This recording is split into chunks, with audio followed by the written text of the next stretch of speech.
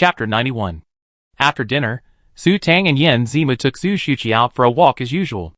The crimson moon was particularly round at night, and the moonlight along the roadside was ablaze with crimson. A gentle breeze blew, bringing with it a delicate fragrance. Despite such a beautiful view, Su Tang felt a sense of uncertainty. The two of them walked hand in hand in silence along the dimly lit campus path.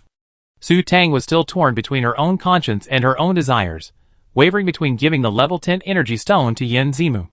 The angel said, "The Wenyan galaxy looks dangerous. What if Yen Zimu gets into danger?" The demon said, "He's so powerful, how could he be in danger? If he can't handle such a small challenge, what's the point of such a useless man?" The angel said, "No matter how powerful it is, it can't compare to a mecha. Having an energy source as a backup will greatly increase its safety." The demon said, "Su Yuan's father naturally has concerns about not revealing his status as a level 10 energy master. There's only one father, so he can just find any husband." The angel said, "Dad is already a level 10 energy master. He have to reveal it sooner or later. Besides, if Yen Zimu doesn't say anything, who will know?" The demon said, "That's 800 billion. That could buy several planets." The angel said, "Miser. That's money backed up in 2 months.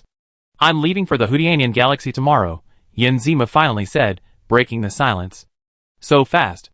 Su Tang was shocked and immediately slapped the two little people in her mind away. She hadn't made a decision yet and wanted to work overtime to get a few level 8 energy stones. "Well, I still have to return to the Tianian galaxy to complete the handover." Yen Zimu's voice was tinged with melancholy. These past few days had been so wonderful that he almost didn't want to return to the Legion. But in the end, reason overcame emotion. Without sufficient strength and power, how could he deal with those men who coveted Su Tang in the future? Oh! Su Tang felt a little disappointed. She was truly reluctant to let go. She would be heartbroken if anything happened to Yen Zimu, but she was also concerned about the level 10 energy stone and couldn't bear to part with it. "Here for you." Thinking of the robot attack, Yen Zimu felt a lingering fear. Su Tang was so weak now. What if something happened without him protecting her?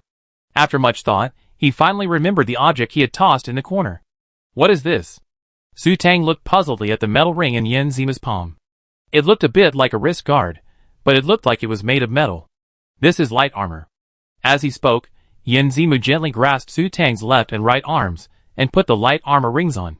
"Use your mental power to bind, and acknowledge the master." Su Tang followed Yen Zimu's instructions and enveloped the light armor ring with his mental power.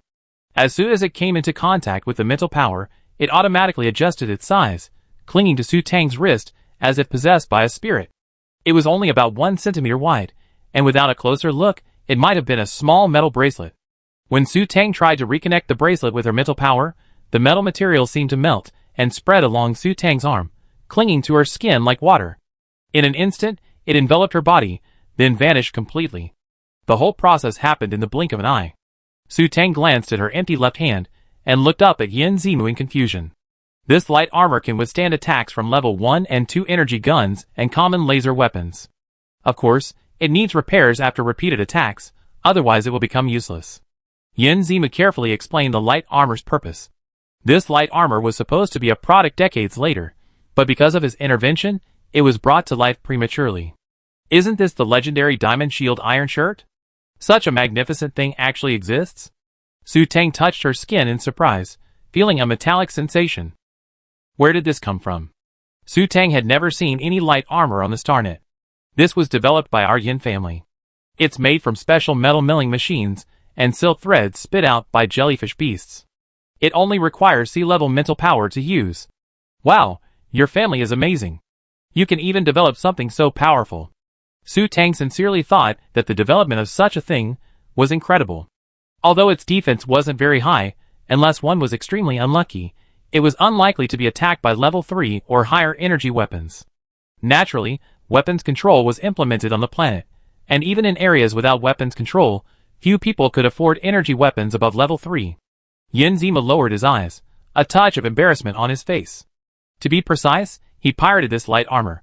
Decades later, it was practically ubiquitous. Countless families knew the crafting process, but the location of the milling mines and the captive breeding of jellyfish were monopolized. Keep it for self-defense. It give me peace of mind when I return to the Legion. What dangers could there be on Hongwang Star? You better be vigilant there. Su Tang shrugged. After all, the previous attack was a once-in-a-century event. After hearing Su Tang's words, Yin Zimu was secretly delighted. She still cared about him. Su Tang withdrew her mental energy, and the light armor transformed into a bracelet that rested on her wrist. Curiously, she rubbed it with her hand. It was indeed as hard as metal. It was truly amazing. Isn't this expensive? The materials are quite scarce right now. Although Yin Zimu had developed the light armor in advance, taking advantage of his knowledge of the future, he still didn't know the locations of the large milling mines. The jellyfish used by the Yin family were all wild, so the Yin family only had about 10 or so finished pieces of light armor at the moment. When are you releasing it? I buy a few more. Su Tang had an invisible hamster instinct. When she saw something good, she wanted to collect more for future use. Moreover, this thing would need repairs if it broke, giving it the feeling of being disposable. Buying a few pieces gave her peace of mind. We can't mass-produce it yet. I give it to you when we have more. Yin Zimu secretly estimated that the Lucian mine family had already sent a large number of people to search for it, and they were still exploring artificial breeding methods for jellyfish. Light armor would be available on a large scale in 5 years at most. Then why didn't you bring this last time? Otherwise, you wouldn't have been injured. Su Tang suddenly remembered the attack, which had frightened her deeply. I usually carry this in my mecha in case of an emergency, but it's useless. Besides, you have to trust my skills. Yin Zimu was confident in his own strength, and light armor was useless to him. No, you have to bring one too, Su Tang said firmly. No matter how skilled your martial arts skills are, they are still afraid of a kitchen knife, and no matter how strong your body is, it can't withstand a laser sword. This is a true saying. Chapter 92. No need, I know my limits. Yin Zimu looked at Su Tang with a smile. It felt so good to have her care for him. Of course I have to bring one. I know you're strong and capable, but just in case, we never know what could happen, right? Okay, I listen to you. I get one when I get back. Let's go. Shuchi has run away. Yin Zimu smiled, pointing at Su Xiaoqi, who had become a small black dot in the distance, and began to change the subject. No. Bring it now. Now, immediately right now. Su Tang grabbed Yin Zimu, who was about to step forward, with both hands, speaking in a firm tone that brooked no room for negotiation. Yin Zimu sighed, stopped, and looked Su Tang in the eye. Tang, I really don't need this. Why not? You don't always stay in the mech, do you? You spend more time outside, right? What if someone attacks you? This is an extra layer of security, don't you understand? Su Tang stared stubbornly, her eyes wide and wide, as if she wouldn't give in until she got her way. Su Tang thought Yin Zimu must have lost his mind. It wasn't a big deal. It was just light armor. Confidence in oneself, and an extra layer of security, didn't conflict at all. He couldn't possibly think light armor looked ugly on his wrist, did he? He glanced at the light armor on his wrist. It didn't look that bad, really. But she, a woman, didn't mind, so why would you, a grown man, be so uncomfortable? Su Tang wondered. I looked at Su Tang's serious expression, and Yin Zimu felt a headache. How should he tell her this? What are you talking about? Just say whether you want to wear it or not. Su Tang really didn't understand what this man was so awkward about. Wearing light armor wasn't something to be ashamed of. Did he think it was feminine like a bracelet? Or did this thing need to be kept secret and not exposed? Reflecting on their previous conversation, Su Tang's heart suddenly sank. You can't mass-produce it. You only have one, right? Seeing Yin Zimu's silence, Su Tang's heart skipped a beat. Could it really be just one? Really only one? Su Tang's voice involuntarily rose, a slight tremor in it. Yin Zimu sighed, his eyes filled with resignation. Seeing he couldn't hide it any longer, he confessed, It's true, I only have one. Don't worry, it's a waste to keep it with me. I won't need it anyway. You? Su Tang didn't know whether to be angry or touched. If she didn't ask, Yin Zimu might not even tell her. He'd just casually given her such a life-saving item. Without hesitation, Su Tang decided to return it to him. After all, Hongguang Star was relatively safe, and it was Su family territory. She would be safe. But Yin Zimu, traveling to the Wenyin star system, was a different story. Yin Zimu saw Su Tang's intention and grabbed her right hand, which was reaching for the light armor. He shook his head. The light armor has already been adopted by its owner, so no one else can use it. Su Tang heard this, and shook Yin Zimu's hand away. Are you trying to piss me off to death? Su Tang wanted to crack Yin Zimu's head open to see if there was any water inside. If she hadn't kept this life-saving item for herself, she would never give it away if there was only one. I really can't use it. You have to have confidence in my strength, Yin Zimu said helplessly. He wasn't such a wimp that he needed to rely on this light armor to save his life. This has nothing to do with strength. This is a life-saving item, don't you understand? Su Tang was furious. Unfortunately, the matter was settled. The light armor would be hers. Listen carefully from now on, you have to use a mecha whenever you leave the base, okay? I try my best. Yin Zimu nodded seriously. He had decided to adopt a policy of withholding military power while on the move. If he actually went out in a mecha, he'd be a paragon of cowardice, the laughingstock of his soldiers. We must be vigilant against any disturbance. We must deploy our mechas, fully prepared. Do you understand? Su Tang pointed her index finger at Yin Zimu's chest, as if to kill him if he disobeyed. Yin Zimu grabbed Su Tang's rebellious hand and smiled. I understand. I promise to carry out my wife's orders. Nonsense. Who's your wife? Su Tang scowled. Yin Zimu took Su Tang's hand, brought it to his lips, and kissed it. Whoever agrees is the one. Don't dream. You still have 12 years of probation. Su Tang immediately jumped up and pulled her hand away. Well, I make sure to perform well during the inspection and satisfy my wife. Serious. We have business. Su Tang quickly changed the subject. Yin Zimu's interruption had almost made her forget about giving him the energy stone. Use your mental power to check the surroundings. Is anyone around? Yin Zimu looked at Su Tang's serious expression.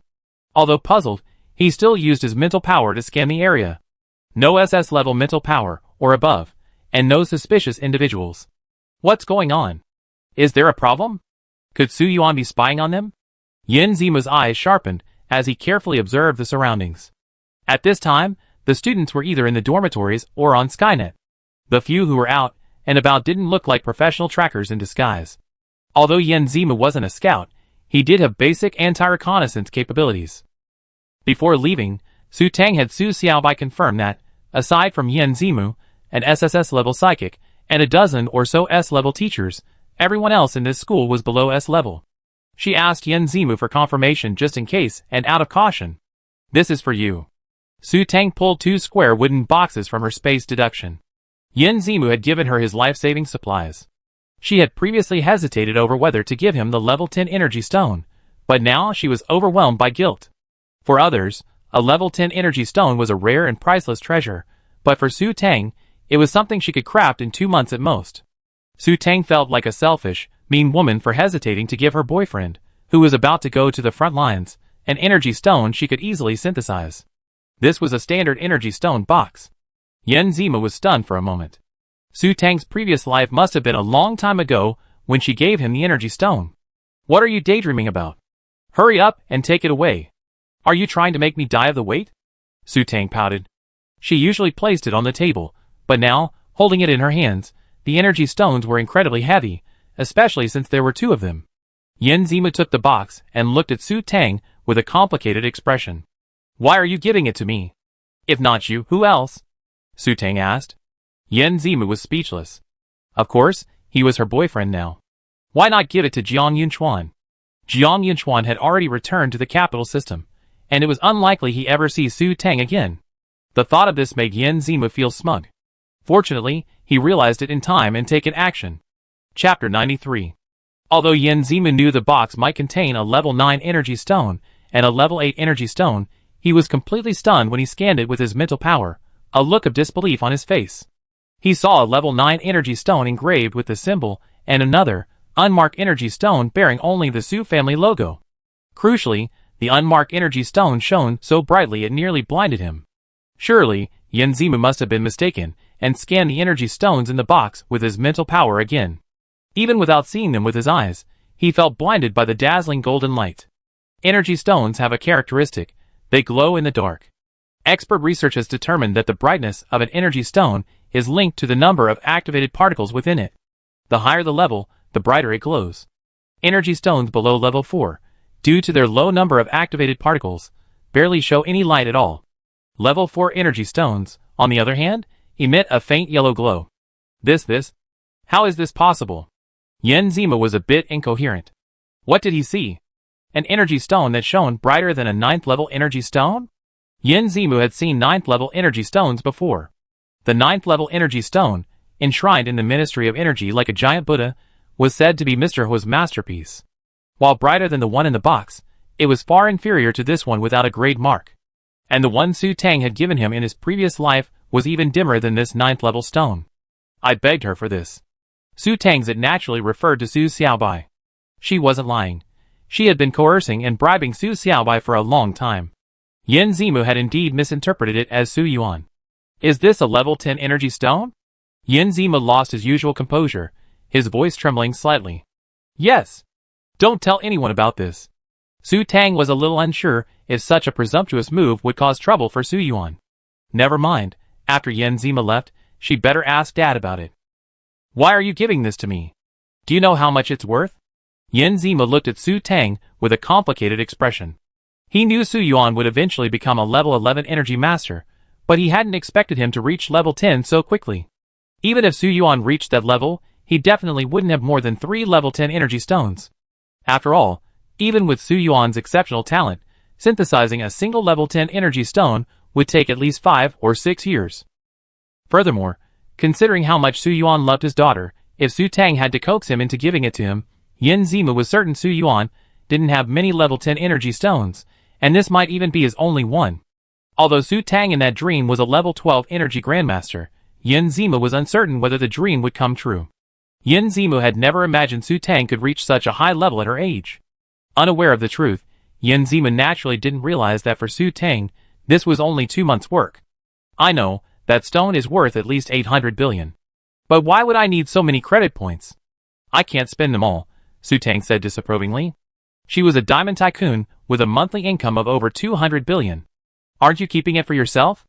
Yin Zimu looked puzzled. Forget about a level 10 energy stone. Even this level 9 energy stone would be a deadly temptation for anyone, especially a mecha pilot. What would I use it for? Forget a mecha, I don't even have an energy weapon. Su Tang rolled her eyes. If she had a mecha, it would certainly be useful, but the key is that she doesn't have one.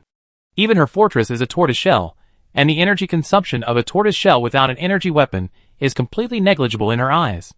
I'm not worth it. Give it back to your uncle. Yin Zimu felt the box in his hand was so heavy that it almost made him breathless. He looked down on himself. He was such a jerk. He wanted to kill her the first time they met. At that time, he really wanted to kill her and put it all to rest. Later, he just stood by and watched, waiting for her miserable end in her previous life, dreaming of the radiant Queen Su running back to him in the future. How could such a filthy and shameless person like him deserve such kindness from her? Yin Zimu, you lost your mind, haven't you? Su Tang looked at Yin Zimu, his face heavy. She almost wondered if he had a brain problem. You think my dad cares about this?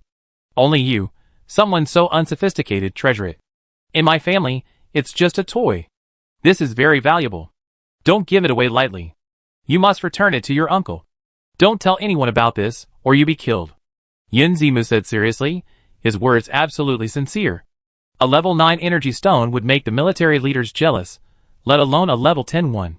If it were your father, Su Yuan, no one would dare to pluck the beard from the beast.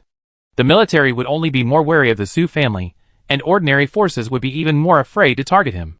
But if the fact that you have a level 10 energy stone is revealed, it will definitely lead to assassination. The temptation of a level 10 energy stone is too great to take the risk. Even the military might secretly attack you. So, absolutely do not let anyone know. Looking at Yin Zimu's serious face, Su Tang calmed down. She understood in a moment of thought, killing people to steal treasures. An innocent man is guilty of possessing a treasure. How could she forget such a simple truth? It seemed that she was really carried away. She thought that everything would be okay as long as she had Su Xiaobai. Little did she know that this world was very cruel. Hongguang's star was safe because of Su Yuan's protection, and she would be in absolute danger if she left the protection range of Su Yuan's wings. She'd taken out the level 10 energy stone so rashly this time. If she encountered a man with ulterior motives, she'd be in dire straits. Yin Zimu's words to her were genuinely for her own good. After figuring out the whole story, Su Tang looked up, her eyes questioning whether she had nearly harmed him. Will this bring you death? Of course not. With my abilities, I could flatten several planets with this. I could even single-handedly take on a starship without warships. Who dares to challenge me? Yin Zimu's words were no exaggeration. For a mecha pilot, with an absolute energy supply a top-level protective shield, and a top-level energy cannon. It was like being in unstoppable slaughter mode. No one would dare to come and die openly. Even if someone dared to steal it secretly, they would be wiped out. Then why don't you want it? Su Tang was depressed. It turned out that it wasn't just Su Yuan. It would be fine if it was on Yen Zimu. If it was on her, it would definitely be because she was weak. As expected, people always bully the weak and fear the strong. If she was also an ace mecha master, who would dare to set their sights on her? Chapter 94. I can't take it. Yen Zima lowered his head, feeling a little guilty, not daring to look Su Tang in the face. He felt he didn't deserve Su Tang's kindness. What do you mean by you? You don't want it, right? Fine. Then I give it back to you. I don't want it either. Su Tang untied the heart of Heavenly Lawn from her neck.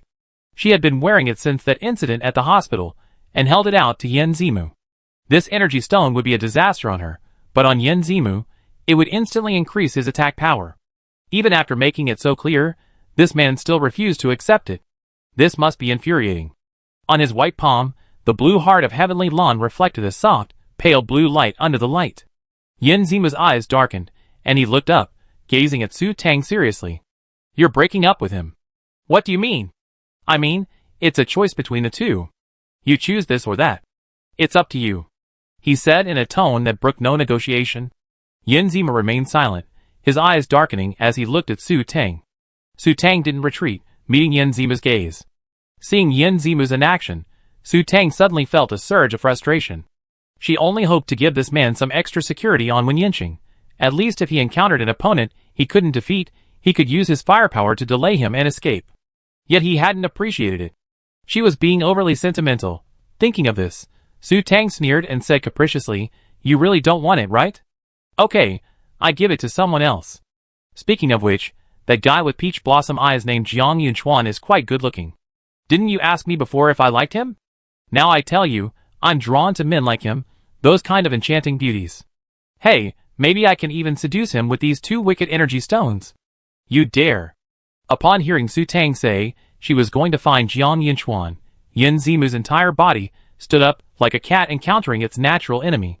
He instantly tucked the energy stone in his hand into his space clasp, and pulled Su Tang into his arms, hugging her tightly. I told you not to tell anyone about this. I'm not kidding. Humph, I can give my things to anyone I want. Do you think Jiang Yunchuan is stupid? He took the treasure and flaunted it everywhere. Who knows, he might just marry me and make a fortune in silence. He dares. If you dare go find Jiang Yunchuan, I kill him immediately. A fierce gleam flashed in Yen Zima's eyes. He was absolutely serious. TSK, you can't beat him again.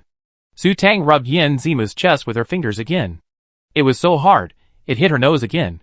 I couldn't beat him before, but now I can definitely kill him.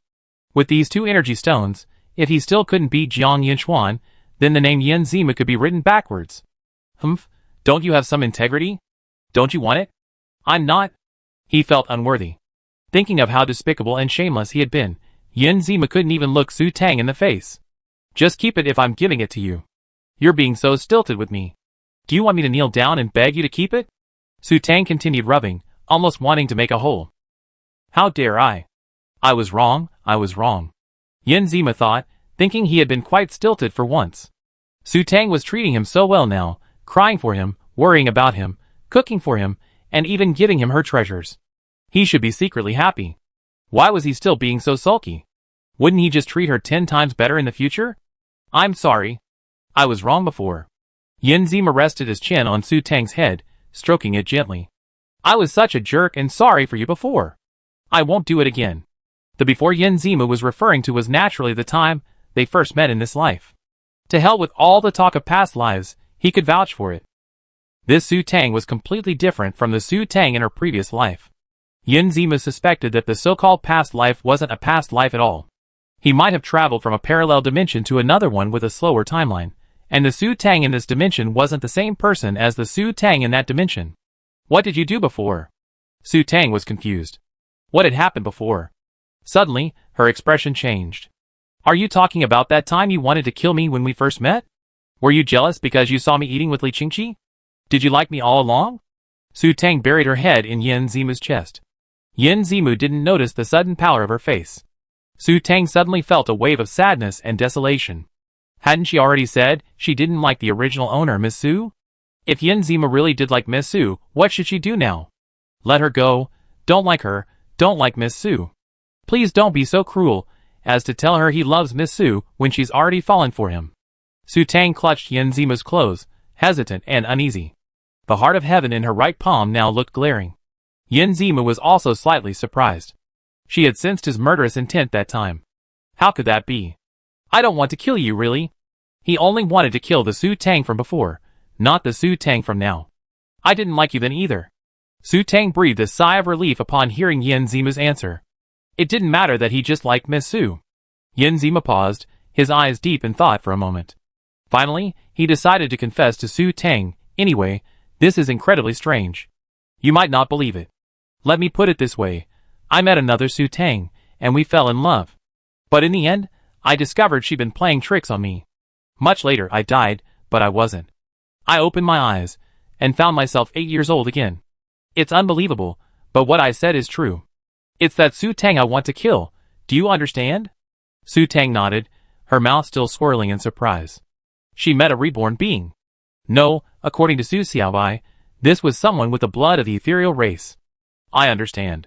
I believe you. You really understand? Do you believe it?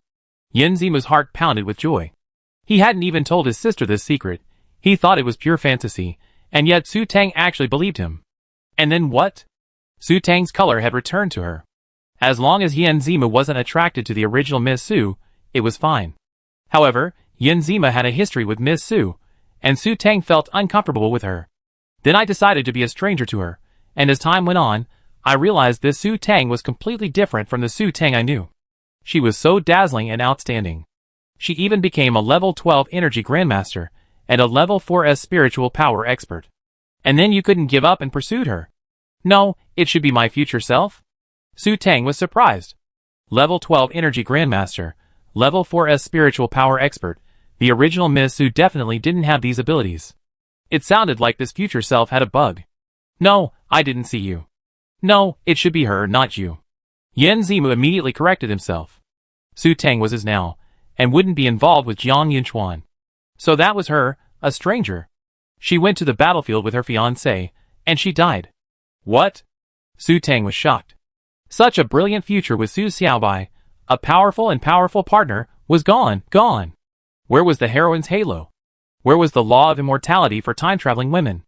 How did she die? And then what happened? A powerful star beast appeared, and she and it perished together. Then I went to her funeral, and I woke up and found myself still on the 15th star in the Tianyin galaxy, not long after you left. That's how it all happened. Then why did I die, and what happened to you and that fiancé? Su Tang gritted her teeth. This didn't make sense. No matter how much she loved a man, she loved herself the most. How could she sacrifice herself for a man? Was she crazy, or was that not her? Chapter 95. You're in the front, we're in the back. Yin Zima's voice was a bit dull. If he could help it, he really didn't want to mention that dream of the future to Su Tang. You? How dare you hide behind a woman? Su Tang was even more furious. Why was she the one to be sacrificed? Were all the men just sitting around doing nothing? No, Yin Zima said he was a stranger at the time. Where's my fiancé? Not your fiancé, but her fiancé. Your current fiancé is me. Yin Zima's tone was undeniably firm. It's her. Got it. Then who is her fiancé? Su Tang was still a little curious, but considering Yin Zima's attitude and the people he had recently met, the answer was obvious. Is it Jiang Yunchuan? Su Tang asked tentatively. Yin Zima remained silent, but the strength in his hands increased. You're trying to strangle me? Su Tang knew her guess was right from the moment she saw Yin Zima's gesture. Even before she felt sad, she had already felt that Yin Zima's attitude towards the girl with the peach blossom eyes was strange. I'm sorry. I protect you from now on. Will you forgive me? Don't go looking for Jiang Yinchuan, okay? Yin Zima's tone was pleading. He didn't know if his confession would earn him forgiveness this time. He only knew that after telling the truth, he felt relieved. Even if she didn't forgive him, he would shamelessly cling to her. The tactic of a strong woman afraid of a clinging man always works. Su Tang pondered for a moment, then said seriously, I feel the gap between me and that girl is too big. I may never reach that level in my lifetime. What should I do? Although Su Tang was certain that that girl was her future self, after hearing Yen Zimu's devastating news of her death in action, Su Tang decided to keep a low profile, down to the very bottom of the mud. The consequence of showing off was being sent to the battlefield to die a heroic death. Dying for the country. Could her ideological consciousness be so noble? The military must have forced her to go to the battlefield because of her strength. Su Tang unconsciously started to have conspiracy theories. I'm determined to be you now. I figured it out. You're not the old Su Tang, nor the future Su Tang. You're just you, the one and only. No matter what the future holds, I'll always be you. I love you. I'd rather you were ordinary, so I wouldn't have to sacrifice myself. Thinking of the phoenix, Yen Zimu's eyes darkened again. He still hadn't found a solution to this terrible problem. I find a way to deal with that star beast. Don't worry. Don't go. When will that star beast appear? It sounded so powerful. Even she had sacrificed herself. What a brutal star beast it must be. Star Era 20332. 20 years left. But for some reason, so much has changed. I don't know if anything will change. Yen Zimu felt a little uncertain. After all, the phoenix appeared at different times. It's still 20 years away, that's still early. Oh, and don't rush ahead. If you encounter powerful star beasts in the Wenyan galaxy this time, don't rush ahead. If you can't defeat one, run. Run, okay? Let me make it clear, if you become disabled, I won't want you. Don't bother me then. Although she said it was still early, Su Tang was already in tears. She was going to die in just 20 years. No, she didn't want that. She would absolutely stay away, and take Father Su and Grandpa Su with her, and preferably Yen Zimu too. She absolutely couldn't slack off in these 20 years. She had to gather more energy stones for self-defense. So Tang, you forgiven me? Even after telling the truth, Yen Zimu was still very nervous, worried that Su Tang would break up with him, and go find Jiang Yunchuan. After all, Jiang Yunchuan was superior to him in every way. Let's forget about it. As long as you show up on my coming-of-age day, we can get the marriage certificate. Su Tang was generous. Su Xiaobai had said that the void spirits could foresee the future, so what Yen Zimu experienced was just a prophecy, not reality. Even his experience with Miss Su wasn't real, so why should she dwell on a prophecy? Furthermore, the actual future could be completely altered by Yen Zimu's butterfly effect. Who knows what it will become? And when one can foresee the future, one naturally forces things to work in their favor. Although Yen Zimu pursued her only after seeing Empress Su, it was human nature. Su Tang didn't blame him. If she knew her ex-boyfriend would end up being Gaz, she'd definitely chase him back.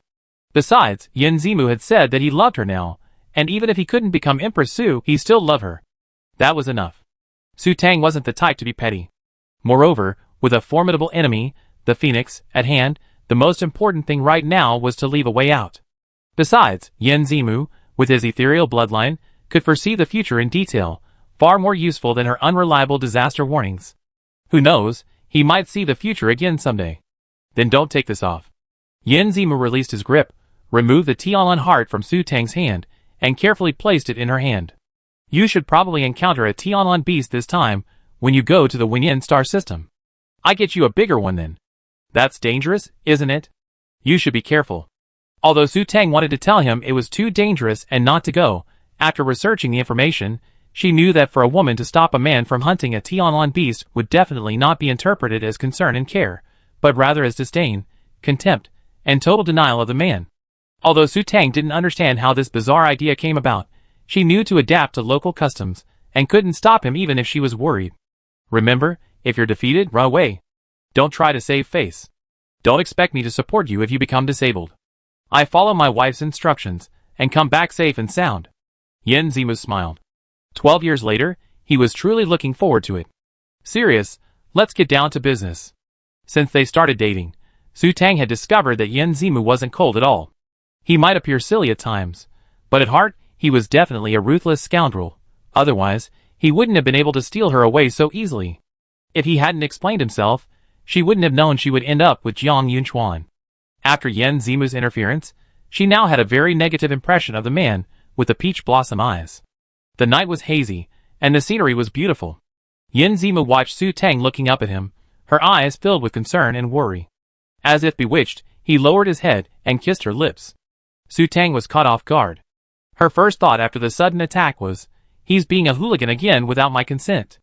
Her second was, should I beat him up? Her third was, never mind, I'm leaving tomorrow, so I might as well indulge myself. Her fourth thought was, no thoughts. Under Yen Zimu's onslaught, Su Tang's eyes began to blur.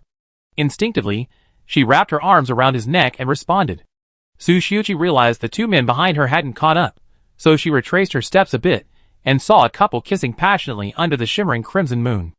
Then the man glanced at her, and Su Xiuqi immediately shrank back, ducking into the shade of a tree in the corner, covering her eyes with her paws to show she couldn't see. Chapter 96. The next day, Yen Zimu, with great reluctance, finally boarded the spaceship bound for the Tianyun galaxy. After Yen Zimu left, Su Tang thought about contacting Su Yuan to discuss the level 10 energy mastership. Naturally, the fact that she had given Yen Zimu a level 10 energy stone had to be kept secret. Otherwise, how could she explain the stone's origin? Although Su Tang trusted Yen Zimu not to reveal Su Yuan's level 10 energy mastership to anyone else, it was still necessary to check in with him. When Su Tang tried to contact Su Yuan using her computer, she discovered that he had blocked the signal. In other words, his phone was turned off.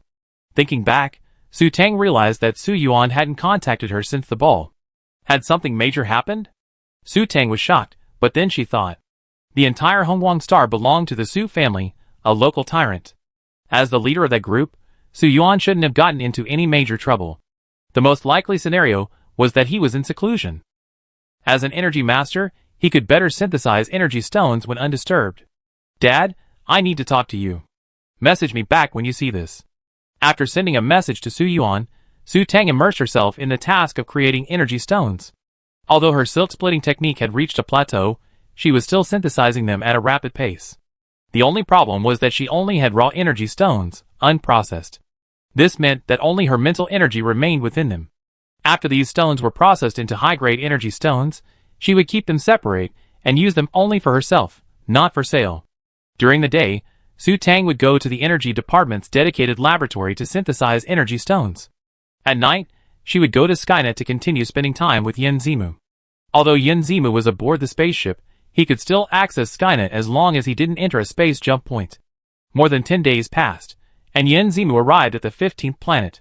However, the conditions there prevented access to Skynet, and the two finally parted ways. At this point, Su Tang already had 2 level 9 energy stones, but Su Yuan hadn't responded yet. She grew worried, wondering if something had really happened. After contacting Su Yuan again, and finding his phone still off, Su Tang decided to return to the Su family's home.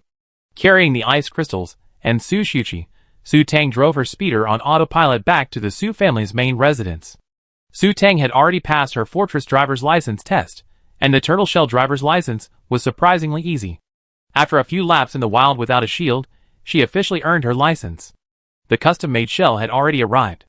However, since there were SS-level psychic shields in the city, driving the turtle shell would be like telling everyone that her psychic power surpassed that of an SS.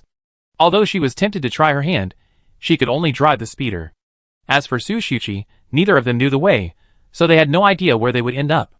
Returning to the Su residence, Su Tang flew all the way to the main house before disembarking. The old butler was already there to greet her at the door. "Where's my father?" Su Tang asked. "The master is in seclusion, and has ordered no one to disturb him." "Miss, do you think I should inform you?" The butler replied respectfully. The master had specifically instructed that no one, not Miss, should be allowed to contact him if she needed anything. "No, I wait for him to come out." Su Tang waved her hand. Continuously synthesizing energy stones, while in seclusion, does indeed achieve a strange, superior state.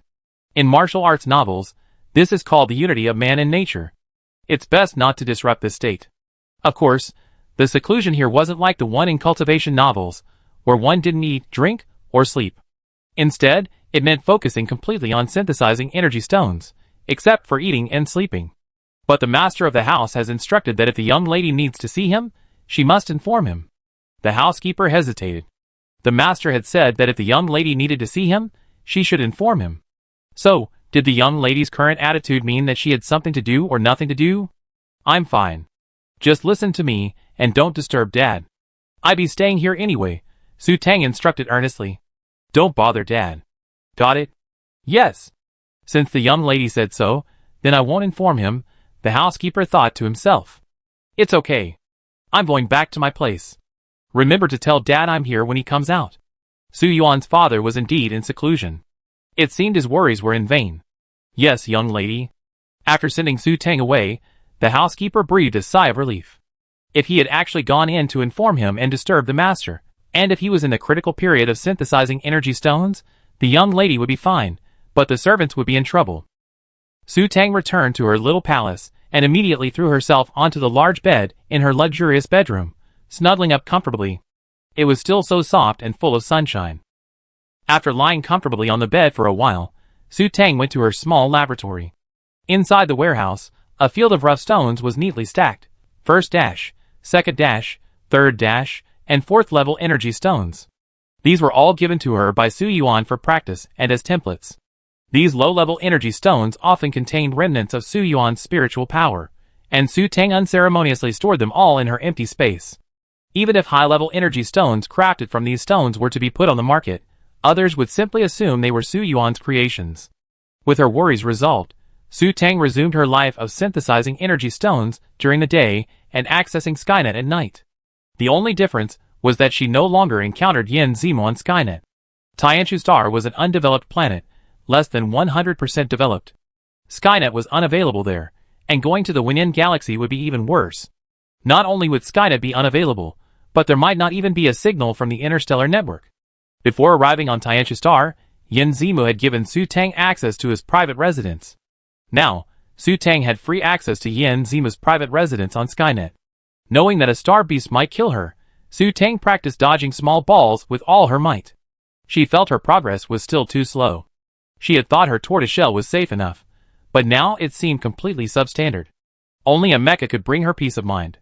Currently, her mental power was listed as B-level. Su Tang researched the data and found that while there weren't many women who reached S-level mental power before the age of 20, there were still dozens. Many men have reached S-level psychic power before the age of 20. Yin Zimu reached S-level at 16, and even more outrageously, Jiang Yunchuan, with his peach blossom eyes, reached S-level at 13. Yin Zimu's parents were SS and SS, while Jiang Yunchuan's were SSS and SS. Su Tang reviewed her own information. Her mother was A and her father was S. It would be unusual for her to reach S-level before the age of 20.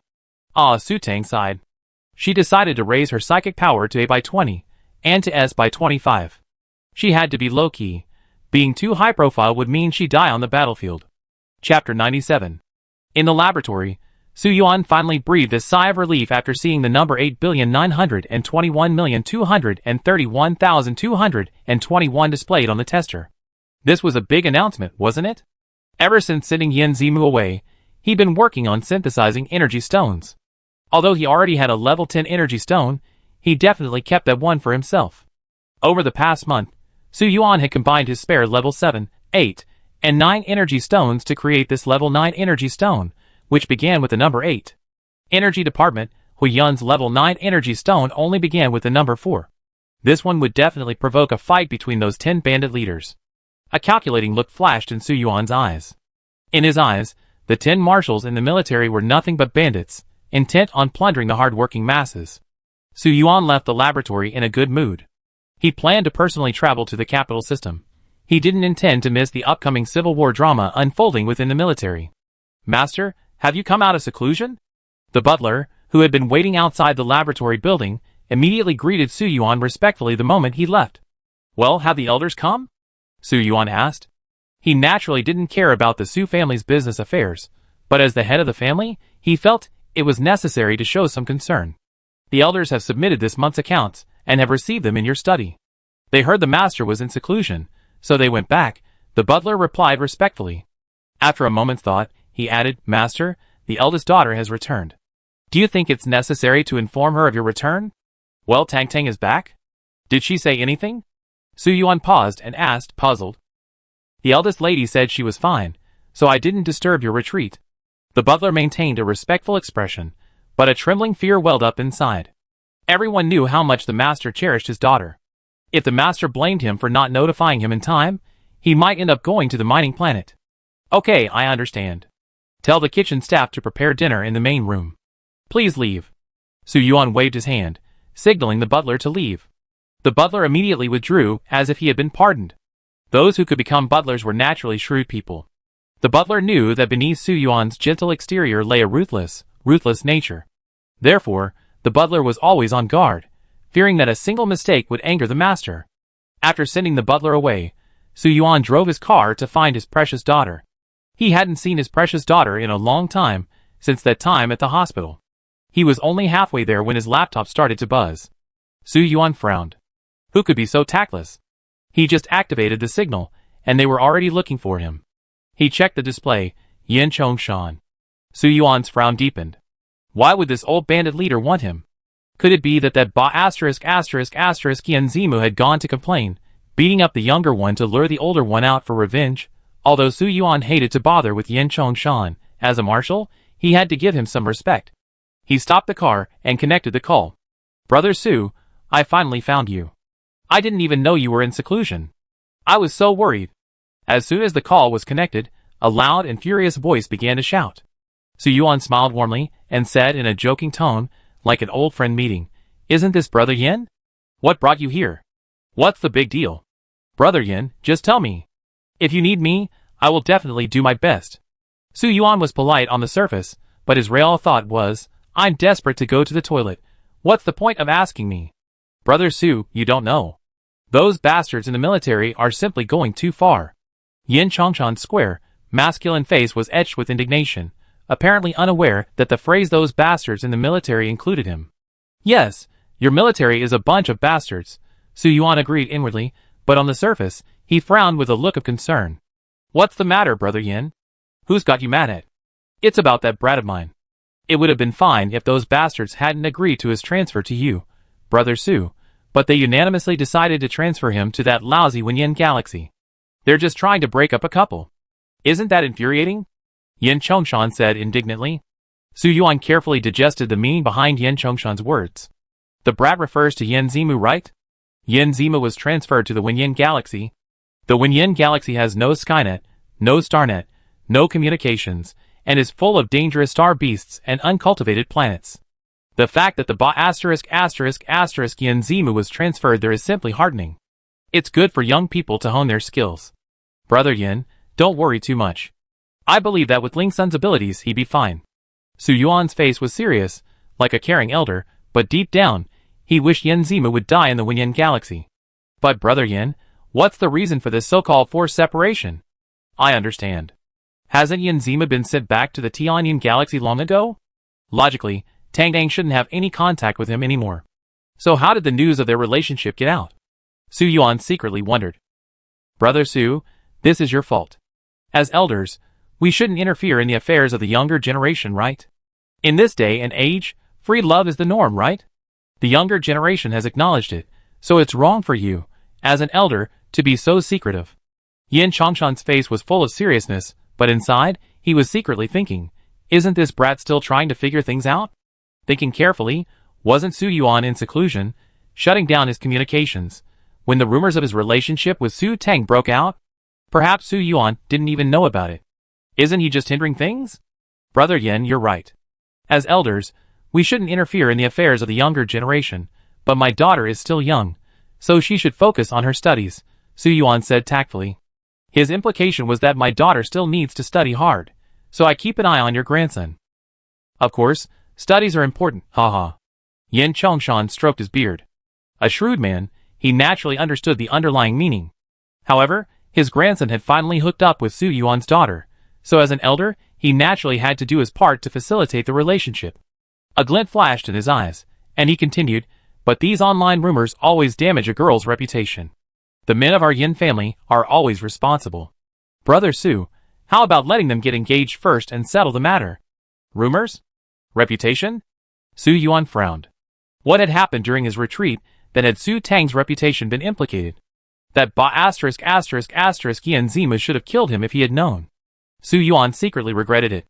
Brother Yin, you're so premature. This is up to the younger generation to decide. We shouldn't get involved. If they get engaged and break up due to personality clashes, wouldn't we be self-defeating? Chapter 98. Brother Su, what you said makes sense. Let's not get involved. Alas, I'm old, and I just want to enjoy my retirement and enjoy the happiness of family. I was just anxious to hold my great-grandson, so I was a bit rude. Please forgive me, haha. Yin Chongshan said with a gracious smile, but inwardly he was thinking, I even said it out loud. It seems Su Yuan doesn't agree. But as long as Su Yuan really doesn't get involved, then this thing is almost certain to go through. I'm just worried about this kid doing something behind the scenes, so I have to be on guard. I understand Brother Yin's feelings, but my daughter isn't yet an adult, so it's too early to talk about this. Su Yuan acted like a typical good father. Yes, let's wait until your daughter comes of age before deciding. You're just old and confused. You're just old and confused. At this point, Yin Chongshan knew the engagement was off the table. No, Brother Yin is still going strong. I have to bother you again when I come to the capital system this time. Su Yuan felt completely unhappy at the thought of Yin Zima kidnapping his precious daughter. Since he was unhappy, he decided to go and get revenge on the Yin family. Brother Su is coming to the capital system? Yin Chongshan was surprised. Su Yuan hadn't even attended the 5-yearly energy conference, so why did he change his mind and come to the capital this time? Wasn't he afraid the military would detain him and make him unable to return? Or did Su Yuan really intend to form an alliance with the Yin family? It's because of this mess that happened with Hongguang. Naturally, I have to come to the military to discuss it. Otherwise, they might think I'm secretly colluding with pirates and committing treason. Su Yuan's face was filled with grief and anger. In reality, he just wanted to watch the military fight over interests. Now, he had the added goal of getting close to the Yin family and ostracizing them from the other 9 families. Who dares? Let me see who dares to wrongly accuse Brother Su like this? Those treacherous villains, who confuse right and wrong should have their tongues ripped out and fed to the star beasts. Yin Chongshan immediately expressed his trust in Su Yuan. Then I have to trouble you, Brother Yin, for your help. Of course I should. Su Yuan and Yin Chongshan chatted for over half an hour, each with their own thoughts, before finally ending the call. Su Yuan's expression immediately turned cloudy after he hung up. Almost immediately, he used his laptop to access the Star Network. The entertainment section of Hongguang Planet was filled with gossip about Su Tang and Yin Zimu. Miss Su and Major Yan's undeniable stories, Miss Su and Major Yan's cohabitation, the daily life of Hongguang Planet's #1 couple. After reading all the gossip online, complete with pictures and facts, Su Yuan's expression was strangely calm. After a long silence, Su Yuan sighed. Unconsciously, his daughter had grown up. The little baby who had babbled and crawled on the floor a dozen years earlier had grown into a grown woman. No matter how unwilling or angry he was, he couldn't escape the fact that his daughter would be married.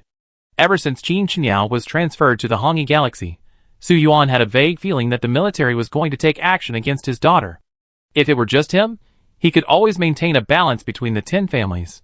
Unfortunately, he already had a daughter, so he would naturally favor whoever married her. For the first time, Su Yuan wondered if his doting had harmed Su Tang. If he had shown no regard for his daughter from the beginning, no one would have set their sights on her. Never mind. His daughter was his. If he didn't cherish her, who would? At worst, he could let Su Tang find a husband. If she wanted to be his son-in-law, she could just marry into the Su family. Nothing would happen under his watch. Having made up his mind, Su Yuan decided to consult his beloved daughter. During Su Yuan's retreat, Su Tang was also diligently synthesizing energy stones, completing a level 8 energy stone every day. Tang Tang, my dear, Daddy's at your door. Su Tang, who was synthesizing energy stones, received a message from Su Yuan. Su Tang's expression brightened. Daddy had finally emerged from his retreat. She put away the energy stone, strode out of the laboratory, and immediately ran towards her little palace. The building where Su Tang's laboratory was located was only a 5-minute walk from her little palace, and after a jogging distance of about 3 minutes, she spotted Su Yuan leaning against the gate. Dad. Su Tang rushed over and threw herself at Su Yuan. Come, let Daddy see if my baby has lost weight. Su Yuan, with a look of concern, lifted Su Tang's face and looked at her from left to right. Finally, he carefully placed his chin on his hand and concluded, she seems to have lost a little weight. No, she's obviously gained weight. Su Tang said dissatisfiedly, pinching the flesh on her cheeks with both hands. Look, she's gained so much flesh. Haha, yes, Daddy must have seen it wrong. My baby is about to become as fat as a pig. Su Yuan laughed at Su Tang's childish behavior. She's only gained a little weight. How can she be as fat as a pig? Su Tang retorted. She weighed herself a few days ago, and found she gained 2 kilograms. This was all because the food was so good these days, which made her eat a lot every time. Su Tang felt that Miss Su's body was originally too skinny, and after she gained weight like this, it was just right. Yes, it's not a piglet, it's a beautiful little beauty. That's right, a beautiful father's child is naturally a little beauty, Su Tang said with a smug look on her face. As she spoke, she opened the door, and the two of them walked in together. Dad, this is what I bought for you. I brew it for you. Upon entering the house, Su Tang pulled out a can of tea from her space locker, as if presenting a treasure. Drinks in this era were the same as on Earth, with tea, coffee, and wine being the most common. Ever since she splurged on Black Rose, Su Tang had fallen in love with the feeling of shopping. The Black Rose online shopping site actually had a legitimate White Rose online store, selling not only daily necessities, but also rare luxury goods. Su Tang felt it was like the Interstellar version of Taobao and Skymeow. Every woman loved online shopping, and Su Tang was no exception. Every night after training on Skynet, she'd browse White Rose. She stumbled upon this can of tea by accident. It was said to have been harvested from a 1,000-year-old tea tree on an uncultivated planet. There were only 5 cans, each weighing 500 grams. The tea itself described the planet's dangers and the deaths of explorers who had gone there. In short, the tea was incredibly valuable. Of course, it was truly valuable, selling for 1 million credits a can. While 1 million credit points might not seem like much to Su Tang, it's a huge sum for the average person. Remembering Su Yuan's love of tea, Su Tang generously bought it. Tang Tang baby, you're so filial. Daddy's so touched. Su Yuan looked so moved he was about to cry, rubbing his eyes, as if he were actually wiping away tears. Chapter 99. Su Tang's hands trembled as she soaked in water. Where did this thing come from? Where had her father, the exiled immortal, gone? Dad, just be touched in your heart, and you be fine if you keep pretending. Hee. Su Yuan smiled awkwardly. Dad, you're really touched. It's true. This is the first time you bought me something. Su Tang was stunned. No way, the original owner, Miss Su, was so unfilial that she never even gave her own father a gift? What a selfish and willful child. But she was also the pot calling the kettle black. The energy stones she gave Yen Zimu were worth over 100 billion, while her own father only had 1 million worth of tea. And yet this man was so happy. Comparing them, Su Tang felt her conscience stricken. Dad, I will be very filial to you in the future. Su Tang looked up, her eyes serious, and said she would definitely treat him very well in the future. Su Yuan was instantly overwhelmed with joy. His daughter had grown up and learned to be filial to her father.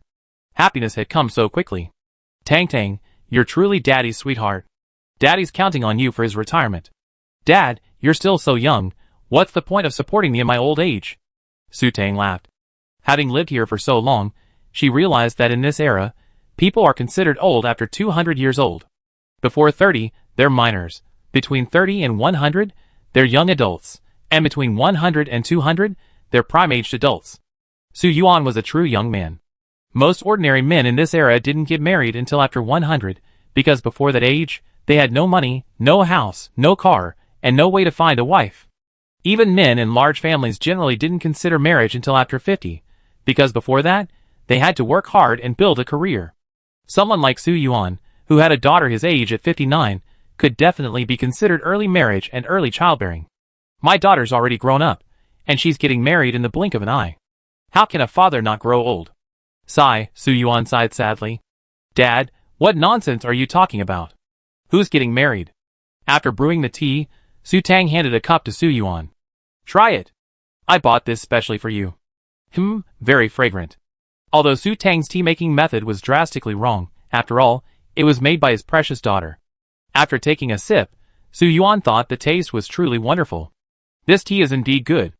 As long as Dad likes it, Su Tang smiled, taking a sip herself. It was immediately bitter. Looking across at Su Yuan, who looked so pleased, Su Tang wondered if there was something wrong with her taste buds, or if she was drinking tea incorrectly. She brought the cup closer to sniff it. It was fragrant, but after another sip, it was still bitter. Ultimately, Su Tang concluded that she was a vulgar person, only suited to drinking beverages. She couldn't handle something as refined as tea. Dad, have you heard some gossip? After hesitating for a moment, Su Tang finally spoke. She had, of course, seen the gossip all over Hongwang Star Online, and now that her father had emerged from confinement, it was only natural he's seen it too. Tang Tang, Daddy's asking, do you really like Yen Zimu? Su Yuan said in a serious tone, setting down his teacup. Hearing Su Yuan's serious tone, Su Tang suddenly tensed. Thinking of what Su Yuan had done before, she felt her father disapproved. Yes, I kind of like him. After 3 seconds of thought, Su Tang decided to confess. You want to be with him? What if I absolutely disagree? Su Yuan said firmly. Dad, didn't you say earlier that he's a promising young man? Su Tang asked back. That's based on the facts. To be fair, Yin Zimu is quite capable. That's my perspective from an outsider's perspective. As my father-in-law, I'm not satisfied with him, Su Yuan replied calmly. Dad, what's wrong with you? You should give him a chance to perform. Su Tang was a little dissatisfied. How could you deny someone without even giving them a chance? What if I give him a chance and his performance still doesn't satisfy me? Tang, you're a woman. You don't understand my father's mentality. A father-in-law always dislikes his son-in-law. Well, what else can I do? If Dad doesn't agree in the end, then we just break up. Su Tang sighed. If Su Yuan still disagreed, then she had no choice but to give up. She couldn't possibly break up with her father just for a man. Dad, you're the most important thing to me. But if you're being dictatorial and force me to marry someone I don't like, then I won't agree. The person I end up marrying will definitely be someone I like, and someone you approve of. Since things had come to that point, Su Tang spoke her mind.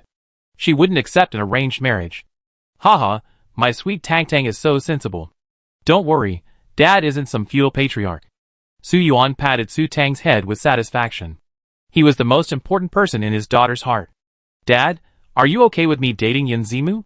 Su Tang was pleasantly surprised. Su Yuan wasn't lying, was he?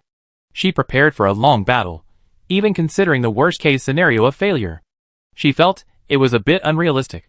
After what her father had done before, she even suspected that Su Yuan would rush directly to the Wenyan star system to kill Yin Zimu. How could he agree so readily now? Well, we can date, but we need to investigate. Tang, you have to carefully consider whether he's attracted to you as a person or to your identity as Su Yuan's daughter. Su Tang was stunned by Su Yuan's words. He was reminding her that if Yin Zimu was after Su Yuan's daughter, then his motives were impure, and he wasn't a trustworthy man. But that shouldn't be the case. Su Tang was a little torn. On the one hand, she felt Yin Zimu wasn't that kind of person, but on the other hand, she thought of the rebirth novel she read, where the heroines usually couldn't see through the supporting male characters before their rebirth.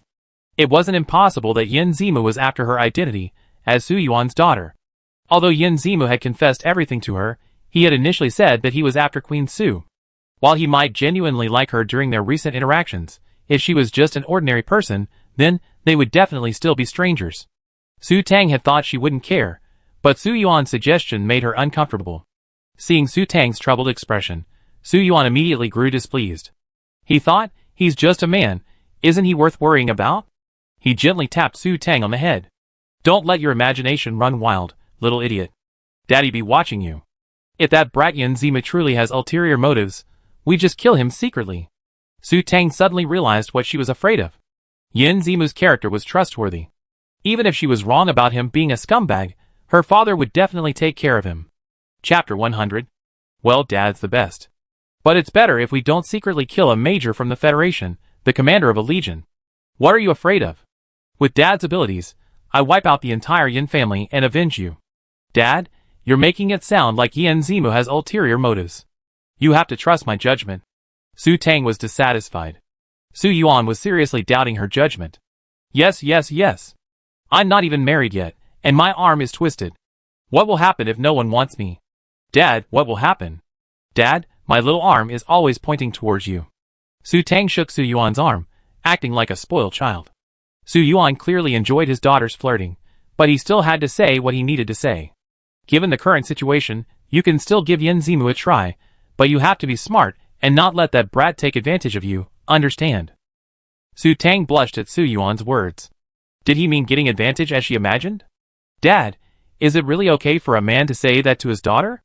I know, your daughter is smart. She won't let anyone take advantage of her. Also, remember, you're my only daughter, and you have to follow in your father's footsteps, so you have to marry. If Yin Zimu agrees to marry into your family, fine. If he doesn't, get him out. At the mention of the word get out, Su Yuan's tone instantly turned venomous. This little BS **** was truly capable. Even the summons of the Duke of Zhou couldn't stop him. It was his mistake. He thought everything was foolproof, and hadn't issued a lockdown order, which allowed Yin Zimu to slip away. Marry a husband. Su Tang was shocked at the mere mention of these two words. The marriage system in this world was completely shattering. And there was a huge difference between marrying and marrying. If a woman marries a man, then he can marry again. If a man marries a woman, then she can marry again. Of course, this all depended on social status. For example, if a noblewoman married a royal man, then he could marry another woman, but the woman had to be of noble status or above. However, women of noble status or above were rare, and even if there were, they wouldn't be interested in a second-hand woman.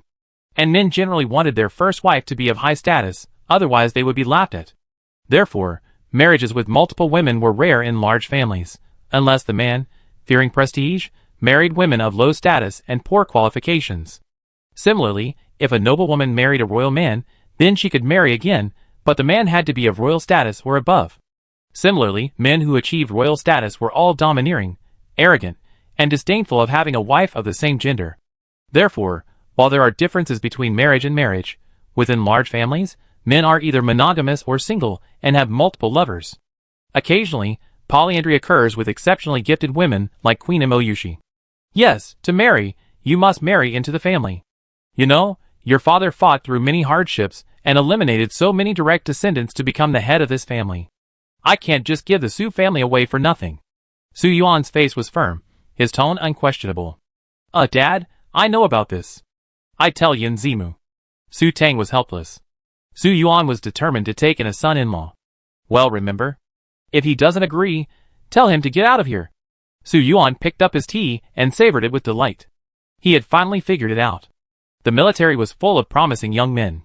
Sending Yin Zimu away this time might just attract a pack of wolves. He couldn't stay by his daughter's side constantly guarding her. He had to admit that Yin Zimu was quite capable. With him at the forefront, he could rest assured. Besides, even if they did get married, they would still be living under his watchful eye. By the way, Tang, I'm going to the capital system in a few days. Be careful on your own, Su Yuan instructed, having resolved a major concern. Dad, you're going to the capital system. When will you be back? Su Tang was surprised. Although Su Yuan would occasionally go out, he usually stayed close to home, rarely leaving the Hongyi system. Well, maybe 3 or 4 months. So long? Doesn't it only take 6 or 7 days to get to the capital system? Su Tang asked, puzzled. We're not going through the interstellar jump point this time. Dad's going to go all the way there in a warship, Su Yuan replied. He was going to show off his might and watch the show. If he didn't go in a warship, he might be detained in the capital system and forced to work as a laborer for the military, using energy stones for free. That would be a loss. Warships? Our Su family has warships? How many? Su Tang's eyes widened in surprise. Something as impressive as a warship? The Su family actually had it. Yin Zimu had told her that the standard equipment for a legion was only 5 warships and 50 starships. 10. 2 are from the Su family's past, and the rest I secretly built over the past few decades. If we didn't have warships, why would the military be so wary of our Su family? Without them, your dad would have been taken away as free labor long ago, Su Yuan said, half seriously and half jokingly. Free labor? Su Tang was shocked. It was said that the military's energy department was staffed by highly qualified energy engineers. Were these individuals not volunteers? She hadn't understood this before. Even the richest family couldn't outmaneuver the government. Being wiped out and confiscated would happen in an instant, just like Shenhuan Sin. Su Yuan could remain the head of the Su family so securely because the Su family not only had money but also guns. No, atomic bombs. To put it on Earth, it's like, I have atomic bombs, who dares to attack me? Countries with atomic bombs generally only engage in minor conflicts, and never engage in actual war. In this interstellar age, it seemed that having warships meant no war. Naturally, the military wouldn't dare act rashly against the Su family, which had both warships and energy resources. Su Tang's thoughts shifted, and everything clicked. As expected, a high-level energy engineer without formidable firepower would be subject to the military's control. Dad, you're amazing. Su Tang admired Su Yuan from the bottom of her heart. He truly deserved to be the hero of a cult comeback story. He could build such a high-end warship, even more stylish than a mecha, forcing even the military to be cautious. He was truly incredibly impressive. Dad, you have to be careful. Well, don't worry. Dad's so capable. nothing will happen to him. But you, when Dad leaves, you have to stay in school and don't run around. Okay?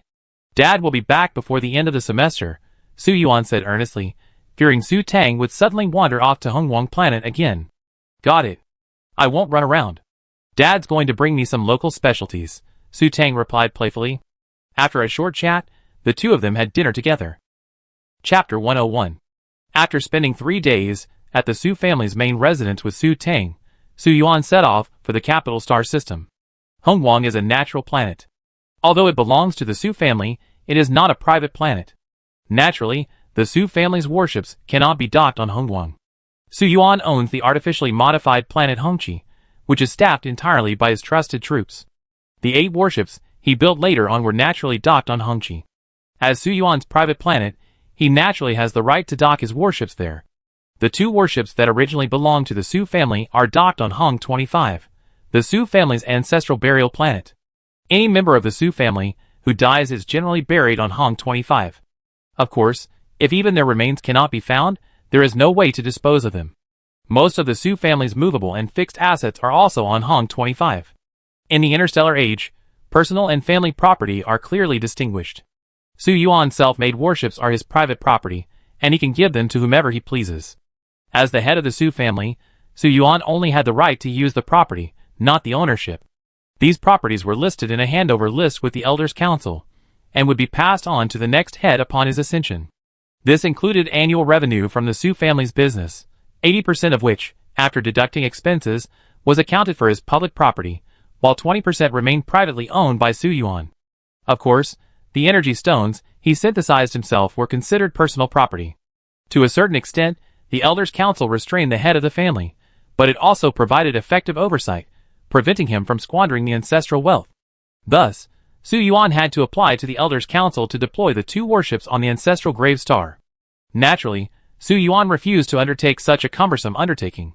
After counting his forces on Hongqi Star, Su Yuan's 8 private warships sailed majestically towards the capital system. This time, even Su Qiming, the philandering grandpa, had followed Su Yuan to the capital system. Su Tang felt bored staying alone at the Su family's house. The day after Su Yuan left, Su Tang returned to school after breakfast. Thinking back to Su Yuan's previous instructions regarding marrying into the family, Su Tang finally decided to tell Yan Zimu clearly about Su Yuan's plan. If Yan Zimu disagreed, there was nothing she could do. Although Su Tang loved Yan Zimu now, she would never do something as foolish as elope if Su Yuan disagreed. Su Tang never forgot the ticking time bomb inside her. If her level 4S mental power was exposed, Su Yuan might still be able to protect her, but Yan Zimu couldn't be relied upon at all. My dad told me to marry, and you have to marry into our Su family. Fearing that Yan Zimu would disturb her during missions, Su Tang had been texting her since he arrived on Tianxia Star. When Yan Zimu was free, he would video chat with her. After waiting 2 minutes without a reply, Su Tang knew Yan Zimu was busy. As expected, when a man is busy with his career, a woman has to endure loneliness, Su Tang sighed to herself. After lunch, after still receiving no response, Su Tang decided to focus on her career as well. There was a dangerous star beast waiting for her to deal with, so she couldn't slack off.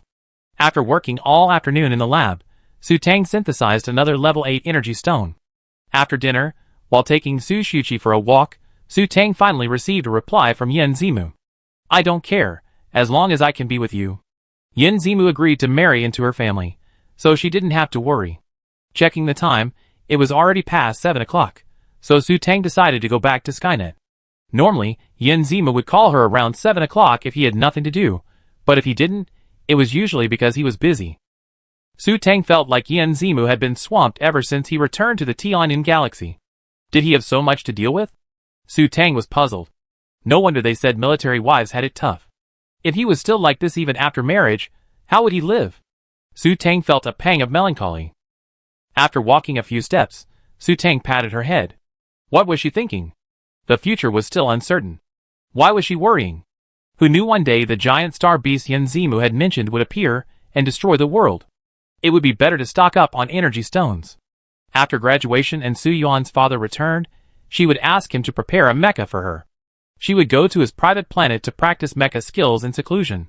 She'd been wrong before, thinking only that S-level mental power was necessary to operate a mecha. Raising her mental power to S-level too early wasn't a good idea. Now, Wouldn't it be easier to practice operating a mecha without letting anyone know? Her own father could build a battleship and hide it on a planet, so giving her an entire mecha to practice on would be a piece of cake. The morning after returning to school, Su Tang was surprised to receive a package from the Yin family in the capital. It was a box full of potions, all finished, with instructions. Besides potions for strengthening the body, there were a wide variety of other items. There were special detoxifying potions, potions for replenishing stamina, potions for quickly replenishing blood, topical hemostatic ointments, insect-repellent herbs, and most valuable of all, a life-saving freezing potion. If a person is fatally injured and cannot be sent to the hospital in time, then freezing drugs are needed to save lives. A freezing drug can freeze the time of the injured person. After taking the freezing drug and being placed in a hibernation chamber, the time of the injured person can be truly stopped and thawed in the hospital. This saves a lot of time and greatly increases the possibility of survival of the injured person. Su Tang stared at the 2 bottles of freezing potion in her hand with mixed feelings. These were priceless in the market, and without special channels, this life-saving substance was impossible to obtain. Just 2 days ago, she suspected Yin Zimu was a scumbag, but today, receiving such a valuable gift, Su Tang felt ashamed again. Su Tang sorted all the potions into their respective categories, and stored them in the luxurious fortress in her space buckle. The space buckle only required mental energy to retrieve items, and Su Tang could place the potions in her desired locations within the fortress without even having to remove the buckle. That evening, after taking Su Shuqi for a walk and moving Su Xiaobai to the balcony, Su Tang checked the time. It was past 7 o'clock. It looked like Yin Zimu was busy again. Entering the bathroom, Su Tang decided to begin strengthening her body. Following the instructions, she poured the potion into the bathtub. As the potion dissolved in the water, it began to bubble and steam. Su Tang swallowed her saliva at the boiling water, wondering if it would boil her. Tentatively, she slowly approached the water. Not hot. She got closer, her finger almost touching the surface, and still didn't feel hot. She bravely pushed her finger deeper. Warm? Su Tang breathed a sigh of relief. She'd been so scared, it turned out to be just a facade.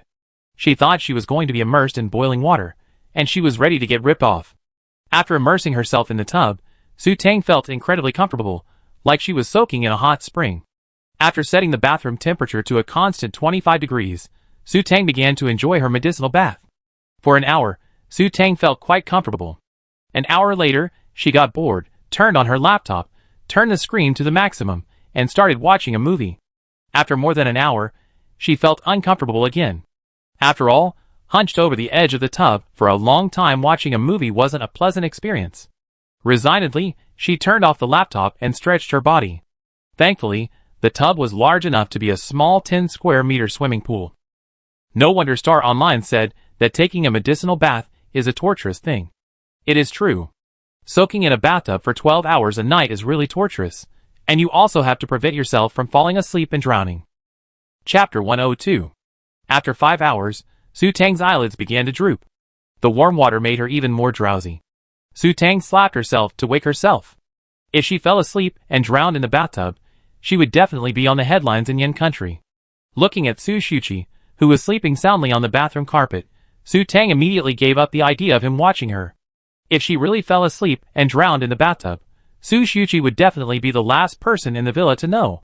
Su Tang felt that she had made a mistake. It seemed that taking a medicinal bath during the day was the best option. Nighttime was simply torture.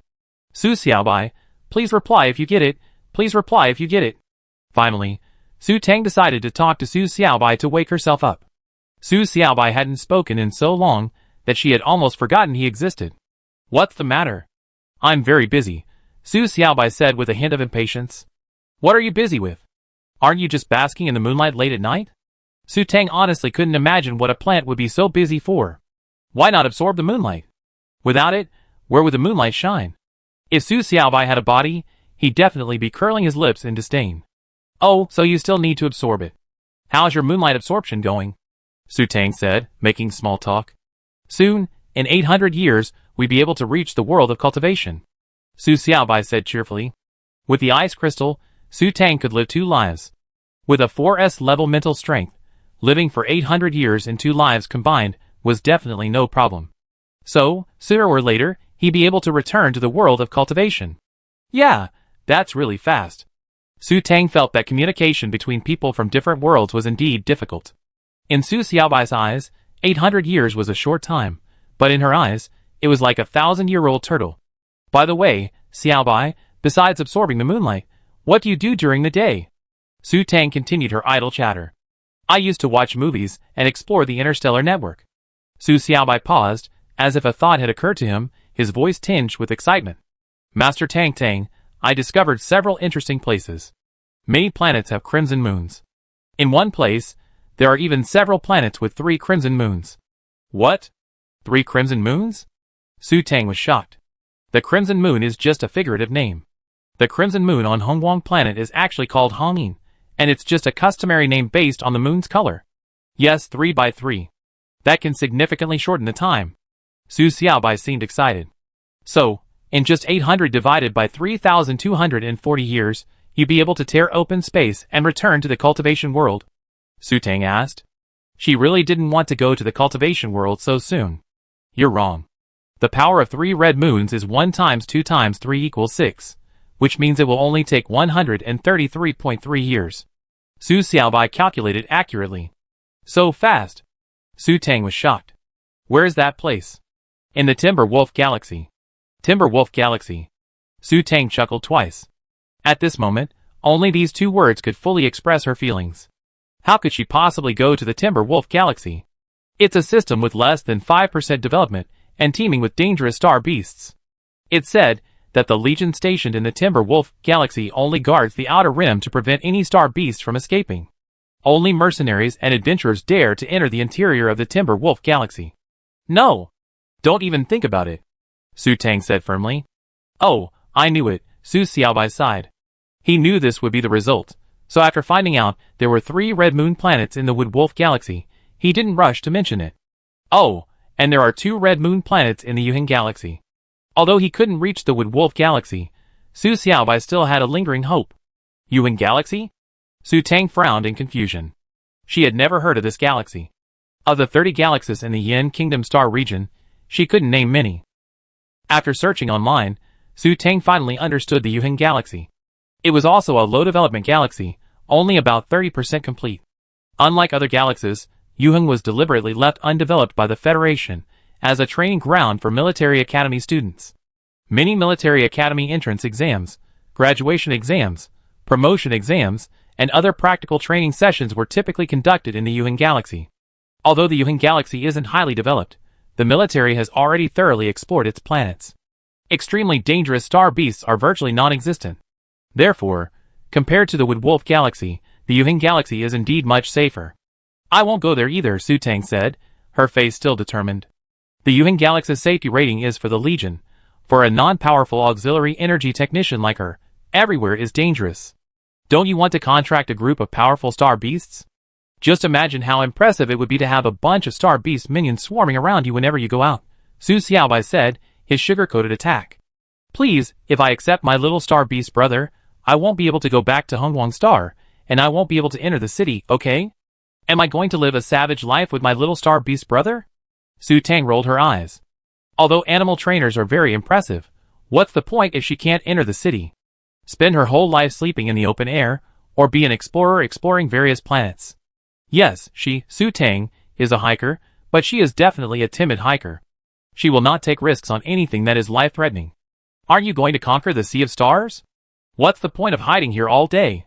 Su Xiaobai was a bit disappointed. Conquering the Sea of Stars requires strength. Once I mastered a mech and a warship, I can lead a bunch of subordinates to realize this grand ambition. Then you can go wherever you want. Su Tang still had plans for the future. With a ton of energy stones and mechs and warships, she could go wherever she wanted. An energy master who could drive a warship was practically invincible. I don't know when that will happen. Su Xiaobai wasn't interested in Su Tang's empty promises. Fortunately, he hadn't hoped Su Tang would leave anyway. He was content with having a red moon. It was much better than not having a moon on the 15th star. You have to believe me. By the way, Xiaobai, is there anything fun on StarCraft? Su Tang checked the time. There were still over 5 hours left. It was getting tough. Yes, there's a lot of fun stuff on the interstellar internet. I discovered that some of the star beasts in this world are incredibly powerful, almost rivaling the spiritual beasts and demonic beasts of the cultivation world. You never even been to the cultivation world, So how do you know how powerful those beasts are? Of course, I read through the inherited memories. Do you want to see the powerful star beasts of this world? Su Xiaobai grumbled. If it weren't for Su Tang's recent pity, he would have ignored her. Look, of course. Even if you're not a beast tamer, you still need to get a real-time overview. Chapter 103. After watching the video Su Xiaobai mentioned, which topped the Yen country video charts, Su Tang was so nauseated that she lost all hope of sleep. She clutched the edge of the bathtub, her face pale and retching. The video was simple. A man in a black military uniform sat firmly on a throne, 2 men in similar uniforms standing behind him. The 2 men knelt on the ground, the younger one bound and crying for mercy, while the older one remained silent. 5 seconds later, the silent older man strangely began to move.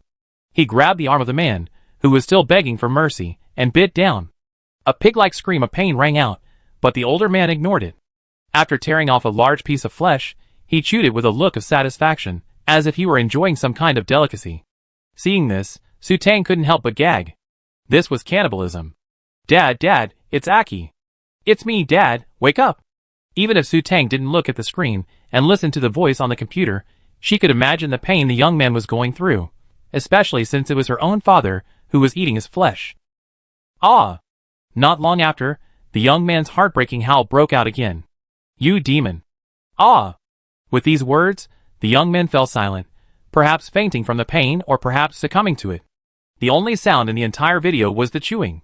Su Tang couldn't help but take a daring yet curious glance. She saw the older man squatting beside his son, nibbling on his thigh with a look of sated satisfaction. Su Tang's stomach immediately churned again, and she continued to dry heave over the edge of the bathtub. Look carefully. This is the fate of harboring criminals and colluding with pirates. If you know what's good for you, just surrender. I can be merciful and let you die quickly. If you want me to catch you myself, expect hell. The cold, emotionless male voice sounded like a call from hell. Su Tang shuddered involuntarily. Oh my god, just hearing that man's voice made her feel terrifying. After the nausea and sadness finally passed, Su Tang pulled out a bottle of mineral water from her space pocket and drank it. After she recovered, she gritted her teeth and said, Su Xiaobai, you're making me watch this bloody film. Anything that makes it onto the video rankings couldn't be a movie clip or a synthetic creation, so it must be real. Cannibalism? And eating one's own son, too horrifying and unbelievable. I didn't ask you to see that. I asked you to see the star beast on that man's shoulder, Su Xiaobai explained. No. Su Tang found that man terrifying. She couldn't even bear to look at a ruthless man who could watch cannibalism without batting an eyelid. Forget it, you worthless bastard. I tell you straight out. Do you know why that man ate his own son and enjoyed it so relishingly? Su Xiaobai asked. How would I know? Su Tang answered honestly. Hadn't I said I'd tell her directly? So was that the answer? Just tell me directly. That man is a beast trainer. He has a nightmare beast on his shoulder, and it's probably a mutated nightmare beast, Su Xiaobai said seriously.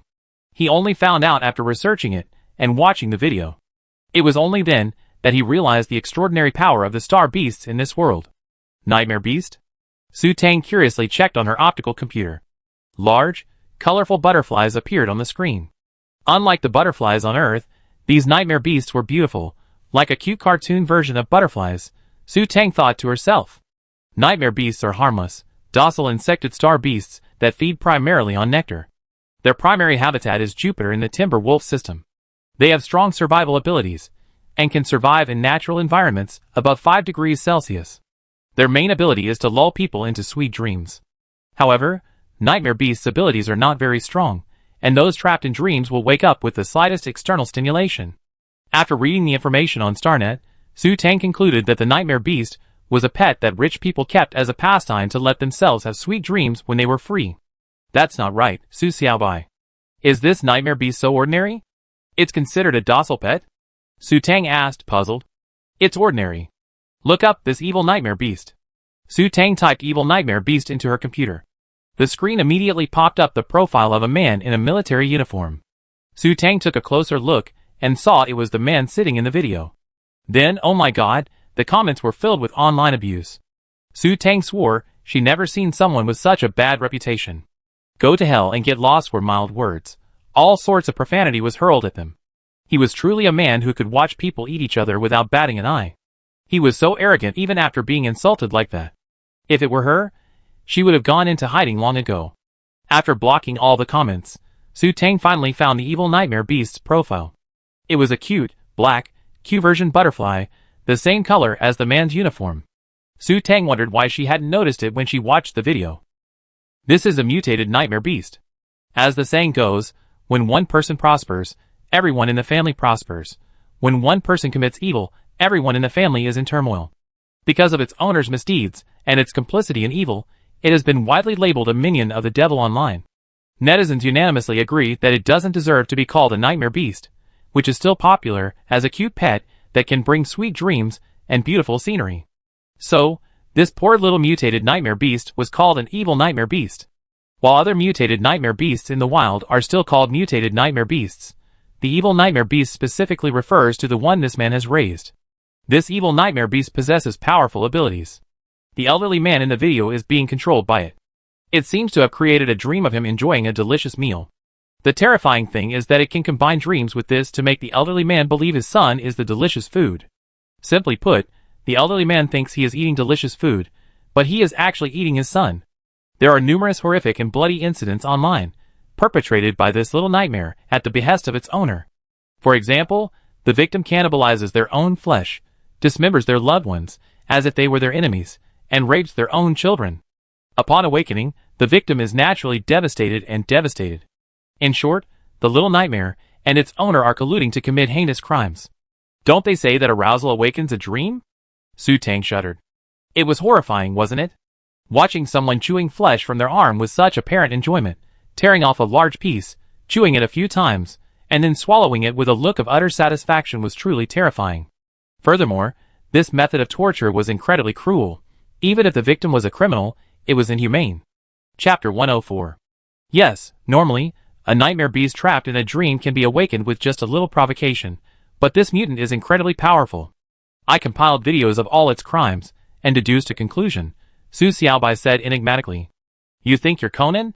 You're still deducing crimes. Its owner possesses SSS-level psychic power. It can manipulate anyone below that level through dreams, using their power to control them for up to an hour. Su Tang swallowed. This was terrifying. I longed to return to Earth. There were monsters here. Then she thought, thanks to Su Xiaobai, she shouldn't be affected, even with her 4S status. Master Tang, how's it going? Isn't that impressive? Can't we go to the Timber Wolf Galaxy and catch one too? Su Xiaobai's smile echoed in his voice, echoing in his ears. No. It turned out he still wanted to go to the Timber Wolf Galaxy. Su Xiaobai's motives were clearly ulterior. But this mutated nightmare beast looked incredibly powerful, Su Tang thought to herself. After researching, Su Tang felt that only the word he could accurately express her gloomy mood. Mutated nightmare beasts are rare, with only 2 known to exist, one of which is already dead. This single one remains. It's said that mercenaries have sighted mutated nightmare beasts deep within Jupiter, a habitat for nightmare beasts, but the accuracy of this information remains to be verified. Jupiter is also part of the inner region of the Timber Wolf Galaxy, far more dangerous than the outer regions. Su Xiaobai, do you think my delivering food to the beasts in the Timber Wolf Galaxy will be enough to keep them fed? Su Tang felt it was necessary to have a serious talk with Su Xiaobai and completely dispel his plans to visit the Timber Wolf Galaxy. Master Tang, please don't flatter others. If you make a mistake, the beasts might will destroy your own ambition.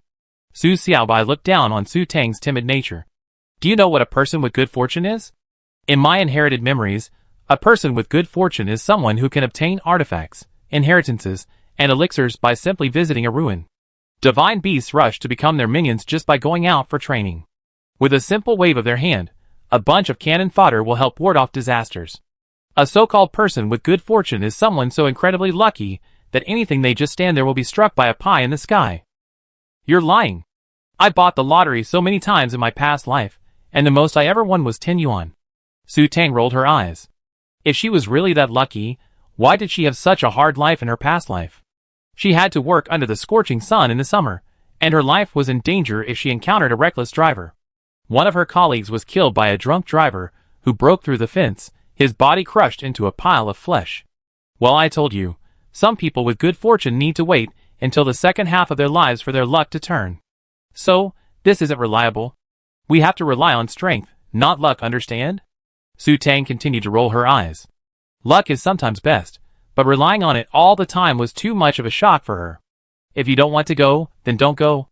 I knew you wouldn't go anyway, Su Xiaobai muttered. I just want you to reach 5S level mental power sooner. What? My mental power can be upgraded? Su Tang was excited. Ever since meeting that 4S peach-eyed guy, Jiang Yunchuan, she'd been feeling a lingering sense of insecurity. Not yet, but it should be fine in a few months. Su Xiaobai herself hadn't expected her strength to recover so quickly. Really? Su Xiaobai, you're so kind. Come on, let's kiss. Su Tang blew a kiss toward the door. That way, no one would notice her. She wouldn't be afraid of even a few level 4S spiritual powers, and she felt secretly happy. Master Tang, don't get too cocky. Let me tell you a story, Su Xiaobai said, her tone becoming serious. Well, go ahead. Su Tang was amazed. Su Xiaobai could actually tell stories? Once upon a time, Su Xiaobai continued, beginning the same standard story. About 2,000 years ago, there was a man named Shui Kaifeng. When he was 3, his father died. His mother took the family property and remarried, leaving him to depend on his grandfather for support. At a young age, Shui Kaifeng was constantly bullied at school. He would either explode in silence or become distorted. Then, Shui Kaifeng became distorted, his mental power rapidly increasing to SSS level. Remember, his father was only an A and his mother was even AB. Shui Kaifeng, with his SSS level of mental power, was under the purview of the military. The military wanted him to be a master mecha pilot, focusing on his training. However, he had no ambition for this, and politely declined the military's offer. Instead, he worked tirelessly on his own, striving for self-improvement. Through tireless study, he became a great space pilot, advancing the art of space folding. Remember, at the time, the largest space trap was only about 10 cubic meters. Shui Kaifeng eventually used this technology to invent mechas, small starships, and large space traps specifically for spacecraft. That's not right. History records that this technology was introduced from the United States and Europe. Su Tang interrupted. This story sounds just like one of those fantasy stories on the internet. Clearly a story about a nerd striving to become a god. Will you listen to me? Su Xiaobai complained, hating interruptions. Please continue. Ahem. Su Xiaobai pretentiously cleared his throat. As a plant, he didn't even have a throat. Then he continued, that's nothing. Shui Kaifeng is like a hacker. After inventing a large-scale, specialized spatial deduction technique, his mental power level even reached 5S level. And the most amazing thing is, he's also mastered spatial transformation, enabling teleportation. Su Xiaobai, you're reading a YY novel, right? Su Tang couldn't help but chuckle. That's ridiculous. Teleportation? Why don't you just say he has supernatural powers? This isn't a YY novel. This is recorded in the military's top-secret archives, Su Xiaobai said in a serious and solemn tone. What? Su Tang was stunned by Su Xiaobai's bombshell. Top-secret military files.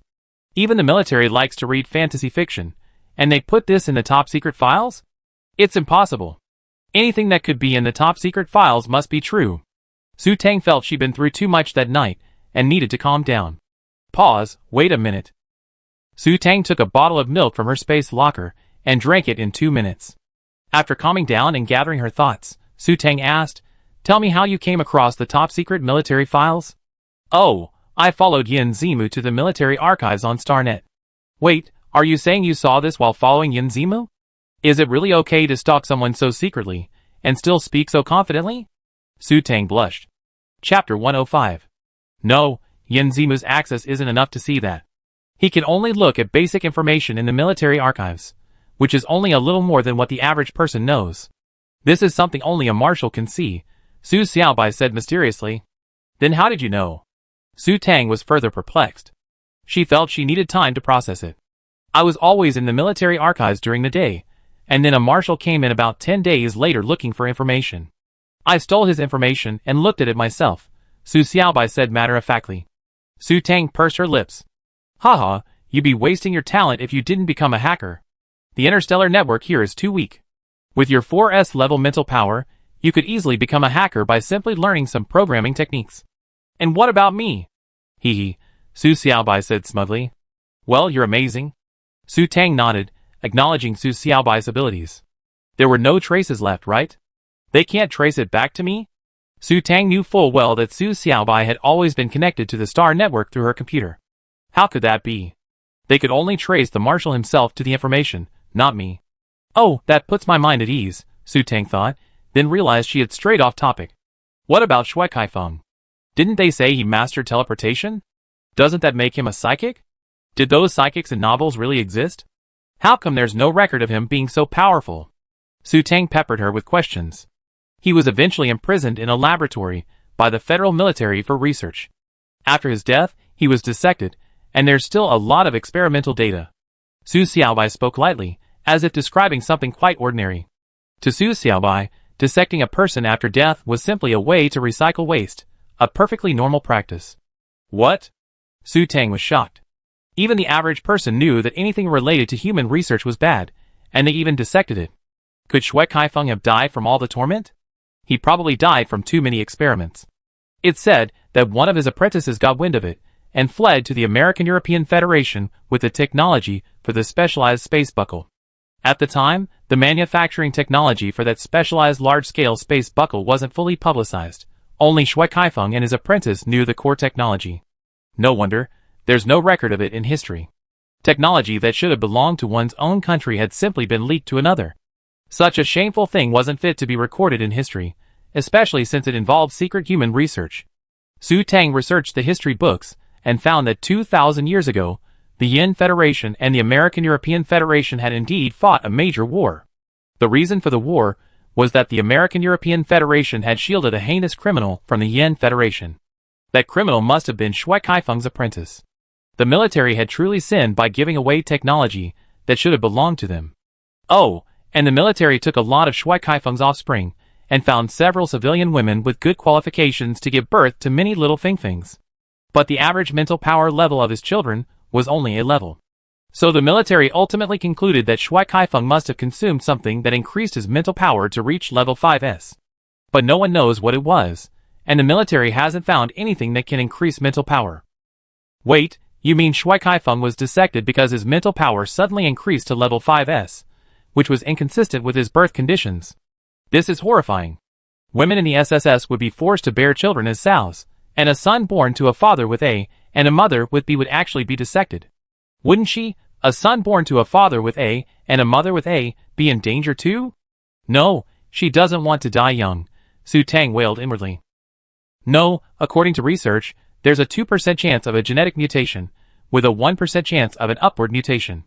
While the probability of a child having a higher mental power than their parents is small, given the large population base, there are still many such people. Therefore, having a higher mental power than their parents is commonplace in the eyes of the military. Shui Kaifeng was probably captured and dissected because he mastered spatial transformation. He was the only one who could do it, like a supernatural power, so he was captured and studied. Wait, if he can spatially transform, that's the equivalent of teleportation. Shouldn't he be able to escape?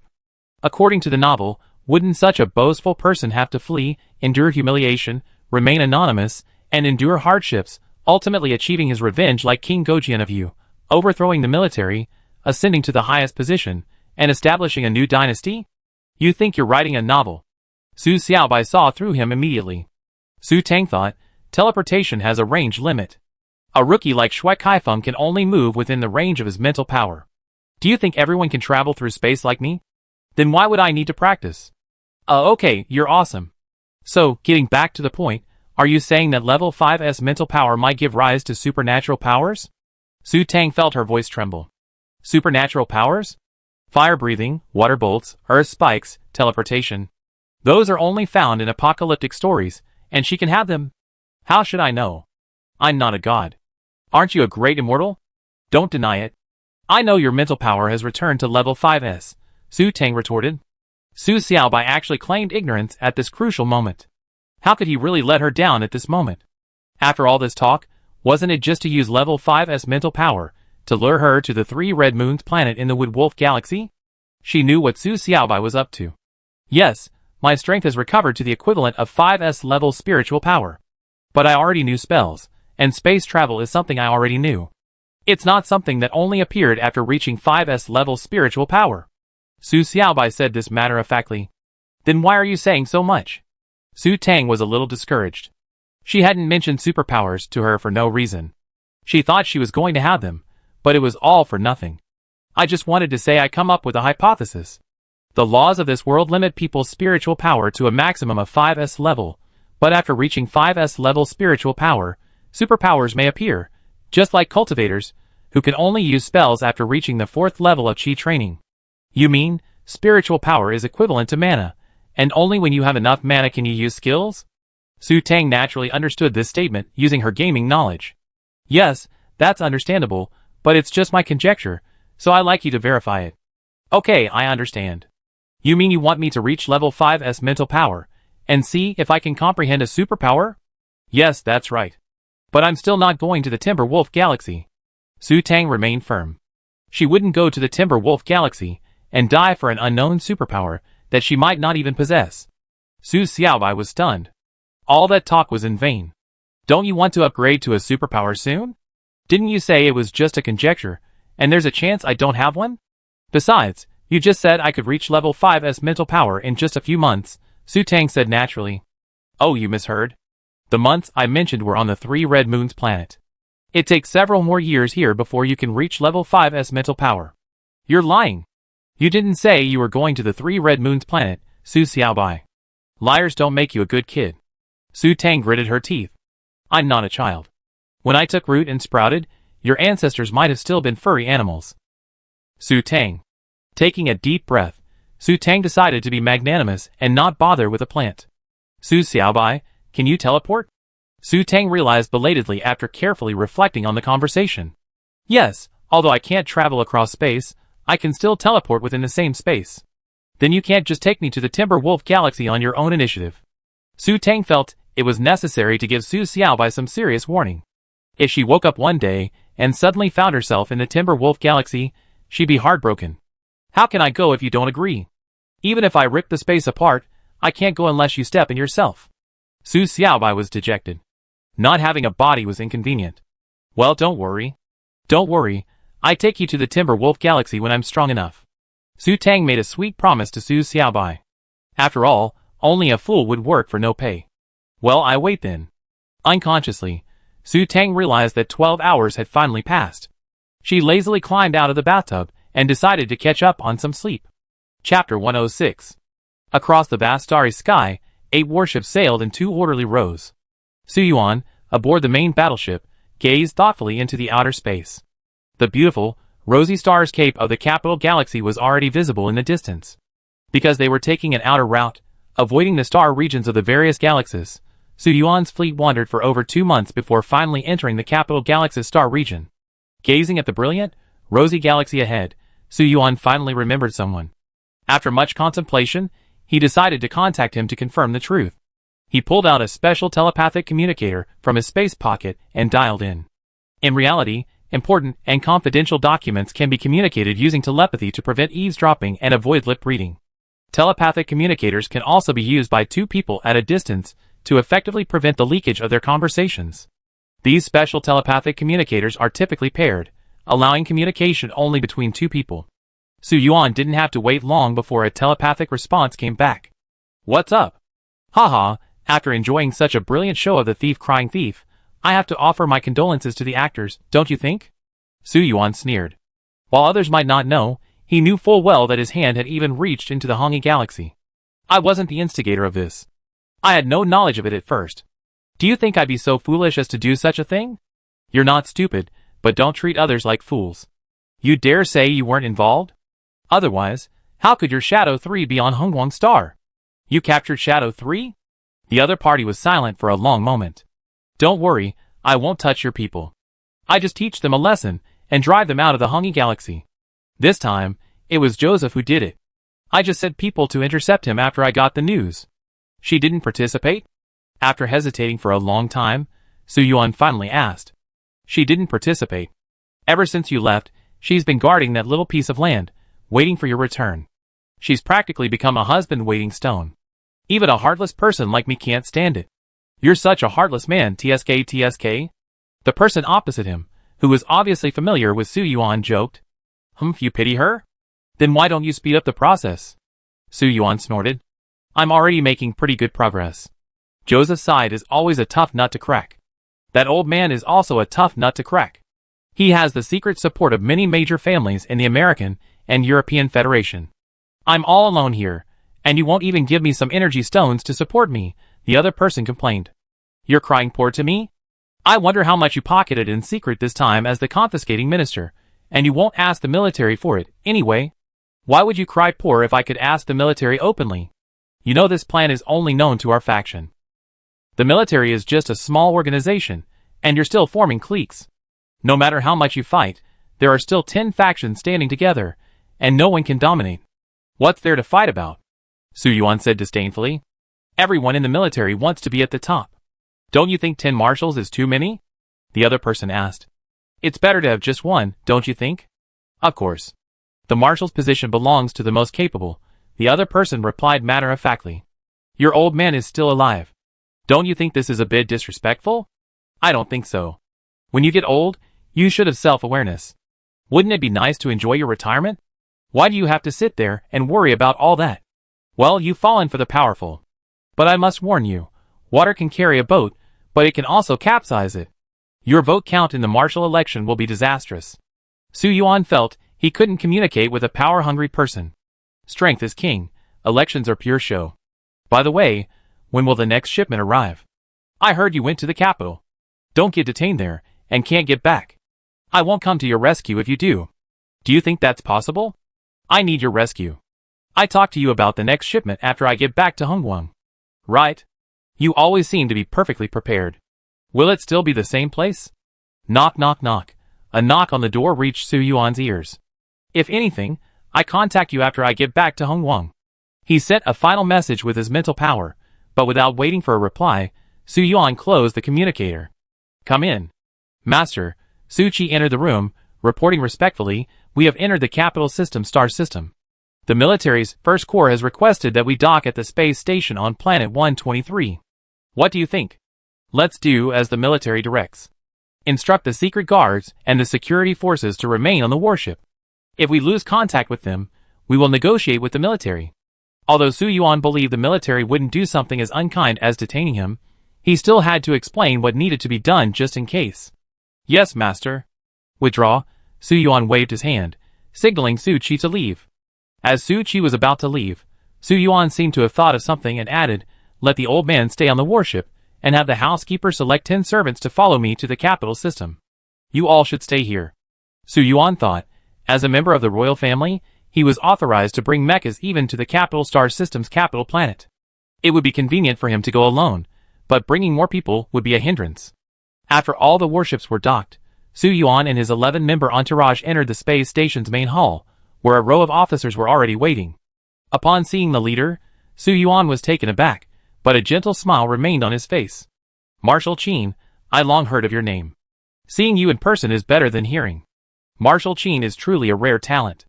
I, Su, am truly honored to meet you today. Qin Yuan smiled, and shook Su Yuan's hand in a friendly manner. Master Su, you're too kind. How can I compare to you? At such a young age, yet you become a household name energy guru, your talent is truly remarkable and enviable. Amidst the two men's polite exchanges, the group boarded the military starship, which departed the space station and slowly sailed towards the capital planet. After arriving at the capital planet, Su Yuan politely declined the invitation to rest at the Qin family's residence and headed directly for the Yin family's residence. As the capital planet of the capital system, its defense level is naturally the highest. Only military officers, civil officials, royal families, and members of the imperial family who have reached a certain rank are eligible to own residences on the capital planet. The main residences of the major families are located on dozens of large and small planets near the capital planet of the capital system. To assess a family's strength, one need only look at the distance from the planet where its main residence is located to the capital planet. The 10 major families in the military are the Jiang, Qin, Han, Yin, Long, Lu Yi Jiang, and Xiahou families. These 10 families are subtly divided into 3 factions based on their intermarriages. The Jiang, Qin, and Han families, with the Qin family at the head, belong to the Qin faction. The Lu Yi and Xiahou families, with the Lu family at the head, belong to the Lu faction, and the Yin, Long, Jiang, and Situ families, with the Yin family at the head, belong to the Yin faction. Chapter 107. Yuan Galaxy, Yuzhan Star. 19-year-old Qin Yuan, piloting a mech, boldly participated in the school's combat training.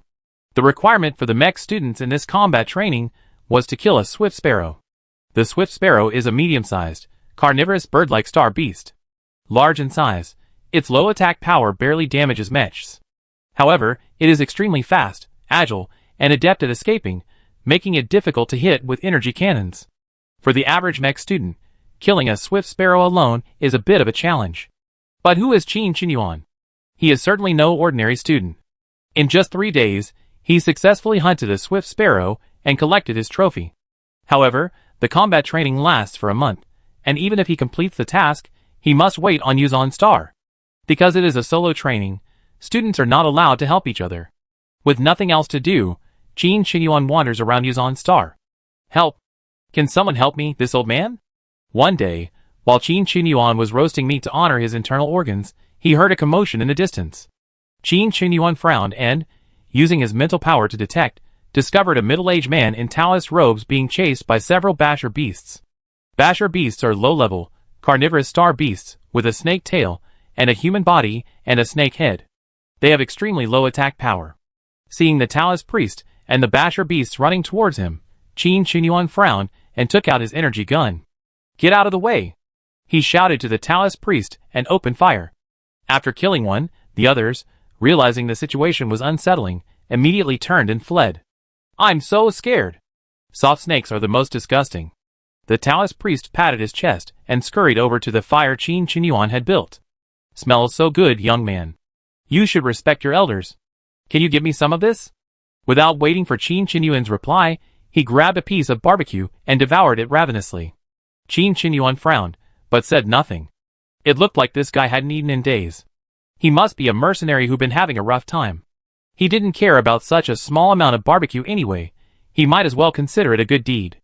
The Taoist priest nearby choked on his food because he was eating too quickly. Without giving it a second thought, Qin Qinyuan pulled out a bottle of mineral water from his pocket and handed it to him.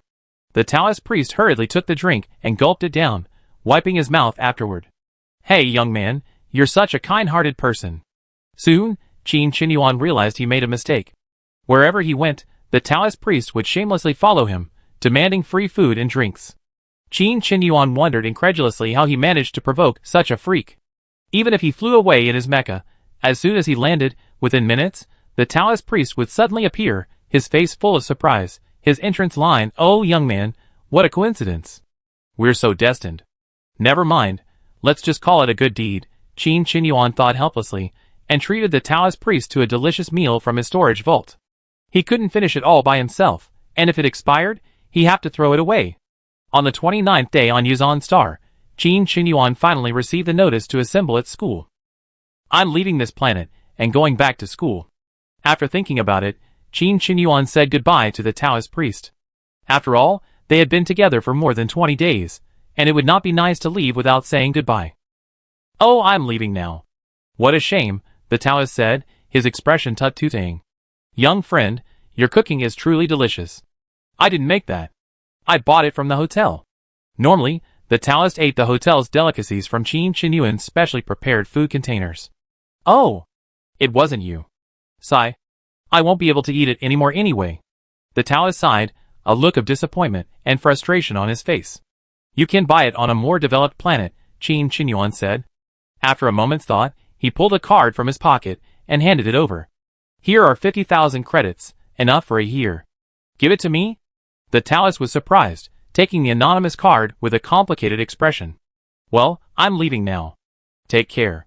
Wait a minute, the Taoist grabbed Qin Qinyuan as he turned to leave. Young friend, wait a moment. Since I accepted your favor, I give you a fortune. The Taoist pinched his hands, his face serious. Qin Qinyuan was puzzled. Was he encountering a charlatan? Was he trying to rip him off for more money?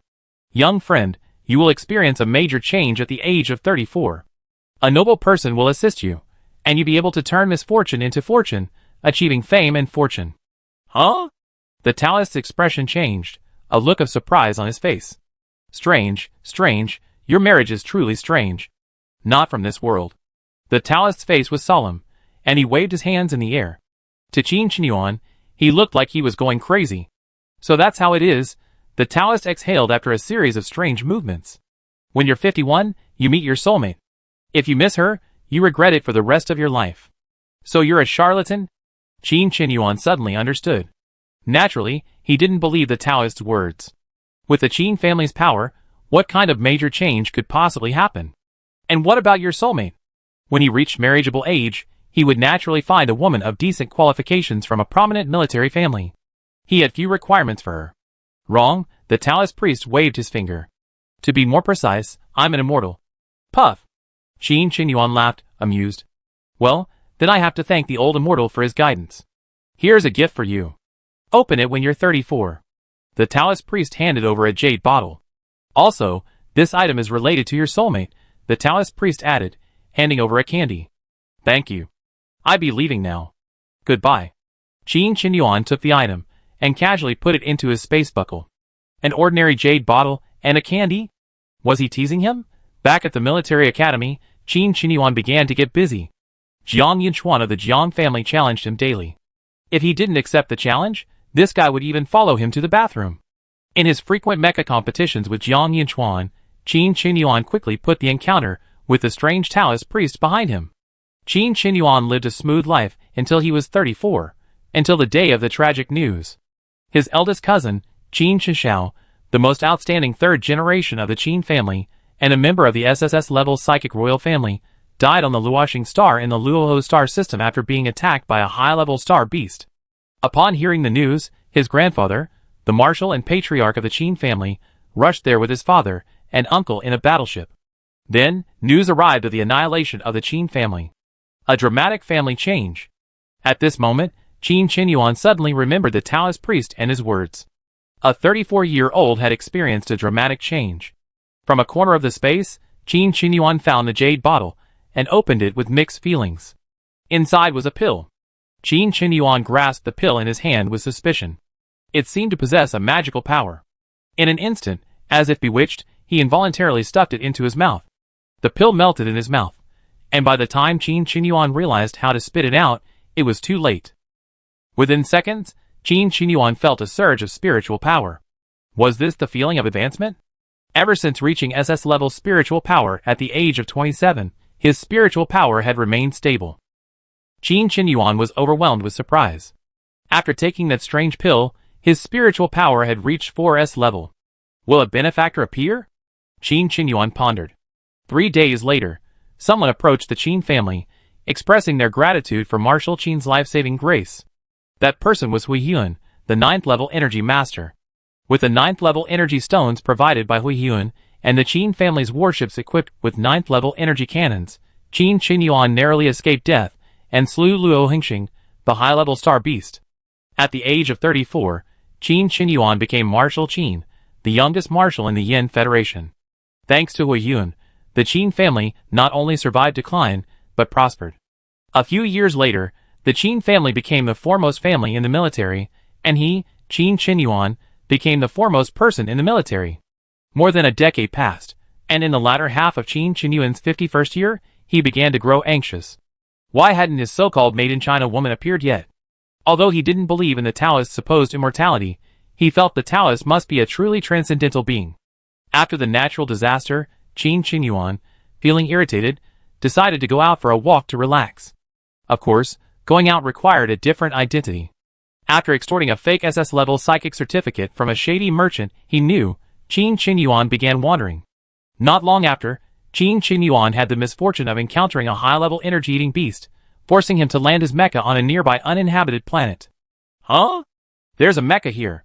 Qin Qinyuan was surprised to discover a mecha on this uninhabited planet, and the mecha pilot was a 4S-level psychic. Qin Qinyuan was shocked, and soon, he was even more shocked. This mecha pilot was a woman, and why did she look so familiar? Qin Qinyuan's eyes widened in disbelief. Wasn't this the nominal wife of his fake identity? Tang Xiaomi. Wait, the Taoist priest gave him candy? Tang Xiaomi. Tang plus rice equals candy. Could it be? Qin Qinyuan was completely shocked. Chapter 108. To express their warm welcome to Su Yuan, the military convened a special meeting. The meeting consisted of only 11 key members, 10 generals and Su Yuan. During peacetime, the military's generals were largely free. Friendly visits and hosting foreign friends, along with economic planning, technological development, population census, and family planning were all handled by the Ministry of Political Affairs. In the Yin Federation, the military and government were separate entities, with the military ruling above the government. After all, power came from the barrel of a gun, and that was the way to rule. The military was solely responsible for maintaining peace. All other matters fell under the purview of the government. In short, when there was no war and no high-level, dangerous star beasts appeared, the 10 generals were largely free. Su Yuan and Yin Chongshan chatted and laughed as they entered the exclusive, stately conference room reserved for the generals. The other 9 people present, observing their interaction, began to wonder.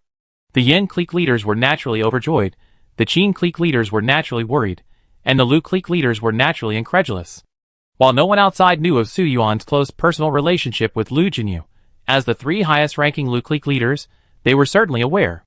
Yi Liang and Xia Homing had already labeled Su Yuan a Lu family member, so even after the Black Crow Galaxy incident, the Lu clique remained the Lu clique headed by the Lu family. The most horrified was naturally Lu Dong.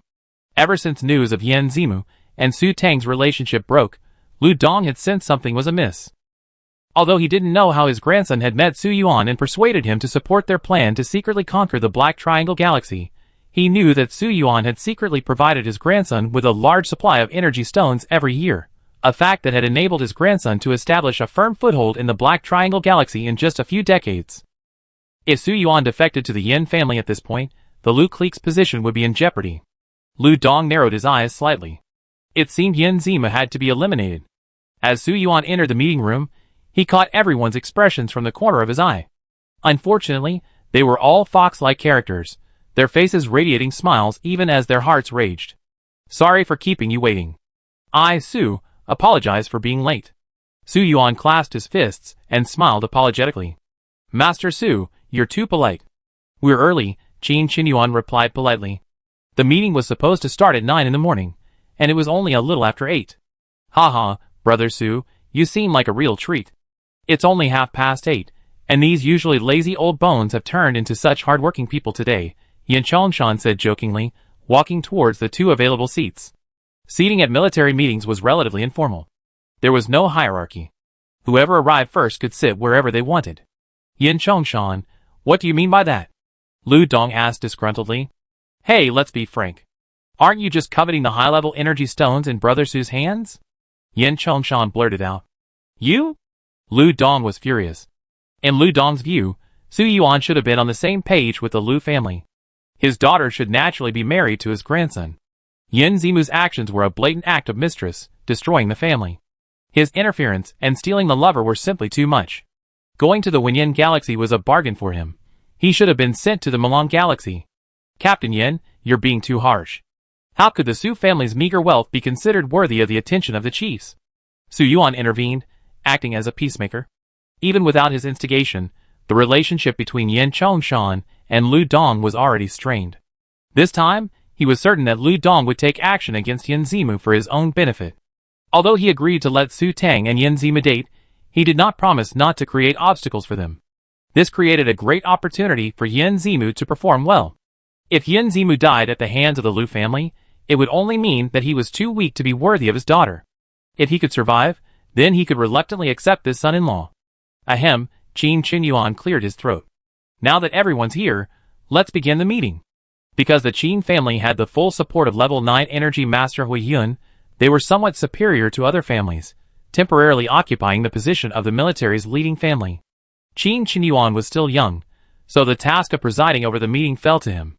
First, of course, Su Yuan apologized for the large amount of energy stones that had been lost from the Hongyi Galaxy.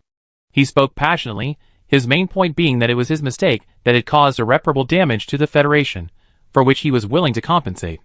Furthermore, he had no connection with the pirates, was innocent, and everyone should trust him.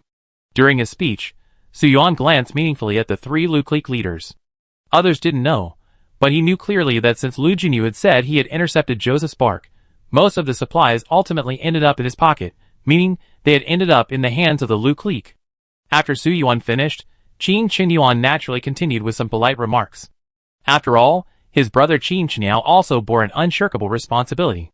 The heads of each family naturally expressed their trust in Su Yuan. After the polite written exchange, the next step naturally moved on to the fine and spoils division. Su Yuan proudly removed the prepared energy stone from his space lock and placed it on the large table in the conference room. To show my sincerity, I specially synthesized this energy stone, hoping to contribute my modest contribution to the Federation, Su Yuan said with a smile.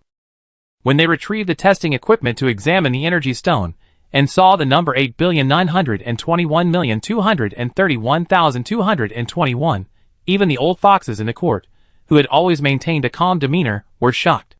Is Patriarch Su about to advance to level 10 Energy Master? Qin Qinyuan was the first to break the silence.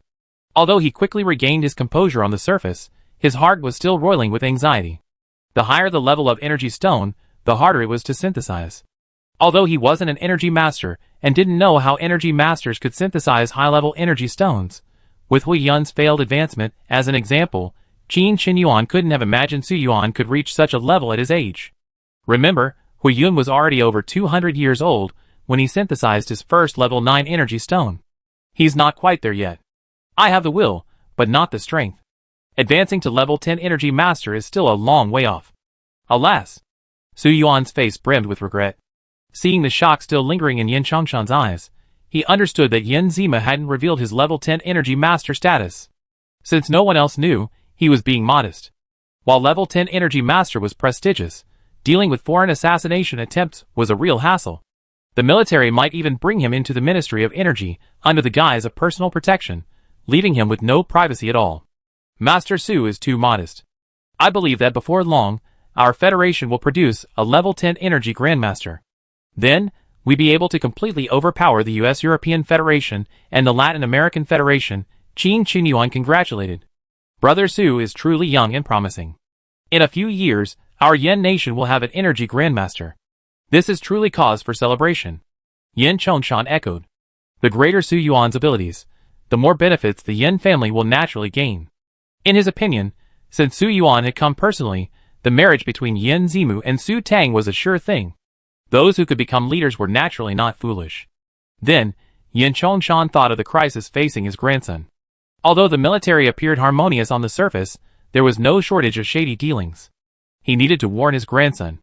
Others also congratulated Su Yuan, but the ownership of the energy stone remained undecided, and the meeting ended. Chapter 109. Yin Family Inn. After dinner that day, Yin Chongshan said to Su Yuan, with a troubled look on his face, Brother Su, I'm so sorry. I should have done my best to entertain you, but something suddenly came up in the family. I'm so sorry, Brother Su. We have a good drink together tomorrow. Su Yuan smiled, Brother Yin, you're too polite. Everyone has urgent matters. Brother Yin, please go and do your work. Yin Chongshan smiled apologetically, I'm so sorry. After instructing his servants to treat Su Yuan well, Yin Chongshan hurried away. Su Yuan watched Yin Chongshan leave, and smiled cheerfully.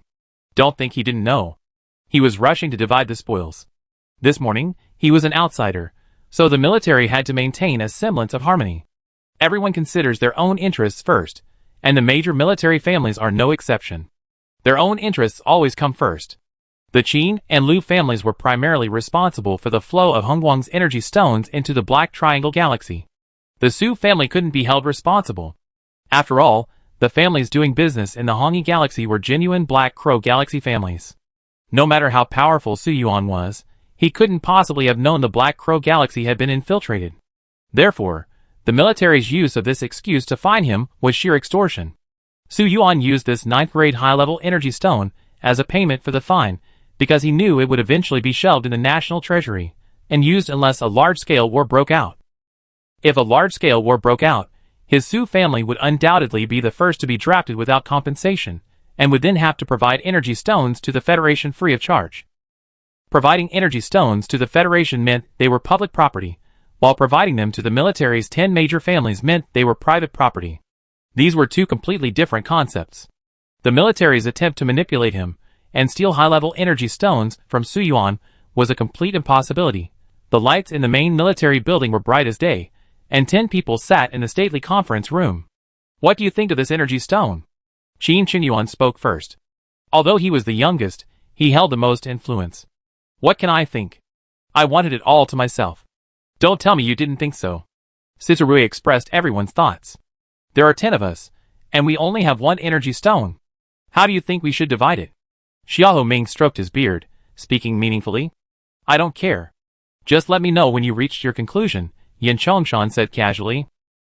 Lu Dong snorted. Of course you don't care. Who knows?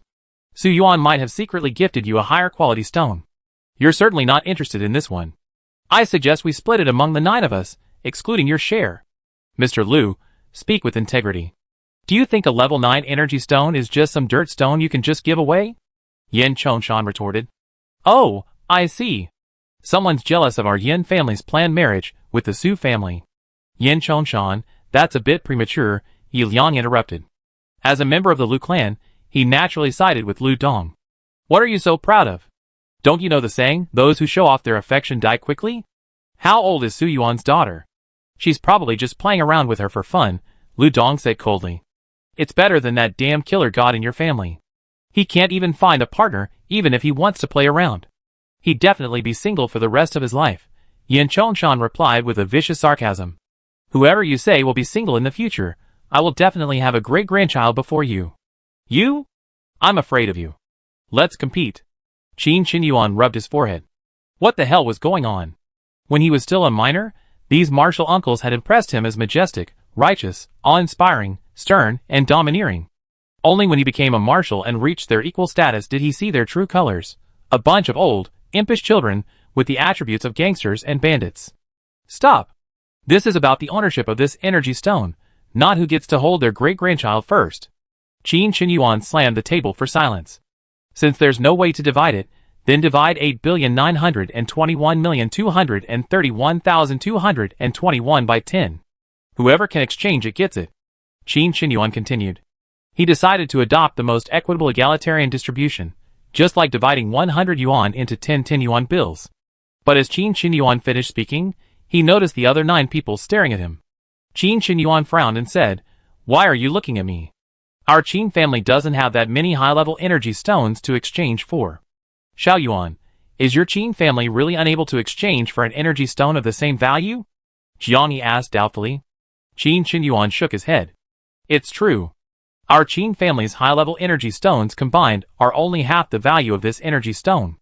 It wasn't that he didn't want to exchange for this energy stone, but rather that his Qin family truly lacked the ability. Hui Yun had been unable to synthesize energy stones for years. Long Howren said with a half-smile, Marshal Qin, even with Elder Hua's support, you can't exchange for it. Then we're even more helpless. The 4 members of the Yin family exchanged glances. Hui Yun, the Minister of Energy, had disappeared for several years.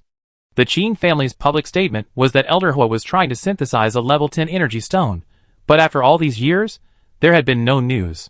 He was probably unsuccessful. He might even be useless, considering Hui Yun's age. Finally, the conference room fell silent. After a long moment, Qin Qinyuan spoke first. Since that's the case, let's hand it over to the Ministry of Energy and turn it over to the National Treasury. Xiao Yuan, can't we think of another way? Han Yi said unwillingly. Their Han family only had a few level 8 energy stones. It was truly frustrating to be unable to touch a high-level energy stone, nearly level 10, while looking at it. How about this? If you uncles trust me, Qin Qinyuan, this energy stone will belong to our Qin family first. I write you an IOU and distribute it to you once Mr. Hua has synthesized enough energy stones. Or maybe I can exchange it for low or mid-level energy stones, and give them to you. Qin Qinyuan said unreliably, naturally aiming to dispel everyone's suspicions about Mr. Hua. Furthermore, while exchanging it for low or mid-level energy stones would drain the Qin family's wealth, and even require the sale of real estate, the money could be earned. High-level energy stones weren't so easy to come by.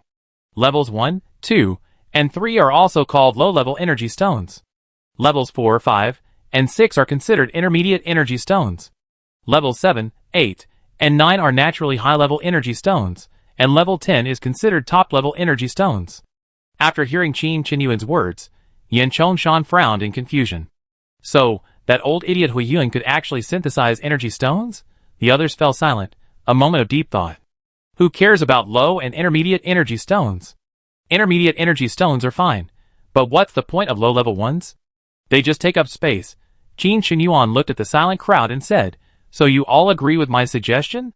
Marshal Qin, it's not that we don't trust you. It's just that, Lu Dong began hesitantly. Forget the IOU. but even intermediate energy stones aren't readily available on the market. If they really want to exchange them, the Qin family will definitely offer primarily low-level energy stones. This is of great importance. I think we should discuss this later, Yi Liang agreed. We discuss it later? Can we come to a conclusion? Then, where should we keep this energy stone until the results are known? Who will be held responsible if it's stolen? Qin Qinyuan demanded. Yi Liang was speechless. The military's warehouse seemed impenetrable to outsiders, but for someone like them, a marshal within the military, embezzlement would be a piece of cake. Let's just file it in the Ministry of Energy and hand it over to the National Treasury, Jiang Yi sighed. If it were filed with the Ministry of Energy and handed over to the National Treasury, it would be recorded in the Ministry of Political Affairs files. Once in the Ministry of Political Affairs files, it would be difficult for the military to use it.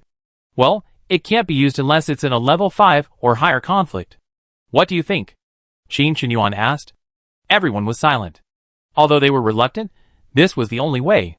They couldn't resort to violence over a single energy stone. Although there were frictions within the military, they wouldn't do anything that would disrupt peace within the Federation.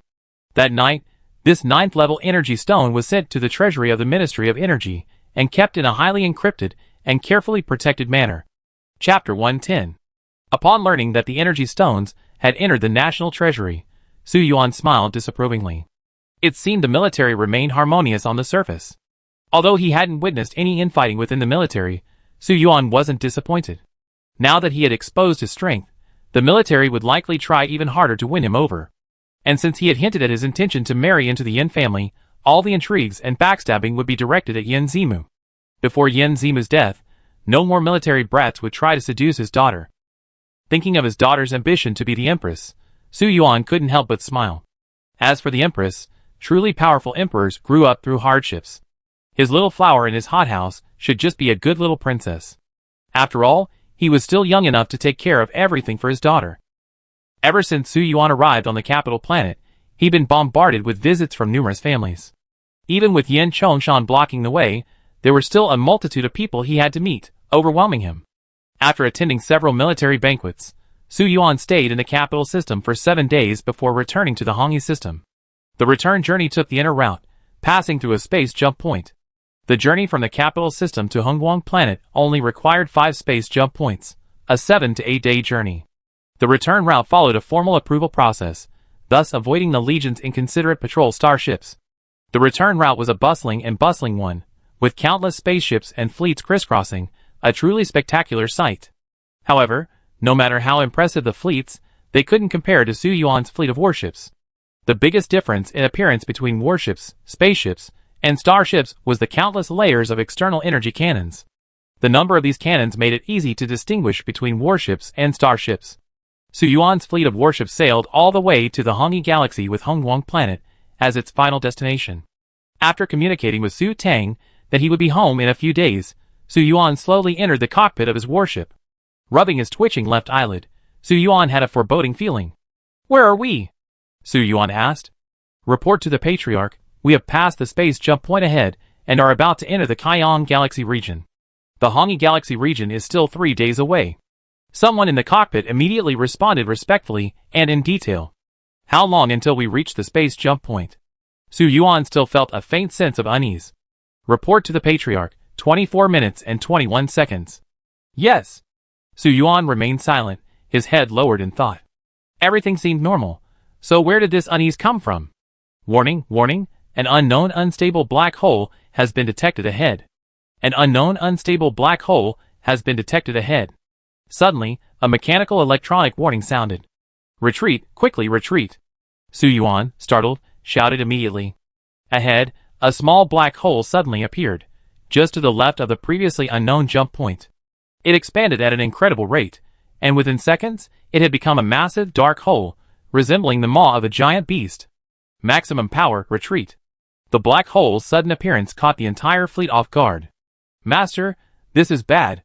The suction is too strong, we can't escape." The pilot shouted, his face pale. "Everyone calm down. Maintain formation. Don't panic. All hibernation chambers, stand by." Su Yuan clenched his fists. A natural disaster. He had never imagined that he, Su Yuan, would encounter a natural disaster on such a busy waterway, The universe is vast and full of wonders.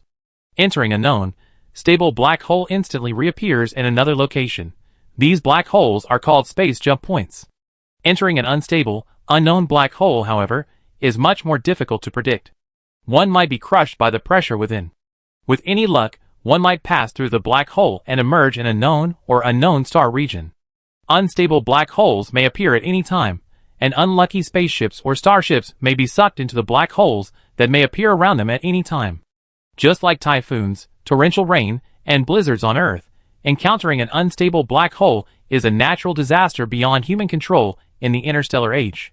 The reason the prosperous route is so prosperous isn't just because of the sheer number of ships and starships passing through it, but more importantly, because the probability of an unstable, unknown black hole appearing along the route is extremely low. Within seconds of the black hole's appearance, the 4 ships and their escorts in front of the Su family warship were completely engulfed. Ultimately, Su Yuan was powerless to stop the situation. All 8 of the Su family warships were engulfed, along with the 2 ships and their escorts in the rear, and 3 military starships. The few surviving ships in the rear witnessed the entire incident, and those in the cockpits felt like they had survived a catastrophe. Report to the commander immediately. From the cockpit of a starship, an officer, recovering from his shock, shouted with a pale face. The star region where the black hole appeared belongs to the Guangxi Galaxy, garrisoned by the military's 7th Legion. Jiang Hao, commander of the 7th Army Corps, reported the disaster immediately with a grave expression. Grandfather, an unstable black hole suddenly appeared in the bustling shipping lanes of the Guangxi Galaxy. 8 Su family warships, 3 starships from our 7th Army Corps, 3 passenger ships, 2 cargo ships, 1 private ship, and all 27 escort vessels were swallowed up. What? Say it again? Who? Su Yuan? Jiang Tianlei was shocked. His old bones couldn't bear such a shock. The 8 warships swallowed were indeed from the Su family, and Jiang Hao hesitated, then finally revealed the other ominous number. The private ship swallowed is suspected to belong to Master Xiao Jingxiao. Upon hearing this, Jiang Tianlei felt dizzy and unsteady. Xiao Jing's spaceship? Don't tell me Xiao Jing was on it. Xiao Jing was a key figure in the military. He was the highest-ranking mecha builder in the military, and most of the mechas used by senior officers and generals were custom-designed and built by him. Furthermore, Xiao Jing was currently researching a 4S-level ace mecha specifically designed for psychic power. If Xiao Jing died, the damage to the military would be immeasurable. The information is being further verified. After saying this, Jiang Hao fell silent. While the appearance of the unstable unknown black hole was a natural disaster and not his fault, such a major event occurring while he was stationed in the Guangxi Galaxy would undoubtedly impact his future promotions. I understand. Wait, I call a video conference right away. Jiang Tianlei found a chair, gathered his thoughts, and immediately initiated a martial video conference, naturally dragging Jiang Hao in. What's going on? Qin Qinyuan frowned. Although he thought the 9 veteran marshals in the military department seemed unreliable, they wouldn't pull off such a joke as calling an emergency video conference. Ah Hao, report the truth, Jiang Tianlei said, his voice slightly etched with age. Colonel Jiang Hao of the Guangxi Galaxy's 7th Legion is reporting. Jiang Hao meticulously reported everything, adding, it's just been confirmed that Master Xiao was on the spacecraft at the time. Immediately launch positioning satellites into that unstable black hole, as many as you can. Qin Qinyuan immediately began deploying the satellites after understanding the situation. Dispatch relevant experts to study the black hole and test its internal pressure. Ensure relevant data is collected about it. Send communication signals to the swallowed warships, spaceships, and starships. Report, the black hole has disappeared, Jiang Hao said cautiously, his face heavy. What did you say? When did it disappear? Qin Qinyuan roared in frustration. The black hole had devoured 2 grandmasters of the Federation. If they perished, the damage to the Federation would be immense. He, Qin Qinyuan, was still counting on Xiao Jing's design of a Class 4S specialized mecha to compete in the Human Alliance mecha competition 20 years from now. The black hole vanished within 10 minutes of its appearance, leaving the Legion's positioning and monitoring satellites unable to be deployed. Dispatch a force with relevant experts to maintain a 24-hour presence there. See if the Legion's positioning system can detect the location of the swallowed starship. Report any findings immediately. After Jiang Hao withdrew, Qin Qinyuan said gravely, let's instruct all our legions to conduct a full-scale search within their respective galaxies. Also, notify the Ministry of Foreign Affairs, asking them to keep an eye on the star regions of other countries. Should we also send someone to the Mechanical Empire to investigate? Someone suggested. Should we have the Ministry of Political Affairs pay a friendly visit and inquire about the situation? Someone else suggested. A comprehensive search is necessary. Even if such a large force were crushed to pieces, there would still be remnants left. In short, we must find them alive or dead. Chapter 111. At Hongguang First High School, Su Tang was strolling around the campus with Su Xiuqi after dinner, when she suddenly felt a tingling sensation on her scalp and her left eyelid twitching. Left eye twitching for misfortune, right eye twitching for fortune, or the other way around? Su Tang was puzzled. After this sudden, strange premonition that something bad was about to happen, Su Tang decided to return to the villa to consult the charlatan Su Xiaobai. Something bad has happened, but it shouldn't be that bad, Su Xiaobai said, speaking in a charlatan-like manner after listening to Su Tang's description. Can you elaborate? Su Tang asked. Seeing you're so energetic now, this bad thing must have happened to someone close to you, Su Xiaobai analyzed, drawing on the experience gained from his inherited memories. Someone close to you. Su Xiaobai immediately understood what Su Xiaobai said and called Yan Zima, but the call was disconnected. She called Su Yuan again, but it also showed a disconnected status. Su Tang was shocked. Yan Zima's disconnection was normal. After arriving in the Wenyan galaxy and saying he was going to explore new land, he'd been disconnected every day. But Su Yuan's disconnection was unusual. With trepidation, Su Tang called Su Qiming, but it was also disconnected. Su Tang panicked. Losing contact was different from shutting down, meaning blocking the signal. Blocking only indicates blocking within the signal coverage area, while disconnected status could include many other situations. In areas without signal, if the user died but the optical computer hadn't been logged out, or if the optical computer had been damaged and not replaced in time, it would also show a disconnected status. That night, after logging into Skynet, Su Tang did nothing else but call Su Yuan and Su Qiming every hour. Unfortunately, each time, she received a mechanical, electronic tone. Video call request cannot be connected. Please try again later. Early in the morning, after a run, Su Tang ate her breakfast with a heavy heart, her mouth slurring like wax. Su, what's wrong with you? You look so listless, Yao Yu asked with concern, looking at the pale Su Tang. Yeah, Tang, you don't even have final exams, so what's there to worry about? Su, she said enviously, envious and jealous of Su Tang's idle days. Although she was studying acting, there were still many required exams. It's okay, I'm just a little worried. I feel a bit uneasy. Yao Yu couldn't help but laugh. Su, aren't you worried the sky is falling? If anything happened to Su Yuan, then her world would truly be falling, Su Tang thought to herself. I hope I'm just worrying too much. Come on. You don't have final exams, so why are you still acting so artistic and melancholic? I'm going to go cram. The mecha department is supposed to be a practical course, but for a rookie like Yao Yu who hasn't even touched a mecha yet, the written exam is incredibly difficult. Every year, a lot of people fail. While failing doesn't have much of an impact, it's always embarrassing. After greeting Yao Xiaolu, Yao Yu went to the library to get ready for the exam. Yeah, Tang, don't let your imagination run wild. How about we go shopping together after I finish my exams? Su, she kindly suggested. Oh, okay. Su Tang thought for a moment. She'd never been to a brick-and-mortar mall on this planet. If Su Yuan wasn't busy this time, she really wanted to go shopping. Okay, it's a deal then. Su, she happily went to the classroom to study for the exam. Besides studying for the exam, she also had to figure out how to get Su Tang to pay for her. After Yao Yu and Su Shi left, Su Tang stared blankly at Su Xiuqi, who was rolling around happily on the dining table. Sometimes being a single-celled organism is truly blissful. Eat, sleep, play, eat. Su Tang secretly envied her. After a moment of daze, Su Tang tried to contact Su Yuan and Su Qiming again, but unfortunately, the connection was always lost. It wasn't until that afternoon, after watching a video of an unstable black hole suddenly appearing in the bustling waterway of the Guangxi galaxy, that Su Tang's mood sank to its lowest point. In the video, a black hole suddenly appeared in the vast universe of a planet, gradually growing larger and larger, swallowing up most of the spaceships and starships in the video, even 8 warships. Su Tang immediately spotted the Su family crest on the exterior of the warships. Although some online questioned whether the video was fake, the moderator insisted that it was real, and that he had witnessed it with his own eyes.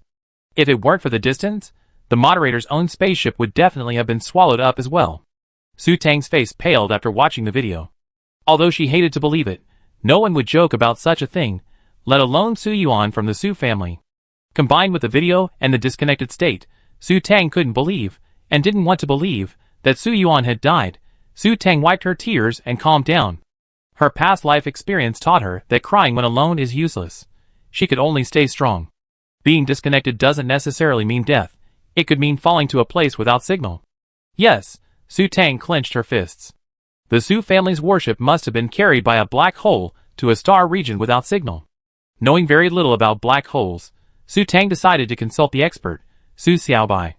What do you think this is? Su Tang asked after showing Su Xiaobai the video. Su Xiaobai pondered for a long moment before answering, I don't know.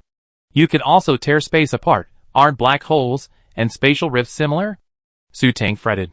That's different. While the principles may be the same, the theories behind the formation of black holes, or what the cultivation world calls spatial rifts, are different. I don't know the specifics of black holes either. Let's just say I can tear space apart. It's a skill I gained after reaching a certain level of strength. If you ask me how I got this skill, I can only say I don't know. It's like when you play games. Do you know why mages can cast spells? Su Xiaobai explained.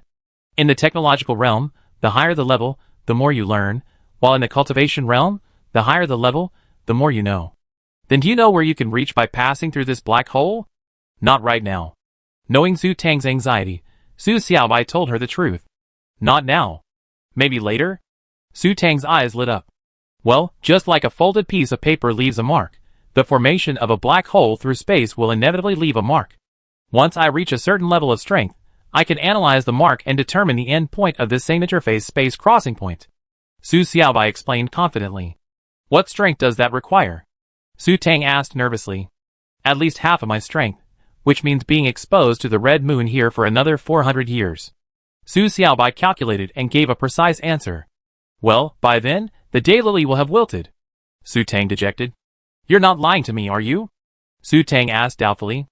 Master Tang, how can you doubt my plant's quality? As a diligent plant, I wouldn't lie about such a major matter. Su Xiaobai yelled furiously.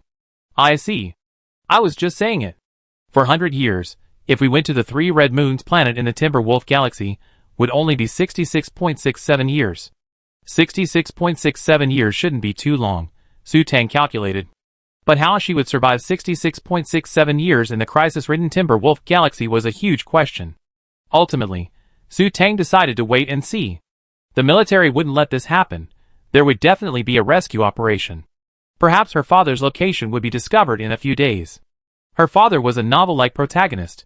How could he die so easily? Su Tang consoled herself. Chapter 112. Su Tang waited day after day. Until the end of the final exams, the government's report on the Guangzhou Galaxy disaster was still at the stage where no missing persons had been found. That day, Su Tang received a notice from Professor Su Yun that her graduation certificate had been prepared. Su Tang arrived at the Energy Department building, feeling downhearted. Su Yun was already waiting outside. Upon seeing Su Tang, Su Yun stepped forward as usual and bowed respectfully. Miss, you're here. Teacher, I told you not to be so polite, Su Tang said with a smile. Properties must be respected. Miss, please come in with me, Su Yun smiled, leading Su Tang into his private office. Su Yun pulled a gold-stamped red book from his dimensional lock and handed it to Su Tang with both hands. Su Tang took it cautiously, glanced at it out of the corner of her eye, and then put it back into her dimensional lock. It felt no different from a modern graduation certificate. Young lady, do you like tea? I just picked up some fine tea. I wonder if I could offer you some. Su Yun asked with a smile. Of course, teacher. Please have tea, of course, Su Tang replied with a smile. Su Tang felt that Su Yun exuded a gentle and comfortable air. Being around him was truly a delight.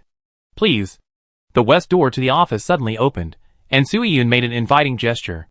As Su Tang approached, she realized it was a tea room. The exquisite tea table and purple clay tea sets were set there. After sitting down face to face, Su Yun began to move with a fluid, flowing air. Young lady, what are your plans for the future? Su Tang was startled. Su Yun's radio host-like voice suddenly echoed in her mind. Was this telepathic communication? Su Tang stared at Su Yun, who seemed to be acting as if nothing had happened, and wondered. The eldest young lady should have heard about the head of the family's disappearance. The elders have held an emergency meeting and unanimously decided to have Master Su Ro assume the position of temporary head. Su Tang observed Su Yun's tightly closed lips, confirming that this was telepathic communication. But who was Su Ro? She didn't know many members of the Su family. She could count them on 2 hands. How could I not know? What did the teacher mean by that? Su Tang asked telepathically. She was confused as to why Su Yun was telling her all this, and why he was communicating through telepathy, making it so mysterious. But Su Tang instinctively knew that he wouldn't harm her. The eldest young lady is still a minor, and minors can't attend family meetings. I'm sure she'd be notified soon. Su Yun's hands were constantly moving, scalding the tea set with boiling water. If Su Ro is temporarily acting as head of the family, do I have to move out of the main house? Su Tang continued to ask telepathically. As a commoner, such grandiose things as family were too far away for her. Su Tang had no idea how a family operated. No, Su Ro is still acting as the head of the family, and you're still the eldest daughter. If the head of the family still hasn't returned after 10 years, Su Ro will become the true head of the family. Only then will you be removed from the direct lineage and required to move out of the main house. Su Tang was silent. She had some understanding of the Federation's population system. 10 years was the maximum period the Federation could keep missing persons. In other words, if someone went missing, or out of contact for 10 years, the Federation would automatically presume them dead and delete their computer file. Have you ever planned for the future, young lady? Su Tang was bewildered. She had planned for Su Yuan to be present in her future. She hadn't even considered how she would live without him. I didn't think about it. I didn't expect this to happen. My condolences, young lady. The head of the family will be blessed by fate, and will surely return safely. But young lady, haven't you considered how you cope with the time the head of the family is away? Well, I don't know. There's no university for energy majors. If I go back to the main house. Thinking carefully, Su Tang felt that life wouldn't be easy in the main house either. Since Su Ro had become the acting head of the family, she would definitely move in. Her immediate family should also be eligible. Even if they weren't, Su Ro, as acting head of the family, had the right to invite them in. Then, the Su family's main house would be bustling with activity. Unfortunately, as an outsider, it would be difficult for her to fit in. She wouldn't feel comfortable staying there, feeling like a guest. Although they both belonged to the Su family, Su Ro and she were completely unrelated. Their only connection was that they both had the surname Su. Miss, have you ever thought about going out and seeing the prosperity of other places? Su Yun continued to suggest with his psychic power. Well, I consider it. Although Su Tang found it strange that Su Yun was being so secretive while chatting with her, she still responded with her psychic power. But going out? Su Tang always wanted to wait until she had a mecha and gained strength before going out. In this world, Su Tang always felt insecure. Public security in the city was generally guaranteed, but the wilderness was very dangerous. Su Tang had learned that killing someone in the wilderness was not a big deal, unless the victim was a powerful and influential figure. If ordinary civilians died in the wilderness, no one would care. It could be said that the wilderness was a safe place for piking. This wasn't a holographic online game. Dying meant death. Although Su Tang had 2 lives thanks to the ice crystal, she wasn't prepared to experience the true feeling of death. It's good to get out and about while you're still young. Yeah. Although Su Tang had a good impression of Su Yun, they were only a teacher and student, so it was impossible for Su Tang to open up to him and share all her concerns. After a moment's silence, Su Yun continued with his mental power. My father once had a good friend. He had a keen business sense and built a successful career at a young age, accumulating a considerable fortune.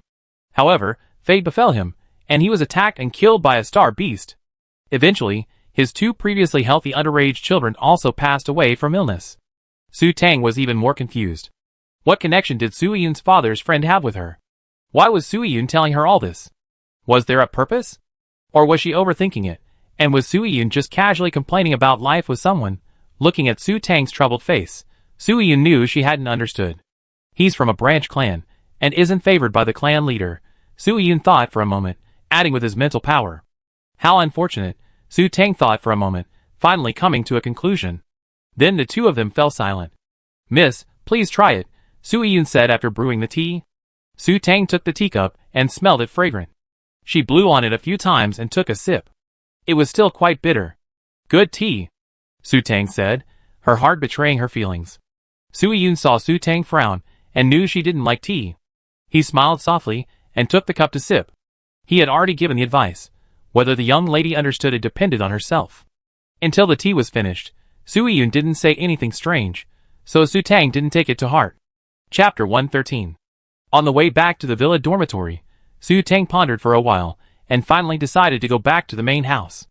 If that Su Ro, acting head of the household, had already moved in, then she'd pack up her things and move out. Hongguang Star has many centralized tourist resorts, which are not only beautiful but also absolutely safe.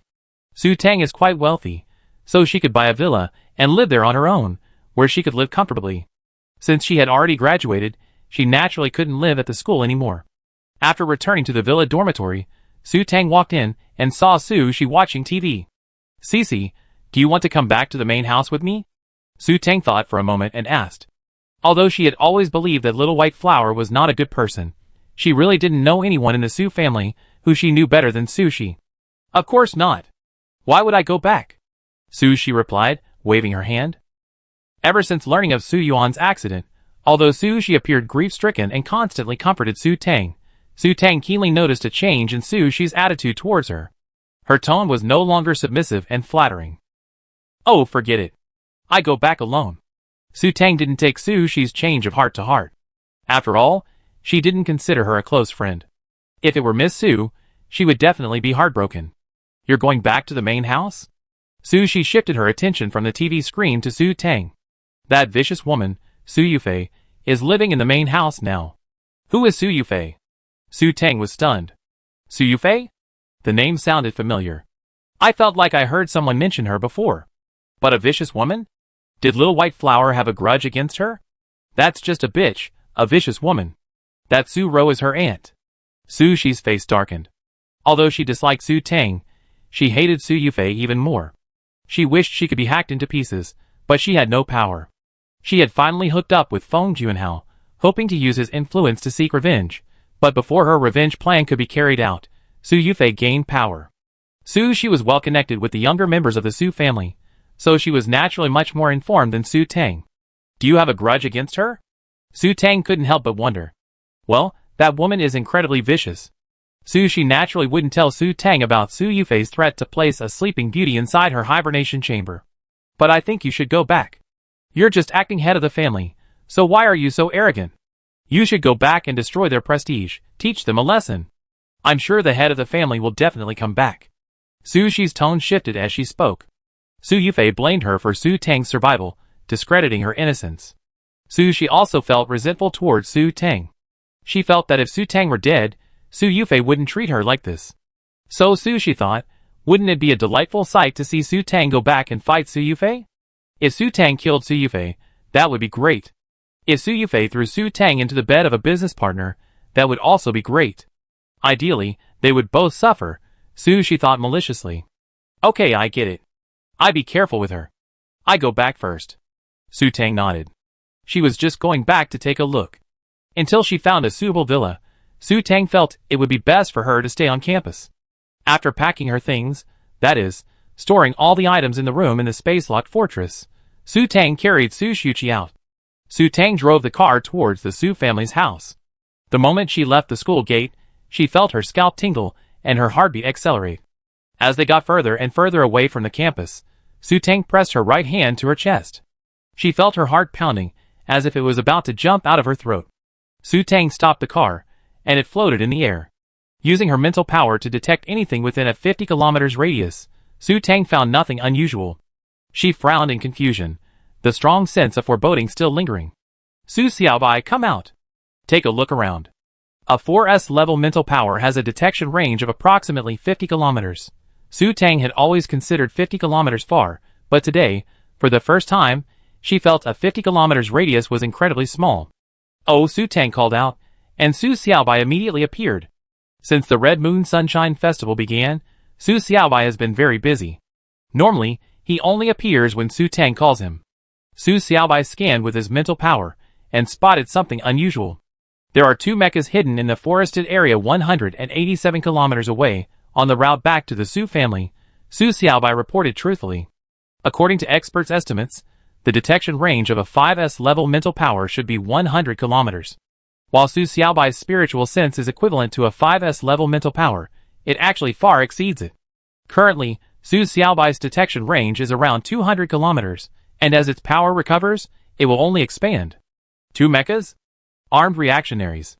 Su Tang's first reaction was that reactionaries had arrived on Hongguang Star. Huh?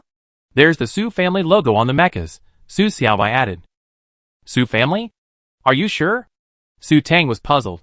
The Su family's guards should include mecha units, right? So were they the Su family's guards? How could I be mistaken?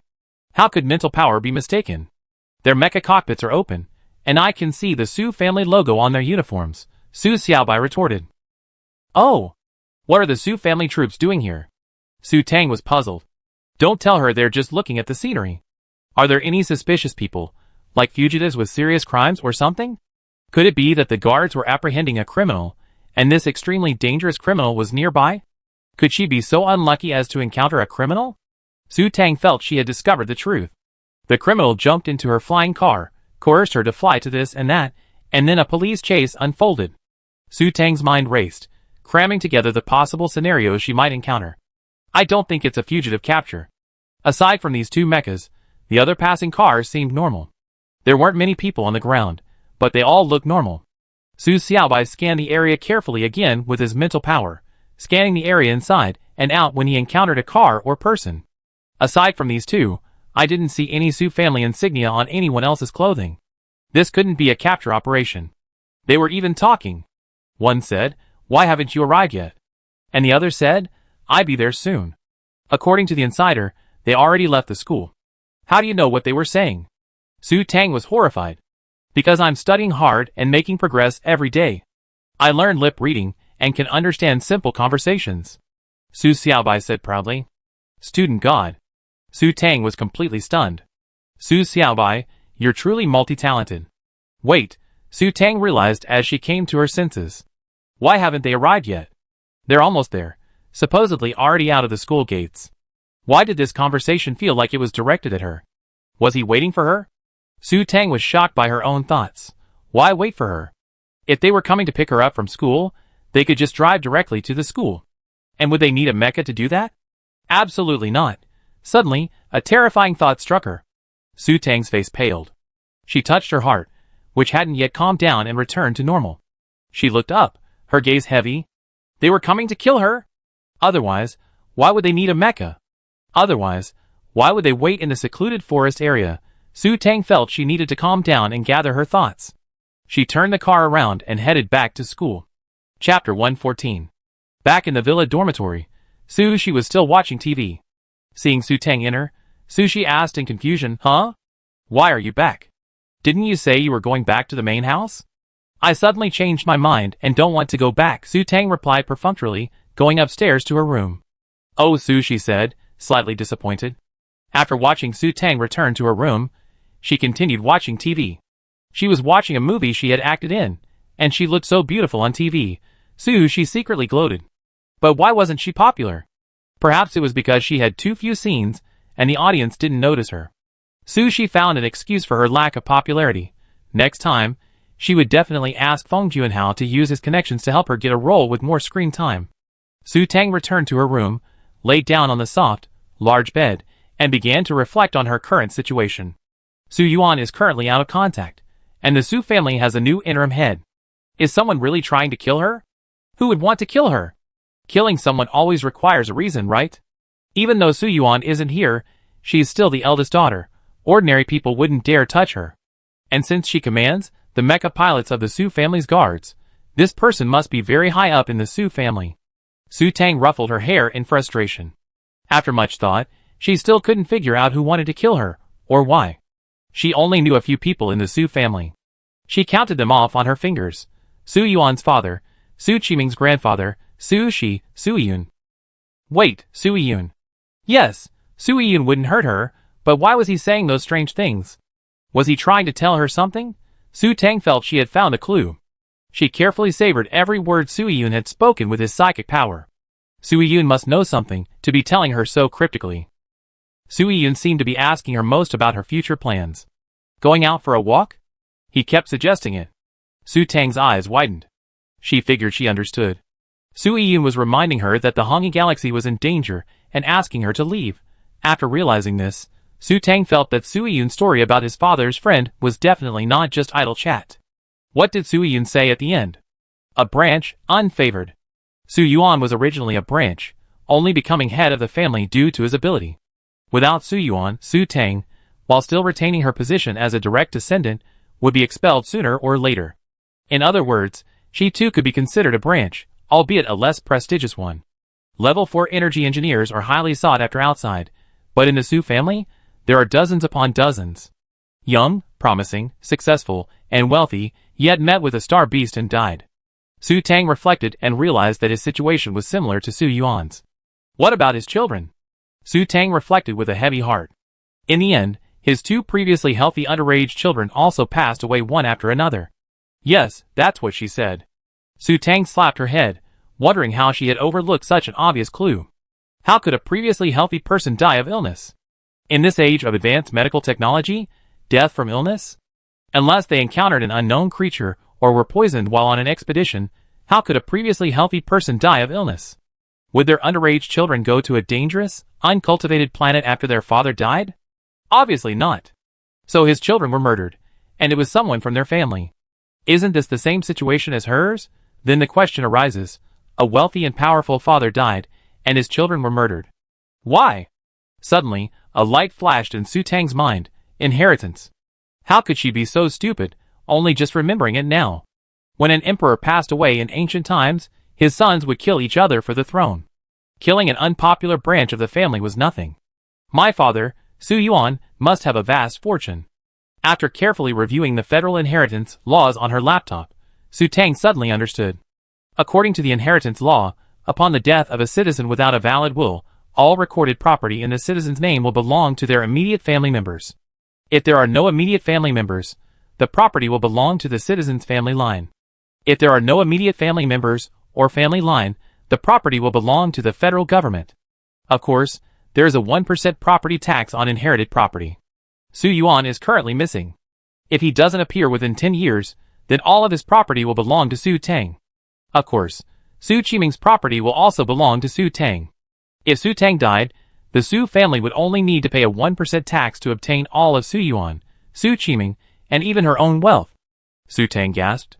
The Su family was killing her. If Su Yuan died, she would definitely marry Yin Zimu.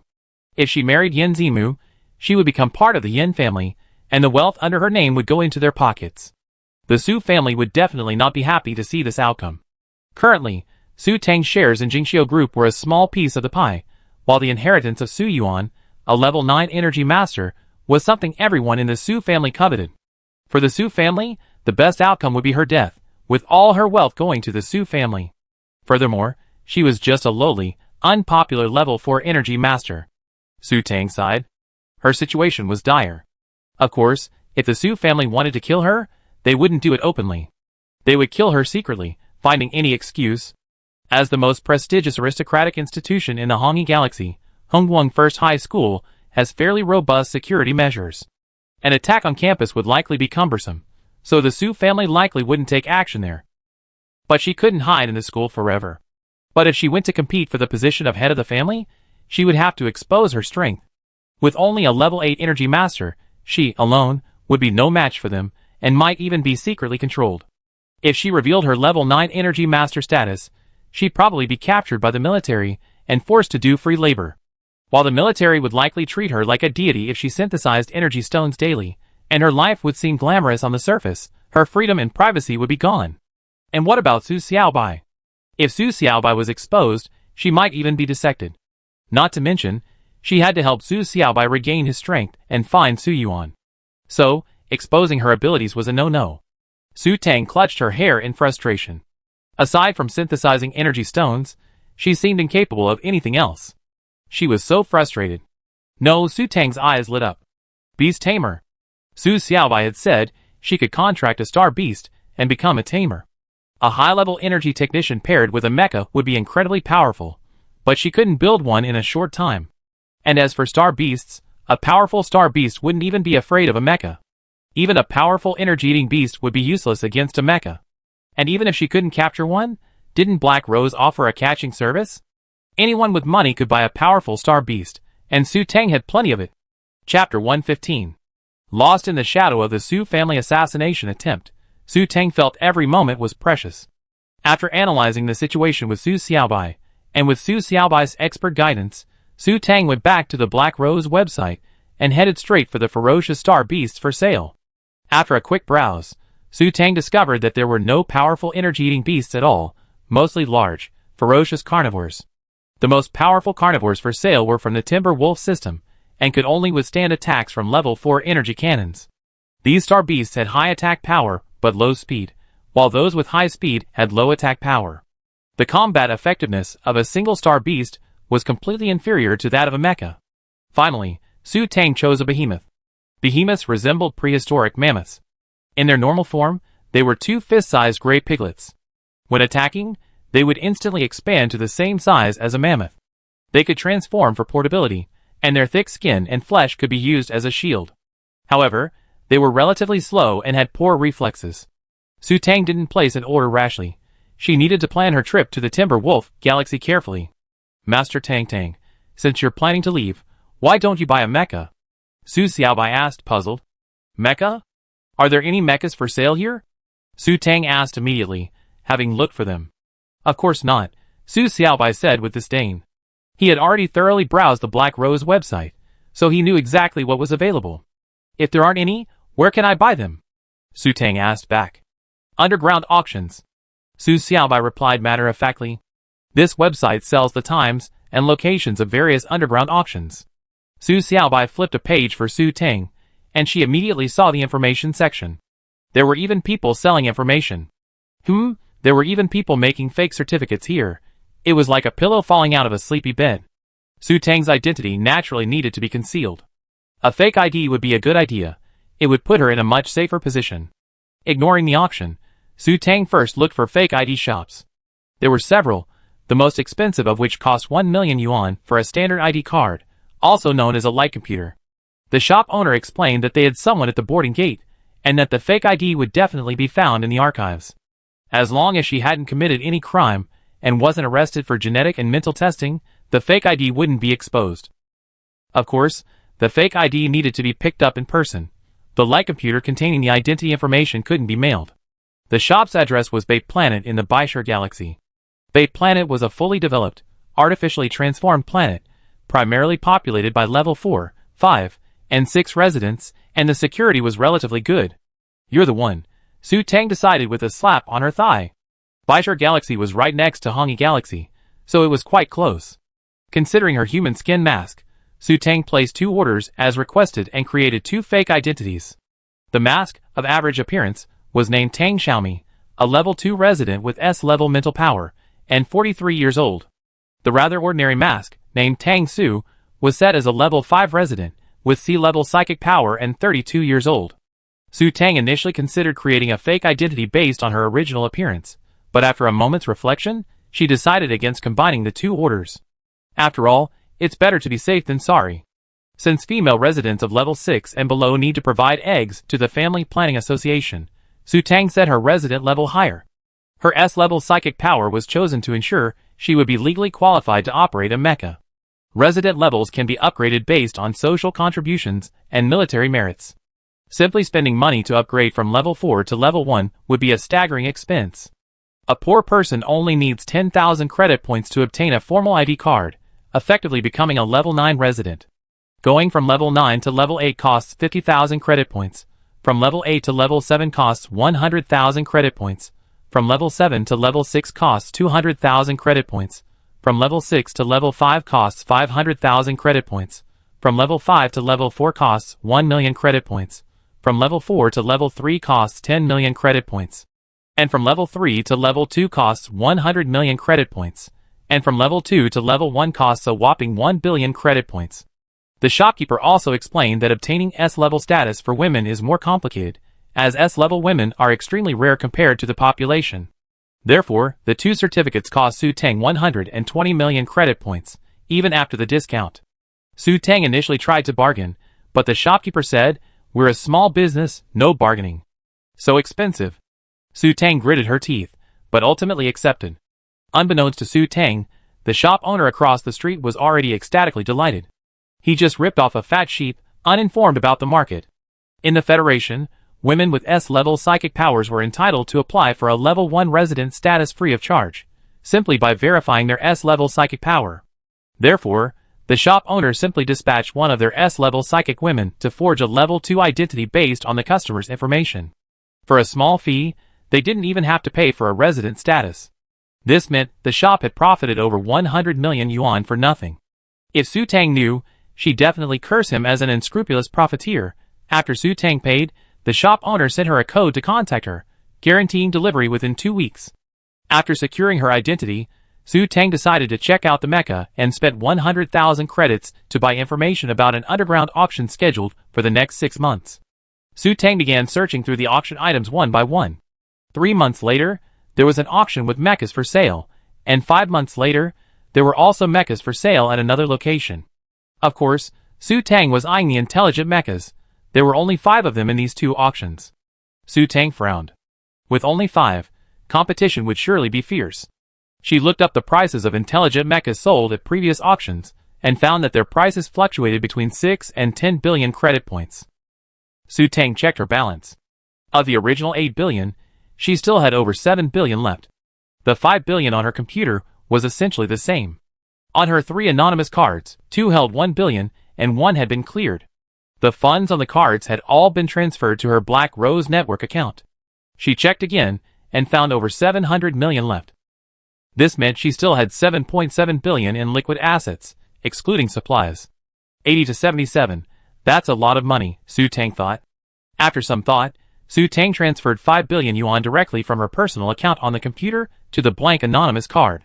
Su Tang's identity might be in use for a while, so a bearer card, like cash, would be more convenient.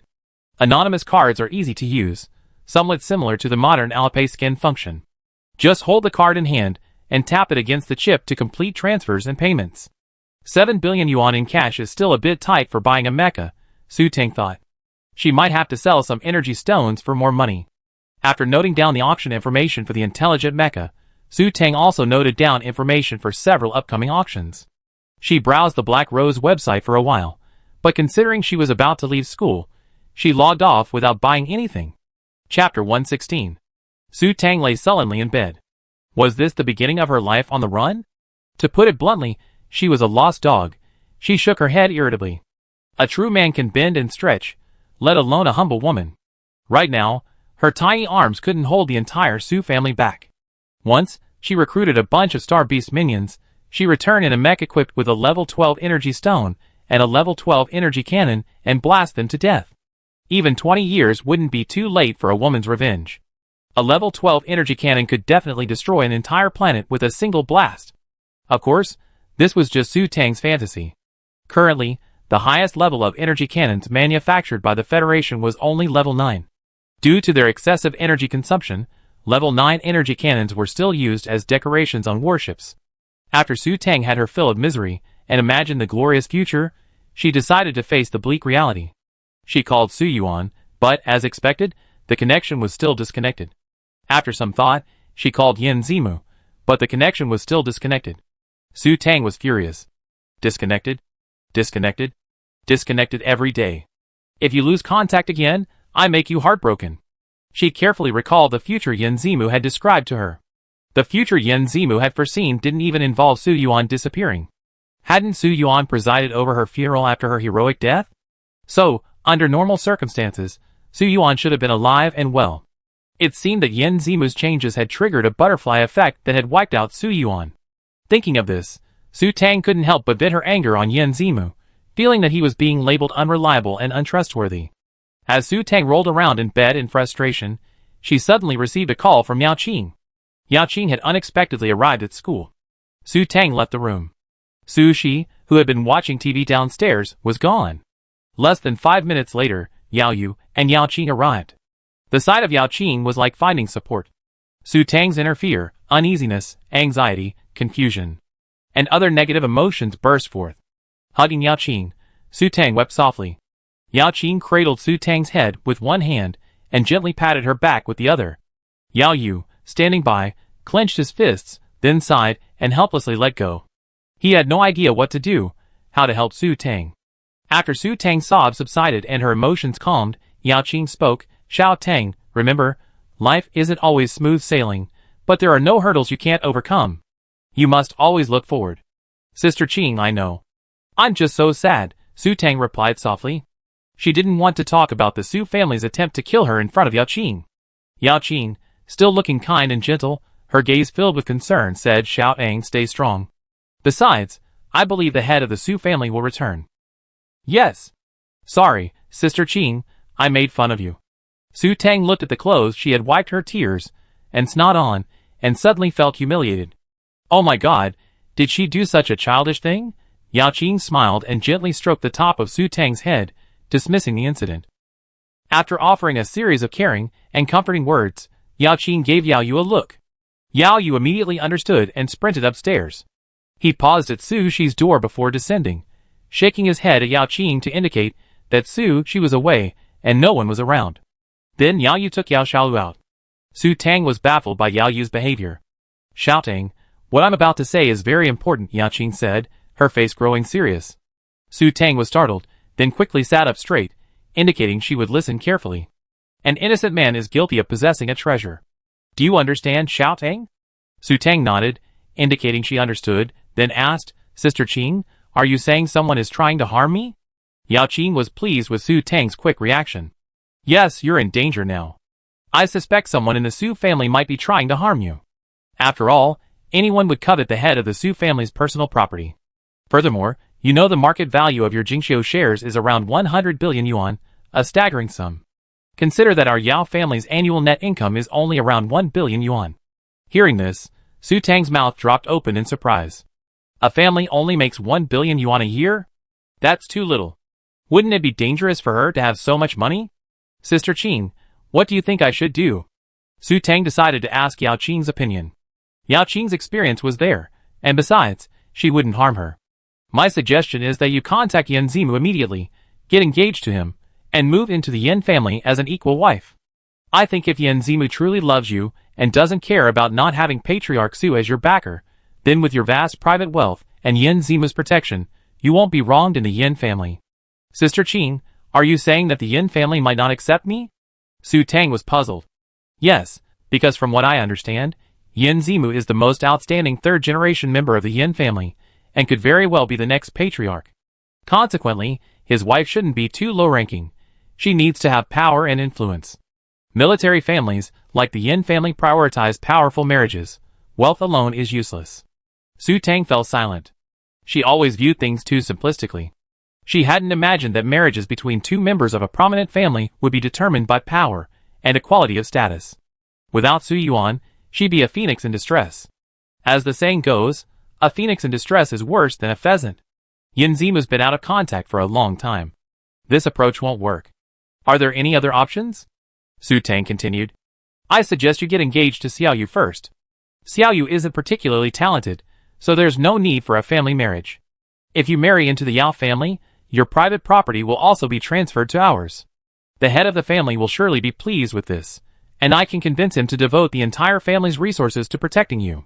Yao Qing sighed and continued with his spiritual power, but then you have no freedom. Unless the head of the Su family returns, you have to stay in the Yao family. The best I can do for you is to marry someone you like in the Yao family. So this is a very bad idea. Su Tang frowned. Yao Qing's words made sense. There are always gains and losses, and to gain the protection of another family, sacrifices are inevitable. I want to go out and explore on my own, Su Tang said, expressing her plans. Yao Qing was stunned and frowned. Shouting, it's dangerous out there. You know, many planets have few women. Without the protection of the Family Planning Association, a beautiful woman without support is very dangerous. I know. I have a plan. Don't worry, Sister Qing. Su Tang smiled, gesturing for Yao Qing to relax. Since Su Tang had said so, Yao Qing couldn't say much. Seeing Su Tang's determined expression, Yao Qing suddenly smiled. Young eagles always go through hardships before they can soar freely in the sky. Xiao Tang, I believe you can achieve something great. Yes. Su Tang nodded, her eyes firm. Chapter 117. Xiao Tang, Yao Qing suddenly said. Su Tang was stunned. This was a confidential matter, so these things were irrelevant. My father. Yao Qing hesitated, finally sighing, leaving the next words unsaid. Sister Qing, Just tell me what you have to say. Su Tang's heart skipped a beat. Seeing Yao Qing so embarrassed, what could it be? My father wants to buy out your shares in Jingxiu for 50 billion. Yao Qing awkwardly stated her father's intention, or, more accurately, the entire family's intention. In her opinion, this was a shameful act of taking advantage of someone's misfortune. Since my uncle wants it, I just sell it to him. Su Tang made a decision after a brief thought. These shares were useless to her anyway. Su Tang's identity would soon be invalid, and she wouldn't receive her annual dividends for the time being. If she died, all these would go to the Su family for nothing. Furthermore, she needed the money to buy a mecha, and selling high-level energy stones seemed unsafe. Xiao Tang, I'm so sorry. Yao Qing's face was filled with shame. It's okay, Sister Qing, don't worry about it. I could never spend all this money in my lifetime anyway.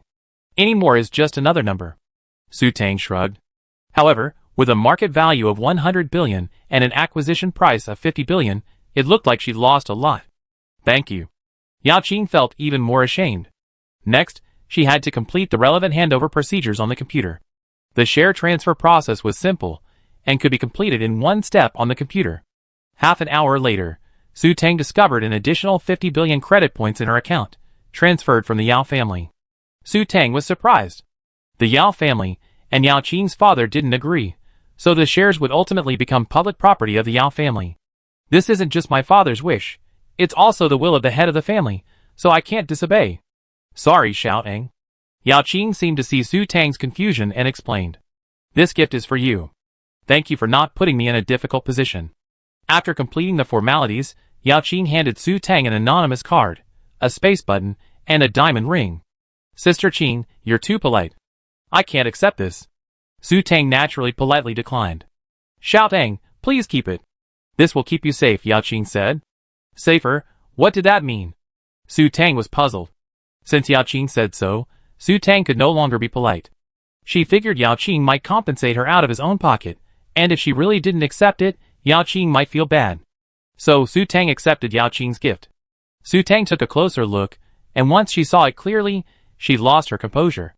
This was a special space ring, and inside it was a small starship, though of course, it wasn't equipped with weapons yet.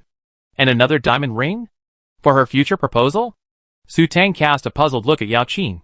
Feel it with your hand, Yao Qing spoke again, using her mental power. Su Tang was puzzled, and confidentiality mode had been activated again. What was this secret? Su Tang touched the ring's top diamond, estimated to be around 1 carat. The touch of the diamond shocked her. This was a space. Even more shocking was what was inside. Within the 2 cubic meter rectangular space lay a dozen or so energy guns. And even a small energy cannon. This was contraband.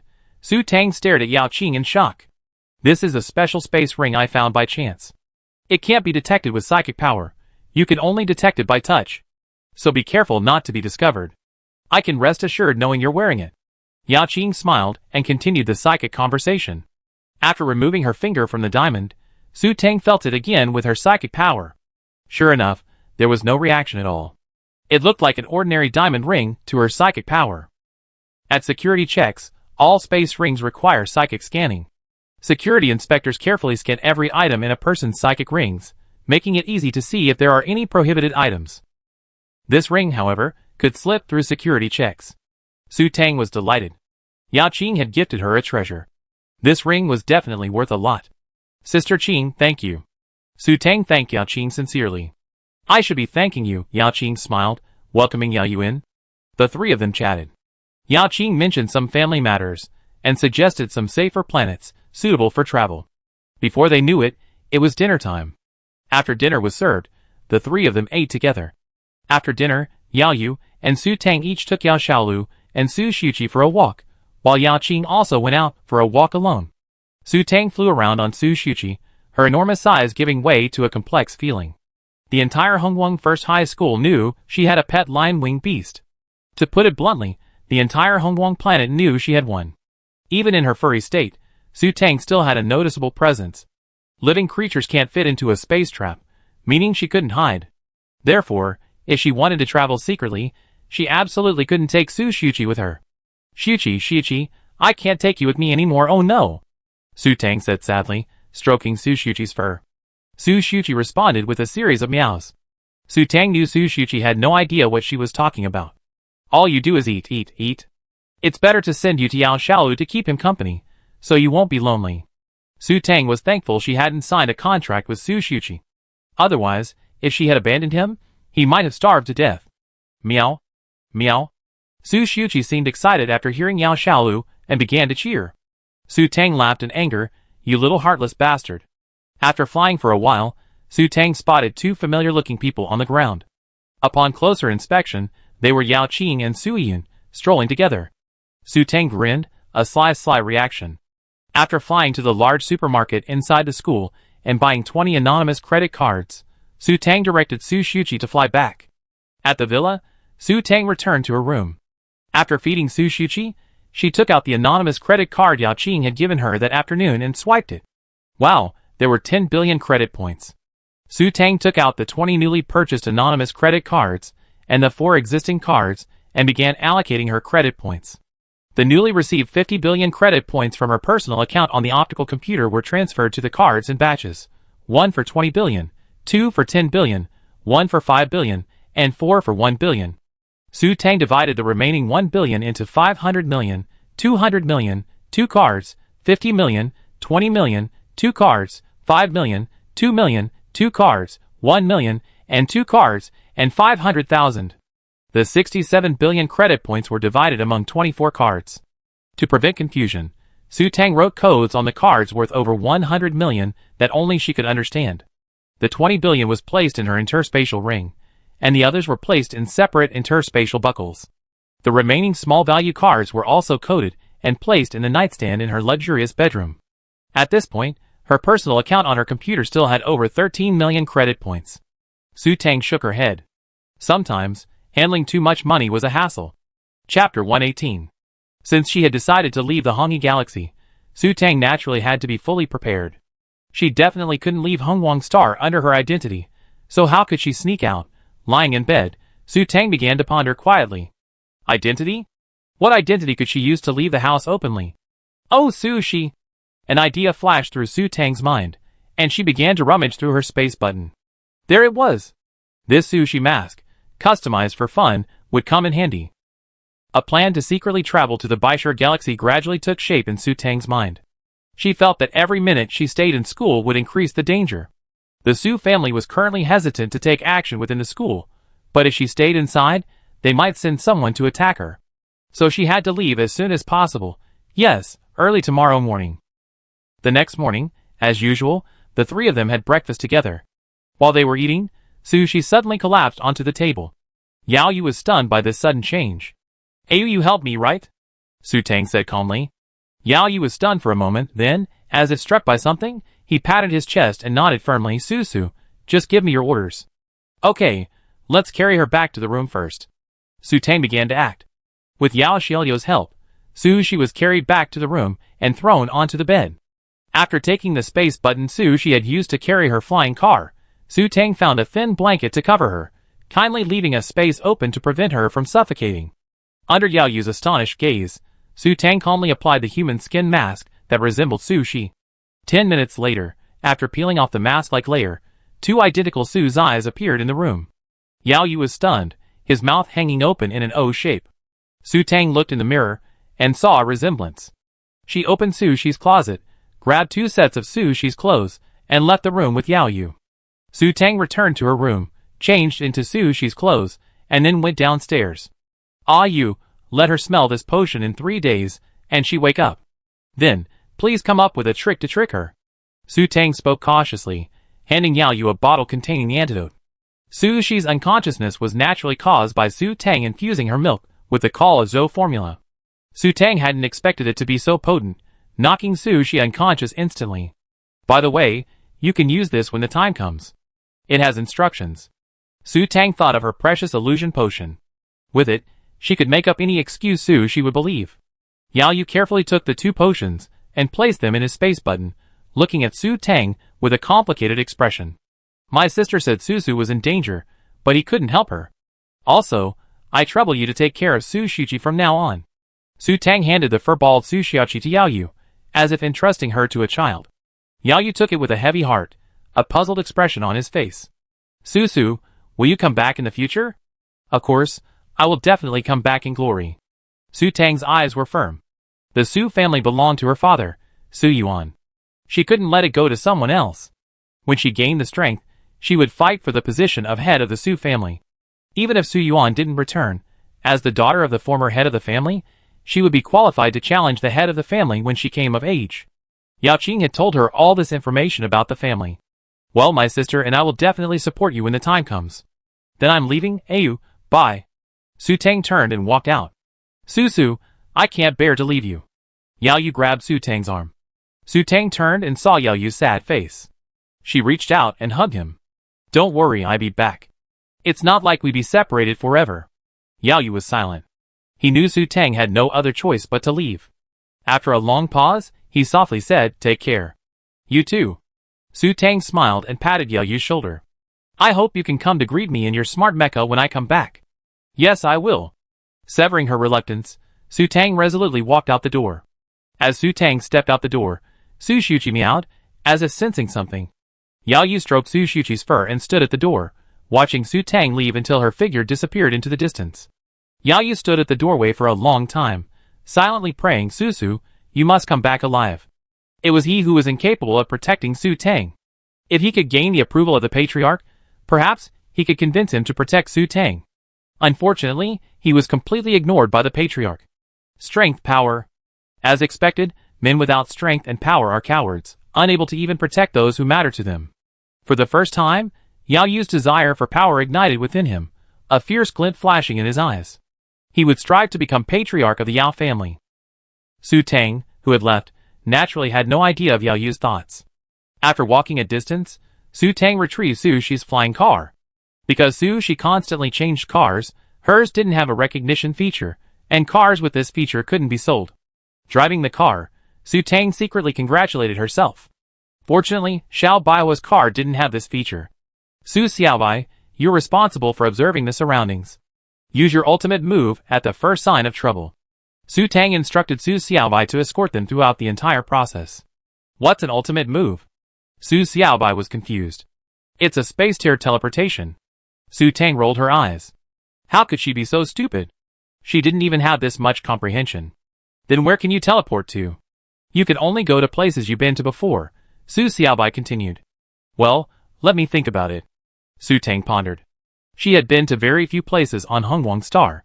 Either the school, the Su family residence, or the Hongguang Third People's Hospital at best. She definitely couldn't go to the city center where they had a date. As for further afield, the farthest she'd been was Tianchu Star in the Tianyan Galaxy. Can we go to Tianchu Star? Of course not. It's so far away. I have to wait until I recovered at least half my strength. Su Xiaobai immediately denied it. Okay, if anything happens, let's teleport directly to the forested area we passed on our way to the hospital. Got it? Su Tang found a relatively secluded, uncrowded spot. Got it. Well, now protect the Emperor well. Everything depends on you. Su Tang's tone was heavy. Sure enough, Su Xiaobai still had to step up in critical moments. Su Xiaobai was the most reliable. Yes, I ensure the mission is completed. Everything is normal at the moment. Su Xiaobai seemed particularly excited at being entrusted with this important task. Where did Su Tang get so excited? They were running for their lives. Chapter 119. Su Tang arrived at the nearest ground-based space station after a smooth, uneventful journey. Using her mental power, she spotted scalpers. Scalpers exist in this interstellar age, their primary function being to help those with special identities, who cannot use their personal computers to purchase tickets smuggled across the spaceship. Generally, there's no ticket check required after boarding the spaceship. Unless one is extremely unlucky, someone using someone else's identity to board the ship will not be caught. As for how Su Tang was able to find the scalpers, that was, of course, Su Xiaobai's suggestion. How did Su Xiaobai know? It was naturally thanks to the Almighty Black Rose website, where one can find the contact codes for all kinds of illegal and criminal activities. Each scalper bears a unique symbol, making it completely invisible to the average person. After exchanging codes with the scalper and successfully purchasing a ticket for the next ferry, Su Tang found a seat and waited patiently.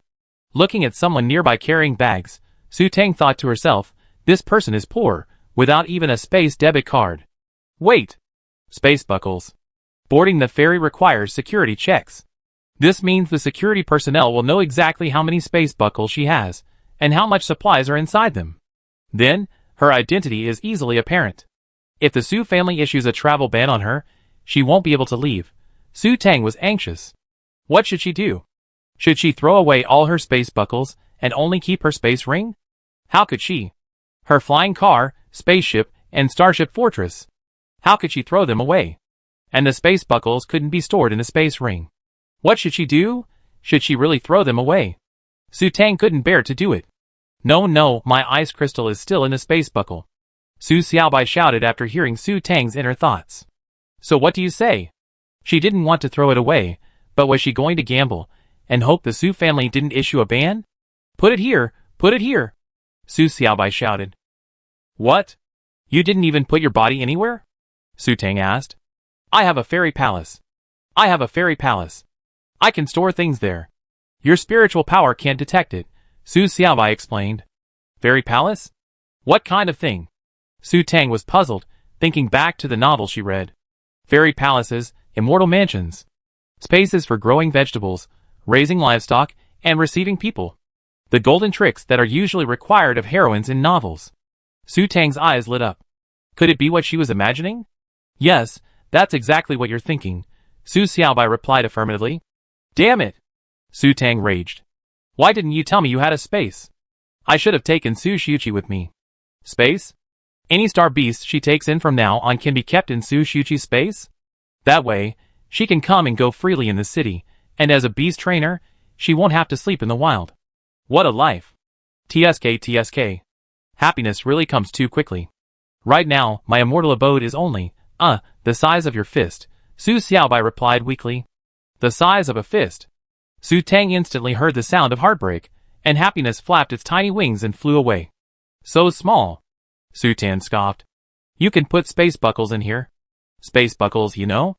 I can put tons of space buckles in here. My immortal abode is practically infinite. Humph! Su Xiaobai retorted. I know. Su Tang said, as she took out a blank space buckle from the fortress. The blank space buckle was connected to the space buckle of the special fortress. Su Tang took out some clothes, nutrient solution and other daily necessities from the fortress and transferred them into the space buckle. By the way, she took out anonymous cards worth 500,000 and 1 million and put them in. Then she attached this space button to the computer and removed all the other space buttons. Wait, a computer. She made another mistake. She quickly removed the space button and found a blank computer from among the others, one without any personal information, and placed the Su Tang computer in her hand. She attached the cover space button to the new computer and held the others in her hand. Okay, put all these in your immortal abode. In an instant, all the space buttons in Su Tang's hand vanished, like magic. Although I didn't have a universal large space, this one looked good, Su Tang thought. She touched the ring on her finger and said, put this one in too. This one won't do. This is a mustard seed space cultivated by cultivators. I'm not capable of storing it at the moment, Su Xiaobai said, startlingly. You mean cultivators? There are cultivators in this world? Su Tang was astonished. Maybe, but there's no spiritual energy here, so there definitely aren't any local cultivators. It's probably just a passing powerful person practicing for fun, Su Xiaobai explained. According to his ancestral heritage, there are indeed a few eccentric individuals in the immortal and god realms who can't sit still and prefer to wander around. Oh! Indeed, Su Xiaobai isn't the only powerful being capable of traversing realms, so it's not surprising to find something not of this world here. Su Tang thought for a moment and put the ring aside. As long as she was careful, she wouldn't be noticed. After all, diamonds aren't rare in this world. A 1-carat diamond ring like this only costs a little over 100,000 credits. The truly wealthy wouldn't bother with diamonds. After waiting for over 3 hours, the station finally remembered the notice for passengers to board. Su Tang stood in the long line, ticket in hand. The boarding gate resembled a modern high-speed rail automatic ticket gate. Simply insert your ticket or tap on the light computer to enter the station. Su Tang passed through the ticket gate smoothly. In front of the ferry's main hall, people continued to line up in an orderly fashion. Those without space barriers lined the left side, while those with them lined the right side, undergoing security checks in turn. Security checks on the right side were conducted in 2 small, specially designed rooms. While the entire ferry was equipped with SS mine blockers, this small room was unaffected by them, allowing for unrestricted use of mine detection. Security checkpoints were divided into male and female sections, with the female section naturally staffed by female security personnel. As Su Tang entered the room, a security officer stared at her. She immediately felt a surge of B-level mental energy sweep over her, then rested on the space barrier on her computer. After a few seconds, the officer waved his hand, signaling her to leave. After exiting through another door, Su Tang entered the passenger hall. A ferry trip to the space station typically takes less than an hour, so there were no private rooms on the ferry, only a hall with rows of seats, though there were also luxury private rooms. Scalpers usually sell tickets for the main hall, and there are no seating restrictions on the ferry. Su Tang found a seat at random and sat down. She had taken the military ferry to Tianqiuxing, and when she returned with Su Yuan, she had naturally taken a private ferry. This was Su Tang's first time on a public ferry, and she felt a bit curious. Su Tang looked around curiously. The ferry hall was spacious and bright, like an indoor space, but the ceiling was made of a special transparent material, allowing her to see the sky. Chapter 120. Gradually, the hall filled up. Finally, after half the seats were occupied, the announcement came that the ferry was about to take off. Su Tang fastened her seatbelt as instructed.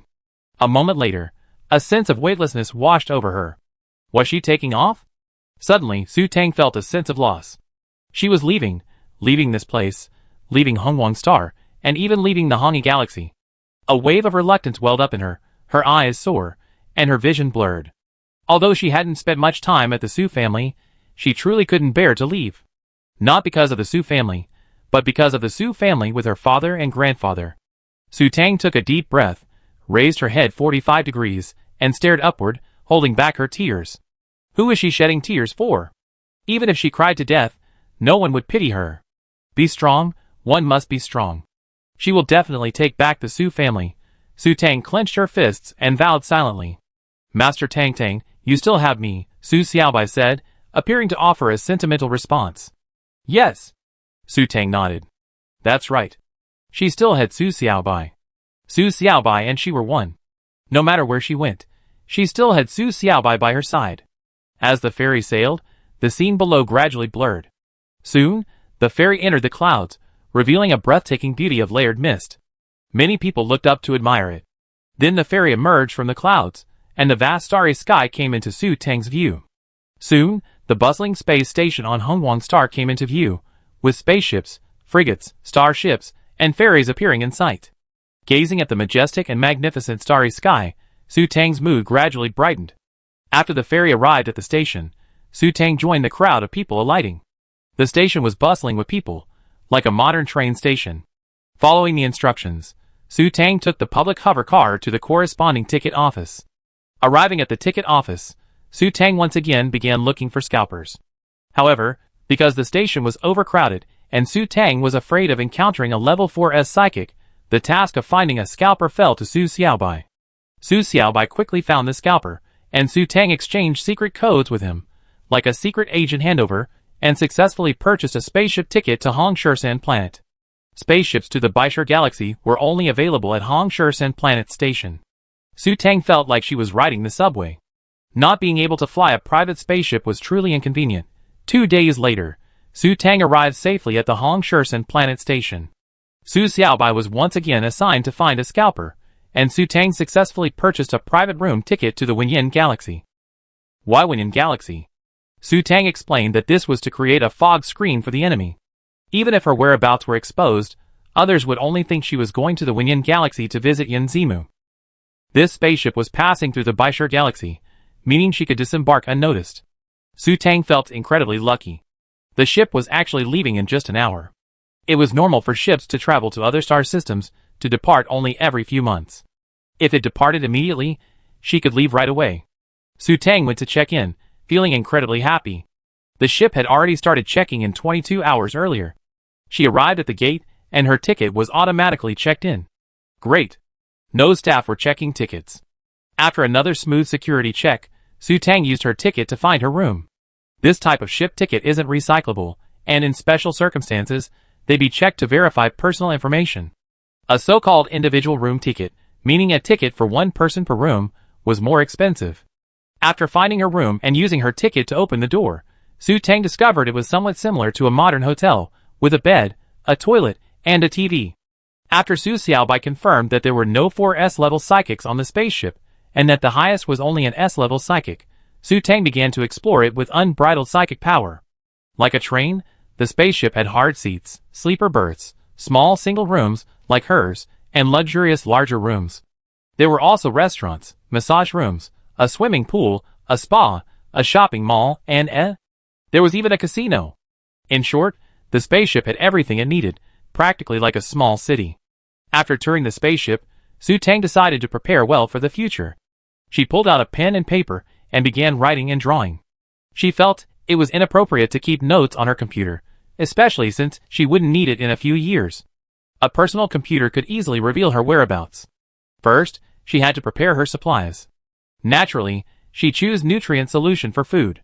1 bottle of the highest grade nutrient solution could last for 3 days without food, water, poop, or pee. It was too environmentally friendly. Using a computer-like device in her room to access the star network, Su Tang discovered that this nutrient solution had a shelf life of up to 5 years. Great! Su Tang wrote down 1. By 5 years of the highest grade nutrient solution, which would be 608 bottles. After some thought, Su Tang crossed out 608 and wrote 800 instead, erring on the side of caution. Of course, she couldn't just drink the nutrient solution. She needed to buy some drinks, water, and food. Once she got her new identity, she stocked up.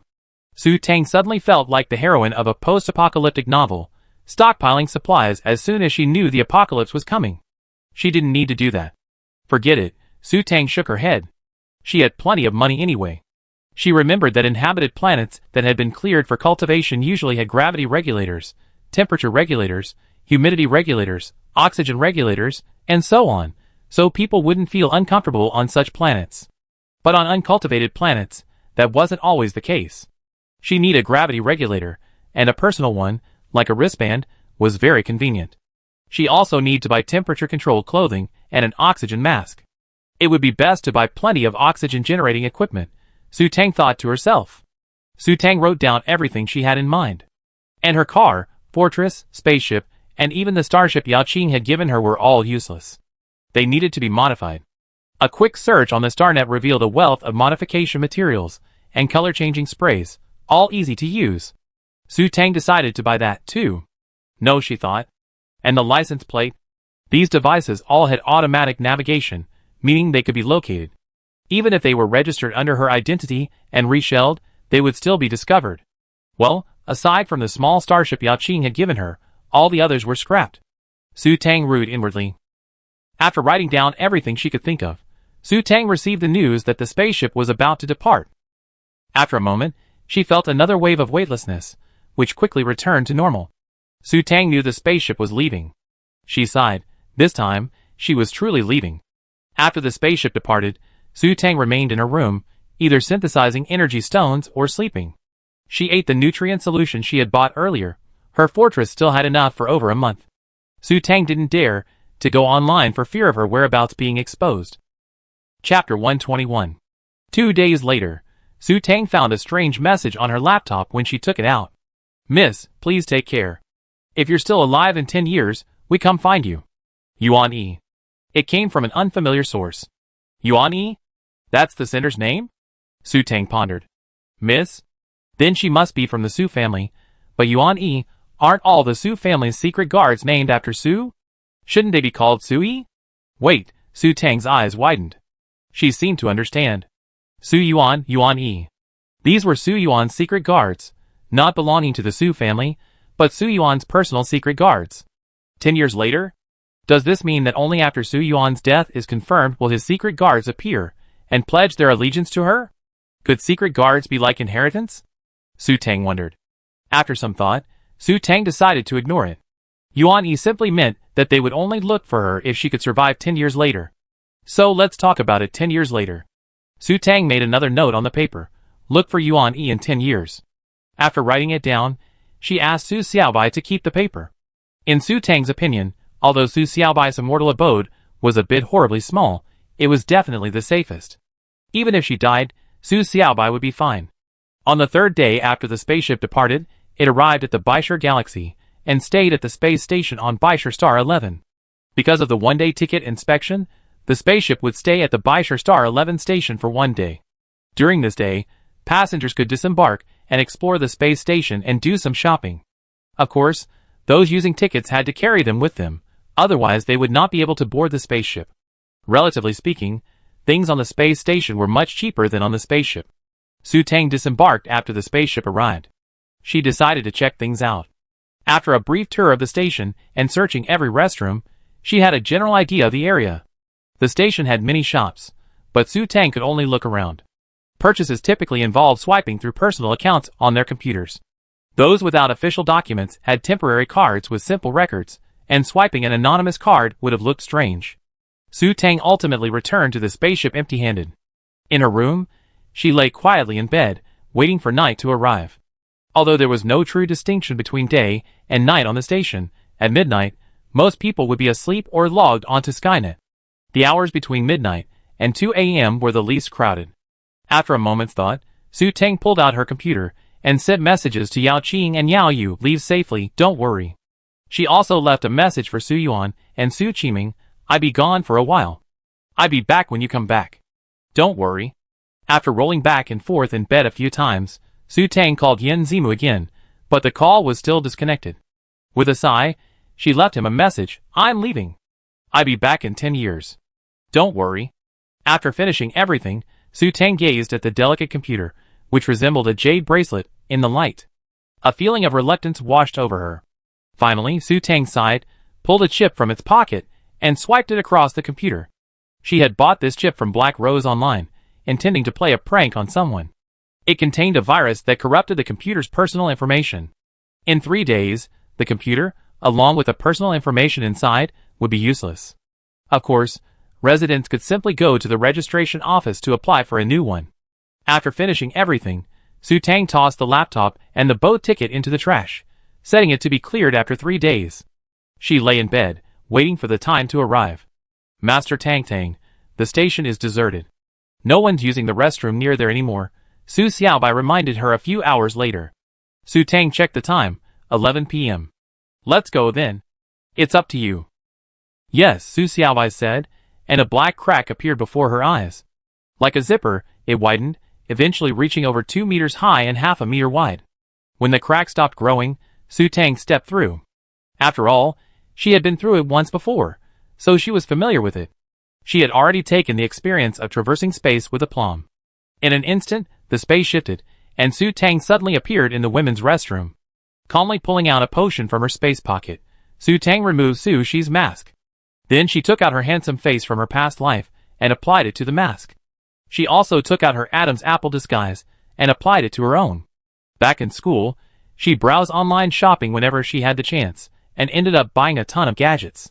Simple disguises like these are readily available on regular shopping websites.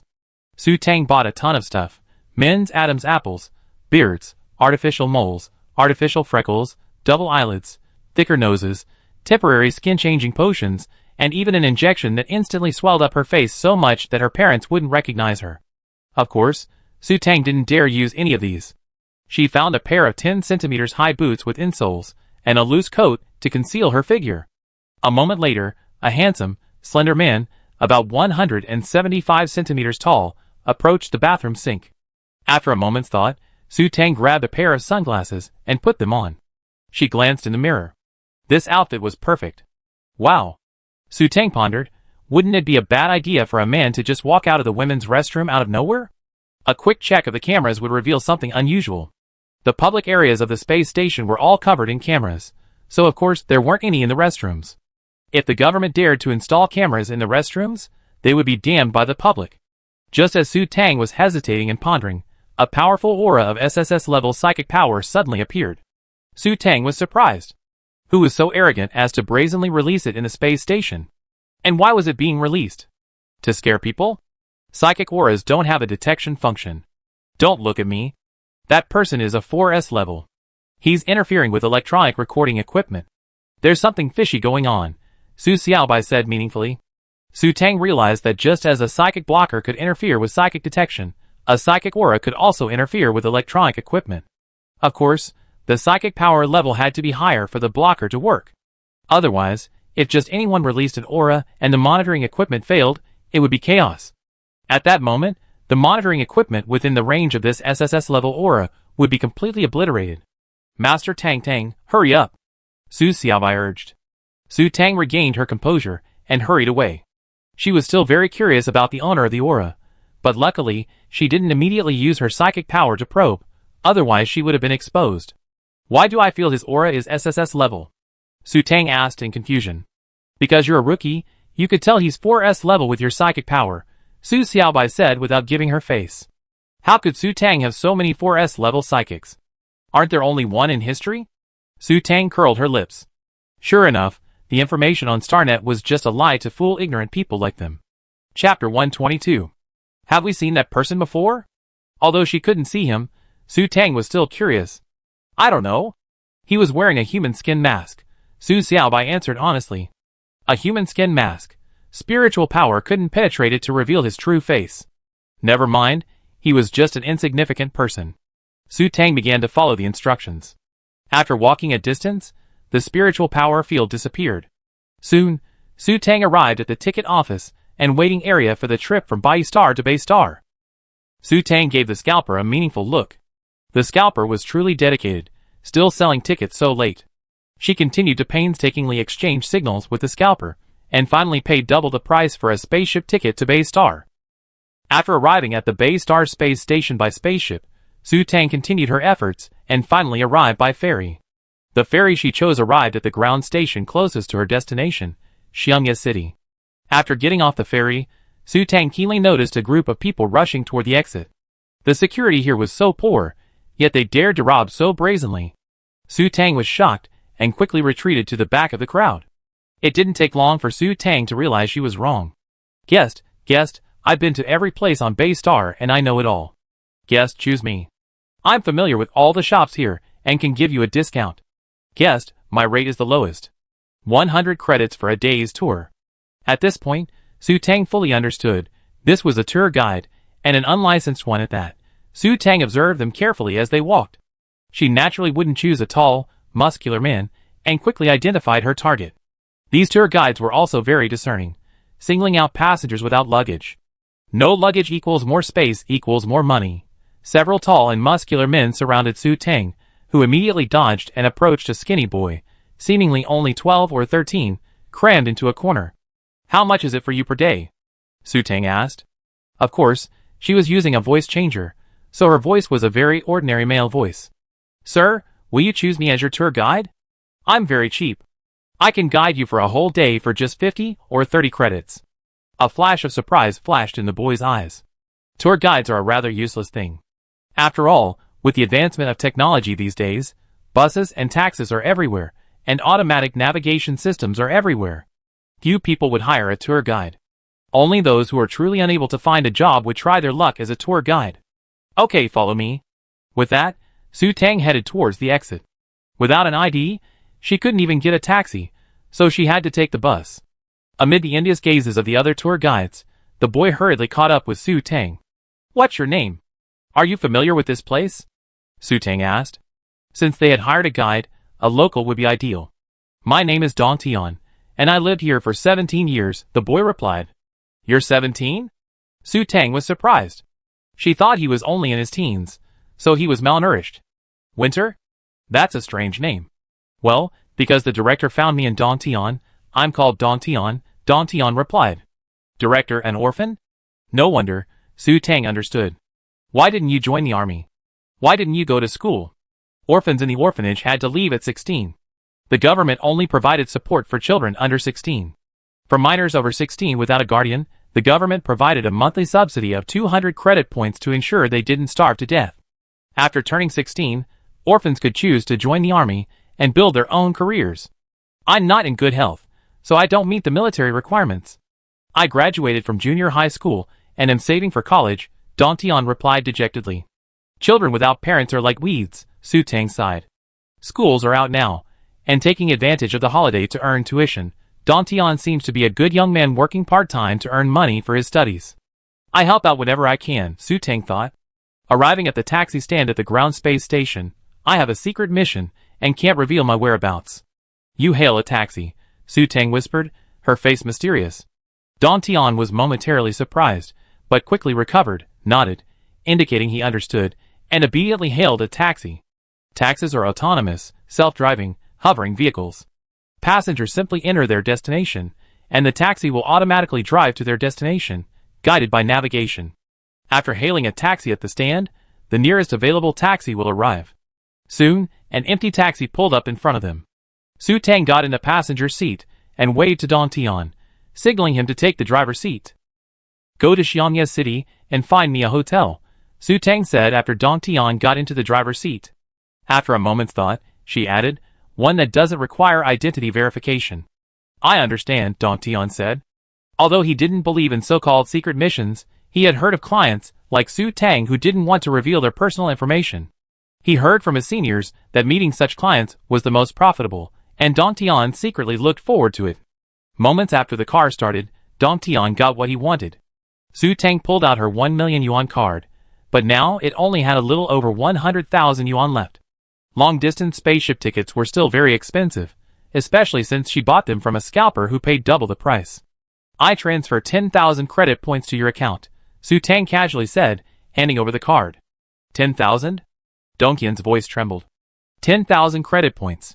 He worked hard for 7 years to save up enough to get a Class 9 resident ID card, and this customer was going to spend 10,000 right away. "Oh my! You think it's too little?" Su Tang frowned unhappily. She'd done some research before leaving. Even though she spent millions, the prices in ordinary cities here were comparable to modern times. 10,000 credit points was a good sum for the average person.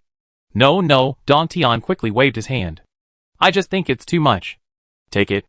I'm not hiring you for just one day. You have to run errands for me for days," Su Tang said. So he thought it was too much. It seemed the young man had a kind heart. Thank you, customer. I never forget your kindness." Don Tian thanked him excitedly. With these 10,000 credit points, he had 2 semesters' tuition covered. Su Tang felt ashamed after hearing Don Tian's words. Just 10,000 credits was considered a great favor. It felt so cheap. After leaving the space station, Su Tang noticed 3 yellow moons in the night sky of Bay Star, 1 large and 2 small. "It's winter on Bay Star now. Winter lasts for 8 months, and there's no daylight during the winter," Don Tian explained. "Guest, the wilderness on Bay Star is very cold. If your vehicle breaks down, and you don't get help in time, you could easily freeze to death.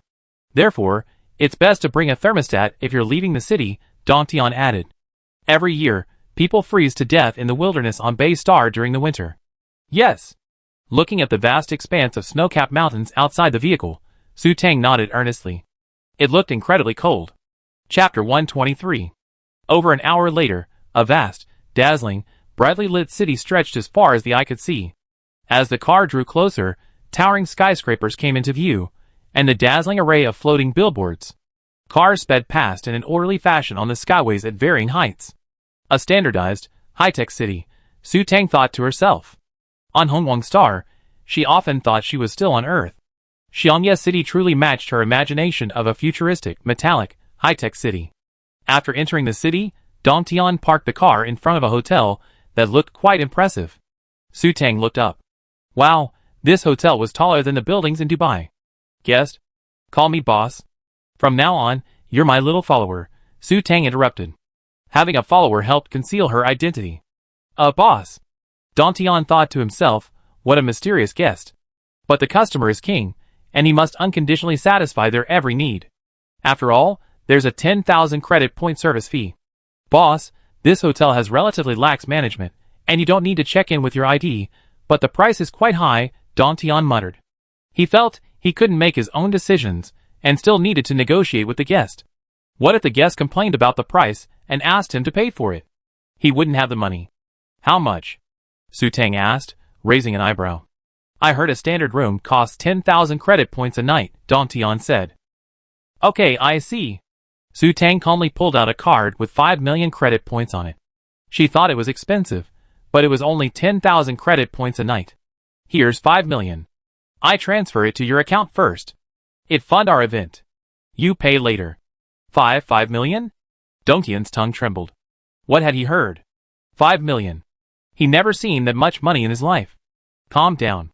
Mind your appearance. I'm a rich man, your boss," Su Tang reminded him. "Yes, boss." Don Tian calmed his excitement, took the card, and deposited it into another personal account. He thought, guest money and my own money should be kept separate. Let's go! Su Tang strode into the hotel. Yes, boss. Don Tian followed with his head held high. At the front desk, little Dongzi, book me a presidential deluxe room, Su Tang said proudly, pointing to the room, which was priced at 100,000 yuan a night. Book it for 10 days first. Okay, you can stay in a standard room. Yes, boss, Don Tian replied with feigned composure. He felt like he was going to collapse. 100,000 yuan a night for 10 days. 1 million yuan was enough for him to live on forever, and just like that, gone. Don Tian's heart was filled with tears as he completed the paperwork and checked in. He was staying in a room that cost 10,000 yuan a night. He really wanted to negotiate with the guest and just give him 10,000 yuan to arrange his own accommodation. The receptionist frowned when she saw Don Tian's level 9 resident status. But once Don Tian swiped the bill and paid for 10 days, which meant 1.1 million credit points, her eyes lit up, and she began flirting with Su Tang. Su Tang shook off the goosebumps and hurried with Don Tian to the room. She was no lesbian. Because she hadn't registered her personal information, Su Tang used a room card. After entering the room, Su Tang was startled. Don Tian was still following her. You should buy some nice clothes. Of course, the money will be deducted from your allowance. She calculated the time, and it had only been a little over 10 days since she placed the order. Her fake ID might not have been ready yet. Come back tomorrow morning at 8 a.m. Don Tian was stunned, his eyes becoming complicated. After a moment's hesitation, he said, Boss, aren't you afraid I run away with the money? Su Tang was taken aback by the question. She hadn't really thought about it. Hee, if you run away with the money, hee. Su Tang gave a sinister smile, threatening her. In reality, if Don Tian really took her money and ran away, she wouldn't be able to stop him. Don Tian swallowed. This customer looked so mysterious, he must be involved in the underworld. If he dared to run away, he would definitely die miserably, Don Tian thought to himself. Boss, how much clothes can I buy? Don Tian asked cautiously after a moment's thought. I give you 10,000 yuan to use freely. Take care of yourself. Don't worry, I definitely be rewarded by you when I leave. Su Tang promised Don Tian a sweet promise. Thank you, boss. Don Tian bowed respectfully to Su Tang and turned to leave. Su Tang entered the room thoughtfully. Was she being too relaxed? As the saying goes, wealth shouldn't be flaunted. If Don Tian showed any ill intentions and sent someone to rob her, she'd be in danger. One shouldn't harbor any intentions to harm others, but one must always be on guard against them. Su Xiaobai, keep an eye on him. Su Tang retrieved an ice crystal from her space lock and placed it on the windowsill. Oh! Su Xiaobai seemed uninterested in absorbing the moonlight. This yellow moonlight wasn't enough to fill her stomach. Afterward, Su Tang used the room's computer to access the star network. These days, drinking nutrient solution every day was killing her, and she needed to find some delicious food to comfort herself. The next day, Su Xiaobai reported Don Tian's whereabouts to Su Tang. The young man hadn't gone shopping for clothes, opting instead to rent them. After renting a few well-fitting outfits, Don Tian returned to the hotel and spent the entire night on the Sky Network. Rooms in such a high-end hotel naturally come with nutrient tanks. For someone like Don Tian, who might never be able to afford one, accessing Skynet was like a dream. Having just earned 10,000 credits, Don Tian overlooked the extravagant 2 credits per hour charge. What a thrifty young man. Being able to access Skynet means his mental power has reached sea level, and his aptitude is decent. So far, he seems quite an honest child. Su Tang secretly commented on Don Tian. Don Tian appeared at Su Tang's door on time and entered the room. Su Tang instructed Don Tian to use his computer to buy a large number of daily necessities and nutrient solution batches at a nearby mall, and also to order a large number of gourmet foods from various hotels in the area. Of course, all of them were delivered. The preservation technology here is quite advanced. Even the food prepared by the hotels can stay fresh for about a month in special containers. Don Tian watched Su Tang's shopping spree with a pained look on his face. In the end, the event budget was down by 3 million, leaving only about 890,000. For the next 5 days, Su Tang stayed in her room, packing and synthesizing energy stones. After all the items arrived, Su Tang began to organize her space buckles. She moved all the items from her luxurious fortress that didn't clearly identify her into the small starship Yao Qing had given her. Naturally, her Energy Master badge and other items were all stored in the luxurious fortress.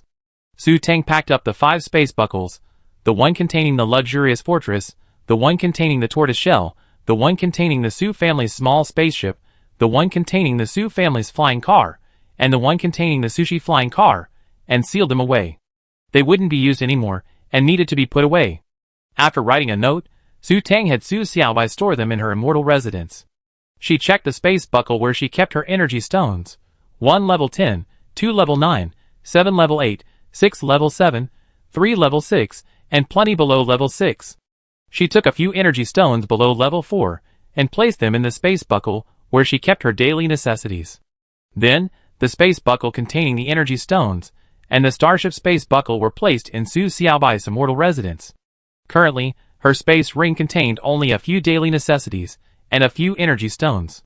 Her contraband and most of her supplies were on the starship. Su Tang hadn't touched the contents of her space ring yet. She needed to find an uncultivated planet to practice her marksmanship, Su Tang thought to herself. Chapter 124. That morning, at 8 o'clock, Don Tian appeared at Su Tang's door. "Let's go!" Su Tang walked out of the room, pulled out his sunglasses, and put them on. He was still wearing his black windbreaker and short black hair, with a wig, looking like a handsome young man. Don Tian looked at Su Tang with a conflicted expression. Wearing sunglasses during the day was a sign of individuality, but wearing them at night was foolishness. There was no daylight in the winter on Bay Star, so wearing sunglasses would be too obvious. "Boss, how about we not wear sunglasses?" Don Tian said hesitantly. "Huh?" Su Tang was puzzled. She scanned the area with her mental power.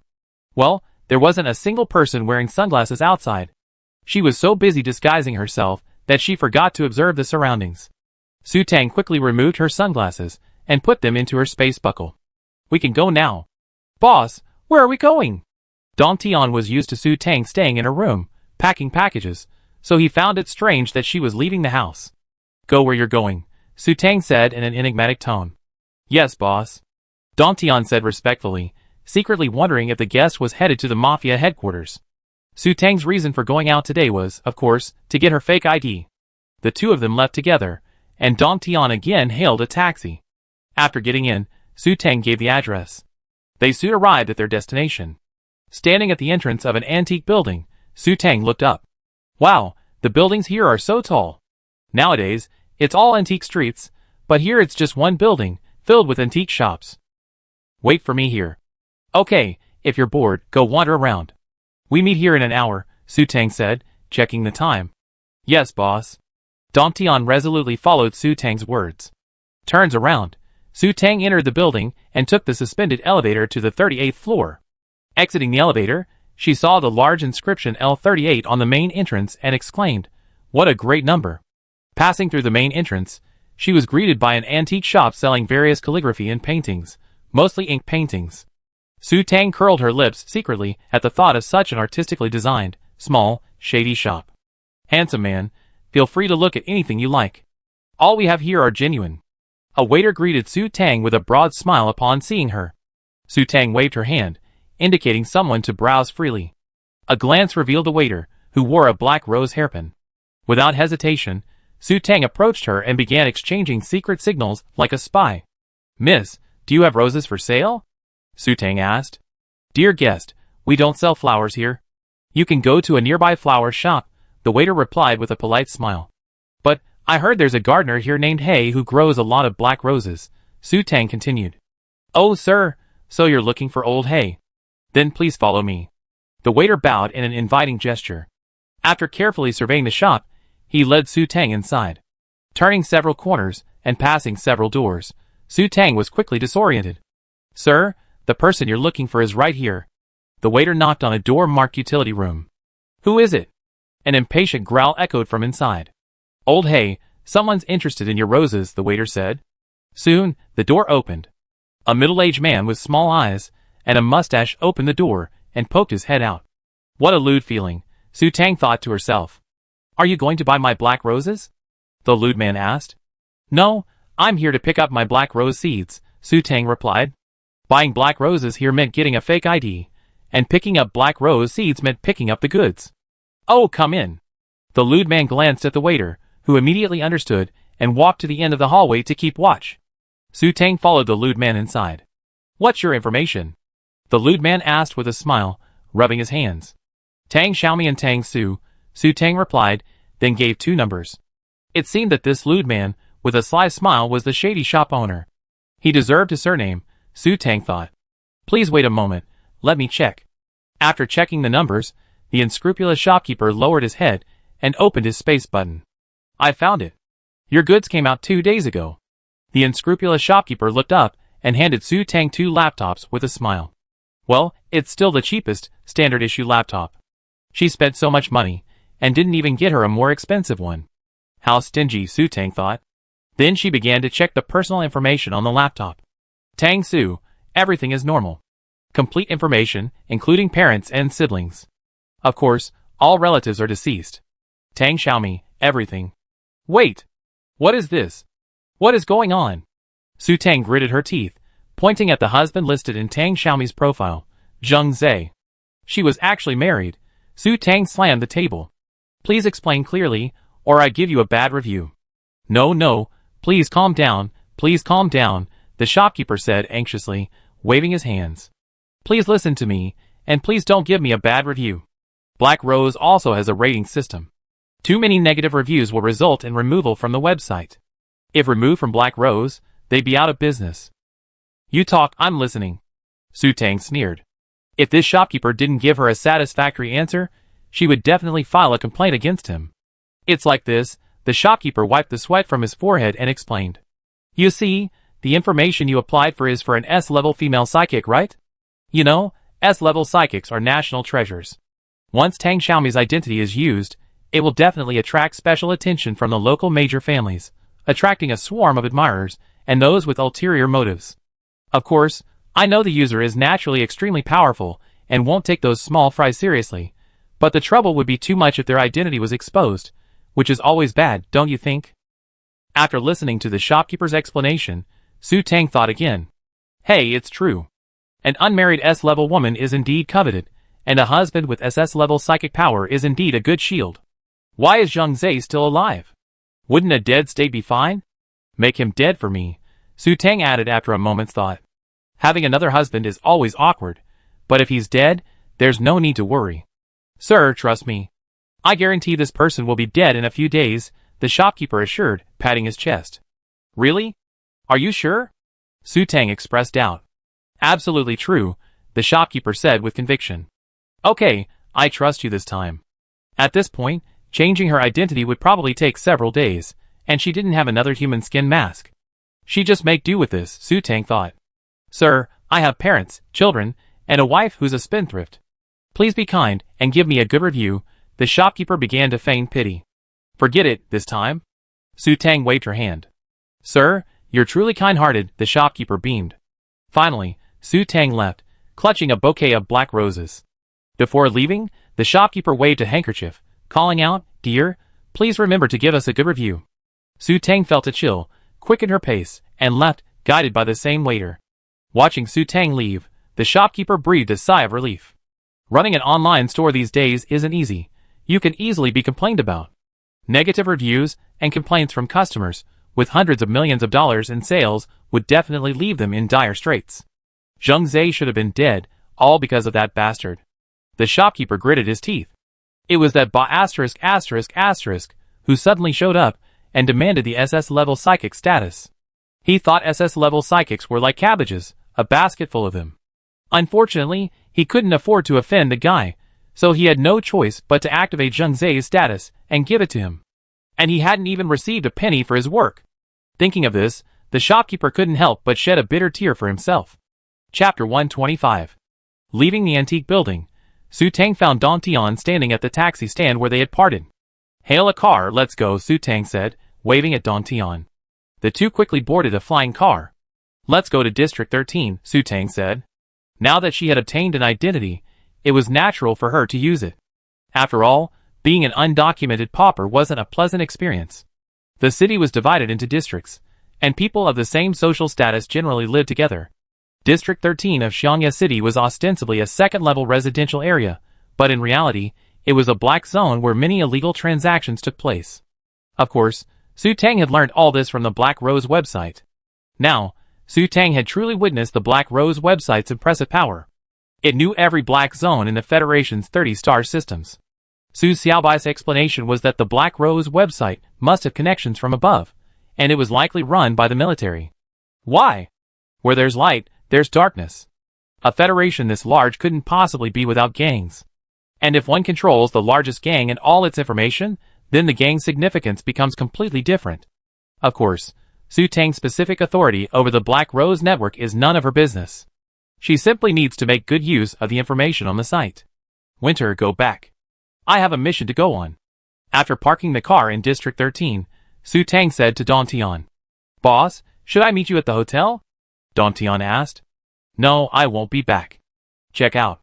Okay, the refund is yours. After a moment's thought, Su Tang said. She would use the identity of Tang Xiaomi once she left District 13, making it inconvenient for her to meet Don Tian again. Boss! What did you say? Don Tian was stunned.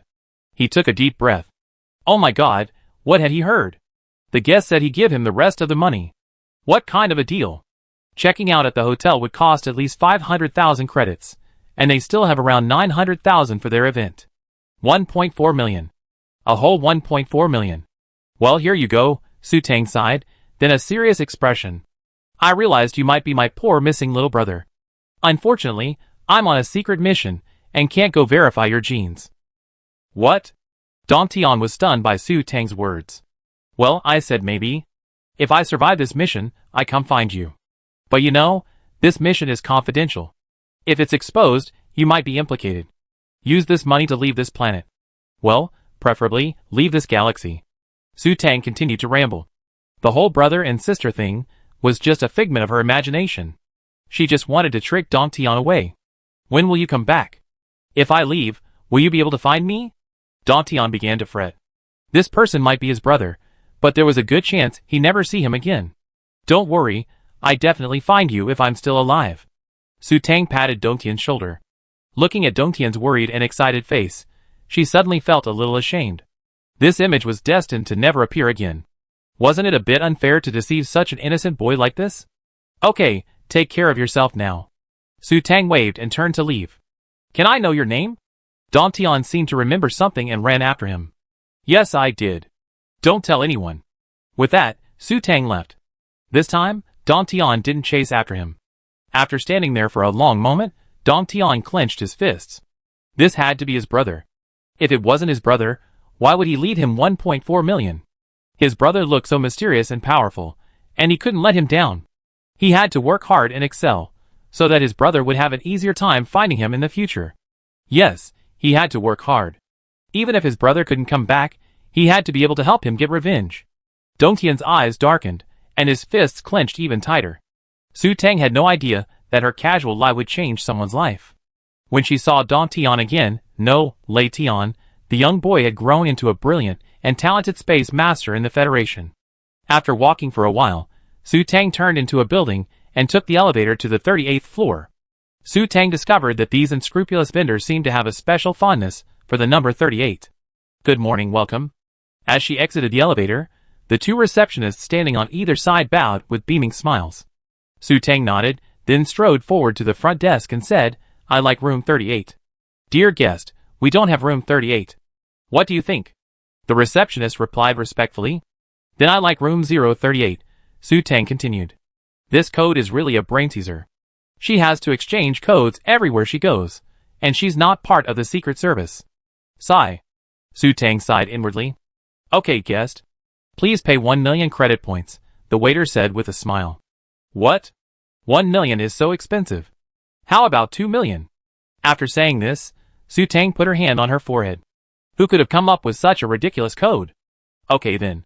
The waiter continued with a polite smile, took the anonymous card Su Tang handed over, and swiftly swiped away 2 million credit points. Under the guidance of another waiter, Su Tang entered an unmarked room.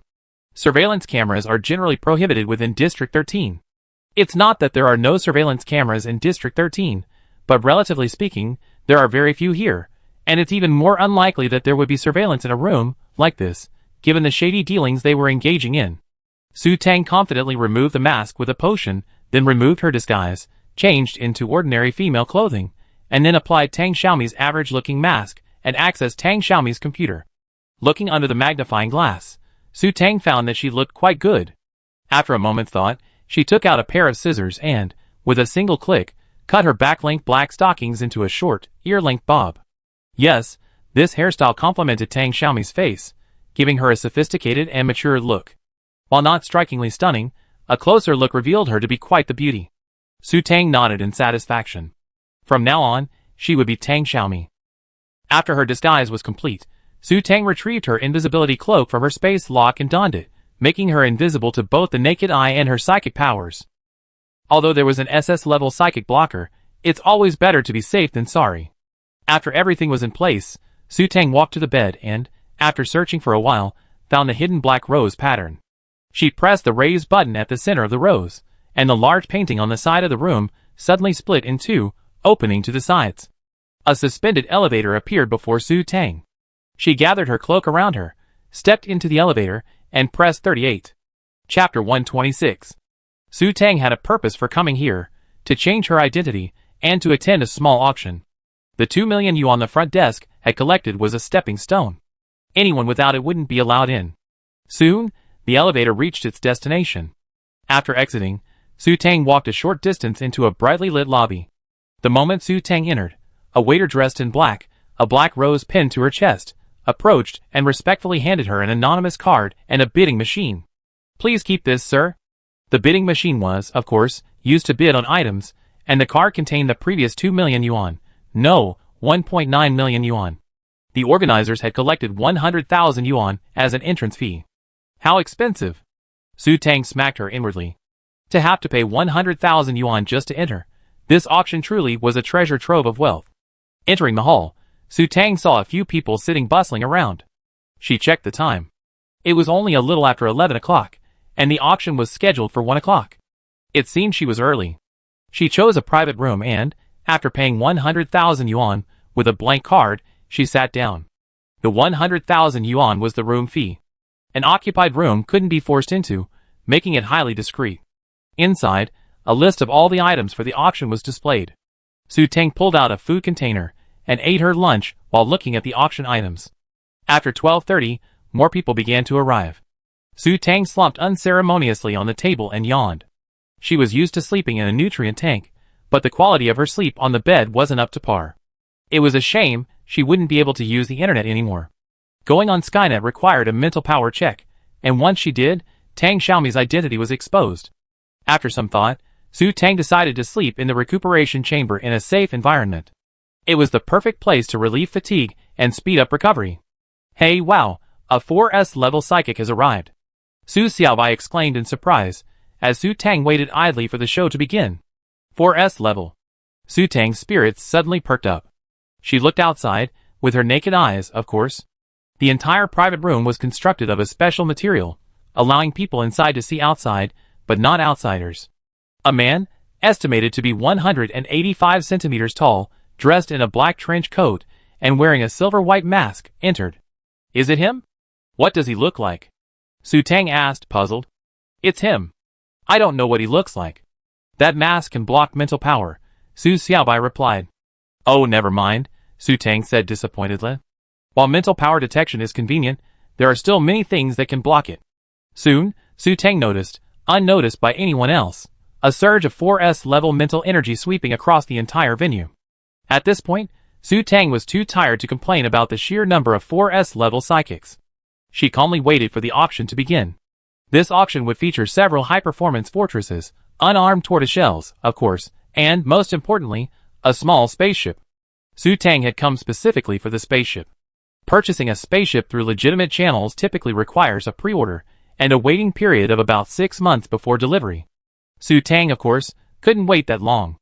At 12:55, the MC took the stage. Su Tang sat up straight. As a former commoner, she was excited to attend such a prestigious event as an auction. "Hey, oh my! A level 5S is coming this way," Su Xiaobai exclaimed. "What? What did you say?" Su Tang scratched her ear, apparently forgetting that she and Su Xiaobai communicated telepathically, without needing to use their ears. "A level 5S psychic." Su Xiaobai seemed excited. "Damn it!" Su Tang felt like cursing the Zaixing network. Wasn't it agreed to be the only top-tier 4S level person? Not to mention Shui Kaifeng from the secret files, he's already passed away. But why is there a 5S here? And why would a 5S have the leisure to show up in such a small place? Have you any sense of self? A 5S level psychic should be hiding in remote mountains, pretending to be a hermit. Do you think showing up here to scare her is fun? Wait, Su Tang suddenly realized, I'm going to die. Su Xiaobai, why don't you hide? If Su Xiaobai was discovered, she'd be doomed. 2 psychics in 1 person? They'd definitely be dissected. It's okay. I already said my strength is far beyond 5S level psychic power. It's only because of the suppression of the laws that I'm showing 5S. He can't detect me at all, Su Xiaobai explained. After hearing Su Xiaobai's words, Su Tang patted her chest and breathed a sigh of relief. I was scared to death. He's been detecting all the way here, and he's almost got you, Su Xiaobai continued. Su Tang immediately removed her hand from her chest, sat up straight, and adjusted her facial expression to appear calm to avoid being noticed. Wait, she's wearing a cloak that blocks her mental energy. It didn't take long for Su Tang to realize what was happening. Soon, another tall man in a black windbreaker entered the room, wearing the same silver-white mask. Su Tang rolled her eyes. Are you in cahoots with that 4S? Soon, after the MC's endless stream of nonsense, the auction began. The first few ordinary items, thanks to the MC's eloquent speech, fetched 2 or 3 times their market price. Su Tang bought a large-scale tortoise shell for 12 million yuan. Soon, a waiter knocked on the door of her private room. After paying with her card, the tortoise shell became Su Tang's. Of course, the 12 million yuan included the space buckle for the shell. Su Tang wasn't particularly interested in the other auction items. Soon, it was the turn of the small spaceship. After a lot of exaggeration, the MC announced a reserve price of 1 billion yuan. 1,001,000. Someone immediately raised the bid. 1,002,000. Someone bid 1,003,000. Someone was not willing to be outdone. A small spaceship costing 1 billion credits on the market would be considered top of the line, but this one was clearly just a high-end model. Su Tang thought for a moment and simply added another 500 million credits. After entering 1.5 billion credits on the bidding machine, she confirmed her bid. She had plenty of money anyway, so adding incrementally would be cumbersome. Su Tang's bid silenced the others. Even the MC on stage was stunned. For a long time, no higher price popped up on the big screen. Guest number 27 bids 1.5 billion credits. Any bids? Any bids? The MC quickly recovered. 1.5 billion credits once, twice, 3 times. Deal. As if afraid Su Tang would change her mind, the MC quickly finalized the deal. Then the waiter returned. Su Tang reluctantly swiped her card. Holding the spaceship buckle, Su Tang sighed. That's money. 1.5 billion credits. For safekeeping, Su Tang gave both newly purchased space buckles to Su Xiaobai for safekeeping. Chapter 127. Followed by some auctions that Su Tang wasn't interested in, the auction soon drew to a close. Ahem, the MC cleared his throat. I'm sure you all been waiting. Now, let's present the grand finale of our auction. The MC clapped his hands, and a waiter came on stage carrying a box and an instrument. Su Tang didn't take it seriously. She already known from the list that the grand finale was a level 8 energy stone. Ladies and gentlemen, please take a look. The MC used a tester to check the quality of the energy stone. Seeing the display of 862, 121, 878, a collective gasp echoed from the audience. Although everyone here knew the grand finale was a level 8 energy stone, a level 8 energy stone starting with the number 8, closer to level 9, held a whole other meaning. Make an offer quickly. I want this energy stone. Someone shouted. You're nothing. Don't you see whose territory this is? We, the Zhang family, are taking possession of this energy stone. Someone retorted. The Zhang family is a prominent family in the Baishur galaxy. Humph, such an arrogant tone. Someone snorted. Harmony brings wealth, fair competition, fair competition. The MC spoke, acting as a peacemaker. This treasure naturally belongs to the one who pays the most. Although it may be unpleasant to hear, I still have to say this. Before the auction, the one who pays the most wins. The MC's words were profound. On the one hand, they implied that their rules must be followed in their territory. An auction is naturally not about power, but wealth. On the other hand, they also implied that they would not tolerate any murder or robbery attempts outside of this venue. The starting price for this item is 50 billion, with a minimum increment of 1 billion. 55 billion. As soon as the MC finished speaking, someone called out a bid using a bidding machine. 58 billion. Someone raised the bid. 70 billion. With that, a powerful aura of 4S level psychic energy filled the entire venue. Oh my god, what is this? Someone cried in horror. So powerful. What level is this? It's terrifying. Sir, please spare me. The timid ones began to tremble. May I ask which sir is visiting you? I am humble, but I come from the MO family. I wonder if I would be honored to welcome you. The quick-witted ones immediately responded. Psychic power is generally linked to strength and power. The higher the psychic power, the higher the power. The Bishar galaxy is not very developed, and the number of SS-level psychics in the entire galaxy can be counted on 2 hands. Meeting such a high-level psychic naturally requires currying favor. What are your MO family members, sir? Let us, the Wei family, entertain you well, someone said flatteringly. I take this energy stone. A cadenced, magnetic male voice echoed. On the stage, the MC's face paled. As the auctioneer, they naturally wanted the highest price possible, but faced with such a powerful opponent, they were helpless. High-level psychics were generally powerful figures in the military. Even the local families in the Bishar galaxy couldn't afford to offend them, and naturally, their auction house couldn't afford to offend them either. Su Tang, in the private room, rolled her eyes in disdain. I never seen a psychic aura work like that. With such an aura, no one dared to compete with him. 70 billion for this energy stone was the market price. So, if she had just used an aura, wouldn't she have saved a lot of money by not having to raise the price? Of course, Su Tang only thought so. After all, even without backing, high-level psychic men would be wooed and entrusted with important tasks. But high-level psychic women, that was a different story. They might be forced to bear children for the rest of their lives. But 70 billion. Just a piece of energy stone, barely level 9, was worth 70 billion. That was almost as much as her total assets. Thinking of the high-level energy stones in her space, Su Tang secretly chuckled. How much money would that be? Guess 193 bids 70 billion credit points. Any bidders? Any bidders? The MC shouted uncomfortably. 70 billion was the market price, but you couldn't buy such a high-quality level 8 energy stone on the market. So, at that price, their auction would be a huge loss. 70 billion per time. 75 billion. A bid suddenly popped up on the screen. Guess 287. The bidding system counted the numbers based on the order in which guests entered the auction. Guess 287 was a latecomer. Guest number 287 bid 75 billion credits. The MC beamed. He felt relieved to have a competitor, hee. 80 billion. The 4S man, probably furious, shouted out his bid without using a bidding machine. 85 billion. A voice as gentle as jade. Following the sound, Su Tang quickly found the owner of the voice that made her feel like she was bathing in a spring breeze. It was indeed the 5S man. Because they arrived late, the private room was gone, and the 5S man was sitting in the living room.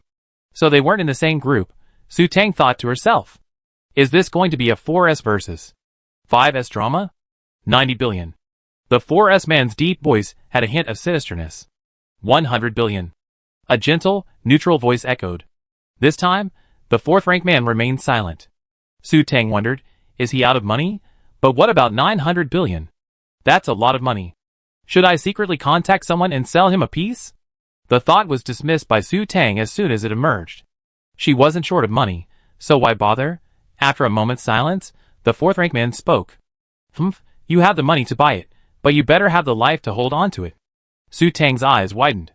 Is this a blatant attempt to kill and rob? No need for your help, the 5th-rank man said unyieldingly. Guest number 287 bids 100 billion credit points. The MC quickly recovered, and the energy stone's ownership was soon decided.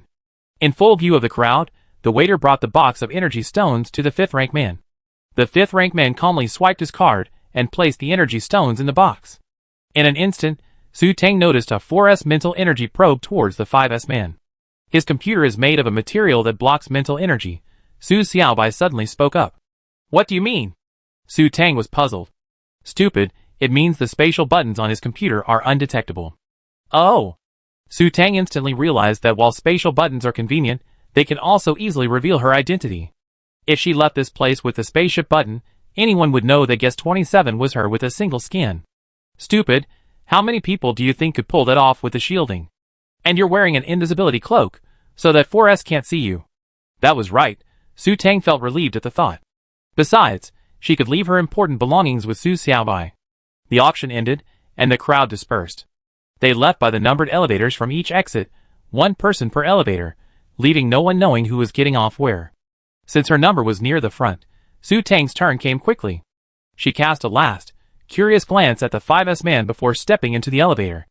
Although she was eagerly anticipating the battle between the 4S and 5S, she also knew she couldn't join in the excitement, so she decided to stay away. With her new identity, Su Tang left District 13 and found a nice hotel nearby. She decided to get some sleep before heading out for a shopping spree tomorrow. Shopping is always a major attraction for women, and Su Tang is no exception. Chapter 128. The next day, Su Tang woke up early and left the hotel in a cheerful mood. The sun was shining brightly, and the lights were blazing. Su Tang looked up at Xianya City, its nightscape ablaze with lights, a scene of bustling activity and bustle. This is what life in a big city must be like, Su Tang thought. After some thought, Su Tang decided to buy a car. Taking a taxi every day without one was really inconvenient. Su Tang hailed a taxi and went to the nearest car mall. In this world, car malls were like supermarkets, with countless different models to choose from. Of course, the car mall was still a towering building. Taking the elevator, Su Tang went straight to the most popular section. The cars here weren't the most expensive or the most equipped, but they were the most popular. One advantage of these cars was that they were so common that it would be impossible to tell them apart in a car group without the license plate.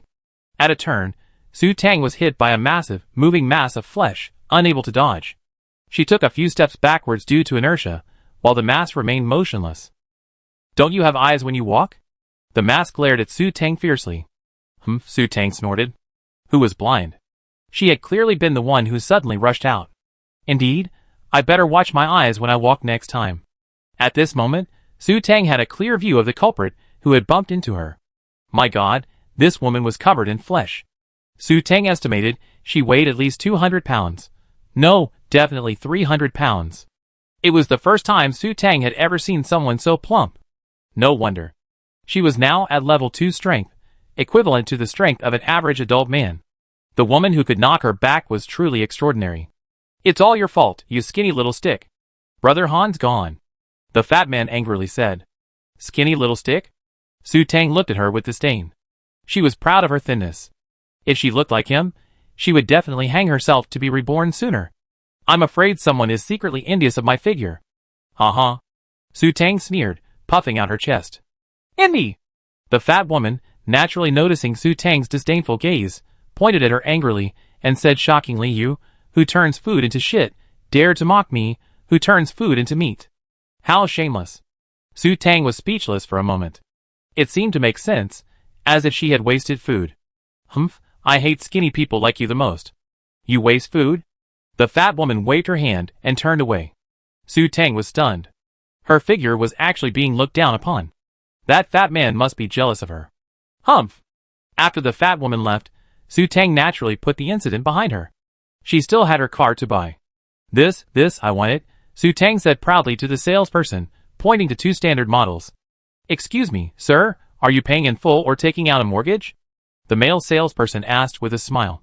He could earn at least 1,000 credit points for selling 2 flying cars. Full payment, expedited. The formalities and license plates are all done at once, Su Tang said without hesitation. Here, getting license plates for flying cars doesn't require a visit to a license hall. Simply tap your information on a computer, and the seller will take care of the rest. The license plates can be installed immediately. In short, money makes all the difference.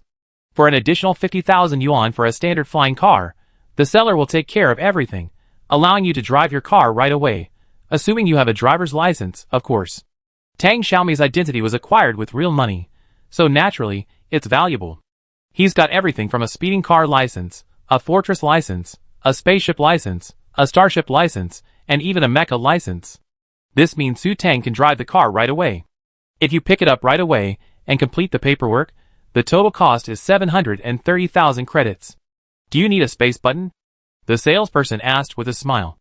If he bought a space button as well, his commission would double. Of course, Su Tang said matter-of-factly. Without a space button, where would she put it? Dedicated space buttons are generally fixed in size, And a dedicated space button for a flying car wouldn't be too big or too small, so it could only hold one. Although Su Tang had a lot of empty space buttons, they were standard sizes of 1, 10, or 100 cubic meters, meant for daily necessities. Naturally, they weren't suitable for a flying car. 2 space buttons cost 200,000. The salesperson's smile widened. He could get a large commission from selling the space buttons. Su Tang readily used her personal account to pay 830,000 yuan. She had already transferred 10 million yuan to Tang Xiaomi's account. With her status, she could spend money openly. After paying, Su Tang belatedly realized that she hadn't bargained yet. As a woman, she hadn't even bargained. Do you have any living fortresses for sale? Looking at the single space button on the computer, Su Tang suddenly remembered that she didn't even have a place to stay in the wild. Yes, of course. The salesperson's smile widened, and he immediately took Su Tang to the best-selling living fortress section. After seeing the electronic data and 3D models of the various fortresses, Su Tang frowned. The defense levels of these living fortresses were so low. They could barely withstand a level 3 energy cannon. At best, they could only block a few rounds from a level 2 energy cannon. There's nothing with a higher defense level, Su Tang asked. Dear guest, the defense level of a living fortress isn't very high. Why don't you consider a survival turtle shell? The salesperson suggested. The price of a living fortress and a turtle shell were worlds apart. The commission from selling a turtle shell was equivalent to his annual salary. No thanks, Su Tang shook her head. She didn't like turtle shells. She simply wanted a living fortress to make her life more comfortable. Forget it, this one and this one. In the end, Su Tang chose 2 ordinary living fortresses, or mobile homes, naturally, the kind that came with all the appliances. Both were 2-story villas around 100 square meters. With a beep, Su Tang paid another 3.5 million. This was the price with the space deduction, meaning the units were in stock, no reservations needed. 2 fully equipped mobile homes cost only 1 million, with the space deduction being the bulk of the cost. Of course, the 3.5 million was after Su Tang's bargaining. Lifestyle fortresses don't require registration or anything like that, and Su Tang quickly received her car, having completed all the necessary paperwork.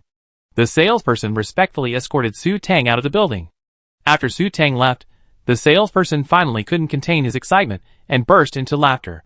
This was the first time he encountered such a wealthy young lady. Just from this business deal, he could earn at least 100,000 credit points in commission, enough to last him 2 years. Chapter 129. After obtaining her identity, Su Tang stayed in Xiangye City for 3 days, going on a shopping spree. She bought a ton of items, regardless of whether they were useful or not, as long as they caught her eye. After obtaining licenses for her spaceship and turtle shell, Su Tang decided to leave Bay Star. She was going to the next mecha auction, and now seemed like the perfect time to go. Driving the spacecraft to the ground station still required passing through a vast expanse of snow-capped mountains. Without a thermostat, you never survive in the wilds of Bay Star, Su Tang lamented. Touching her newly purchased, high-tech, silver bracelet-like optical computer, which combined gravity control, temperature regulation, short-term oxygen supply, radiation protection, and countless other functions, Su Tang felt a pang of pain. This thing had cost her 10 million yuan, while the cheapest ordinary optical computer only cost 500 credits. The wealth gap in this era was truly enormous, with the same optical computer having such a huge price difference. So sometimes, to tell if someone is wealthy, the first thing to look at is their personal computer. After driving for half an hour, Su Tang suddenly noticed a group of speeding cars in the distance, seemingly heading her way. Using her mental power, she spotted a car in front, followed closely by a dozen or so. After watching for half a minute, Su Tang realized something was amiss. The car in front was clearly a getaway car, while the 10 or so cars behind looked like robbers. If Su Tang's car was an ordinary one, the getaway car would be an oversized RV. The occupant was also a familiar figure, the plump woman Su Tang had instantly remembered. The cars behind her were filled with tall, menacing faces. Just as Su Tang was debating whether to help out with the beautiful woman saving the fat guy scene, the fat woman seemed to notice Su Tang's car and turned, fleeing in another direction. The robbers behind her split into 2 cars and headed towards Su Tang. Su Tang was surprised. So the fat woman was a good person after all, seeing someone here and running away to avoid getting anyone involved? But these robbers were so heartless, they even split up 2 cars. Were they planning to rob her? Su Tang calmly retrieved an energy gun from her ring. She was so calm because she realized the robbers were armed with electric batons. They didn't even have basic laser swords, And yet, they dared to commit robbery. This was the wilderness, with no surveillance and no order. Killing a few unidentified robbers wouldn't be a problem. Of course, Su Tang was just thinking about it. She wasn't sure if she'd actually kill anyone, but practicing her marksmanship was always helpful. She calmly fired a shot at the bandit's speeding car. The recoil was intense. Su Tang shook her numb hand, then glanced at the result. She definitely missed. The energy bullet had gone somewhere. But it was clear the robbers had heard the gunshot and turned and fled. What a loser. Robbers with only bare gall. Su Tang scoffed inwardly. After some thought, she decided to help the fat woman. After all, she was a good person. Turn the car around. Su Tang, using her mental power, rushed towards the fat woman. When she arrived, the fat woman's RV had been forced to a stop, but it was clear that the car was of high quality. For a moment, the robbers couldn't get the door open, and the two sides remained in a stalemate. Su Tang straightened her clothes, projected an S-level mental aura, and then, with a queenly air, spat the word "get lost" at the robbers. Then, as Su Tang stared in amazement, the bandits vanished like leaves in the autumn wind. Su Tang's face was disheveled in the autumn wind. Normally, the bandits would have responded with a dismissive, "What the hell is your business? Get lost." Then she could righteously spout off words, like "I destroy you on behalf of the moon." Then the two sides engaged, their opponents succumbing to her overwhelming firepower. "Dear, aren't you going to resist? She didn't even draw her weapons, and she feels so unsatisfied if you just vanished like that." "Oh, forget it," Su Tang shook her head. If she were asked to kill someone, her hands would tremble. Giving Fatty a look, Su Tang turned the car around and continued driving towards the ground-based space station. Soon, Su Tang noticed the large RV quietly approaching, maintaining a standard 100-meter distance from her. Could he be using her as a bodyguard? She's not free for that, Su Tang thought. As they drove back and forth, Su Tang finally realized that the fat guy's destination was also a ground-based space station. After entering the ground-based space station, Su Tang put away her flying car. Private flying is not allowed inside the space station. After using her personal computer to buy the next ferry to the White Leaf Star space station, Su Tang turned and walked towards the waiting room. "Wait, hey, that bamboo pole up ahead, wait a minute." A female voice sounded familiar to Su Tang. "Bamboo pole? That damn fat guy. What are you doing?" Su Tang said angrily, turning around. Damn it, he actually called her bamboo pole. He must be jealous of her curvaceous figure. Well, thank you just now." The fat guy touched his nose and said with an embarrassed look. "Humph, if I had known it was you, I wouldn't have saved you." Su Tang lied with her eyes wide open. Well, I was wrong that day. I apologize." The fat guy looked embarrassed. "Well, if Brother Han hadn't suddenly disappeared that day, I wouldn't have been so anxious." "I'm so sorry." "Forget it, I'd be merciful and forgive you." Since the other party apologized sincerely, Su Tang couldn't hold on to it. She was a very good-tempered person. "Where are you going?" "Together?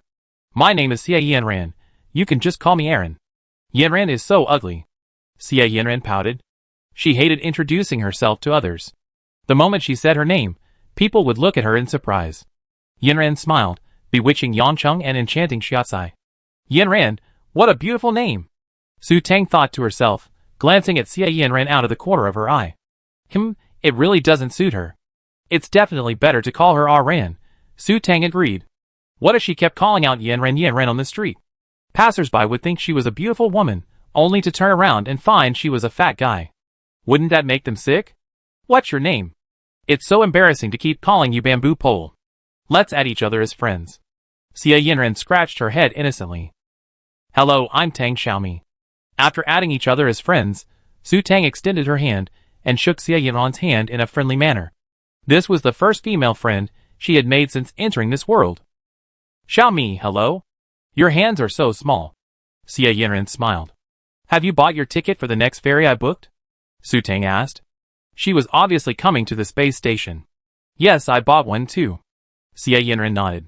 "Where are you going?" Su Tang asked casually. "I'm going to Xianyao Star in the Xianin Galaxy," Xie Yanran said without hesitation. Su Tang was surprised. She only casually asked, and the girl actually told her her destination. And what a coincidence, she was going to the same place as her. Chapter 130. "Let me tell you something." Xie Yanran suddenly leaned close to Su Tang's ear and whispered mysteriously, "There's going to be a grand underground auction there." "Underground auction? Could it be? Could it be the one she was going to? Are there other options on Xianyao Star? Probably not. What a coincidence. Their destination is the same. What a coincidence. I'm going there too, Su Tang said with surprise. Xie Yinren seemed so carefree. She couldn't possibly be coming just for her. Besides, she was only planning to go to the auction. How could she have known where she was going? If she had mentioned going to Xianyao Star first, and Xie Yinren had followed suit, then Su Tang would have become suspicious. Oh, what a coincidence. Let's go together then. Xie Yinren slapped her thigh, her face excited. By the way, Ran, what are you buying? It didn't look like a mecha, Su Tang thought to herself. Messenger friends can see each other's basic information. Xie Yinren, level 45, B-level mental strength, level 2 resident. Of course not, I don't have that much money. I'm going to see Brother Han. I overheard him mentioning he was going there a few days ago. Xie Yinren curled her lips, looking a little disappointed. Who is Brother Han? Su Tang asked. Oh, Brother Han is Fang Han. Xiaomi, have you heard of the Sky Blade Mercenary Guild? Brother Han is the president. My father is the vice president. This time, I secretly ran away with Brother Han. Xie Yinren looked listless. How could this girl be so naive? Just a casual question, and she spilled her entire life story. There are many mercenary guilds in less developed galaxies. The mercenaries in the guilds will team up to explore and mine gold on planets that have not been fully developed, that is, planets that are not fully developed. She has heard of the Sky Blade Mercenary Guild, which is one of the largest guilds, and is said to have more than 20 billion mercenary members. Mercenaries aren't ordinary people. They can only be called mercenaries if they possess a certain level of combat prowess. The entire Federation has fewer than 1 trillion mercenaries. This guy is absolutely clueless and outspoken, Su Tang silently commented. Oh, where's Fang Han? Su Tang continued. Oh, Brother Han, he's gone from the mall where I met you. I called him, but he said he had something to do and left, telling me to go home on my own. His tone was profoundly disappointed. Su Tang immediately understood. Xie Yinren had a crush on that man named Fang Han and was chasing him, but Fang Han, getting impatient, had dumped her and sneaked away. He just left a woman who looked burly but had zero combat prowess in a foreign land. No, a foreign galaxy. That Fang Han looked like a scumbag, no matter how you looked at him. Then why didn't you just listen to him and go home? Su Tang retorted. Running so far for such a scumbag was dangerous. She just secretly checked her spacebar, and besides everyday items, she didn't have a single defensive weapon. Xie Yinren began to stammer. Brother Han finally came back, and since we don't know when he'd be back from this trip, I wanted to follow him. Su Tang keenly noticed that she blushed. Alas, Su Tang sighed. She's a lost woman caught in a love-struck obsession. But your figure wouldn't be appealing to most men. As a guild leader, you're bound to be surrounded by beautiful women, so naturally, you'd be even less impressed by someone overweight. Aaron, I think you better try to turn your food into shit first, Su Tang said regretfully, patting Xie Yinren's shoulder. Honestly, Xie Yinren's features weren't ugly, and her skin was very fair. If she could lose weight, she could become a pretty girl. I know Brother Han doesn't like me because I'm so fat, but I tried. Even with just a tiny amount of food every day, I still can't lose weight. Besides, Brother Han says he doesn't like artificial things, and I don't dare get liposuction. Xie Yinren lowered her head, twirling her fingers, looking distressed. Su Tang didn't know what to say to comfort this fat girl, who couldn't lose weight. Gaining weight even by drinking water is the greatest tragedy in the world for a woman. I don't think you should hang yourself on a tree. After thinking it over, Su Tang decided it would be more reliable to change her goals. There are so many men in this world, and only men can't find women. Even the ugliest women have men who love them. Brother Han is so outstanding, it's only natural that he doesn't like me. Maybe I come to my senses later, but for now I still want to be with him, just to see him more, Xie Yinren said weakly. Su Tang was speechless. Only when a woman is deeply hurt by a scumbag will she wake up from her dream. The rest of the trip was filled with stories about Xie Yinren's brother Han from Balabala, where he killed a powerful star beast, where he discovered a mineral deposit when a member was in distress and he successfully rescued them. And of course, most often, stories of women showing him attention only to be rejected with a cold, ruthless expression. Of course, Xie Yinren's stories were incredibly eloquent and captivating, so Su Tang simply treated them like a storyteller. As she listened to Xie Yinren's descriptions, the image of Fang Han gradually crystallized in Su Tang's mind. A man of exceptional ability, striking appearance, and unpretentious demeanor towards women. Let me tell you, Xiaomi, Brother Han is absolutely a gentleman. Back then, there was a shameless vixen trying to seduce him, sneaking into Brother Han's bed to get her hands on that. And then? Su Tang's face lit up with excitement. She loved hearing gossip. And then Brother Han slapped her out, ha ha. Xie Yanran's expression was delighted. Seeing Fang Han so heartlessly reject other women always made her ecstatic. She wasn't completely self-aware, but as long as Fang Han didn't have a woman, she wouldn't give up, always hoping for a miracle that Brother Han would fall for her. After all, they had a close relationship when they were little. Hitting a woman. Su Tang and Xie Yanran had different perspectives. A man who hits a woman isn't a good man. Su Tang always believed that men who hit women were scum, especially those who slapped women, which was even more serious.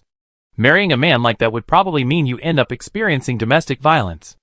Oh my god, that would be too miserable. The days passed by in this idle chatter, and the two of them traveled together all the way to Xianyao Star in the Xianing Galaxy. While the auction was supposed to be held on Xianyao Star, it wasn't actually on the planet itself, but rather within the star system itself. Yes, the auction was held aboard a large, luxurious spaceship. At the arrival time, the spacecraft would depart from the Xianing Galaxy and stop at the intersection of the Xianing, Yinghua, and Shueya systems, known as the No Man's Land, where the auction would take place. This location was chosen primarily for security reasons, as the auction involved arms trading. Generally speaking, military cruise ships would not be encountered in the No Man's Land. Chapter 131. Su Tang and Xie Yanran stood blankly at the Xianyao Star space station. At this moment, the two rookies encountered a major problem. The luxury spaceship at the auction didn't dock at the Xianyao Star space station. This meant they had to find a way to board the ship themselves. Su Tang gritted her teeth, went to her workplace, paid for a berth, and parked her small spaceship there. The spaceship naturally took off from the berth. Xie Yanran was surprised and asked in confusion, Xiaomi, so you have a private spaceship? Why don't we drive it ourselves? This route is very safe. Su Tang smiled awkwardly. Could she say she had a license but couldn't drive? Of course not. I forgot. Su Tang blinked innocently. Xie Yanran was speechless.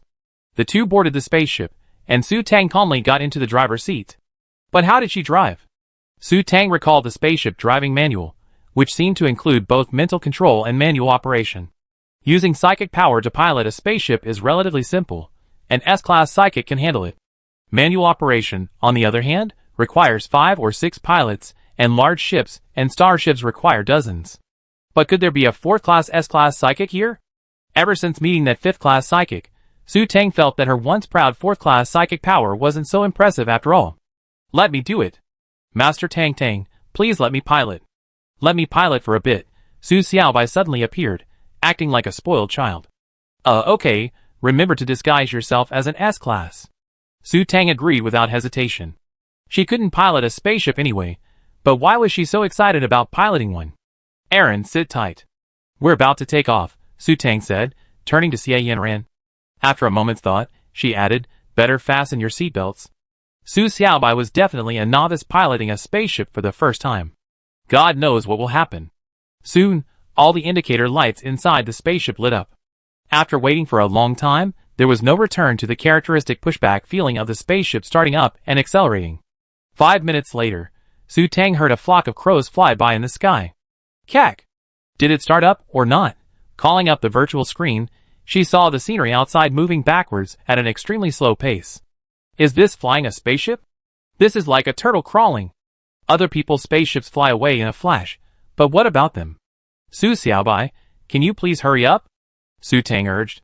I know, I'm just getting used to it. It'd be quick, Su Xiaobai muttered. It's for safety reasons. There are so many buildings here. If you accidentally damage one, you have to pay for it.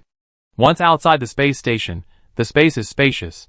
Then I can race my car, no my spaceship. After about half an hour, a sudden, intense push on my back hit me, and Su Tang felt relieved. This was finally full speed ahead. In a workshop at the Zuinyangxing space station, a staff member watched speechlessly as a small spaceship lurched along the runway at the docking station, crawling erratically for over half an hour before finally leaving. Inside the small spaceship, Su Tang covered her ears speechlessly. Oh my god. Watch out for that meteorite up ahead. Left. It's going to hit me. Watch out for that spaceship. Xia Yinran screamed. She swore she'd never been on a spaceship that moved so thrillingly. Su Tang said she really wanted to throw the source of the noise out. Although she was initially amazed, or frightened, by Su Xiaobai's skills, she quickly calmed down. After all, the ship's speed seemed very slow under the observation of the 5S spiritual power, so a collision was impossible. But Xia Yinran didn't know, and she couldn't tell her. From Xia Yinran's perspective, flying a ship at such speed with S-level spiritual power was indeed very dangerous. Aaron, you should go back to your room, Su Tang said to Xia Yinran after a moment's thought. Oh, okay. Xiaomi must be a novice. No wonder she'd rather ride the ship than fly it herself. Her yelling would only distract her and disturb her. She should go back to her room. And out of sight, out of mind. She should stop worrying about it, Xia Yinran thought as she left the cockpit and went to the lounge. Finally, peace and quiet came. Su Tang breathed a sigh of relief. Su Xiaobai, could you please drive more steadily? Well, okay, Master Tang Tang, you can't understand the desire of an immobile plant for speed. Su Xiaobai seemed excited. Come on, you can't even move, and you're always following me around. Su Tang curled her lips in disdain. Besides, you're already an immortal, so you can go wherever you want, right? Only by transforming can you go wherever you want. Have you ever seen a plant running around? If I had my true form, even if I pulled my roots out, it would take at least a day to take one step. As an immobile plant, Su Xiaobai seemed frustrated. It had finally gained the strength to transform, only to end up crippling itself and ending up in a desolate place devoid of spiritual energy. Fortunately, with the red moon here, it could still follow Su Tang. Things were looking up. It's better to be a good person, Su Tang concluded, stroking her chin. Drive carefully. If you kill me, you be in trouble. Don't just rush. Oh, okay. Su Xiaobai slowed down. After the practice session, he was now a seasoned pilot. Half an hour later, Su Tang suddenly felt something was amiss. Why hadn't the Morning Sun, the luxury ship hosting the auction, arrived yet? Wasn't it said to be within the star region belonging to Xianyao Star? Su Xiaobai, where are we? Su Tang asked. Huh? I don't know. Su Xiaobai replied matter-of-factly. Damn. Su Tang raged. I don't know where you're going. I was just driving around. You didn't say where you were going. Su Xiaobai sounded innocent. Su Tang held her forehead in her hand, speechless, wanting to hit Su Xiaobai to death. Resignedly, she checked the Morning Sun's location and handed him interstellar coordinates. Then, Su Tang watched helplessly as their small spaceship circled Xianyao Star again and again. Finally, on the 7th lap, they found the Morning Sun. Su Tang sighed. Sure enough, she shouldn't have trusted Su Xiaobai, a directionally challenged man who could even misplace the interface after looking at a star map. As the massive, luxurious Morning Sun drew closer, Su Tang connected to the other party's communication channel. We're here to attend the flower viewing event, Su Tang continued in code. Please state your invitation number. The other party quickly responded. Su Tang recited a series of numbers. Because this auction was of a high standard, the entry fee was 1 million yuan. Of course, this amount would be paid to the Black Rose Network. After paying, they would receive an invitation code. One invitation code allowed up to 5 people to board the ship. Chapter 132. Soon, the Morning Sun's spacious deck hatch opened, and Su Xiaobai piloted the small airship aboard. The hatch closed, the oxygen supply regulator activated, and after the environment stabilized, Su Tang and Xia Yinran disembarked. Su Tang retracted the airship, and a waiter approached them. Dear guests, welcome aboard the Morning Sun. We wish you a pleasant journey. The handsome waiter bowed with a formal smile, then made an inviting gesture. Dear guests, please follow me. Su Tang followed calmly, while Xia Yinran glanced around like a curious child. Ahem. Su Tang feigned a cough. Xia Yinran, taking the hint, calmed down and obediently followed Su Tang. After walking for a while, they arrived at a small dark room where a waitress stood at the door. Dear guest, we hope you will abide by our rules. We apologize for any inconvenience. If you find anything that doesn't conform to the rules, you can choose to store it in our warehouse, the handsome waiter said with his usual smile. Yes, I understand. Su Tang nodded. The all-purpose Black Rose website is quite user-friendly. The message even includes a beginner's guide. Each auction has its own unique rules, and any precautions are clearly noted. The Qianyang auction was clearly a high-profile affair, with many regulations. First, guests aboard were not allowed to bring ammunition, and security checks were required in the dark room. What's this for? Xia Yinran looked puzzled. This was her first time leaving her home planet, and the approximate address of the auction was only revealed by Fang Han. She knew nothing else. If she hadn't met Su Teng this time, she would never have been able to board the ship. Security check, Su Teng replied. Can I bring this in? After a moment's thought, Su Teng pointed to the black rose-patterned ring on her right index finger. This self-defense ring, complete with an anesthetic needle, had been worn since leaving Hongguang. The knowledgeable waiter, taking one glance, understood the ring's purpose. Of course, a beautiful and charming woman like you can certainly carry a small self-defense gadget, the waiter replied with a smile. Yes, that's good. With that, Su Teng, Xia Yanran, and the female security officer followed her into the small dark room. Inside, Su Teng removed all the space buttons from the computer and waved her hand, indicating that there were no more. The computer Su Teng had paid so much for naturally had anti-detection features, so the space buttons installed on it were naturally undetectable. Quickly, the two passed the inspection and emerged from another door, where the waiter was already waiting. Dear guests, the waiter said, still wearing a familiar smile. Looking at the two devices in the waiter's hands, which vaguely resembled modern ultra-thin smartphones, Su Teng immediately understood that payment was due. She calmly pulled out a 1 billion yuan anonymous card and handed it over. The waiter took it, and then a beep sounded. Here's your number plate. This is your primary card, and this is your secondary card. Please keep them. Seeing Su Teng's unwavering composure, the waiter naturally assumed she was a long-time customer, and a beginner's guide was unnecessary. The minimum requirement to participate in the Qinyang auction is to carry 100 million credit points in liquid cash. Su Teng swiped her finger and saw her information. Number 286, balance 1 billion yuan. After putting away her primary card, she handed the secondary card to Xia Yanran. Xiaomi, I can't take your things. Xia Yanran quickly waved her hand, feeling dizzy from the entire trip. I have my own money. Dear guest, there's no money on the supplementary card. This is your ID card. Without your ID, you'd be arrested by our ship's security. The waiter explained with a smile. He was now a little confused. This portly man looked like someone from the underworld, and he didn't look like a lackey. Could he be a friend of the guest visiting? The thought left the waiter speechless. Most people who participated in such shady transactions brought bodyguards, not friends. Oh, I see. Xia Yanran took the supplementary card. Dear guest, do you have any other questions? The waiter continued smiling. Naturally, this question was directed at Su Teng. In their eyes, only those with invitation codes could be considered guests. Everyone else was just lackeys, to be ignored. No, Su Teng was about to say, no you left, but Xia Yanran interrupted her before she could finish. Has a guest named Fang Han arrived? Xia Yanran asked anxiously. Su Teng suddenly looked up, speechless, and asked, Fang Han, did you know your cover was off? Everyone here is so eager to hide their identities. Who would be so careless as to reveal their identities? On this spaceship, all purchases are made with number plates. So Xia Yanran is just a clueless, idiotic teammate.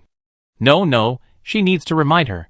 Even though Tang Xiaomi is a fake identity, she doesn't want to reveal her cover either, Su Teng thought to herself. The waiter was also taken aback by Xia Yanran's question. He had never encountered such a direct question before. Sorry, we can't disclose customer information. Oh, forget it. I find it myself. Xia Yanran looked disappointed. Go down, Ran. Let's go back to the room. Su Teng waved to the waiter and immediately dragged Xia Yanran inside. Goodbye, young lady. Have a good time. Even after Su Teng left, the waiter still bowed respectfully. Su Teng dragged Xia Yanran along in the elevator to the accommodation area and chose two connecting medium-sized rooms. Oh my god, the rooms here are so expensive. Xia Yanran smacked her lips. She was naturally embarrassed to spend Su Teng's money. She insisted on paying herself, and the result was that the 2 million yuan she had just transferred to secondary card number 286 was suddenly reduced by 1 million yuan. 50,000 yuan a day, for 20 days. That's still a bargain for a room of this level. Su Teng was no stranger to the shady dealings of auctions. Here, money wasn't money, just a number on a card. The top-tier luxury rooms even cost 200,000 yuan a day. My dad only gives me 1 million yuan in pocket money a year, Xia Yanran said with a pained look on her face. 1 million yuan a year was a lot. As the eldest daughter of the Su family, she only received about 500,000 yuan in pocket money. Of course, Su Yuan would give her endless amounts every year. Su Teng thought, Aaron's dad seems like a powerful figure. The average family's annual expenses are only about 50,000 yuan. Ask your boyfriend to reimburse you, Su Tang said jokingly. Chapter 133. Not my sweetheart, but Brother Han. Xie Yinran quickly waved her hand. Xiaomi, when you meet Brother Han, don't make jokes like that in front of him. He get mad. I know. You have a crush on him, right? Su Tang said, as she opened the door, and immediately tried to pull Xie Yinran in. Unfortunately, she couldn't pull her in. No matter how hard she tried, she still couldn't. Why are you standing there like an idiot? Why don't you come in? Su Tang had no choice but to speak. Huh? Why am I going into your room? Xie Yinran asked, bewildered. Nonsense, of course I have something to say. Are we sleeping together? Su Tang felt even more frustrated. How could this person's comprehension skills be so poor? After spending time together, Su Tang realized that Xie Yinran was actually quite silly, naive, and clueless. When she first met her, she had thought she was a rude and unreasonable gossip. What are you talking about? I was thinking of going out to look for Brother Han. That's exactly what I was saying. Ah Ran, do you know where this is? Su Tang said seriously, sitting upright. This is an auction. Xie Yinran looked at the serious Su Tang, a little puzzled. This is an underground auction. Su Tang emphasized the word underground. I know. Isn't that still an auction? Xie Yinran continued to be puzzled. At this moment, Su Tang finally understood why Fang Han had dumped her. A teammate who is more trouble than good. We're doing something illegal now, don't you understand? Be careful to keep your identity secret. Don't reveal your identity. Especially after the auction. What if someone finds out and kills and robs you? Unable to understand the cryptic words, Su Tang could only speak plainly. Oh, then did I get Brother Han in trouble? Xie Yinran's eyes widened, and she began to feel frustrated. It's okay. The waiters here are very principled and won't talk too much. Just be more careful next time. From now on, you be Xiaoba and I be Xiaolu outside, understand? Xiaoba and Xiaolu were naturally obtained by dismantling a 286. Glancing at the secondary cards in her hand, Xie Yinran suddenly understood and nodded firmly, I understand. Well, I'm going to bed. What about you? Of course, Su Tang wasn't really going to bed. She was just preparing to combine energy stones. The auction was still over 10 days away, so she had to find something to do. I walk around and see if I can run into Brother. After hearing Su Tang's words, Xie Yinran didn't even dare to say the word Han. Well, be careful then. If you need anything, you can use the card to contact the waiters, Su Tang reminded her. Seeing Xie Yinran's size, she should be safe. Xie Yinran went out to look for her Brother Han, while Su Tang naturally stayed in her room, synthesizing energy stones. 5 days later, while Su Tang was synthesizing energy stones, Su Xiaobai started yelling. Master Tang Tang, stop! A 4S level psychic is coming. Huh? You mean a 4S level psychic? Su Tang was frustrated. Why did she keep encountering 4S level psychics everywhere she went? Yeah, his spaceship is almost here. Oh, I see. Su Tang gloomily put the energy stone into her space buckle, and asked Su Xiaobai to put it back into her immortal residence. She wouldn't be able to synthesize energy stones for the next few days. After all, synthesizing energy stones required using psychic power, which could be seen through by those of the same level. After a while, Su Xiaobai started yelling again, oh, it seems to be the same person we met last time. Huh, which one? Su Tang was puzzled. It's the one we met in the restroom in the Baishur Galaxy, the one emitting a psychic energy field, Su Xiaobai explained. Hey, didn't you say he was wearing a human skin mask? Su Tang was even more confused. Yes, he's still wearing that mask. Soon, Su Tang felt a powerful 4S level psychic energy detecting within the spaceship. Su Xiaobai, keep an eye on him and report any unusual movements immediately. He actually dared to scan her, so she had to keep an eye on him too. Maybe he's here to steal her mech. Understood. Without the red moon sunlight, Su Xiaobai, who had nothing to do, became excited when she had something to do. Su Tang, bored, laid down on the bed. If she couldn't combine energy stones, she'd just roll around in bed. He's got munitions. What? Anyone who carried munitions was a powerful figure, and Su Tang immediately became interested. He went to the warehouse to store something. He was very cautious.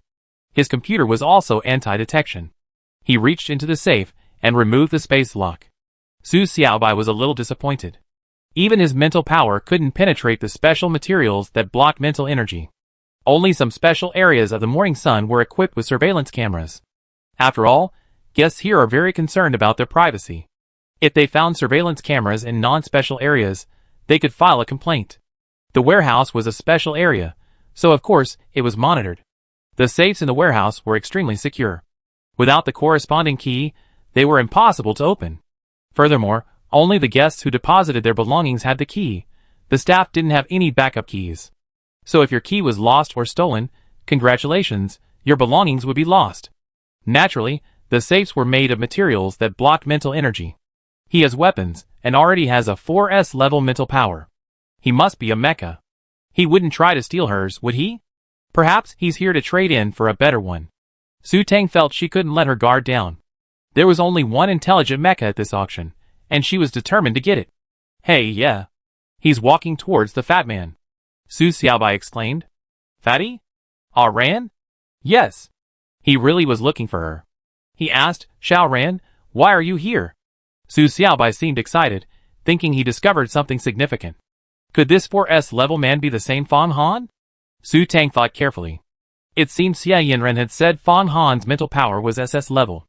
Either Xie Yinren was lying, or Fang Han was hiding his true strength. With Xie Yinren's B-level mental power, she naturally couldn't detect his 4S level nature. Oh, they came back together. What? The 4S guy came over, and since Fang Han and Xie Yinren knew each other, naturally they came with him. But wouldn't that put her in danger? If she accidentally used her mental power, she'd be discovered. Most of the appliances in the room were powered by mental power. Of course, they could be turned on manually, but not using mental power would make it seem like she was trying to cover up something. She'd been recklessly combining energy stones on the boat because low-level ones couldn't sense high-level ones. She already had Su Xiaobai take a look. Previously, the most powerful person on the boat was an SS. Now a 4S guy had arrived. What would she do? Su Tang fretted. Got it. Su Tang clapped her hands. Su Xiaobai, from now on, you disguise yourself as an S level. If you need to use your mental power, you do it. She was so clever. Su Tang gave herself a thumbs up. Chapter 134. Soon, there was a knock on Su Tang's door. Since Fang Han was still sending out a telepathic probe, Su Tang instructed Su Xiaobai to disguise himself as an S-class and use his telepathic power to open the door. Xiao Ba, who is this? Su Tang asked Xie Yinren in surprise upon seeing Fang Han. Her acting skills were truly impeccable, and Su Tang was secretly pleased with herself. This is my eldest brother, as I told you before. Xie Yinren thought Xiaomi was being overly suspicious, but since she didn't want to reveal her identity, she agreed to play along. Subconsciously, Xie Yinren didn't want Fang Han and Xiaomi to interact much. Although Fang Han usually didn't give a shit about women who flirted with him, she knew that Brother Han admired independent, capable, and sophisticated women like Xiaomi. This is Xiao Lu, my friend. Hello, I'm Fang Han. Fang Han extended his hand. Even if he hadn't said anything, Xiao Ran's loudmouth would have definitely exposed his identity long ago, so there was no need for him to hide. Hello, I'm Tang Xiaomi. Xie Yinren would have told him anyway, so there was no need to hide it. Su Tang extended her hand, and they shook hands amicably. Xie Yinren stood by, puzzled. Didn't they say they wanted to hide their identities? Thank you so much, Miss Tang, for taking care of Xiaoran during this time. Fang Han narrowed his eyes, his expression expressionless. This woman is wearing a mask. Although he wasn't a master of disguise, he could still see through this level of ordinary human skin mask. Mr. Fang, you're too polite. Xiaoran and I get along very well. I'm alone anyway, so having someone to keep me company is a little more lively. Su Tang smiled politely. Everyone says polite words. After a round of politeness, Fang Han got to the point. I wonder what goodies here would catch Miss Tang's eye. Fang Han thought. This woman must have taken every precaution to come to such an auction alone. After all, she was safe aboard the Morning Sun off the ship. That would be a disaster. I'm just taking a look around, just to broaden my horizons. Su Tang smiled. She wouldn't tell him she was going to buy a mecha. Miss Tang is quite courageous. The level 8 energy stones at this auction are said to be of very high quality, Fang Han said to herself. Su Tang was stunned. Was this Fang Han here for those 3 level 8 energy stones? Wait, why did this guy look familiar? Bay Star, Xiangye City, District 13 auction. It was him. That Force Slayer. It seemed she had misjudged Fang Han. Fang Han was definitely a mecha pilot, and for a mecha pilot, the allure of a level 8 energy stone was immense. Last time, that 5 Slayer had snatched that high-quality level 8 energy stone from him. It seemed he wasn't willing to give up. Mr. Fong has excellent taste, Su Tang said with a smile. Miss Tang, please don't argue with me when the time comes. I'm poor, Fong Han joked. Of course not. I'm poor. How could I possibly afford such an expensive treasure? Su Tang continued, laughing. Xia Yinran on the other side couldn't help herself. Brother Han usually ignored ordinary women, but now he was chatting and laughing with Xiaomi. Xia Yinran's heart skipped a beat. Brother Han, you just arrived. Do you want to find a room to rest? I have something to tell you. Yes, we need to book a room first. I won't bother Miss Tang anymore. Fong Han said goodbye to Su Tang before leaving. Mr. Fong, please make your own way. Su Tang smiled as she saw him off. After the two left, Su lay back in her room, rubbing her face, which had become stiff from a smile. Su Tang sighed. Dealing with Fong Han was truly exhausting. He wasn't as easy to fool as Xia Yinren. Number 286. Xia Yinren knew her number, so Fong Han must have known it too. After much thought, Su Tang still felt that Fong Han was too dangerous a man to deal with. She paid another 1 million yuan on the Black Rose website for an invitation code. Of course, Fong Han couldn't have his mental detection activated all the time. Su Tang found a time when he wasn't looking, donned her invisibility cloak, and secretly went to get another number card. Number 765, with a balance of 10 billion yuan. She also used card number 765 to open another room. Wearing invisibility cloaks and masks was common on the morning sun, and temporary number cards were common. In another room, Fong Han's face was serious. Did you reveal your identity? Xia Yinren shrank under Fong Han's sharp gaze, letting out a soft I told you to be careful when you go out, Fong Han said angrily. He should have sent someone to take her back the moment he found her. Well, Brother Han, Xiaomi is a very kind person. She saved me when I was attacked by bandits, Xia Yinren said weakly. Despite not liking Xiaomi's interactions with Fong Han, she still liked this friend very much. Humph, a nice person. A nice person would appear in a place like this? Anyone who could appear here must be of questionable origin. Didn't you say she knows everything? She's definitely a gangster, and she's disguised, Fong Han snorted. What? Xia Yinren looked up in surprise. Brother Han, you said she's disguised herself. So her identity is fake? But I have her as a friend. In Xia Yinren's opinion, all communication friends had real name verification. Don't you know there's fakery in this world? You were sold out, and you're still helping them count the money. Brother Han, are you saying Xiaomi isn't a good person and can't be friends? Xia Yinren always took Fong Han's words as her own, absolutely believing whatever Fong Han said. Not really. Right now, it doesn't look like she's targeting you. You don't have anything to target, Fong Han said, giving Xia Yinren a meaningful look before continuing his analysis. A woman with S-level psychic power, who dares to travel alone must have considerable power. She might have a powerful influence behind her. We could befriend her. It might be beneficial to us in the future. So what did you mean by that? I thought we couldn't be friends anymore. Xia Yinren breathed a sigh of relief. She still liked Tang Xiaomi as a friend. I mean, you need to be more careful next time. Think before you speak. You need to clearly distinguish between what you can and cannot say, Fong Han said with a look of disappointment. Uncle Xia had spoiled her too much, turning her into a brainless fool. Oh, I see, Xia Yinren said dejectedly. I'm sorry, Brother Han, I caused you so much trouble. Forget it this time. It's not a big deal. I find someone to take you home after the auction. Brother Han, I think. Xia Yinren struggled desperately, unwilling to go back like this. You have to go back, Fong Han said firmly. Got it, Xia Yinren said disappointedly. At dinner time, Fong Han treated Tang Xiaomi to a meal as a thank you for taking care of Xia Yinren. Su Tang remained bored throughout the meal, but she managed to put on a cheerful front. Fong Han kept asking her about her situation in subtle ways, basically the same few questions. What are you buying? Which faction are you from? How many people from your faction have come besides your support? Su Tang was truly exhausted. She had to think carefully about every word she said when communicating with Fong Han, fearing she let something slip and be exposed. Chapter 135. Fortunately, Fong Han had been busy since that dinner, and Xia Yinren hadn't appeared either. A typical example of someone who prioritizes love over friendship, Xia Yinren was definitely following Fong Han around. Su Tang thought to herself that she had to be more careful around Xia Yinren from now on. Fong Han would definitely know every word she said. On second thought, Su Tang smiled. What was the after? After the auction, Xie Yanran would definitely be with Fang Han, and then they would go their separate ways, perhaps never seeing each other again. The downside of a big world is that friends, who have known each other for a long time, might never see each other again. After a few days of Su Tang's idleness, the morning sun arrived at the intersection of the Xianin, Yinghua, and Shuiyao galaxies, a no-man's land. The auction officially began. At 8 o'clock in the morning, an hour before the auction began, Su Tang sensed Fang Han's psychic power. Over the past few days, Su Tang had discovered that Fang Han was prone to using his psychic detection to spy on others, so she dubbed him a bitch. After declining Fang Han's invitation to go with her, Su Tang thought for a moment. Although she knew it was useless, she still pulled out a mask that blocked psychic detection and put it on, just to put on a facade. Then she headed to the auction hall.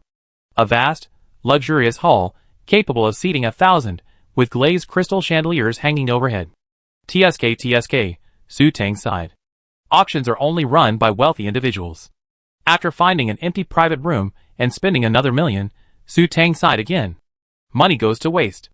Entering the private room, Su Tang could no longer sense Fang Han's psychic power, which had enveloped the entire venue. You get what you pay for. A 1 million yuan private room was indeed shielded from psychic detection. Although the morning sun had SS-level shielding devices, some people would still choose such a room with caution. Although she knew Fang Han had been watching her since she left her room, she had two plans. Su Tang pulled two cards from her storage, number 286 and number 765. She couldn't possibly confuse them.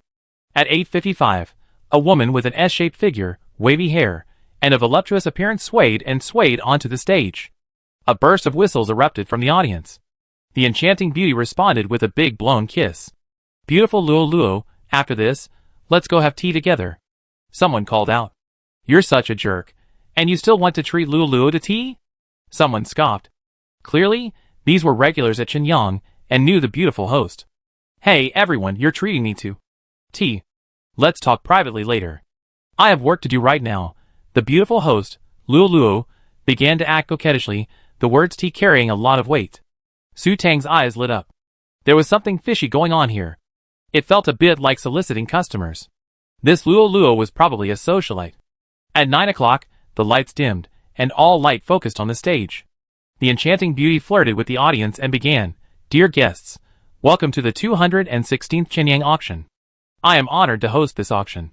Please support me.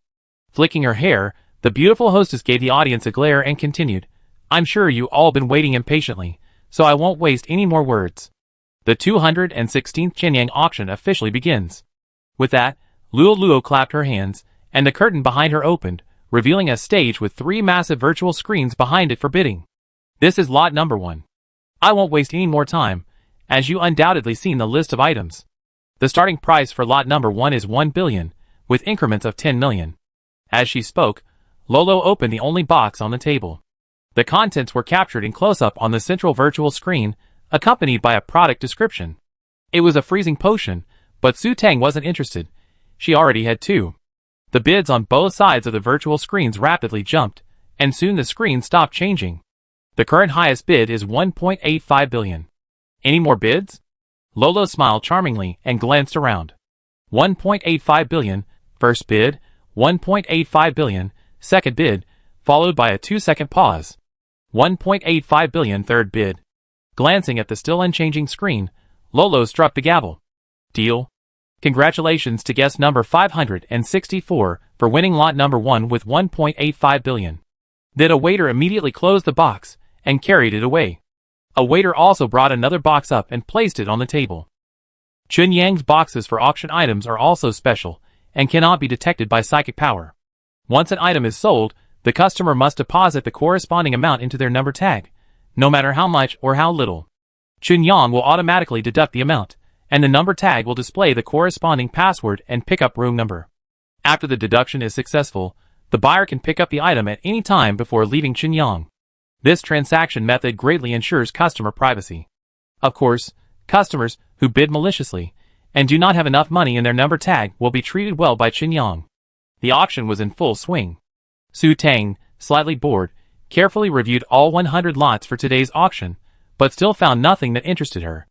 This Shenyang auction featured 300 items, spread over 3 days. The intelligent mecha Su Tang had her eye on was naturally the highlight, scheduled for the third day. The morning passed quickly, and it was now lot 39. Su Tang felt her stomach, fished out a delicious treat from her space pocket, and calmly savored her internal organs. Today's auction would not end until all 100 lots had been sold. There would be no intermission.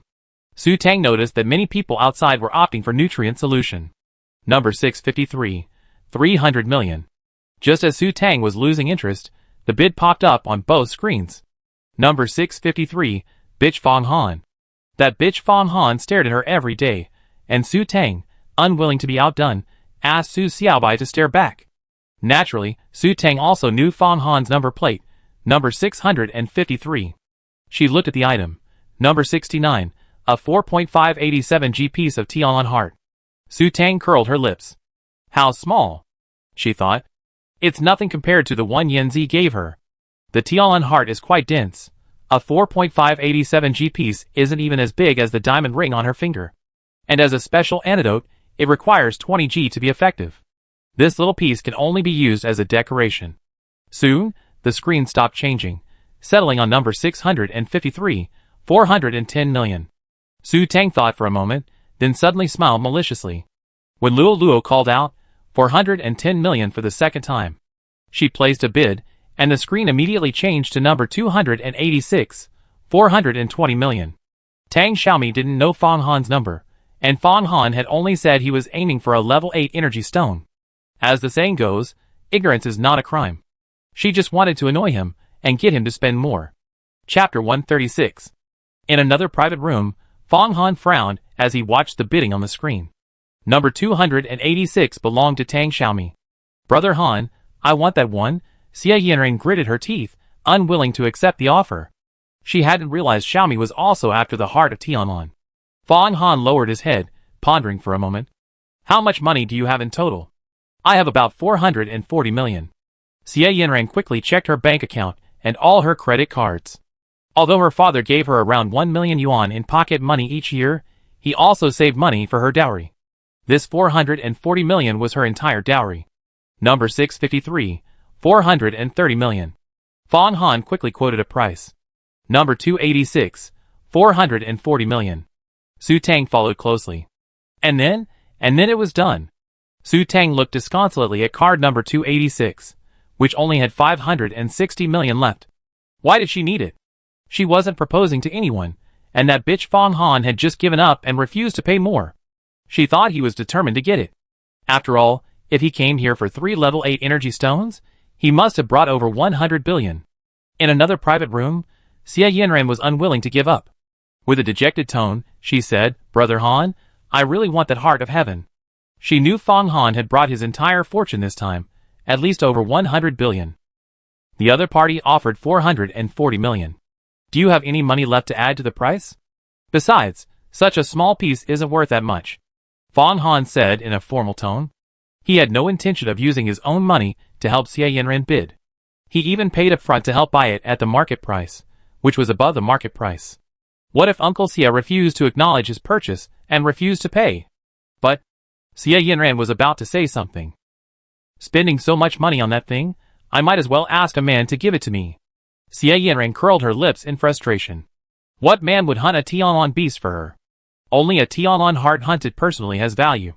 A bought one is just a decoration. If you really like it, I hunt a Tianlong beast next time. Xia Yanran looked up in surprise, her eyes shining. Brother Han meant to give it to her? Give her a Tianlong heart? Just give it to Uncle Xia at a discount, Fong Han continued. Like being splashed with cold water on a winter's day, Xia Yanran instantly felt dejected. She knew it well. How could she have ever expected Brother Han to give it to her? After all, Brother Han had hunted Tianlong beasts before. She had seen several Tianlong hearts of varying sizes in his possession. The largest was even the size of an egg, weighing at least 100 grams. But she hadn't seen Brother Han give it to any woman. He must have been sold. After this incident, the auction came to a peaceful close. Ah! Treasure, treasure! I want it! I want it! Su Xiaobai suddenly screamed as another box opened. Stop! Are you trying to scare me to death? Su Tang was startled by Su Xiaobai's sudden appearance. What treasure? That, the treasure in that box. I want it! I want it! Su Xiaobai started to throw a tantrum. Treasure? Su Tang perked up and got serious. She looked at the item on the stage. Number 99, an ancient jade. With more planets and more resources, jade is common in this era. While still considered jewelry, it's not as precious. This is ancient jade, and the description says it's an ancient artifact, passed down from the birthplace of humanity. Earth. There's even a certificate proving it's over 20,000 years old. Su Tang looked around but couldn't find anything special about the item. It was just an antique, seemingly useless except for its age, and the ability to satisfy the collector's ego and vanity. This is a treasure. I absolutely must have it. I want it. Su Xiaobai shouted eagerly, when Su Tang showed no reaction. I know. Since Su Xiaobai wanted it, she'd buy it. The price was only 2.1 billion now, and she wasn't short of money anyway, Su Tang thought to herself. Number 286, 2.2 billion. The price increment for this ancient jade was 100 million. In another private room, Fang Han's eyes widened in disbelief. How could this be? How could such a thing exist in this world? It was rare to find in the world of cultivation. After a closer examination with his spiritual power, Fang Han calmed down. It was indeed the item. Although it looked much darker due to the loss of spiritual energy due to the interface problem, with just this one, his spiritual power could definitely be raised to level 5S, and he might even gain another supernatural power. Number 653, 2.5 billion. After regaining his composure, Fang Han immediately raised his bid.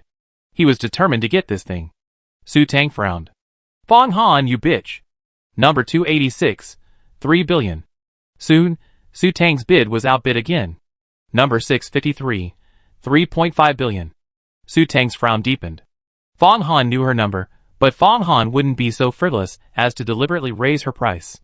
So Fang Han, you bitch, knew this thing was a treasure? Su Xiaobai, what's the use of this thing? Su Tang calmed down. My inherited memories record that this is chalcedony. It can enhance your strength.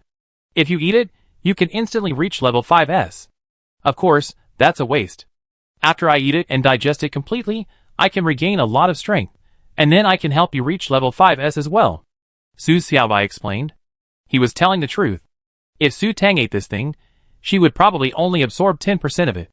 Something that boosts spiritual power. Su Tang was shocked. She hadn't found any medicine in this world that could boost spiritual power. So, that bitch Fang Han might know about it too. That would make it very difficult for her to win. Number 286, 3.6 billion. Number 765, 4 billion. Before Luo finalized, Su Tang quickly quoted two prices. Such a good thing couldn't be passed on to others. After bidding 3.6 billion, number 286 could leave the competition with honor, giving Fang Han the appearance of withdrawing from the bidding. On the screen, only number 653 and number 765 were left bidding. When the bid reached 50 billion, Fang Han narrowed his eyes. Who was this? 5 billion was the maximum price for this ancient jade. Could the other party also know it was chalcedony? Could there be other cultivators here? Fang Han showed a hint of shock. Impossible. He was an experienced person, and knew that ordinary cultivators couldn't stay in this place without spiritual energy. After all, cultivators need spiritual energy to sustain themselves, just as humans need food. Cultivators consume spiritual energy. If they consume more spiritual energy than they absorb daily, over time, they will die from spiritual energy depletion. Thus, a world devoid of spiritual energy is simply unsuitable for cultivators. However, if the other party didn't know about chalcedony, how could they possibly offer such a high price? Fang Han was baffled. Meanwhile, Su Tang began to grind her teeth. Damn it! That bitch Fang Han was so rich, 60 billion. She was running out of money. Gritting her teeth, Su Tang was determined to get this thing. After Su Tang pressed OK, the screen immediately popped up with number 765. 62 billion, frozen. Oh, customer number 765 has chosen the freeze function. It's a shame we won't see the results today. Who will win this ancient jade? Let's wait and see. Luo said with a smile, waving her handkerchief. At that moment, Luo was in an incredibly good mood. A freeze at the auction would earn her a commission of 50 million. 50 million, freeze. When a customer doesn't have enough money, but can't bear to give up their bid, they can choose the freeze function. After selecting this function, the frozen item will be placed at the end of the auction and re-auction after 300 bids. The customer can use this time to raise funds. If no one bids at the next auction, the winning bid will be at the frozen price. Of course, the freeze function isn't something to be used casually. On the spot, Su Tang's card number 765 was charged a 1 billion handling fee. Regardless of whether the item is ultimately won or not, the 1 billion will not be returned. In other words, the auction house could have collected the 1 billion for free. Chapter 137. The first day of the auction ended quickly, leaving some suspense. Some astute guests immediately sensed something was amiss, but after researching various sources, they discovered it was simply an antique jade piece of limited use beyond its age. The senior management of Chenyang Auction also re-verified the jade to ensure it wasn't a mistake. The results were fruitless. Perhaps it was just two avid collectors. That's the conclusion everyone ultimately reached. Upon arriving at her room, Su Tang found Fang Han and Xie Yinren standing at her door. Were they waiting for her? Ever since meeting Fang Han, Xie Yinren had checked out and moved to the room next to Fang Han's. Their rooms were on separate floors. Fang Han, you bitch! Su Tang cursed inwardly. Huh? Waiting for me? What's up? Su Tang asked in surprise, removing her mask. Well, it's okay anyway. I wonder if Miss Tang would be so kind as to have dinner with us. Fang Han smiled. Sure, I'm hungry too, Su Tang agreed with a smile. Looking at Fang Han's beaming face, Su Tang resisted the urge to pounce and scratch him. What a bitch. You wasted all her money, and you're still laughing. The three of them went to the restaurant together. After ordering, Su Tang silently waited for her food to be served. She ordered a bunch of the most expensive dishes. She wanted to savor them to her heart's content. Xiaomi, congratulations on you today, Xie Yinren said with a fake smile. She felt uneasy at the moment. Whenever she and Fang Han ate together, Fang Han always said, keep it simple when you're out and about, and the meals were always the most basic and inexpensive. But this time, Xiaomi ordered so many flashy, expensive dishes, and Fang Han didn't say a word. Could it be that Brother Han has taken a fancy to Xiaomi? A terrifying thought crossed Xie Yinren's mind. Oh, what's there to congratulate? I didn't even buy the ancient jade. I was thinking of buying it as a gift for Grandpa, but it turned out to be so expensive. I'm shocked. Su Tang patted her chest in mock surprise, then revealed a look of relief. That number 653 is truly rich. It's a good thing he didn't ask me for the heart of Tianlan. What's the point of Miss Tang buying the heart of Tianlan? Are you proposing marriage? Fang Han asked casually. Brother Fang, you're such a joker. I'm already married. Well, Su Tang sighed, looking somewhat dejected. A younger brother of mine got poisoned while on an expedition. He's been to every hospital, and nothing can help him. The doctors say he has a year to live, at most. I'm just trying to gather 20 G of Tianlan heart to save his life. Xiaomi, I'm sure you can gather enough to save your brother. Xie Yinren, hearing it was for saving someone, didn't mind Xiaomi stealing her Tianlan heart so much. But then she thought of Tang Xiaomi's information, and her doubts blurted out, Hey Xiaomi, isn't your brother dead? It's another one, an illegitimate child, Su Tang explained immediately. Okay, she lied without thinking, and almost forgot that Tang Xiaomi's information listed all her relatives as deceased except her husband, Zheng Zhe. However, after a glance at Fang Han, Su Tang decided to go all out. After all, this sharp-eyed person would definitely see through the fake identity. Humph, that bitch Fang Han is wearing a mask, so he must be using a fake identity. We are all the same, and we all know it, so no one should expose anyone else. But Xie Yinren clearly wanted to ask something else. Ahem. Fang Han interrupted Xie Yinren, giving her a look. How foolish. She already told him Tang Xiaomi was a fake, yet she still asked. Fang Han hinted. Xiaomi, don't be sad. Your brother will be fine. Oh, the food here looks delicious. After receiving Fang Han's hint, Xie Yinren came to her senses, and promptly ended the conversation.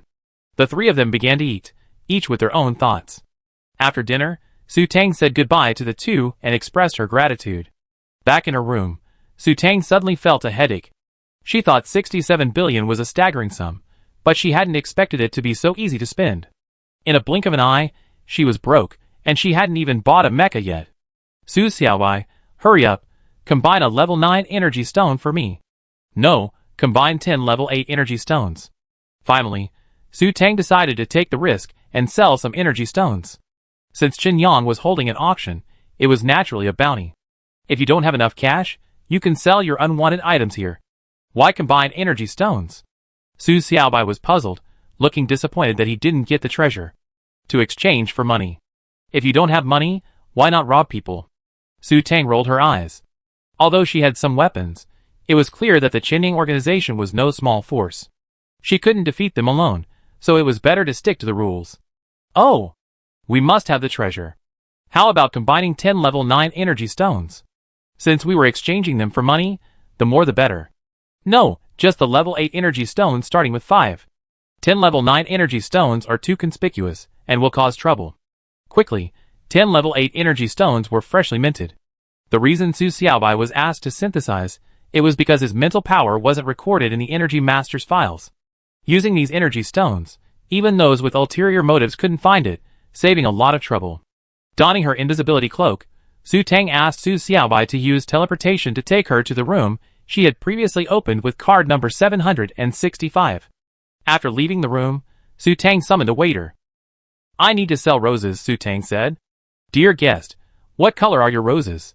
The waiter replied with the same familiar smile. Black. Goods here are also graded. White for goods under 1 billion, red for goods between 10 and 50 billion, and black, naturally, for goods over 50 billion. Okay, please follow me, the waiter said, invitingly. Su Tang followed the waiter through twists and turns for over half an hour before finally entering a special room. Please show us your goods. 3 old men sat in the room. Su Tang nodded to the 3 inspectors and reached into the space lock to retrieve the box containing the energy stones. Of course, she pocketed any exposed items, like her ring, that might reveal her identity. Su Tang calmly opened the box. Under the dim light, the energy stone shone. What is this? Oh my god! The old man exclaimed, and the waiter nearby also looked shocked. One old man was even more shocked after using the inspection device. It turned out to be 10 level 8 energy stones, with names starting with the number 5. Sir, are you an energy technician? One old man couldn't help but ask. You overstepped your bounds, Su Tang said in an annoyed tone. Sir, please forgive me. Please forgive me. The old man gently slapped his hand on his lips. I was so excited that I lost control of my mouth. Please forgive me, hee. Here, prying into other people's privacy is taboo. Chapter 138. Give me a price. Su Tang got straight to the point. Is this for sale or for consignment? Selling, of course, means selling to Qinyang, and the money is immediate. Consigning, on the other hand, means entrusting the stone to an auction, and the money isn't collected until the auction is over. Qinyang will deduct 20% of the sale price. Selling, Su Tang said without hesitation. Waiting until the auction was over wouldn't be enough. She needed the money urgently.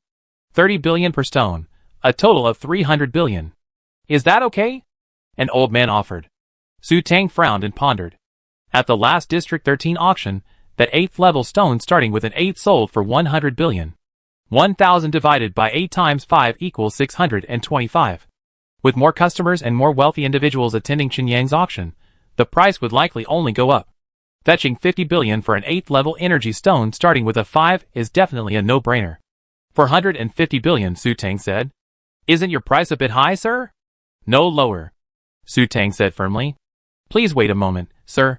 We can't make the decision on this. We need to consult with our superiors. The 3 old men fell silent. 3 mental fluctuations reached them. Su Tang guessed they were communicating with their superiors, but unfortunately, she couldn't hear the content. Congratulations, sir. Our superiors have agreed to your deal, one old man said with a smile. Please confirm, sir. Another old man handed over an anonymous card. Su Tang took it and transferred it directly to card number 765. The balance immediately increased to 459 billion. Wow, Qinyang is really rich. He just casually pulled out 450 billion from a card. Sure enough, those who work at auctions are all wealthy people. Su Tang was amazed. Yes, I received the payment. Su Tang nodded. The goods are correct. Cleared. As soon as Su Tang finished speaking, an old man put away the box of energy stones, as if afraid Su Tang would change her mind. Please keep it, sir. If you find something interesting, remember to come to us. Our Qinyang prices are absolutely the fairest. Another old man, with a smile on his face, handed Su Tang a card. Su Tang took the card and saw it was a Qinyang VIP membership card. This membership card had many functions. First, as a membership card, it naturally had discounts. Second, this membership card was much more advanced than modern cards. Membership cards could be used to check information and receive timely information about all Chinyang-affiliated events. And with this card, there was no need to buy an invitation code on the Black Rose website. You could just present the card. And with this card, you could reserve a number plate, so even if you arrived last, you could still get a number plate at the front. In short, this membership card was a multifunctional one. She hadn't expected a good citizen like her to be given a card. Could she be considered a gangster in the future? Su Tang dropped the card into her space deduction and left, returning to room 765. She then had Su Xiaobai teleport back to their previous room. It was soon after 8 o'clock the next day. Su Tang, still wearing her mind-isolating mask, went to the private room she reserved for 3 days. She spent the day bored at the auction, but nothing interested either her or Su Xiaobai. Even that bitch Fang Han didn't make a move. Fang Han, that bitch. Bored Su Tang cursed Fang Han inwardly. If it hadn't been for that guy's interference, she would have gotten the chalcedony long ago. At around 8 o'clock on the third day, Su Tang, as usual, went to the private room wearing a mask that blocked her psychic energy. Today, they were selling mechas. The incredibly beautiful host, Luo Luo, was still there. Su Tang waited with anticipation. Finally, lot 246, the intelligent mecha, arrived. Of course, the box on the table contained a space button and a scaled-down simulation model. The mecha's performance indicators were displayed on the screen. Guests could also access various mecha information using their number cards. This mecha was a sleek, red, high-spec mecha equipped with 8 level 3 energy shields, 2 laser swords, 2 level 4 energy cannons, 2 level 5 energy cannons, and 1 level 6 energy cannon. Relatively speaking, this mecha's weaponry was quite impressive. Mecha! Her mecha! And red, she loved it. Su Tang calmed her excitement and joined the bidding. The reserve price of 3 billion had been raised to 5.6 billion. Lot 765, 10 billion. With a wave of her hand, Su Tang raised the price to 100. After all, she had the money now. In another private room, Fang Han narrowed his eyes, frowning as he began to ponder who this number 765 was. None of the people he had his eye on were number 765. The fact that he had chosen to freeze the account previously meant he was out of money. Could it be that he belonged to a large family and had urgently transferred funds? He only had 120 billion. He planned to bid for the 2 level 8 energy stones, but he was also determined to get the chalcedony. Number 653, 10.5 billion. Fang Han made a tentative offer. Number 765, 15 billion. Su Tang gritted her teeth. The bitch was raising her price again. A gleam of light flashed in Fang Han's eyes. He had indeed raised the money. It seemed he would resort to any means necessary. 15 billion first time. Su Tang was so anxious, Luo Luo hammered the hammer. Deal. Congratulations to customer number 765 for winning lot 246 with 15 billion. The hammer was finalized, and Su Tang breathed a sigh of relief. Next came the auction item that Su Tang wasn't interested in. Lot 276 soon arrived. Lots 276, 277, and 278 were the 3 level 8 energy stones, which were bid separately. Lot 276 began with the number 3. After fierce bidding, the numbers on the screen kept changing, finally stopping at number 653, 32 billion. Su Tang frowned inwardly. How could this bitch be so rich? He even had spare cash for energy stones? How much money did he have on hand? She had hinted at it during dinner yesterday, but Fang Han was so secretive. She had no idea how much he had brought. Su Tang pondered whether to intervene and disrupt his bid. She gave up after careful consideration. What if he gave up? Why would she buy the energy stone? She had plenty of it. Fang Han ultimately won the energy stone for 32 billion. Number 277 was a level 8 energy stone starting with the number 4. This time, more bidders competed, and it was ultimately won by number 321 for 47.5 billion. Su Tang was even more puzzled. Fang Han had given up the bid at 40 billion. Could this jerk have run out of money? Never mind, she'd just wait and see. But if an energy stone starting with the number 4 could fetch 47.5 billion, then Chen Yang would definitely make a killing from what she sold. Number 277 was a level 8 energy stone starting with the number 5, similar in quality to the one Su Tang had sold to Chen Yang. Of course, the bidding was even more intense this time. After a fierce battle, Fang Han won the bid for 60.5 billion. Sure enough, she sold at a loss. Su Tang was secretly annoyed, But then she thought, after deducting the 20% commission fee, the amount she got would be about the same. In the end, Su Tang came to the conclusion that the auction was a treasure trove for making money. Chapter 139. Su Tang remained uninterested in the next auction item. Huh, Fong Han's out? Su Xiaobai suddenly asked. What, he's out? Are you sure? Su Tang was surprised. Didn't want the chalcedony anymore? Yeah, they're both gone. Su Tang was even more surprised. Had that bitch given up on competing with her for the chalcedony? What was going on? Had she run out of money? No way. Even an ordinary mecha pilot, given the choice between a mental power boost and a high-level energy stone, would definitely choose a mental power boost. After all, mental power boosts are truly unique. Keep an eye on them. Su Tang decided to respond flexibly according to the situation. After bidding on a few items, Su Xiaobai spoke again. They took the goods and left.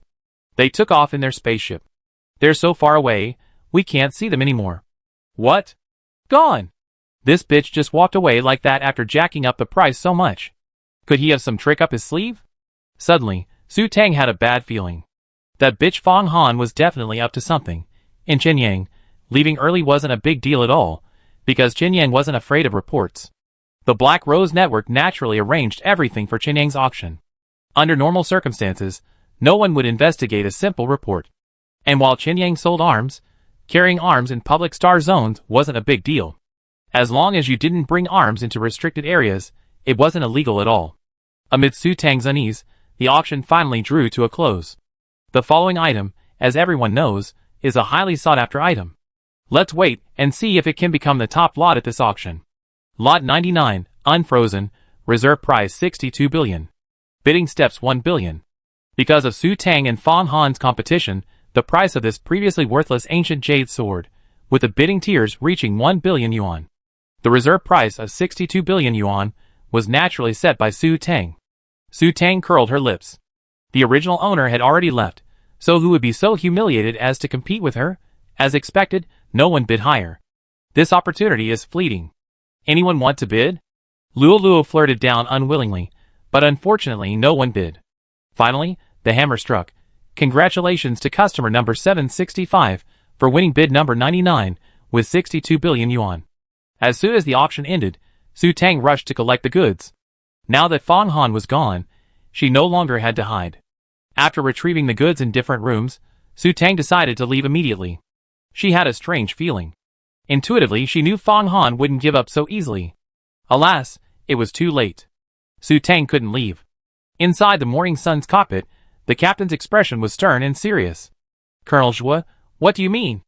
I suspect you're smuggling Federation artifacts. We're conducting a search. Captain Luo, I beg for your understanding and cooperation. A handsome man in military uniform said expressionlessly on the screen. Colonel Zhua, I'm a good citizen. You can't accuse someone innocently, Captain Luo explained immediately. We received a report and must investigate. Please cooperate. His tone was unquestionable. Colonel Zhua, this isn't under the jurisdiction of your 26th Corps, is it? Captain Luo said coldly, his face sullen. The Morning Sun was a large organization, and every auction was conducted with the approval of higher-ups. Smuggling artifacts was a serious offense. What auction didn't sell items of unknown origin? Even registered, legitimate auctions sold artifacts of unknown origin, and the government turned a blind eye. Smuggling artifacts was definitely a crime. According to federal law, even though this place is outside my jurisdiction, I have the right to search. Please cooperate. Otherwise, Zhua Tianyu said forcefully. If you don't cooperate, we will use force. Captain Luo immediately understood the hidden meaning in his words and sighed, we will cooperate fully. But if we find nothing, please give me an explanation, Colonel Zhua. They couldn't get away with it. Under the overwhelming firepower of the Legion, they would have no chance. If they were searched, Qianyang's reputation would naturally decline. After all, no guest here wanted their identities exposed. However, on second thought, the passengers on their ship weren't ordinary people. Many were powerful figures. They wouldn't let it go if they were searched without reason. He could also report this to his superiors, and their boss would naturally demand justice from Black Rose. They had paid protection money. So, whether Zhua Tianyu discovered anything or not, they would definitely be punished. After hanging up the line, Captain Luo immediately issued an internal warning, urging all personnel to check for any prohibited items and discard them immediately. The passengers' belongings were none of their business. They could simply claim security hadn't found them. Whether munitions were considered prohibited was a relative term. The level of munitions control varied from star system to star system. In a public star system like this, where there's no law, even carrying a level 9 energy cannon wasn't illegal. Attention passengers! Attention passengers! In half an hour, the 26th Legion will conduct a routine inspection of our spacecraft. Please cooperate. The electronic announcement blared throughout the ship about 10 times. The passengers inside the spaceship began to panic. After all, there were wanted criminals from the Federation among them. Some rushed to the deck, attempting to board the spaceship for departure, but gave up once they reached it because the entire morning sun was surrounded by the 26th Legion starships. Oh, so many starships! The army is coming! Su Xiaobai exclaimed in surprise. Keep your belongings safe.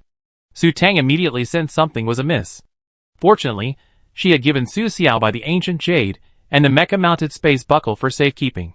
After a moment's thought, she had Su Xiaobai teleport to the room occupied by number 765, discarded the empty number plate in a conspicuous corner of the room, and returned. In her room, Su Tang carefully considered her belongings. She had nothing on her that would reveal number 765's identity, only a few of Tang Xiaomi's space buckles. A little over 10 minutes later, a level 4S mental power swept over. Huh? Oh! There's a level 4S. Su Xiaobai was surprised. Do you know him? Su Tang asked. A stranger, apparently their leader. Su Xiaobai paused, then continued, I checked on StarNet, and this is the newly appointed commander of the 26th Corps, Xue Tianyu. Xue Tianyu? I didn't know him. After a moment's thought, Su Tang continued, what's the reason for the search? Well, judging by their mouth shapes, they seem to be talking about smuggling cultural relics. Su Tang was startled. Smuggling cultural relics? Such trivial matters are not the military's responsibility, so why is there a search? Wait, cultural relics? Ancient Jade. Chapter 140. Suddenly, a flash of light flashed through Su Tang's mind. Just as that 4S bitch Fang Han had left, the 4S leader, Xue Tianyu, appeared right after. Smuggling cultural relics. Once he found this ancient jade, and this crime was slapped on him, wouldn't the jade, or chalcedony, fall into his hands? This was a perfect trick, Fang Han bitch's brilliant plan. Su Tang could vouch for this Xue Tianyu, the bitch Fang Han's true identity. Su Tang gritted her teeth. Fang Han bitch was truly cunning, his scheme spun with such gusto. If he met anyone else, he definitely succeeded. But unfortunately he met her. She had Su Xiaobai, and Su Xiaobai had the immortal palace. Thinking of Fang Han bitch's gloomy expression after he couldn't find the jade, Su Tang couldn't help but want to laugh. Soon, the military began a full-scale search. All passengers were forced to remain in their rooms pending the search. In a room, Xue Tianyu frowned at the number plate in his hand. Number 765. But where was the person? Chalcedony was the last one to be auctioned. After he left, starships were immediately dispatched to surround the morning sun. The time he had left wasn't enough to retrieve the bone marrow and leave, so the person must still be on the ship. Could there be 2 number plates? Xue Tianyu narrowed his eyes, and quickly guessed the truth. He used his mental power to scan the entire ship again. He had already set people to search areas shielded from mental detection. The passengers on board were all in their rooms, and he didn't sense anyone in the promotion state. Xue Tianyu breathed a sigh of relief. Fortunately, the chalcedony hadn't been eaten, so number 765 probably still didn't know how to use it. Oh right, a mecha. Number 765 also bought a mecha. Chalcedony is too small, hidden in a corner, and easily missed by mental power. But spatial detents are different. Under mental power detection, spatial detents are like light bulbs that can be instantly detected by mental power. In other words, if he finds the intelligent mecha, he find number 765. Clenching his fist, Xue Tianyu decided to expedite the search, focusing on S-level psychics. On the 3rd day after the troops embarked, there was a knock on Su Tang's door. Is it her turn? She calmly opened the door. 5 Federation soldiers stood at the doorway. One of them, who looked like the captain, saluted her, please cooperate. Su Tang nodded, indicating understanding. She raised her right hand, removed her spatial detents from the computer, handed them to the captain, and retrieved her basic citizen information. This kind of basic search doesn't involve comparing genes and mental power individually. After all, testing genes and mental power is quite complicated. A basic search only looks at basic data, much like checking a modern ID card, verifying appearance and whether it exists in the population database. Su Tang's expensively obtained fake ID is naturally recorded in the federal population database. The captain was visibly stunned when he saw Su Tang's S-level mental power in her profile, then showed surprise. Then, seemingly seeing Su Tang's married status and her husband's information, he seemed a little disappointed. Soon, the other 4 soldiers who had searched Su Tang's room emerged. "Captain, nothing found," one of them reported back. Su Tang appeared calm on the surface, but inwardly, he was rolling his eyes. He hadn't withdrawn his mental power since Fong Han came aboard. If there was a problem, he would have rushed over long ago. However, Su Tang also had a little respect for him. He had used his mental power continuously for 3 days to find the Chalcedony, and he wasn't afraid of losing control and becoming insane. "Excuse me, thank you for your cooperation." The captain saluted Su Tang again, then handed Su Tang's space buttons back. "Wait!" Just as Su Tang reached out to take the space buttons, a deep, magnetic male voice rang out. Su Tang turned and saw that bitch Fong Han approaching. No, now it should be Zhuo Tianyu. Damn! The moment she saw Zhuo Tianyu's face clearly, Su Tang cursed internally. This bitch actually looked so much like her former idol, Li Hong. This was a complete disgrace to her idol. The military's vetting process was naturally the strictest, so Zhuo Tianyu's identity and face were absolutely genuine. Her idol, her Li Hongjun, had been ruined like this. Su Tang felt the entire world was filled with negativity, and she would never love again. She had once been a fangirl, fantasizing about what would happen if she met her idol, but today's imitation shattered all her fantasies about him. Strip away this human skin, and you find Zhuo Tianyu as a sinister bastard. Otherwise, he wouldn't resort to such despicable tactics as robbery. To win back her beloved man, Su Tang silently cursed, hoping that Zhuo Tianyu would encounter a star beast and be disfigured. While Su Tang was lost in thought, Zhuo Tianyu had already approached her. Watching Su Tang's changing expression, Zhuo Tianyu frowned. What was wrong with this woman? She was first shocked at the sight of him, then filled with disgust. Why would she dislike him? He touched his face. Didn't she always smile at Fong Han's ordinary face? Now that he become handsome, she disliked him? This woman's sense of beauty was definitely flawed. Squinting his eyes, Zhuo Tianyu came to a conclusion. "Captain, nothing was found." The captain saluted Zhuo Tianyu and reported with a serious expression. "Well, you continue?" "I check again." Zhuo Tianyu waved to the captain. "Yes." The captain and the other 4 soldiers turned and left. Space button, information. Zhuo Tianyu spread his hands towards Su Tang and said, "Shit!" Su Tang cursed again inwardly, but she regained her composure. She cooperated, handed over her space button, and retrieved her information again. "Hey, Miss Tang is actually an S-level psychic." "That's amazing," Zhuo Tianyu said in surprise. "Pretend? Keep pretending. Your cover has already fallen off." Su Tang was speechless. "Thank you for the compliment, officer." Su Tang smiled shyly. "What a shame. Miss Tang, such a stunning beauty married so young. Otherwise." Zhuo Tianyu took a step closer, offering Su Tang a rather ambiguous smile. "Li Hong, my idol." Su Tang dazed for a moment, but quickly recovered. This was a pirated product. "Officer, you're such a joke." Su Tang stepped back, putting some distance between them. "I don't know what man is so lucky to marry Miss Tang. I wish we had met before we got married." "What a shame," Zhuo Tianyu said, his expression a touch of artistic melancholy. "Pretending.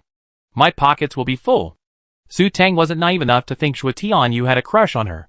This guy definitely had some ulterior motive. Chapter 141. "Officer, if you keep joking, you're going too far. I'm a law-abiding citizen. Can you please return my space lock to me?" Su Tang said sternly. "Haha, Miss Tang is naturally a law-abiding citizen." Zhuo Tianyu said the words law-abiding with a smile, adding a lot of meaning. Then, Zhuo Tianyu held out his hand and spread the space lock in his palm, motioning Su Tang to take it herself. Su Tang breathed a sigh of relief.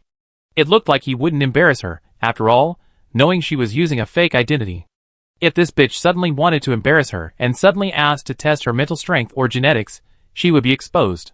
Su Tang stretched out her right hand to take the space lock from Zhuo Tianyu's hand, but something unexpected happened. Zhuo Tianyu suddenly grabbed Su Tang's hand. "Miss Tang's ring is very beautiful," Zhuo Tianyu said with a meaningful smile. Su Tang's heart skipped a beat. On her right index finger was her interstellar ring. She tried to pull her hand free, but Zhu Tianyou's strength was no match for hers. It seems you found something remarkable? As Su Tang struggled, Zhu Tianyou's finger had already touched the diamond at the top of the ring. Zhu Tianyou was filled with surprise. He had always thought Tang Xiaomi's ring looked familiar, and now he finally had the chance to verify it. It was indeed the Interstellar ring. However, Zhu Tianyou was soon disappointed. Was the spaceship full of weapons? After a careful search, he still found weapons, not ancient jade. This meant his previous suspicions were wrong. Tang Xiaomi wasn't number 765. So where could the chalcedony be? He had already searched the spaceship thoroughly. Taking advantage of Zhu Tianyou's moment of distraction, Su Tang withdrew her right hand, covering it with her left to hide the ring. How could she be so careless? Since Zhu Tianyou knew chalcedony, he naturally recognized the interstellar ring. However, Su Tang thought carefully, he probably noticed her interstellar ring from the beginning, so whether she hid it or not wouldn't matter. This bitch was definitely the type who wouldn't give up until she achieved her goal. Why? If I remember correctly, this is a public star system, and carrying such a small weapon for self-defense isn't illegal. And I bought this with real money. Could it be that this officer is openly trying to rob citizens of their private property? Su Tang said coldly. As Su Tang spoke, Zhu Tianyou came to his senses. Well, Master also said that everything is predestined. If it's destined, it will come, and if it's not, don't force it. It seemed that this chalcedony wasn't destined to be his. If he couldn't find it, that was fine. However, he had originally crafted this interstellar ring, so taking it back would be returning it to its rightful owner. Miss Tang, you misunderstood. How could I openly rob citizens' private property? Zhu Tianyou emphasized the word robbery, then continued with a smile. But, Miss Tang, I feel there's something wrong with this information. A herd of idiots raced through Su Tang's mind. This shameless bitch, this isn't blatant robbery, this is a blatant threat. The subtext of this bitch's words. If you don't give it to me, I investigate you. Su Tang naturally understood. Taking a deep breath, Su Tang calmed the urge to kill Zhu Tianyou. Sir, we have something to discuss, right? As she spoke, Su Tang ushered Zhu Tianyou into the room. Zhu Tianyou followed Su Tang into the room, looking like a scoundrel ready to blackmail you. Sure enough, he guessed right. Tang Xiaomi's background was shady. Please sit down. I make some tea. Su Tang gestured at the sofa, inviting her, then turned and went into the kitchenette. A room of this price included a small reception room and kitchenette. Su Xiaobai, quickly teleport. Let's get out of here. Closing the kitchen door, Su Tang immediately contacted Su Xiaobai. She felt the best option at this moment was to escape. But this spaceship is parked here, with no planet nearby. My ability only allows me to teleport within it, Su Xiaobai replied weakly. He knew the situation was urgent, but there was nothing he could do. What good would it do to stay inside the spaceship? If he could just teleport, he'd be discovered, and it would be even harder to explain. Don't you have chalcedony? Didn't you say you could regain a lot of strength? Su Tang grew anxious. I haven't eaten it yet. After I eat the chalcedony, I need to retreat to digest it. You won't be able to contact me then. Su Xiaobai also looked distressed. It's not like eating chalcedony will instantly increase your strength. It needs to be digested. So you're out of options now? I am. Never mind. Su Tang sighed. He could only take things one step at a time. If all else fails, he'd just give him the interspatial ring. Carrying 2 cups of tea on a tray, Su Tang walked into the small reception room. Sorry for the wait. Putting down the teacups, Su Tang sat down on the sofa across from Zhu Tianyou. Miss Tang, let's be frank. I'm not particularly interested in your identity. I'm drawn to this interspatial ring. It's a treasure. Zhu Tianyou got straight to the point. He had lost most of his treasures in his previous life, and now that he had stumbled upon one, he had to get it back. This is my life-saving gift. Su Tang touched the ring on her finger, feeling reluctant to part with it. This bitch had actually threatened her, so she might as well come clean. Some things are better left unspoken. Speaking them out loud would only damage relations. Don't you agree, Mr. Fong? My last name is Shua, Zhu Tianyou said, his expression unwavering, a jolt of emotion. Fong Han, Mr. Fong, let's not mince words. Don't be so pretentious. Su Tang sneered. The mercenary guild was a civilian force, dependent on the government. The military and the government were separate entities, so the Ministry of Government naturally wouldn't accept all armed forces being controlled by the military. Hence the mercenary guild. You could say the mercenary guild and the legion were 2 separate systems. Joining the military required revoking mercenary status, And the head of the military's legion was also the head of the Tianren Guild. There was definitely something fishy about Zhuo Tianyu. How did you know? Zhuo Tianyu's expression darkened. I naturally have my own ways, Su Tang said enigmatically, taking a sip of her tea. Oh, Miss Tang is truly impressive. Zhuo Tianyu narrowed his eyes. He had underestimated this woman. She actually knew his true identity. Even within the Tianren Guild, only Uncle Xia knew this. If this were exposed, he would definitely be stripped of his military status and possibly even court-martialed. Should he be silenced? A fierce glint flashed in Zhuo Tianyu's eyes. Mr. Fang, I'm so frank with you because I made preparations. Su Tang continued to feign composure, a look that said, I have a trick up my sleeve. This guy must be trying to silence her. How vicious. How sinister. Su Tang took another mental note. Chapter 142. Miss Tang means we can live in peace and not interfere with each other. Zhuo Tianyu's frown deepened. The situation was very unfavorable for him. He didn't even know this woman's identity, and yet he'd been seen through. What if he let her go and got bitten? This time, he'd been careless and had fallen into a trap. He really couldn't underestimate her just because she was a woman. But how had his identity been discovered? He couldn't have let it slip. Zhuo Tianyu couldn't figure it out. Mr. Fang, we have no past or present grudges. Mr. Fang, please do me a favor, and I keep this matter to myself. Su Tang continued to plead. This bitch just loved to stir up trouble. He didn't come to her, so why would she report him? Isn't it better to let things go their own way? But I don't think Miss Tang is trustworthy. Zhuo Tianyu tapped his index finger on the table, a look of deep thought on his face.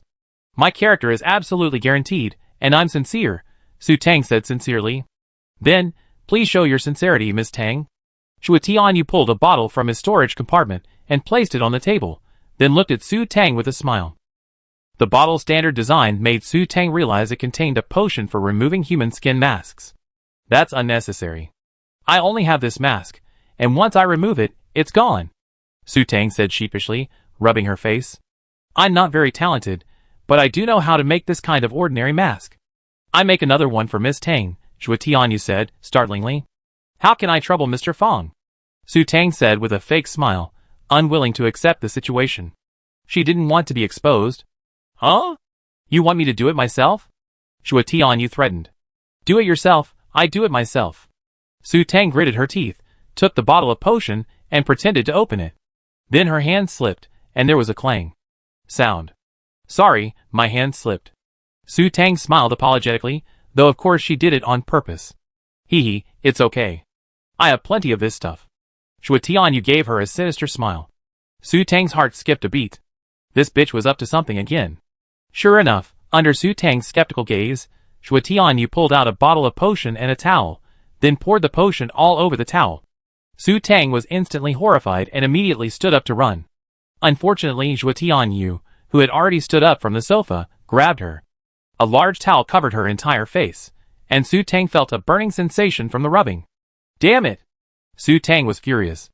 Is this mopping the floor? So hard. After a few minutes, Su Tang finally ripped Zhuo Tianyu's hand free from the towel he was holding on her face. You bastard, why are you pressing so hard? You're almost peeling.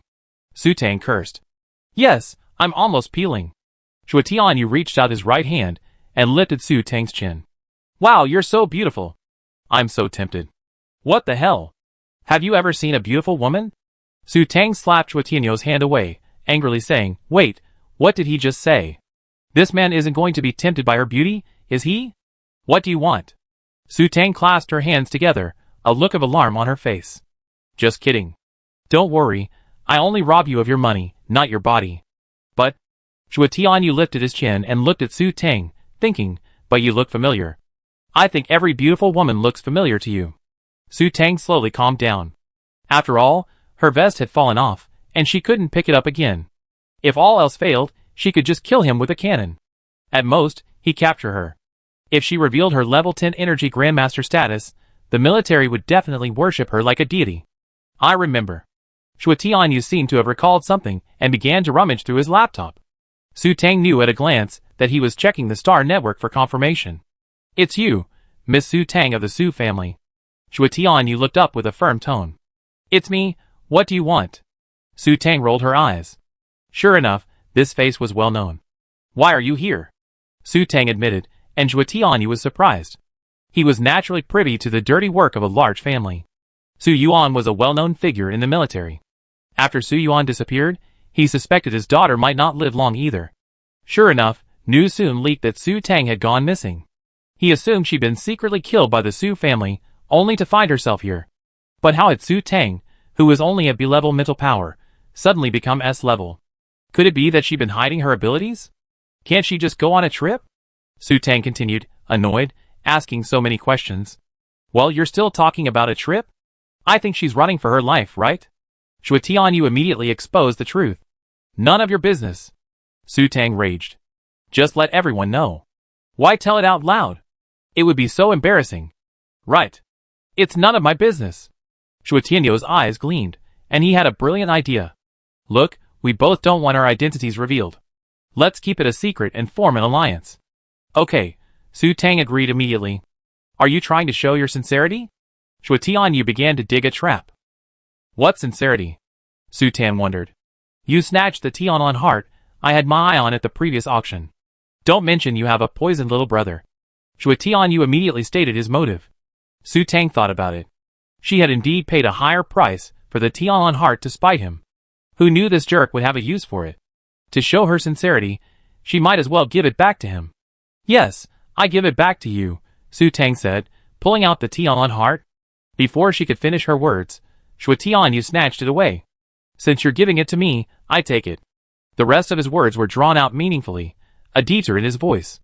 Su Tang hadn't even finished the rest of her sentence. Just give me 400 million. Wait, give it to him. Suddenly, Su Tang's eyes widened. What did this bitch say? Give it to him? She gave it to him. Damn it.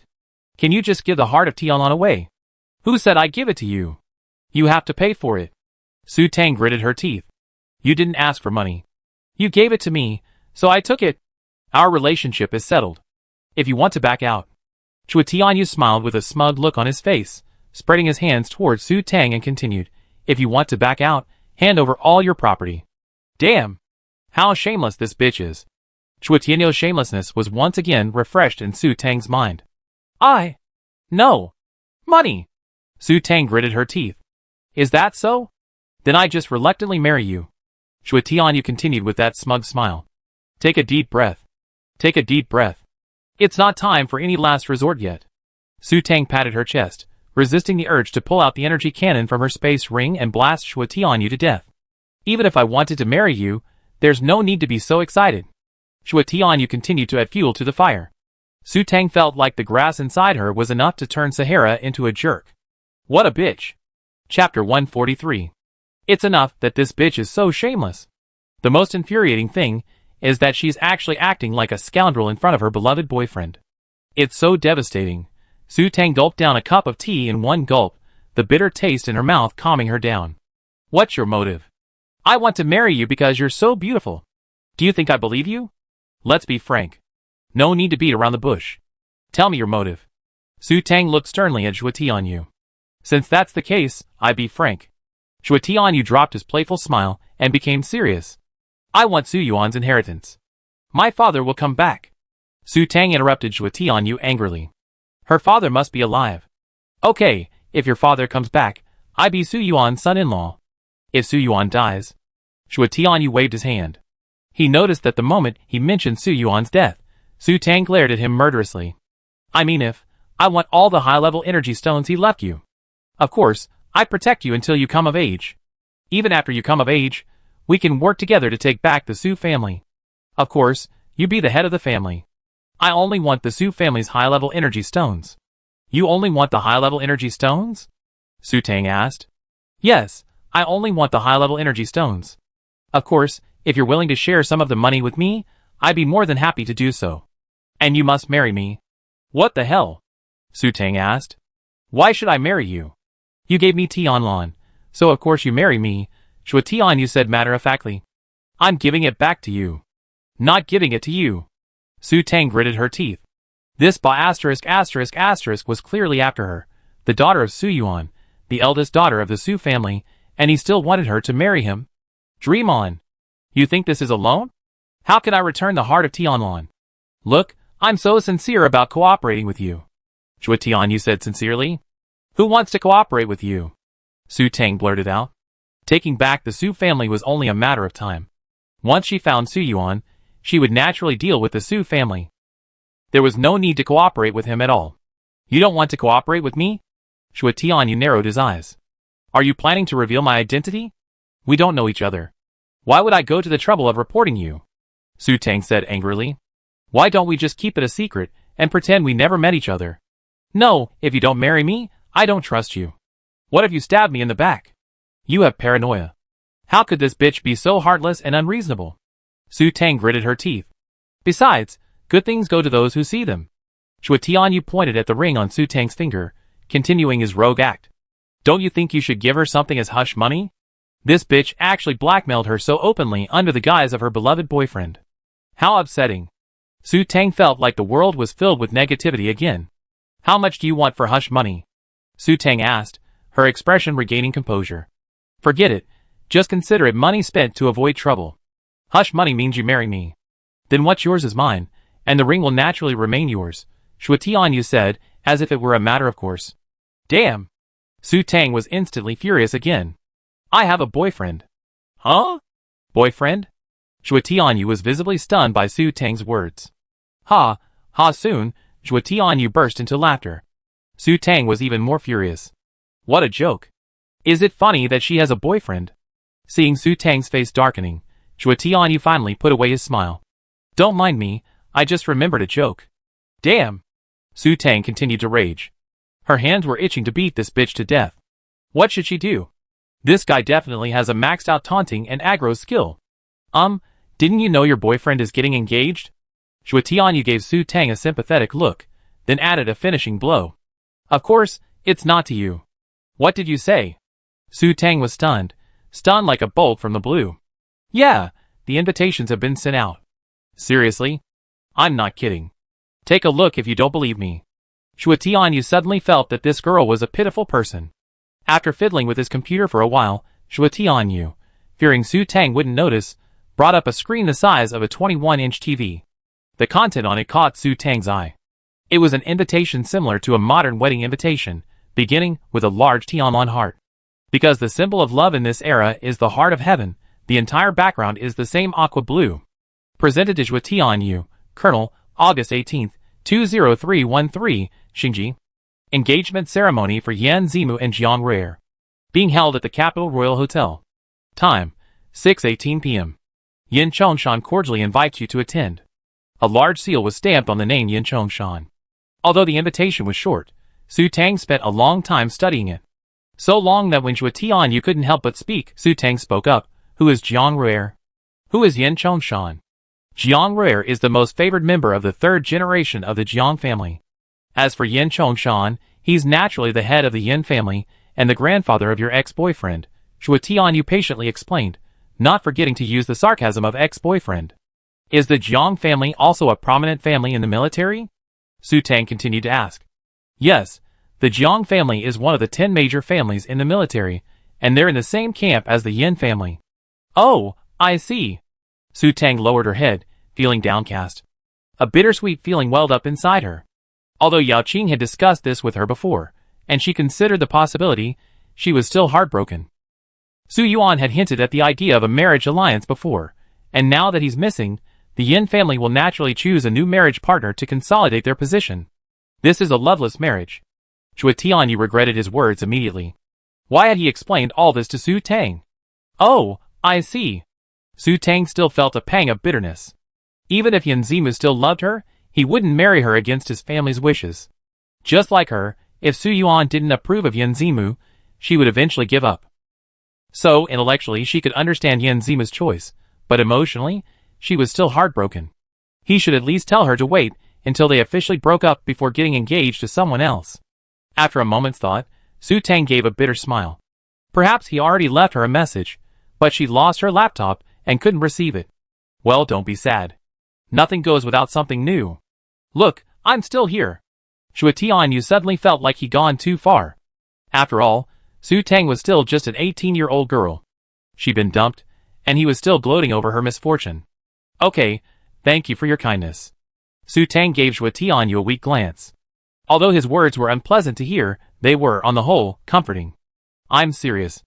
Although I'm not from an aristocratic family, I earn my current position through my own strength. I certainly be no less powerful than them in the future. If you trust me, I make you a glorious marshal's wife. Xue Tianyu wasn't being overconfident. With the resources at his disposal, even without chalcedony, he could advance to a 5S rank within 10 years, and then be eligible to compete for the position of marshal. After a moment's reflection, Xue Tianyu added, admittedly, I have my own agenda.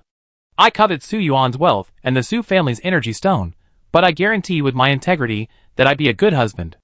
Looking at Xue Tianyu's serious expression, Su Tang was at a loss for words. Was this a proposal?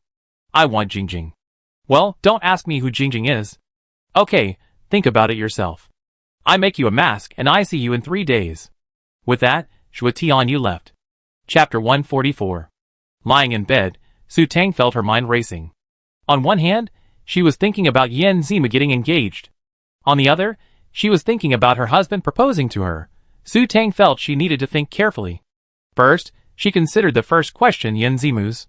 The date on the post was August 18th, 20313.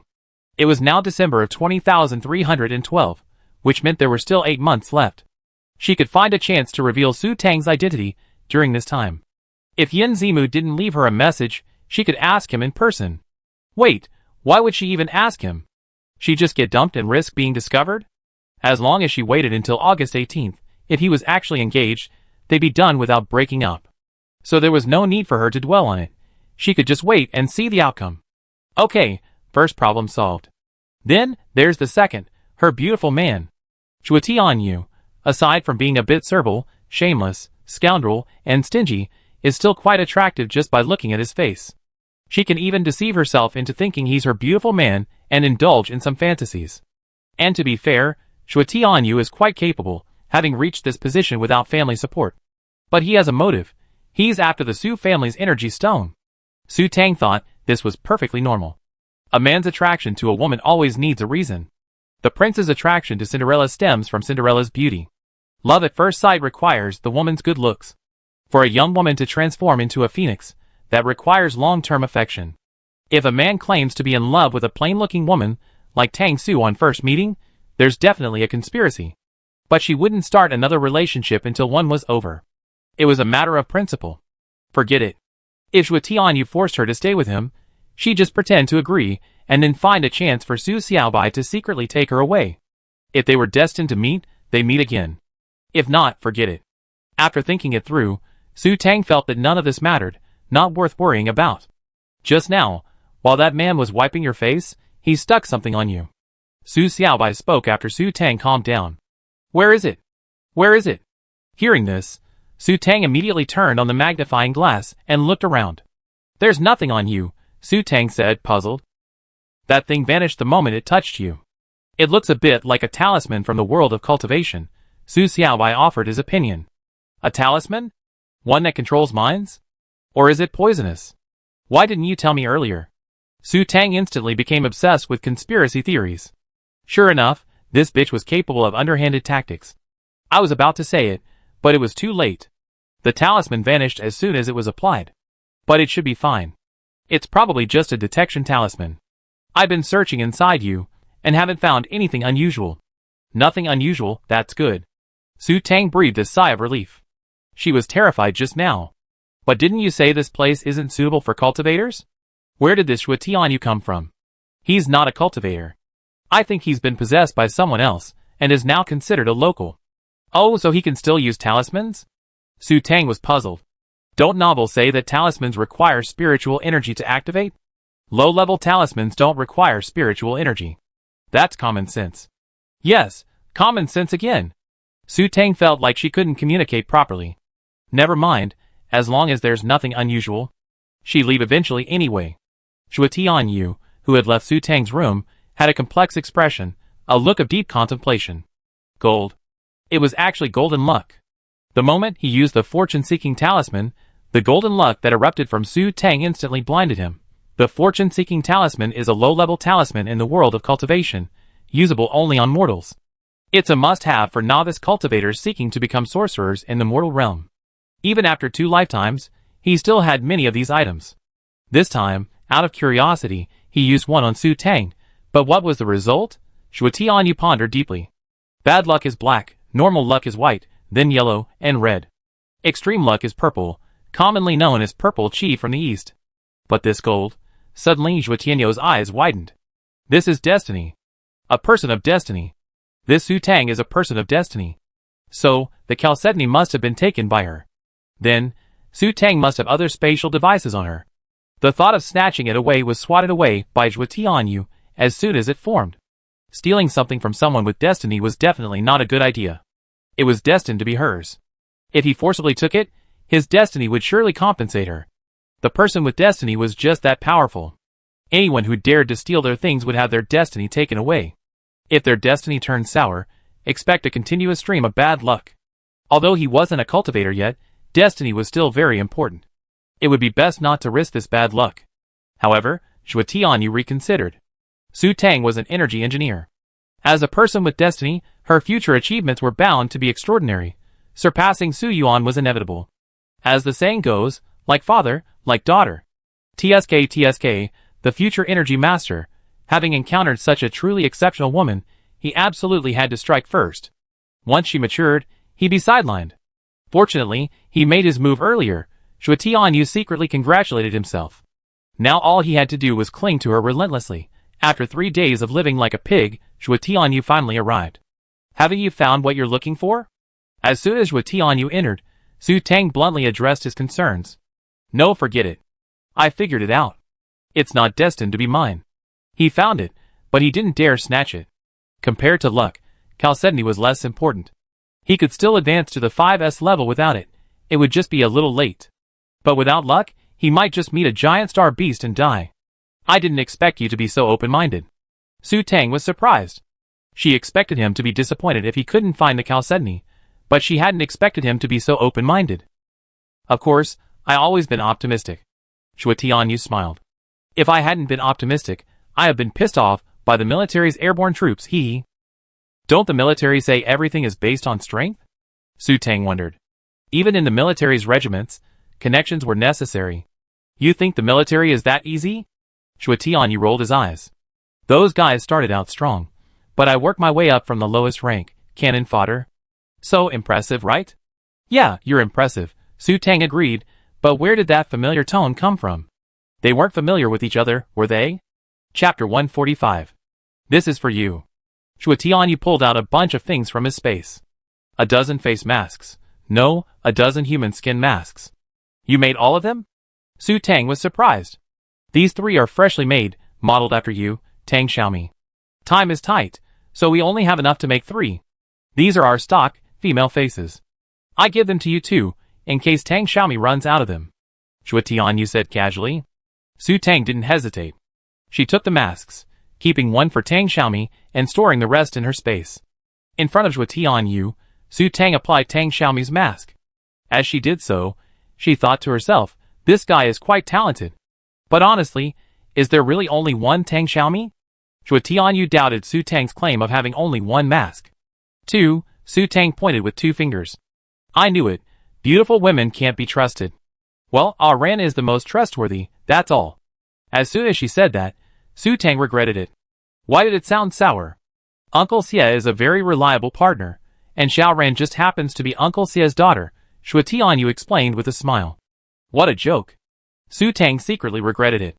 Didn't you grow up together? As soon as the words left her mouth, Su Tang wanted to bite her tongue off. Why was she asking that? Well, my father was also in the Tianren Guild. But I left to join the army at 16, Xue Tianyu continued to explain with a smile. What are your plans next? Su Tang quickly changed the subject.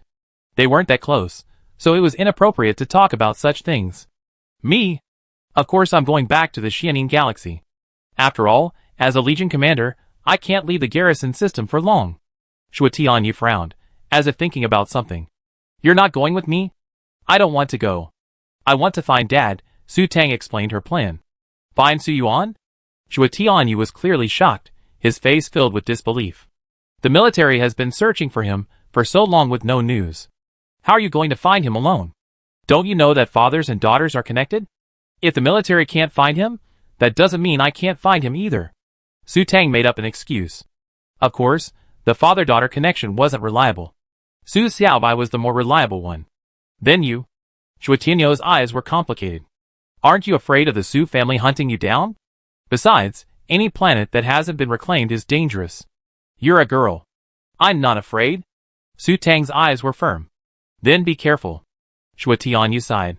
If someone important to him disappeared, he would also travel planet by planet to search for them. As a person of destiny, staying in one place for too long would hinder her from finding treasures. Only by traveling could she find treasures everywhere. Once he finished his business, he would follow. Shuatianyu made a quick decision. Keep this. Even if you can't hide inside, it's fine. Shuatianyu handed over a space buckle. Su Tang took it with surprise. This stingy guy actually gave her something.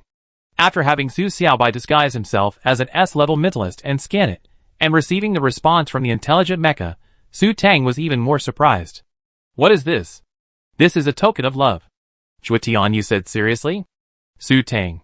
I finally thought he was back to normal, but now he's back to his normal self. I don't want it. Su Tang immediately handed the space buckle back. You have to take it even if you don't want it. You gave me the heart of Tianlong. It might be a small gift, but it's a token of your love. It would be a shame if I didn't express my gratitude. I told you, it wasn't a gift. Su Tang gritted her teeth. Anyway, let's do this. We get married when you come of age. If you accidentally die, I avenge you, Shuatianyu said seriously. Damn it! Su Tang raged. Forget it, this bitch was giving her something so rare that she wouldn't refuse it. So you still have a mecha for yourself? Suddenly, a terrifying thought struck Su Tang. Could this guy have given her his own mecha? Of course, what are you imagining? How could I give you my personal mecha? I bought it a while ago, and was planning to resell it for a profit. And do you think I use such a feminine mecha? Shuatianyu found Su Tang's idea that it was his mecha inconceivable. Haha, I didn't look closely. Su Tang quickly smiled to hide her embarrassment. She hadn't seen it, so how could she know what it looked like?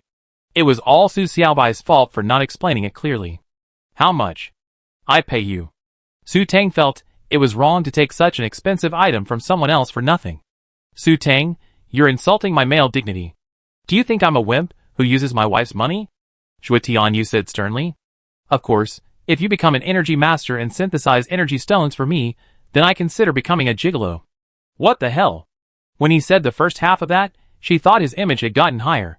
So he was really investing in her. Even if I became an energy master, I wouldn't bully you, Su Tang said angrily, rolling her eyes. I have this. You can't deny it. Shuatianyu raised the heart of Tianlong in his hand. After chatting with Shuatianyu for an entire morning, Su Tang suddenly felt strange. Why did she have to tell him so much, and in such a familiar tone? It was definitely that charming face. Whenever Shuatianyu spoke to her with a smile on his face, she couldn't help but imagine he was her idol. Su Tang covered her face. She was being bewitched by his beauty. If this pirated dude sang her favorite song, only to her, she'd be doomed. Evil spirits, disperse. After repeating this to herself countless times, Su Tang finally calmed down. After sorting out her space account, Su Tang said goodbye to Shuatianyu that afternoon. She was going to find an uninhabited planet to practice piloting mechas. On the ship's deck, Su Tang parked her small spaceship. After adding each other as friends, Shuatianyu's expression was complicated. Are you really not going to consider coming with me to the Xianing Galaxy? I definitely protect you. Thank you for your kindness, but I still need to go find my dad, Su Tang said with a smile. Take care of yourself then. Seeing Su Tang's resolute attitude, Shuatianyu said nothing. Well, take care of yourself too. Goodbye. With a wave of her hand, Su Tang boarded her small spaceship. Although she found Shuatianyu's attitude toward her strange, it didn't matter. After this separation, they might never see each other again. Shuatianyu left the deck cabin, and the hatch opened. Su Xiaobai, once again disguised as an S-level psychic, drove the spaceship away. Shuatianyu quietly watched the departing spaceship, his eyes gleaming with determination. He was going to apply for leave immediately. He was going to chase his wife. Chapter 146. On the small spaceship, Su Tang watched the morning sun drift further and further away until it vanished. Su Tang was still confused. Shuatianyu had just let her go? She thought he was up to something again. Su Tang shook her head. Why bother thinking so much? The most urgent thing was to find a planet to operate a mecha. She was itching to do it. After several days of sailing, Su Xiaobai landed on a very desolate planet. Where is this? Su Tang asked. This is SY2341 in the Mercury Galaxy, Su Xiaobai explained. It's the most stable and desolate planet nearby, devoid of powerful star beasts. Oh, so I can practice operating a mecha here without being noticed? Su Tang asked. Well, this planet doesn't even have a satellite. Your activities on it won't be noticed. As expected, planets with a number starting with a letter are either uncultivated or simply abandoned by the Federation. Su Tang understood. Su Xiaobai, are you going to eat the chalcedony? Yes, I need to digest it and go into seclusion. It probably take about a month, Su Xiaobai said carefully. After a moment's thought, he continued, Master Tang Tang, do you want to find a city to settle down and digest the chalcedony? No problem. I pack my things, and you can go into seclusion. Su Tang thought. She couldn't rely on Su Xiaobai for everything. Besides, the city wasn't necessarily safer than here. She might run into a 4S or 5S again. She realized the probability of encountering a high-level psychic was too high. After removing most of the space deductions from Su Xiaobai's immortal palace, Su Tang felt her safety was guaranteed. After counting her belongings, Su Tang felt that even if she stayed alone on this planet for 5 years, she wouldn't starve to death. Then go ahead. After hiding the high-level energy stones in her space ring, Su Tang said goodbye to Su Xiaobai. I go then. Master Tang Tang, be careful, Su Xiaobai said worriedly, ultimately choosing to retreat. After all, she wanted to recover her strength quickly. After Su Xiaobai's retreat, Su Tang went online to search for information about the planet SY2341. While there was little information available, the short answer was, it was a barren planet with no resources and unsuitable for human survival. After filling herself with a 3-day supply of nutrient solution, Su Tang decided to pilot the mecha. She couldn't wait any longer. After personally viewing the mecha Zhua Tianyu had given her with her psychic power, Su Tang was captivated. The mecha was practically tailor-made for a woman, its primary pink color, its perfect lines, its delicate feminine features, and its flowing silver hair. Of course, this silver hair was an energy weapon, floating behind her when not in use. When attacking, it instantly condensed into an energy blade, piercing the enemy behind her. However, Su Tang's favorite aspect was the mech's energy shield design. The 4 level 5 energy shields, when activated, resembled angel wings, appearing on the mech's back like wings. During defense, the wings could conceal most of the mech's body. Level 5 energy shields were indestructible even by level 5 energy cannons. Thus, the mech's defensive capabilities were immensely high. Of course, the energy consumption of level 5 energy shields was also significant, consuming 105 level 5 energy stone per hour. Energy Tycoon Su Tang waved her hand proudly, dismissing the issue as a minor one. Such impressive energy shields shouldn't be wasted. She decided this would be her mech from now on, calling it Angel. The red mech she bought at the auction would serve as a backup. After installing 3 level 8 energy stones in the mech, Su Tang parked it on the ship's deck bay. Although hers was a small ship, it was still possible to dock a mech there. As soon as her mental power activated, the mech's cockpit's guidance beam shot down. Using the guidance beam, Su Tang entered the cockpit. After the cockpit closed, Su Tang used her mental power to open the ship's deck hatch. She was ready to fly the mech for fun. Excitedly, she climbed into the driver's seat and activated the mech from the inside. Fixtures appeared, securing Su Tang firmly in place. Even if she did a handstand, she couldn't move. Oddly, Su Tang didn't feel any discomfort at all. The fixings were made of a special material, feeling slightly soft. Su Tang struggled hard, but couldn't move at all, yet it didn't hurt. Mech activated.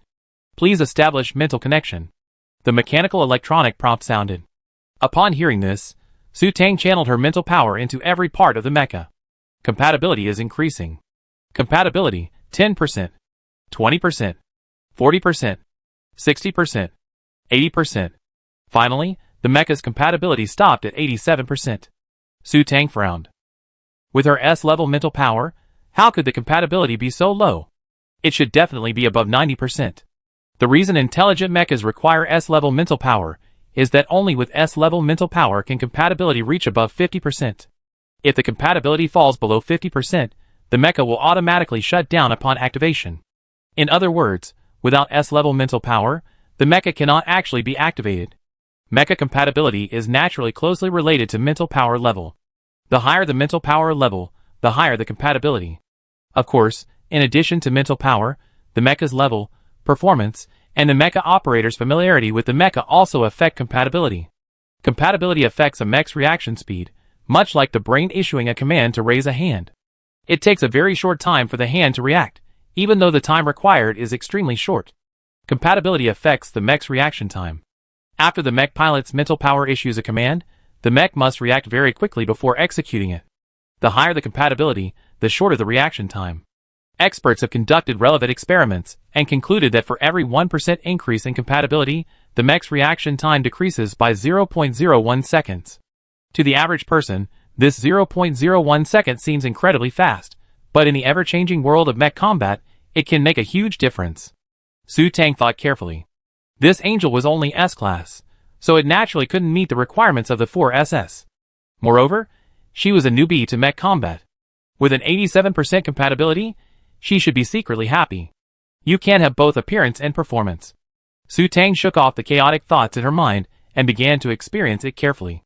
Like a baby already unsteady on her feet wearing adult clothes, Su Tang felt as if she couldn't walk anymore.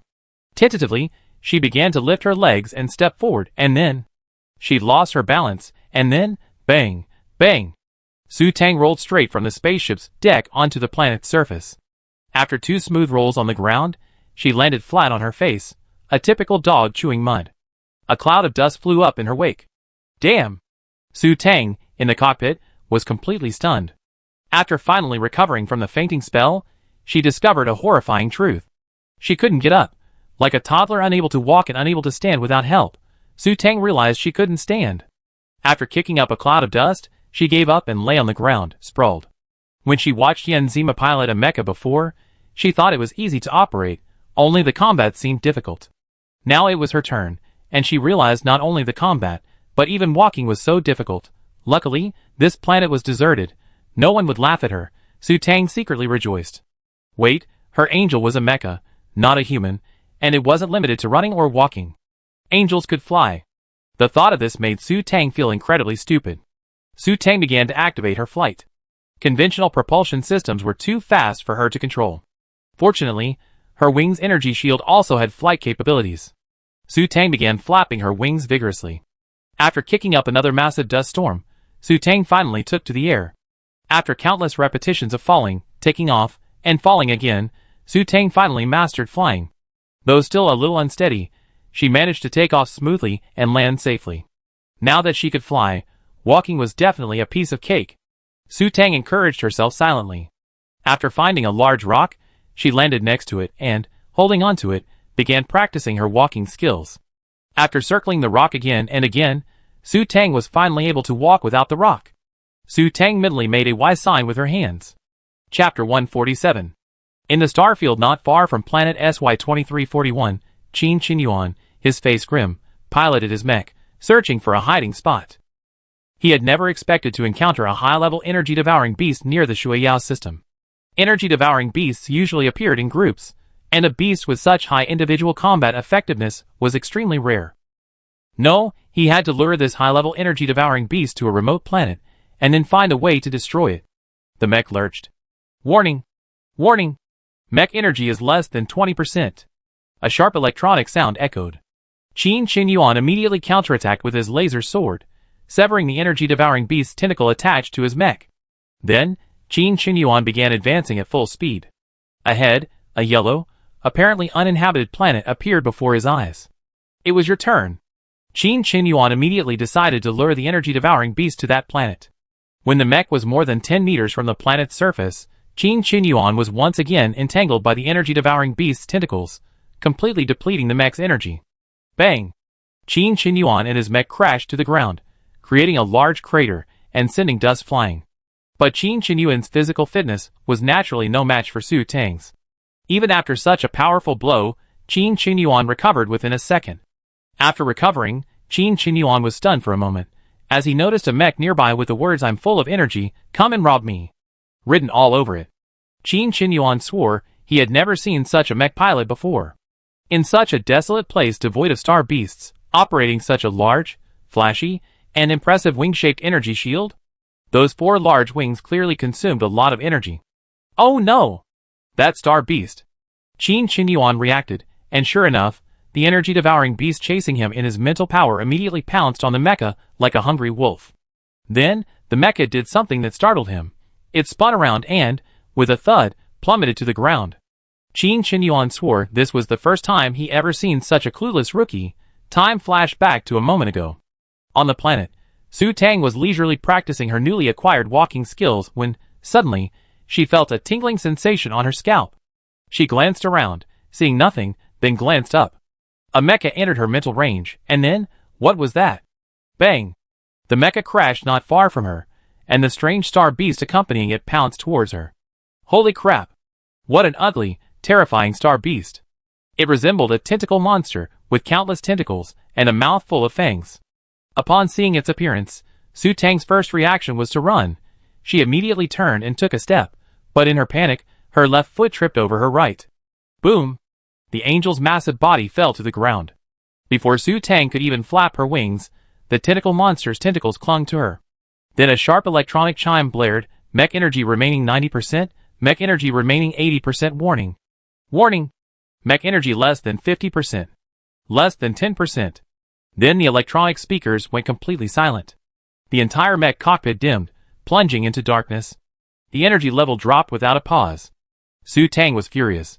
Her 3 level 8 energy stones were wasted. Under Su Tang's mental gaze, the ferocious star beast, seemingly satiated, burked and quickly departed, soon vanishing. Su Tang was even more furious. Where did this energy-devouring beast come from?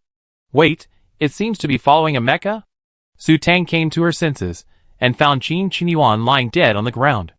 An ordinary, popular intelligent mecha, and this was the jinx. Su Tang glared. At this moment, Qin Qinyuan was still in shock, because he discovered that this mecha pilot he had thought was an S-class was actually a 4th-class S-class. How could a 4th-class S-class mecha pilot be on such a desolate planet? Moreover, this mecha's technology was abysmally poor.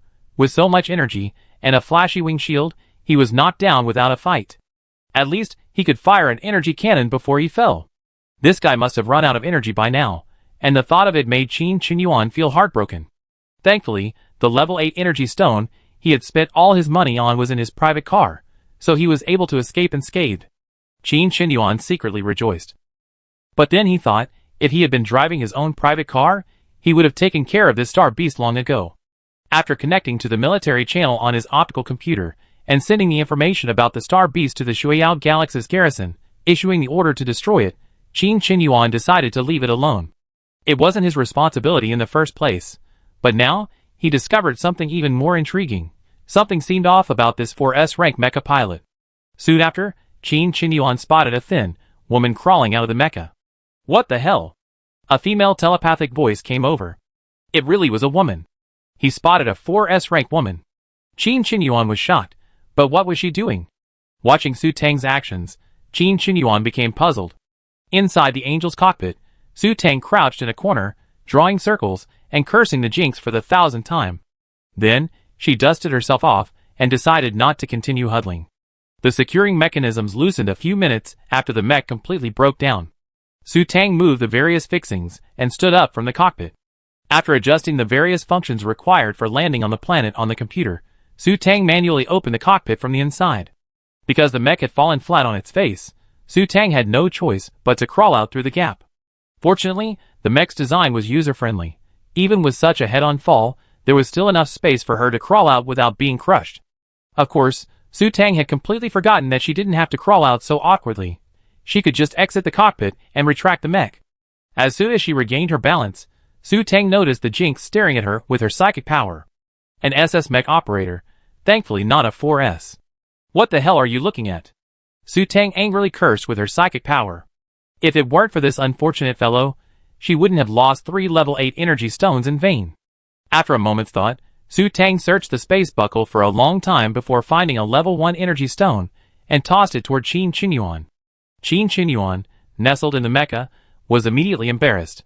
In his entire life, no one had ever thrown a stone at him, and energy stones were considered a type of stone.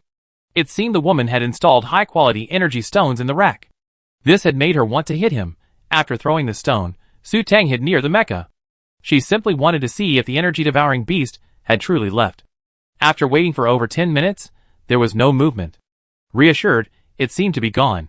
She hadn't considered the possibility that the energy-devouring beast simply disdained level 1 energy stones. Dusting herself off, Su Tang stored her angel in the space buckle and retrieved her small spaceship. She was thankful she had stored it after learning to fly, otherwise the energy stones on her spaceship would have been useless. After boarding the small spaceship, Su Tang immediately rushed to the energy room and exchanged the spaceship's 10 level 6 energy stones for 10 level 4 energy stones. Although she was an energy stone tycoon, it was still very frustrating to have her energy consumed by the star beast. Chapter 148. Lady, could you please take me, a homeless, poor soul, in? A telepathic message arrived shortly after Su Tang boarded the spaceship. Su Tang's first reaction was that the person's voice was quite pleasant, as gentle as warm jade. With telepathic communication, the voice that appears in the other person's mind is the voice of the telepath user themselves. It can't be disguised with a voice changer. Su Tang held her chin in her hand. It sounded familiar. She'd been trying to figure it out for a long time, but couldn't match it to someone she met before.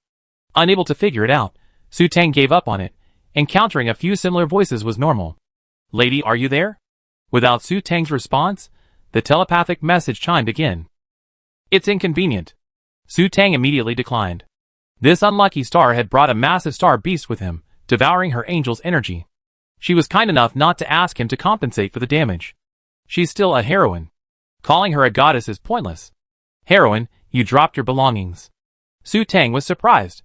This time it was a sound. A voice. Although voice and mental power are the same, they're easily distinguishable. One passes through the ears, the other registers directly in the mind. The sound seemed to come from behind. Su Tang turned around and saw Qin Qinyuan, grinning slyly. How did you get up here? Su Tang asked in surprise. You left the hatch open, Qin Qinyuan said innocently. Actually, he had opened the hatch himself. Since upgrading to level 5, he found picking a lock as easy as breathing in and out. Su Tang was stunned by Qin Qinyuan's words. She thought carefully. Was the hatch closed? Was it closed? She couldn't remember. Don't you know it's illegal to trespass into someone's house? Su Tang said coldly. You want to stay here? Not even a crack, let alone doors or windows. I'm not trespassing. I'm here to return something you just dropped. There aren't many people like me who honestly return lost property these days. Qin Qinyuan waved the level 1 energy stone in his hand, smiling sincerely. Haha, thank you. Su Tang snatched the energy stone from Qin Qinyuan's hand and pointed behind him. The exit is over there. Goodbye. Qin Qinyuan narrowed his eyes. This woman was so heartless, just kicking him out like that. However, he hadn't noticed it when he used his mental power to detect her, but now she was so close. You look familiar to me? Where have we met before? Qin Qinyuan held his chin in his hand and began to think. Su Tang looked up, speechless. Why did every man like to use the phrase you look familiar to me to flirt with someone? We definitely haven't met before, so you can get out. Su Tang said bluntly. Wait. Qin Qinyuan suddenly remembered and lowered his head to press the back of his computer. It's you, my dear wife. Qin Qinyuan looked up, a look of surprise on his face. What nonsense! Su Tang scowled, pulled out an energy gun, and pointed it at Qin Qinyuan. If you don't get out of here, I'd be rude. Wait. Let me explain. Qin Qinyuan quickly brought up a computer screen. Look, you're my wife. Su Tang was stunned when she saw it. The screen clearly read, Wife, Tang Xiaomi. And her photo. Using her mental power to retrieve her own information on the computer, she saw that her so-called husband, Zheng Zhe, had the same slapping face across from her. Su Tang was stunned. What kind of fate was this? Wasn't he supposed to be dead in a few days? How could he still be so alive and kicking? Why aren't you dead yet? Su Tang blurted out instantly. Qin Qinyuan was stunned by the question. Even if he accidentally attracted an energy-devouring beast, there was no need to think him dead, right? Didn't your shop owner, Old Man He, say that this identity would be dead within a few days? I'm telling you, if you don't switch to a dead state, I file a complaint against you. Humph. Su Tang snorted coldly, threateningly. So she thought he worked for Old Man He's shop? Qin Qinyuan explained. I'm not one of Old Man He's employees. Didn't he say I was using this identity now? Su Tang was stunned. If he wasn't from the shop, he was a customer like her? Damn, that shady boss was really trying to trick her. If she had known, she shouldn't have given him a good review so quickly. How long do you plan to use this identity? Su Tang asked. Until I no longer need it, Qin Qinyuan replied. Su Tang rolled her eyes, meaningless. Okay, we're done talking. You can get out? Su Tang raised her energy gun and pointed it toward the door, signaling Qin Qinyuan to leave quickly. My dear wife, you can't just abandon me after using me. It's so heartless and ungrateful. Qin Qinyuan began to play pitiful. Shut up. Who's your wife? Su Tang roared. Why were all the men she met so shameless? Can you be more serious? What do you mean by abandoning me after using me? How did she use me? You were my wife even when you were Tang Xiaomi. If you want to kick me out, I file a missing persons application with the police station on the nearby planet. Qin Qinyuan began to act shamelessly. Missing person. This damage was a critical hit, instantly knocking off 100,000 HP from Su Tang. Once declared a missing person, any sign of her would force her back to her place of origin, her registered planet. And as her husband, this guy had every right to file a missing person application with the police. What do you want? Su Tang gritted her teeth. I have no energy stones, no spaceship, no food. Qin Qinyuan blinked, his face innocent. I need you, my dear wife, to take me in. I provide you with energy stones and food, then you can get in your mecha and get out. Su Tang felt that keeping this guy would definitely be a big problem. My dear wife, one night of marriage is worth 100 days of grace. How can you be so heartless and keep asking me to get out? Qin Qinyuan paused, a meaningful expression on his face. Oh, I see. You want to cheat on me? Damn. Su Tang was furious. This guy's aggro skills were definitely better than Zhuotinho's. She might as well just kill him and save herself the annoyance. Su Tang opened fire. Ouch. You're murdering your own husband. Qin Qinyuan screamed as he dodged. Su Tang's anger instantly escalated, and she aimed her gun at his lower body. Of course, with Su Tang's limited accuracy, she couldn't hit him. Qin Qinyuan's skills were no slouch. Within a minute, the energy gun in Su Tang's hand had been snatched away by Qin Qinyuan, hidden in his space ring. Confiscate it, confiscate it. This thing is too dangerous. Qin Qinyuan smirked, his face smirking. Su Tang continued to pull out energy guns from her space ring. She still didn't believe she couldn't kill this bitch. Alas, the truth was, she really couldn't. After having 5 energy guns confiscated, Su Tang finally gave up. Turning around, Su Tang walked away in silence, her face gloomy. She decided to hide if she couldn't afford to offend, and to avoid seeing it. Huh? My dear wife, where are you going? Wait for me, your husband. The bitch's voice came from behind her. What a waste of that beautiful voice. Su Tang, secretly furious, quickened her pace, quickly returned to her room, and slammed the door shut with a loud bang. The world was now quiet. Chapter 149. Outside the door, Qin Qinyuan touched his nose, which had nearly been ravaged by the disaster, smiled sheepishly, and turned to leave. After touring the entire spaceship, Qin Qinyuan seemingly found an empty room, took off his coat and shoes, and lay down on the bed, eyes closed, as if preparing for sleep. After feeling Su Tang remove the mental detection, Qin Qinyuan opened his eyes, his expression solemn. Pulling up Tang Xiaomi's profile, Qin Qinyuan rested his chin on the bed, slightly thoughtful. A woman with a 4th grade mental power? As far as he knew, there were only 3 women with SSS grade mental power in the entire Yin Federation, and all of them were from military families. Lu Shi of the Lu family was the only unmarried woman with SSS grade mental power. The remaining 2 women with SSS grade mental power were a 305-year-old old lady and a 216-year-old middle-aged woman. Where did this Tang Xiaomi come from? Her behavior is so childish, almost like she's underage. But with such a high level of mental power, her parents must also be high. They can't be ordinary people, but they definitely aren't from the military, otherwise he wouldn't be unaware of it. And generally, women with S-level mental power are protected within their families, like national treasures. Who would appear on such a desolate planet like her? Who is this Tang Xiaomi's true identity? Could she be one of those lucky 1% who suddenly experiences a mental power surge? Qin Qinyuan began to think. Wait! Tang Xiaomi. Me Tang. A flash of white light flashed in his mind, and Qin Qinyuan seemed to suddenly realize something and checked his computer to check the time. Interstellar, December 31st, 20,312. That was his last day of his 51st year. Candy given to him by a Taoist master? Meeting his soulmate at 51? Qin Qinyuan suddenly understood. Looking at Tang Xiaomi's profile on the laptop, Qin Qinyuan burst into laughter. Zheng Zai's wife was also his wife. Marriage was destined. On the last day of his 51st year, He finally met his wife. Fate truly is something beyond words. The next day, when Su Tang opened the door, she saw Qin Qinyuan beaming. "Good morning, my dear wife. Look how destined we are. You came out the moment I arrived at your door." Su Tang took a deep breath, trying to calm the urge to strangle him. With a stern face, she turned and walked away, determined to ignore him. "Where are you going, my dear wife?" Qin Qinyuan naturally followed her. This was his soulmate, and he had to secure her a status as soon as possible. A woman with a 4S level psychic power would definitely be fought over by the wolves of the military. Su Tang ignored Qin Qinyuan and headed for the kitchen. She decided to channel her anger and grief into a delicious meal to comfort her wounded heart. "My dear wife, you're such a virtuous woman. You knew I didn't have breakfast and went out of your way to cook. I'm so touched." Qin Qinyuan continued his one-man show, showcasing his cheeky skills. Su Tang said she wanted to throw the kitchen knife in his face. She thought Zhuo Tianyu was mean enough, but she hadn't expected someone even meaner. It's true, there's always someone meaner. Taking deep breaths to calm herself, Su Tang made herself a pot of beauty-enhancing soup.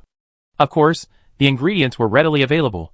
All Su Tang had to do was add the right amount of water to the pressure cooker and press start. She fried an egg, made a cup of milk, and then, thinking about it, made a pot of porridge. It had been so long since she had porridge that she felt a little nostalgic.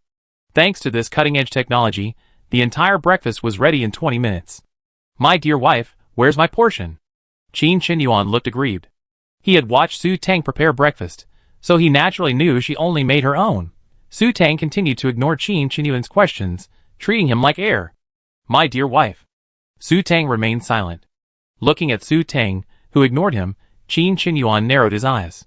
His mood suddenly turned sour. It seemed his shameless, shady tactics weren't working. His eyes darkened, and he decided to resort to threats. "Haha, how cruel." Qin Qinyuan smiled, as he sat down across from Su Tang. Suddenly, his expression changed, and he said in a deep voice, "Since my dear wife won't cook for me, then I have to eat at you." Su Tang looked up suddenly. What had this man just said? Eat her? What do you mean? Literally, since my dear wife doesn't want to fulfill her wifely duties during the day, then she should fulfill her wifely duties at night, Qin Qinyuan said, hinting at something. Su Tang was startled, her eyes widening. Wife's duty? Damn, that scoundrel. Su Tang was instantly enraged. She wanted to beat the to death. She pulled out her energy gun from her space ring and fired, but the other party was too quick to react. In the end, Su Tang was tied up and pinned against the wall, her hands unable to move. All her weapons were confiscated. What do you want? Su Tang gritted her teeth and struggled, but the power gap between them was too great. Only then did she realize the other party was a man, a highly aggressive one. Not much. Either make me breakfast, or... well, you know. Qin Qinyuan smiled ambiguously, leaning in close and whispering in Su Tang's ear. Su Tang shuddered at the tingling sensation and immediately turned her head away. Let me go! I make breakfast. Su Tang gritted her teeth. Her first reaction was to wonder how much better it would be if that bitch Zhuo Tianyu were here. That's good. Yeah. And don't ignore me anymore. Otherwise, if I get provoked, I might start to demand some of my rights as a husband, he. Qin Qinyuan nodded in satisfaction. Sure enough, he still had to resort to violence. This woman actually wanted to kill him just now. How cruel. Although her aim was terrible, with that level of energy bullets, if he wasn't as skilled, he would definitely be injured. Watching Su Tang immediately move away from him, as soon as she was free, Qin Qinyuan suddenly felt very unhappy. This attitude clearly showed that he didn't like him. It seemed that his pursuit of his wife would be a difficult one. After Su Tang entered the kitchen, Qin Qinyuan rubbed his face and began to ponder. Was this face not impressive enough? Should he use his real identity? Don't women all like powerful, handsome men? He met all three of these criteria perfectly. He was number one on the Federation's list of brick-and-mortar bachelors. Yes, use his real identity. Qin Qinyuan decided to find an opportunity to remove the Zhengzhe disguise. Su Tang, who had also entered the kitchen, was also pondering. This Zhengzhe must be so skilled, he couldn't be an ordinary person, but what was his purpose in approaching her? She believed that Zhengzhe had been forced to come to this planet by the energy-devouring beast, and that meeting her was purely accidental. But why was he so drawn to her? Was he just playing around? Su Tang's face was heavy. Could he have discovered her 4S level mental strength? Impossible. He was clearly an SS, definitely not a 4S in disguise. Could he be a 5S? The moment this thought came to her, Su Tang rejected it. Impossible. Where would all those 5S's come from? After much thought, Su Tang finally came to the conclusion. This ba** is simply bored and has nothing better to do. Chapter 150. Su Tang quickly prepared 2 simple breakfasts. The previous one had been spilled and was inedible. Carrying breakfast out of the kitchen, Su Tang saw Qin Qinyuan, waiting for her on the dining chair with an expectant look on his face. As Su Tang approached, Qin Qinyuan stood up and pulled out the chair in front of her, then smiled flatteringly. "Thank you for your hard work, my dear wife." Su Tang suddenly felt a little dazed. Why did they feel like a real couple? My dear wife's cooking is so good. I want to eat her loving meals every day. While eating breakfast, Qin Qinyuan suddenly said on a whim. This was the first time he had eaten a meal cooked by his own woman, and it felt really good. Of course, he had never had a woman before, so he had to eat the food cooked by the chef. Looking at Su Tang's complete lack of reaction, Qin Qinyuan became annoyed again. Ahem. He let out a loud fake cough. Su Tang finally reacted. She looked up and met Qin Qinyuan's half smile. "Well, I cook for you every day," Su Tang said with a fake smile. A good man wouldn't suffer a loss, especially since she was a good woman. "My dear wife, you're so kind to me. I'm so touched." Qin Qinyuan was naturally satisfied with Su Tang's response. "Haha, it's my duty." Su Tang laughed dryly. Damn it, how could she have provoked such a pervert? He teased her with such nonsense on a daily basis, and when he got angry, he would transform into a wolf and escalate to physical harassment. She wanted to cry.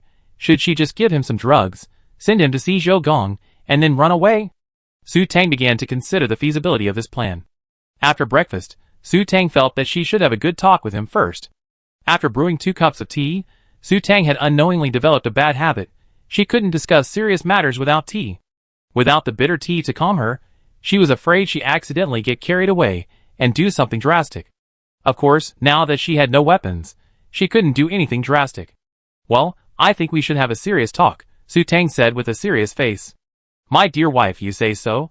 Your husband will obey you." Qin Qinyuan continued his scoundrelly attitude. "Mr. Zheng, I mean a serious talk. Please adjust your attitude." Su Tang's face darkened. "Yes, okay. Serious talk. What are you going to say?" Qin Qinyuan dropped his playful smile and became serious. He felt that if he didn't speak seriously, this woman would lose her temper. "What's your purpose?" Su Tang asked, looking Qin Qinyuan in the eye. Qin Qinyuan was stunned. Purpose? He had just found her interesting before, but since he knew she was the one, his goal was naturally to take her home. "I'm running low on high-level energy stones, but if you want them, I can give them all." Su Tang removed one of her space clasps and handed it over. Inside was a few level 7 energy stones and dozens of level 6, 5, and 4 energy stones. This amount of energy stones was quite impressive. She thought her earlier wing energy shield was so impressive, so Zhengzhe must be after her energy stones. A quick scan with his mental power revealed that the space clasp contained energy stones. She thought he was a robber? Qin Qinyuan's expression became complicated. He seemed to have overlooked something. On a desolate planet like this, a man suddenly harasses a woman, either to rob her of her money, her body, or both. No wonder she disliked him so much. It turned out she thought he was a robber. "I'm not robbing you. I don't want your energy stone." Qin Qinyuan reached out and pushed the space button back. "What's your purpose? Is it too little? Do you want to kill and rob?" Su Tang took a sip from her teacup, trying to mask her panic. "I want to marry you." Puff. Su Tang spat out her tea. Could she be hallucinating? What was this man talking about? Marry her? Wiping her mouth, Su Tang said seriously, "That joke isn't funny at all." "I'm not kidding," Qin Qinyuan said, determined to be honest about his ultimate goal and, by the way, to shed his Zhengzhe persona. "Even though this may seem abrupt, I still have to say I'm serious. I want to marry you." "What's the reason?" Su Tang felt the whole world was so fantastical. Tang Xiaomi, with a face not even half as pretty as hers, had so many proposals. "Here's the reason. Look." Qin Qinyuan raised his right hand, pointing at the computer. "With a fake certificate, we can be together as husband and wife. This is fate." Su Tang felt even more like a karmic debt. "If that's really your intention, then give up now." Su Tang pulled the Tian heart from her neck. "Look, I have a crush on someone, And he even hunted Tianlon for me. In this era, receiving a Tianlon heart personally hunted by a man is something to brag about. And when a woman shows a man a Tianlon heart, there's another meaning. Su Tang's actions hint at another meaning. Translated, it means, my man is amazing. He's hunted such a large Tianlon heart. Do you have the ability to hunt one as large? If not, get out of here. The heart of Tianlon is a powerful weapon against bad luck and love. After hearing Su Tang's words, Qin Qinyuan didn't care. He knew such a brilliant woman would have competition, but he hadn't expected her to act so quickly. However, he felt completely at peace with himself about stealing someone's girlfriend. The experts had said this was his true love. Qin Qinyuan calmly pulled out a piece of Tianlon heart the size of a baby's fist from his pocket and placed it on the table. I hunted this myself. Su Tang was instantly shocked. What a massive piece. It was almost 3 times the size of the one Yin Zimu had given her. Aren't Tianlon beasts said to be rare and ferocious? Was it really okay to just casually pull out such a large piece and scare people? Who is your ex-boyfriend? I help you find him, Qin Qinyuan continued, looking at the surprised Su Tang. In his opinion, her piece was so small and shabby. She would definitely make a wiser choice. Who said he was my ex? We're getting married someday.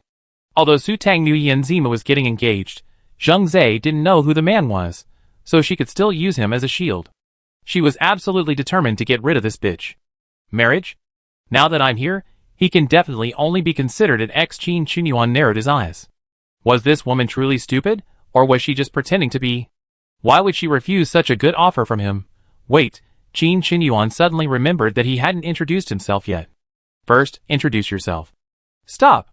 I don't want to know. Qin Qinyuan was about to introduce himself when Su Tang interrupted him. Qin Qinyuan was instantly frustrated and asked, Why? Don't you want to hear my true identity before you consider it? Don't consider it. Even if you were number 1 on the list of the most expensive bachelors in the world, I'm not interested in you. Su Tang's face was determined. She didn't want to know who he was. The more you know, the faster you die. Su Tang understood the principle. Whether someone is willing to talk is one thing, but whether they can listen is another. Knowing his true identity might justify him killing someone later. Anyone who resorts to fabrication and false testimony isn't a good person, and she certainly isn't one of them. After hearing Su Tang's words, Qin Qinyuan felt even more depressed. Wasn't he the one ranked first? Chapter 151. Since the negotiations failed, he had to resort to extreme measures. Okay, since you said you don't need to consider it, then don't. Now I give you 2 choices. The man's voice, which should have been as gentle as jade, now carried a chill, and Su Tang suddenly shivered. You talk, I'm listening, Su Tang said stubbornly. She couldn't provoke him, or who knows what he would do. First, we get married, and you become my woman, Qin Qinyuan said, holding up a finger. Second? Su Tang asked. The first option wasn't even an option. Second, you become my woman, and we get married, Qin Qinyuan said, holding up 2 fingers. Is there a difference? Su Tang gritted her teeth. Were these 2 choices?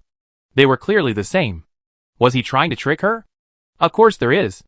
The first option was your own choice. The second option, Qin Qinyuan glanced at Su Tang meaningfully, then continued, the second option was that I forced myself on you. You? You rascal. Su Tang raged. Damn it. He was threatening her. If she didn't comply, he'd make her pay? How could this bitch be so vicious? Can we discuss a third option? Su Tang asked unwillingly. Okay, Qin Qinyuan raised his teacup and took a calm sip. Under Su Tang's expectant gaze, he continued, third option? Execute option 2 immediately. You? Su Tang was so angry she was speechless. Oh my god, give her a level 9 energy cannon. She blast this bitch to death. Well, if you don't choose, I assume you chose option 3, hee. Qin Qinyuan smiled sinisterly. So, my wife really wants to be intimate with me? I choose the first one. Seeing Qin Qinyuan about to stand, Su Tang immediately compromised. She didn't have any of the 3 factors, the right time, the right place, and the right people. The situation was unfavorable, so she could only resort to her last resort. Procrastination. You have to promise not to touch me before we get married. Having made her choice, Su Tang immediately began to negotiate for benefits. Okay, I promise. Qin Qinyuan smiled happily. While the means were a bit underhanded, and the process a bit unpleasant, the result satisfied him. Wasn't that enough? Okay, then for the next 12 years, you can't use force to threaten me into doing anything I don't want to do. With that promise, Su Tang felt temporarily relieved. It wasn't 12 days, not 12 months, but 12 years. God knows what will happen in 12 years. As soon as Su Xiaobai emerged from confinement, she would immediately dump this bitch. Wait, you said 12 years? Qin Qinyuan asked in surprise, frowning. Yes, Interstellar law stipulates that minors can't get a marriage certificate, so we have to wait until I'm of age to get married. Su Tang promptly brought up the mountain of federal law. You mean you're only 18? Qin Qinyuan was surprised. That was too young. A slip of the tongue. I should be 19 now. Congratulations, you can save a year. Su Tang checked the time on her laptop. Today was New Year's Day, which meant she was 19. Time flies. 19! Still so young. Qin Qinyuan frowned. He finally found a wife, but he still had to wait 11 years. But federal law was there, and he couldn't register until he was 30. Although he could get on the bus first and buy the ticket later, he had just made a promise, which meant he couldn't get on first. Suddenly, Qin Qinyuan felt like he was shooting himself in the foot. Really only 19? Qin Qinyuan asked, unwilling to give up. He was a man, and having lived a vegetarian life for decades without a wife, he didn't think much of it. But now, having finally found a wife, he had to continue being a vegetarian for 11 more years. This was a terrible feeling. More precious than gold. Su Tang said with unwavering determination. She hadn't lied about that. Oh, Qin Qinyuan said dejectedly. He felt so miserable. Never mind, just treat it as a game of cultivation, Qin Qinyuan consoled himself. 11 years should go by quickly. Should quickly, right? Then let's get along happily for these 11 years, Su Tang said cheerfully. Who cares what the purpose is? Safety is all that matters now. After a month, she'd definitely run away. She doesn't want to be Tang Xiaomi anymore. She wants to be just another Tang Su. She doesn't believe that a man with Tang Su's ordinary face will be attracted to her. Okay, get along happily. Qin Qinyuan nodded. His wife was too young, so he could only wait. It's good to cultivate a relationship first, but benefits can still be sought. My dear wife, for lunch, I like to have honey-glazed 10-flavored pork belly, stir-fried winter melon, braised 3 shredded vegetables, Hangzhou 3 fresh vegetables, and Red Sea fish maw. Qin Qinyuan rattled off over a dozen dishes without taking a breath. Damn it! Su Tang was furious. Eating so much? Are you a pig? Without a second thought, Su Tang refused. She was no cook. I don't know how to cook. I don't have the ingredients. No problem, I have the ingredients and cooking instructions. It's easy. You're so smart. I definitely figure it out. Qin Qinyuan pulled a bunch of ingredients from his storage and put them in the refrigerator. Didn't you say you were out of food? Su Tang was surprised. So many ingredients. She didn't even have such a rich selection in her storage. Hey, look, these are all raw. Since I don't have a place to cook, I naturally have nothing to eat, Qin Qinyuan said innocently, blinking. Su Tang rolled her eyes. Whoa, you bet. With so many ingredients on him, even if he didn't have a spaceship, he definitely had a fortress. He had enough money to fly a mech, but not a fortress? He thought she was an idiot. A little after 11 o'clock, while Su Tang was still researching mech piloting tips on the StarNet, she suddenly smelled a fragrant aroma. What's this? Did that bitch cook? Su Tang wondered, heading for the kitchen. Seeing a table full of delicious food, Su Tang was stunned. My dear wife. Dinner is ready. Qin Qinyuan emerged from the kitchen, carrying 2 bowls of rice.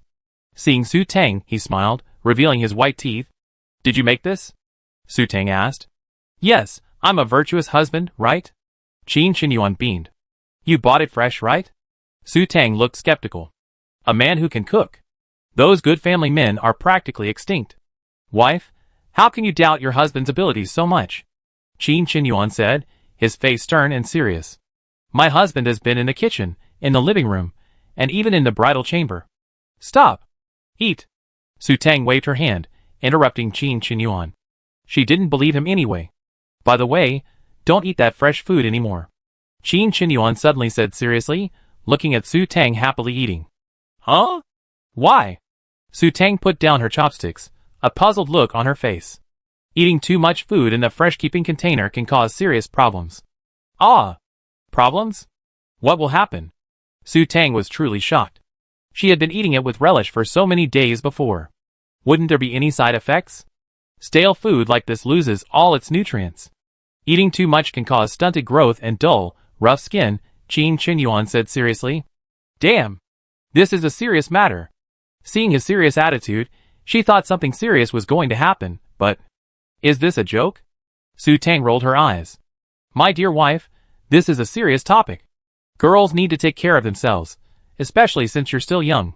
You need to focus on nutrition and development, eat more fresh fruits and seasonal local vegetables, otherwise. Qin Qinyuan began to ramble on. Su Tang was speechless. Was this another dad? Chapter 152. After lunch, Qin Qinyuan suggested taking her out to practice her marksmanship. Su Tang readily agreed, believing only by becoming a sharpshooter could she have a chance. Su Tang, fully armed with her energy gun, hid beside a large rock. She glanced at Qin Qinyuan, who was staring intently ahead, and was a little skeptical. Was this what they called marksmanship practice? What are we doing? Su Tang asked, puzzled, after waiting for 10 minutes without any movement. Hush, it's almost time for them to feed. Qin Qinyuan pointed to the sun in the sky, signaling Su Tang to remain calm.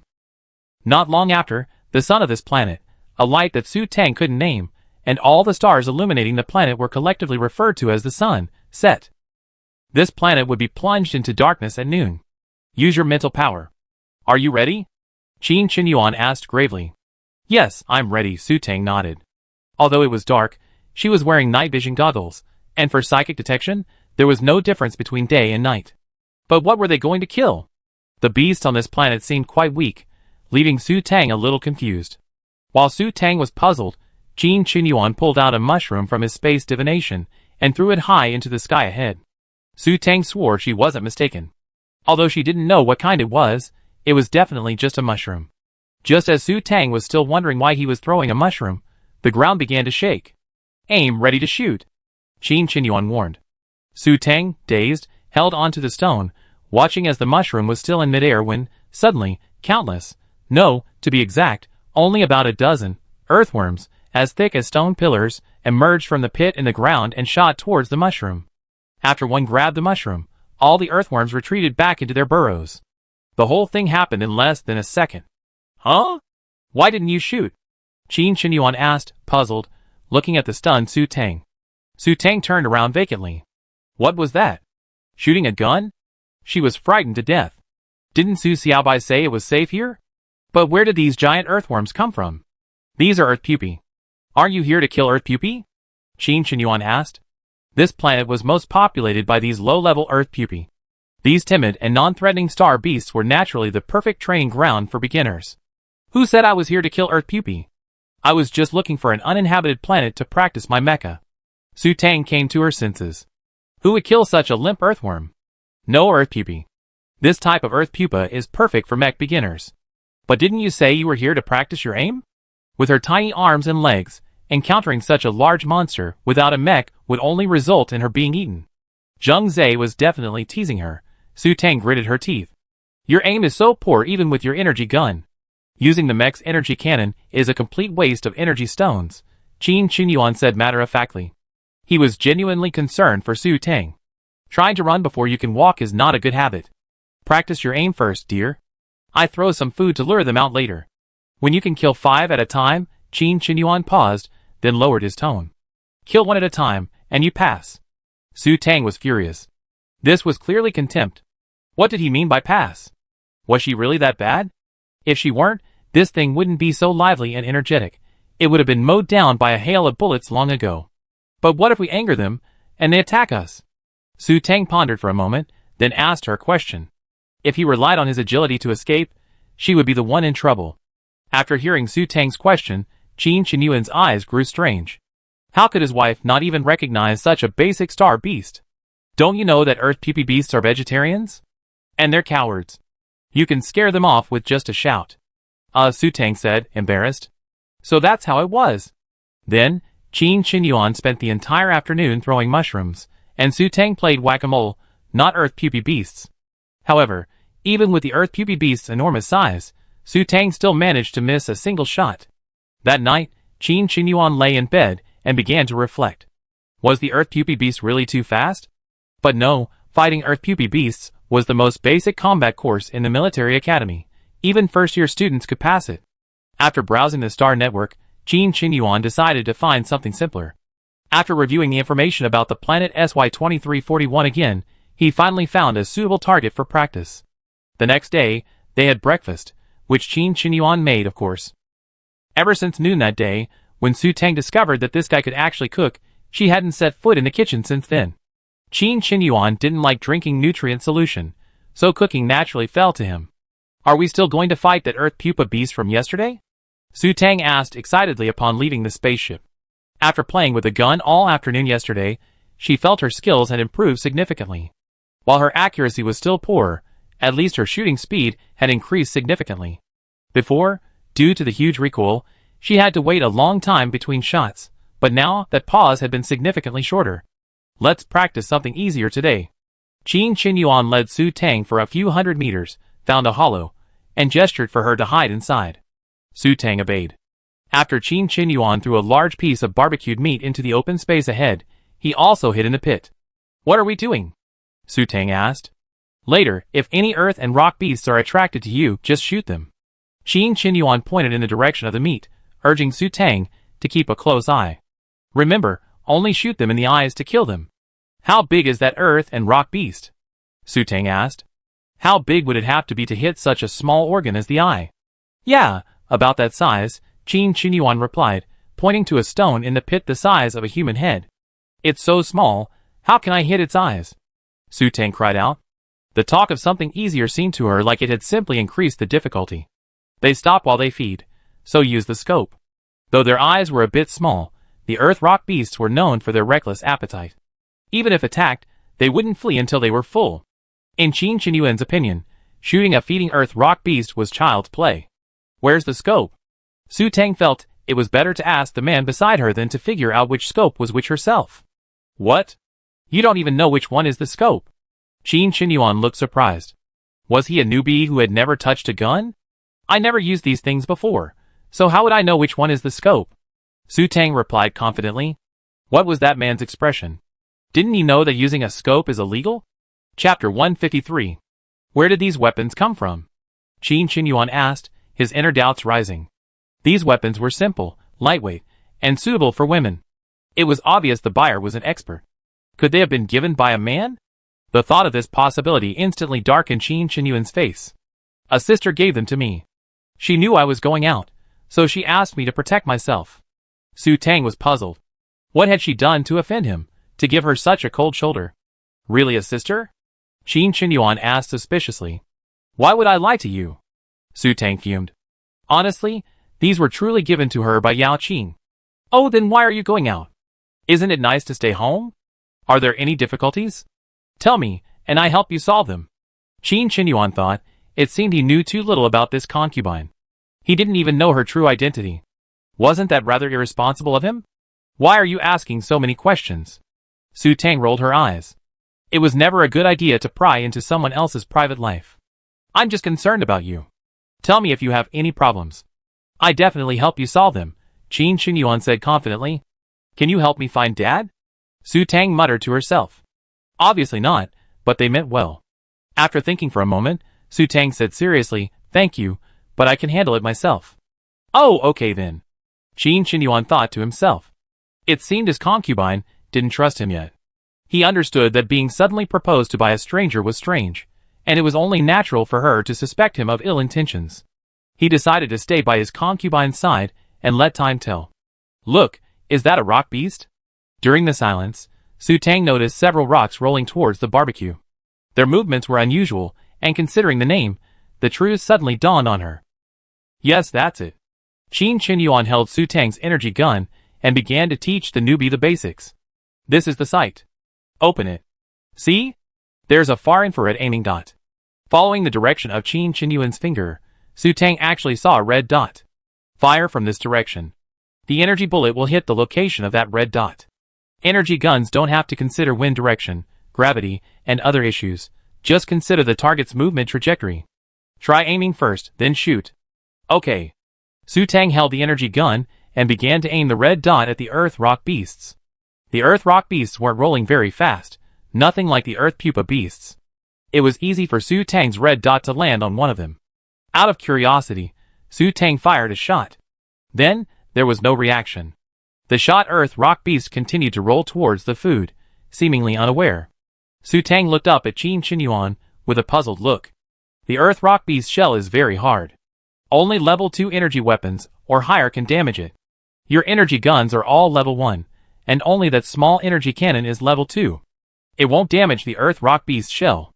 Aim for its eyes, Qin Qinyuan explained. Where are its eyes? Su Tang continued to ask. She thought the earth rock beast was nothing but stone, so how could it possibly have eyes? When they stop eating, their eyes will appear. Qin Qinyuan gestured for Su Tang to wait. Gurgle, gurgle. The little earth rock beasts rolled and rolled until they finally reached their ultimate target, the large barbecue. When they stopped, like a snail extending 2 tentacles, the earth rock beasts extended 3 tentacles, 2 with eyes on top and 1 that looked like a mouth, reaching for the barbecue. Then, to Su Tang's dismay, she discovered that the earth rock beast's eyes actually moved. They drifted back and forth like balloons in the wind. It's quite windy today. Qin Qinyuan rubbed his nose sheepishly. Just let it go. So this is a balloon fight. If it were really that big, Su Tang wouldn't have been so embarrassed. The earth rock beast's eyes are barely the size of a lollipop. Su Tang began to try to hit the target, but it was no use. She barely hit the target. Could it be that she lacked motor skills? The heroine, who could shoot with a single strike, swept the world with unerring accuracy. Why was she still so weak? Before meeting this man, she had always naively believed that weapons and mechas would guarantee safety. Now she realized that ideals are beautiful, but reality is cruel. If this Zheng Zhe really wanted to kill her, she would have died back in the ice crystals long ago. Sigh. Thinking about it, Su Tang felt a little discouraged. Before, Su Xiaobai always said she was weak, but she didn't think so. Now she really knew how weak she was. What's wrong? Seeing Su Tang's downcast expression, Qin Qinyuan began to recall how he disciplined rookies back in his days, as a guest instructor over a decade ago.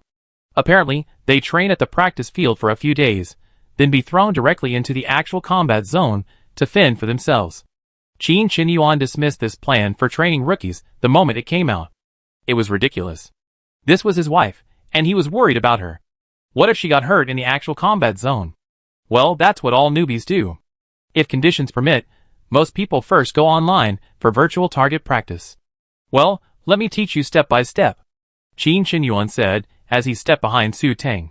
He stretched out his hands on either side of Su Tang, grasping her where she held the energy gun, his large hand covering her small. Pay attention to the wind direction and observe their trajectory. From this distance, it takes about 0.0001 seconds to hit the target, so their deflection won't be too significant. Just hold steady when firing and don't shake, and you hit the target. Qin Qinyuan suppressed his romantic thoughts, and put on the serious expression he had when he was an instructor. Oh! Su Tang suddenly felt a little uneasy at Qin Qinyuan's proximity. It felt as if he was hugging her from behind. Besides Su Yuan and Yun Zimu, this was the first time she'd been this close to a man. Because Qin Qinyuan lowered his head as he spoke, his warm breath touched her ears, making her feel itchy. But Su Tang quickly dismissed this ambiguous feeling, realizing that when this man held her hand and led her to shoot, his accuracy was 100%, sometimes even piercing both eyes of a rock beast with one shot. He's a sharpshooter. Su Tang's heart was instantly shattered into pieces. Just feel it. Just like this. Don't shake your hand when you shoot, and you probably hit the target. Soon, Qin Qinyuan had dispatched all the rock beasts gathered around the barbecue. You killed them all. Su Tang's voice was filled with resentment. Well then, let's come back tomorrow. Okay. The two of them fought their way back home. For the next few days, Su Tang practiced her spearmanship with Qin Qinyuan. After 5 days of diligent practice, Su Tang's accuracy finally reached 50%. Qin Qinyuan waved his hand and announced that Su Tang was ready to start training.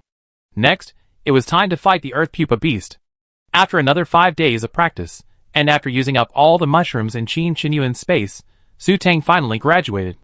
Under Qin Qinyuan's guidance, Su Tang finally advanced from a rookie to a junior student. Chapter 154. The next day, Qin Qinyuan began teaching Su Tang mecha techniques. Su Tang flapped her angel wings and flew enthusiastically, while Qin Qinyuan, following behind, looked distressed. Wife, can we talk about flying with thrusters instead of wing shields? Qin Qinyuan finally couldn't help but speak. As a mecha master, he couldn't stand Su Tang's reckless use of energy stones. The thruster's instantaneous acceleration is too fast. I haven't mastered it yet. To Su Tang, the wing shield was simply perfect. It was stylish and could fly. When in danger, she could just fold her wings and cover herself. Why not use such a good thing? But the wing shield's flight speed is too slow. Without thrusters, it's a sitting duck. Qin Shinyuan was speechless. He had never seen a mecha master fly with a wing shield on all days. Even the tough-looking but beautiful female Tyrannosaurus Rex in the military mecha unit only used it occasionally. Don't worry, my wing shields are level 5. I plan to upgrade them to level 6 later. No, level 7, so they be absolutely safe. Su Tang considered it. A single, lowest level, level 8 energy stone would last her 2 hours, while a level 10 one would last her 200 hours. And that was just the most basic level 10 energy stone. As long as Su Xiaobai came out of seclusion, it would be a matter of minutes to synthesize a level 12 energy stone for her. A level 12 energy stone would last her several months. For level 7 energy shield wings. The critical hit from this statement instantly depleted Qin Shinyuan's health bar. He only had one level 8 energy stone, bought with his entire fortune. Qin Shinyuan began to doubt whether he could afford to support such a prodigal wife. I think we should use the thrusters. Honey, think about it. What if you run into someone so foolish you want to fight them, but they just whiz away with their thrusters? Your wing shield won't be able to keep up, and you won't be able to reach the energy cannon's range. You'd just be passively taking the hit, unable to attack.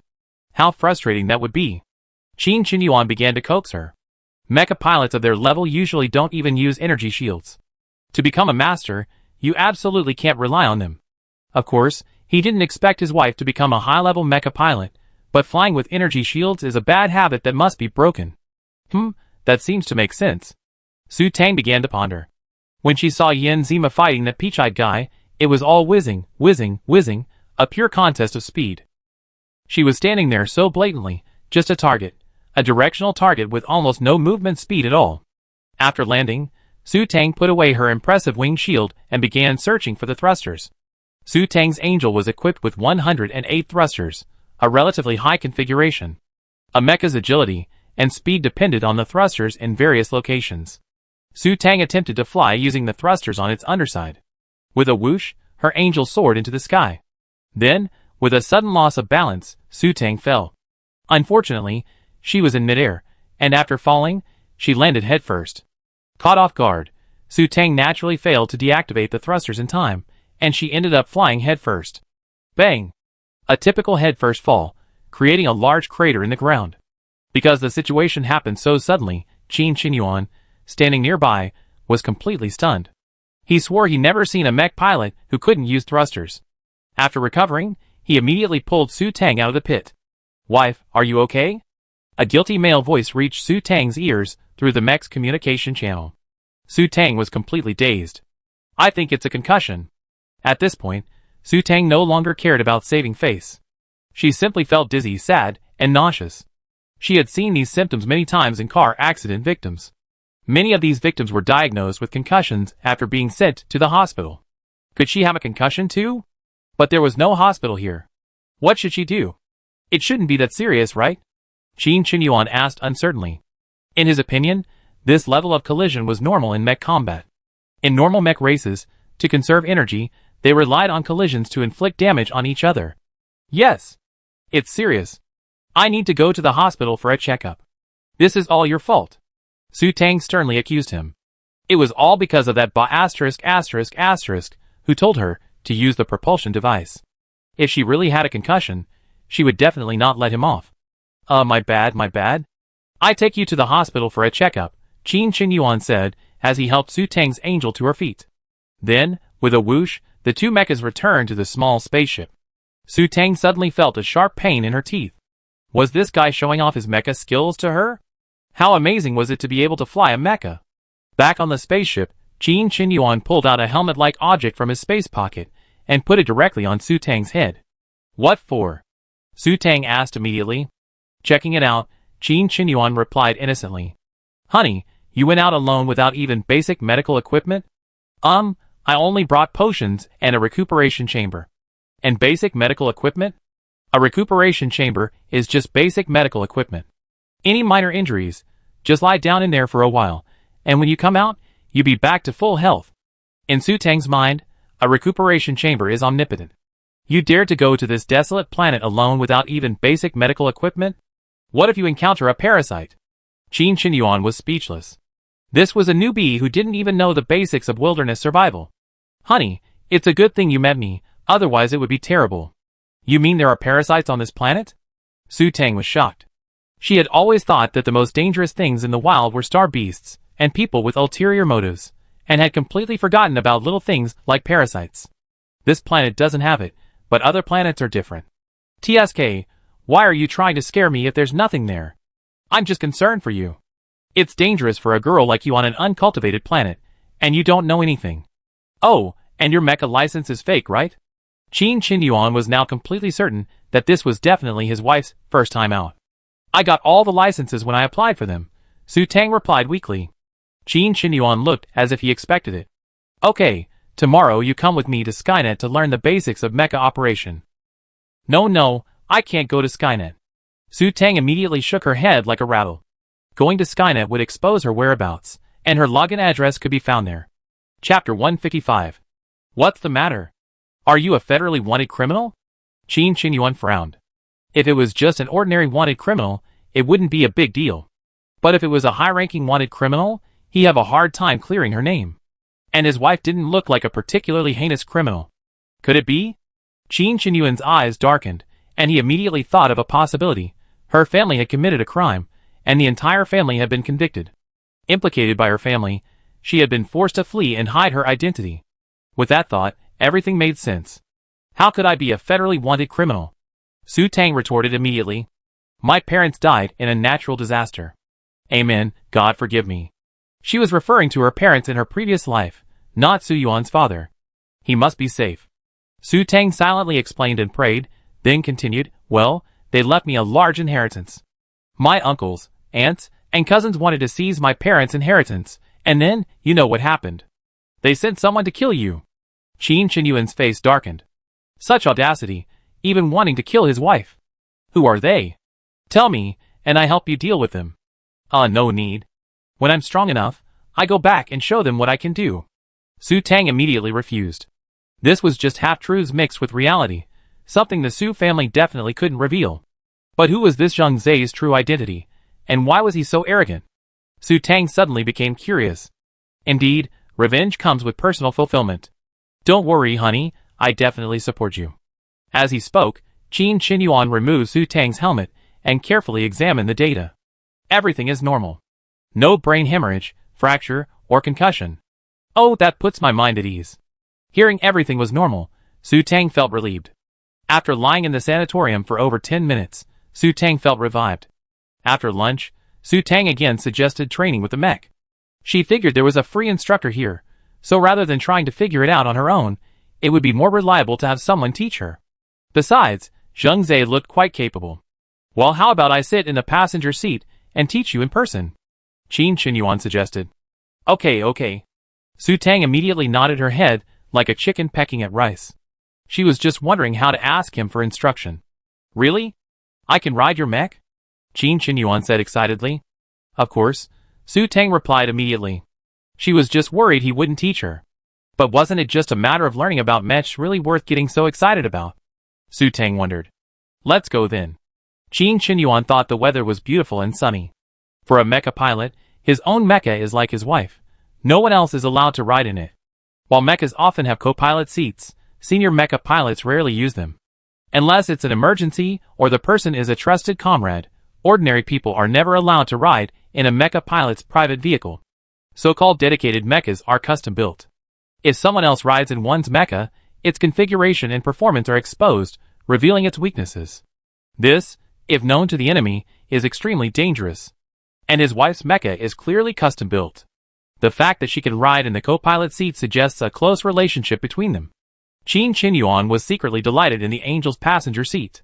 Su Tang, in the driver's seat, naturally had no idea what it meant to be in the co-pilot seat of a mecha. Honey, your mecha's performance is quite high.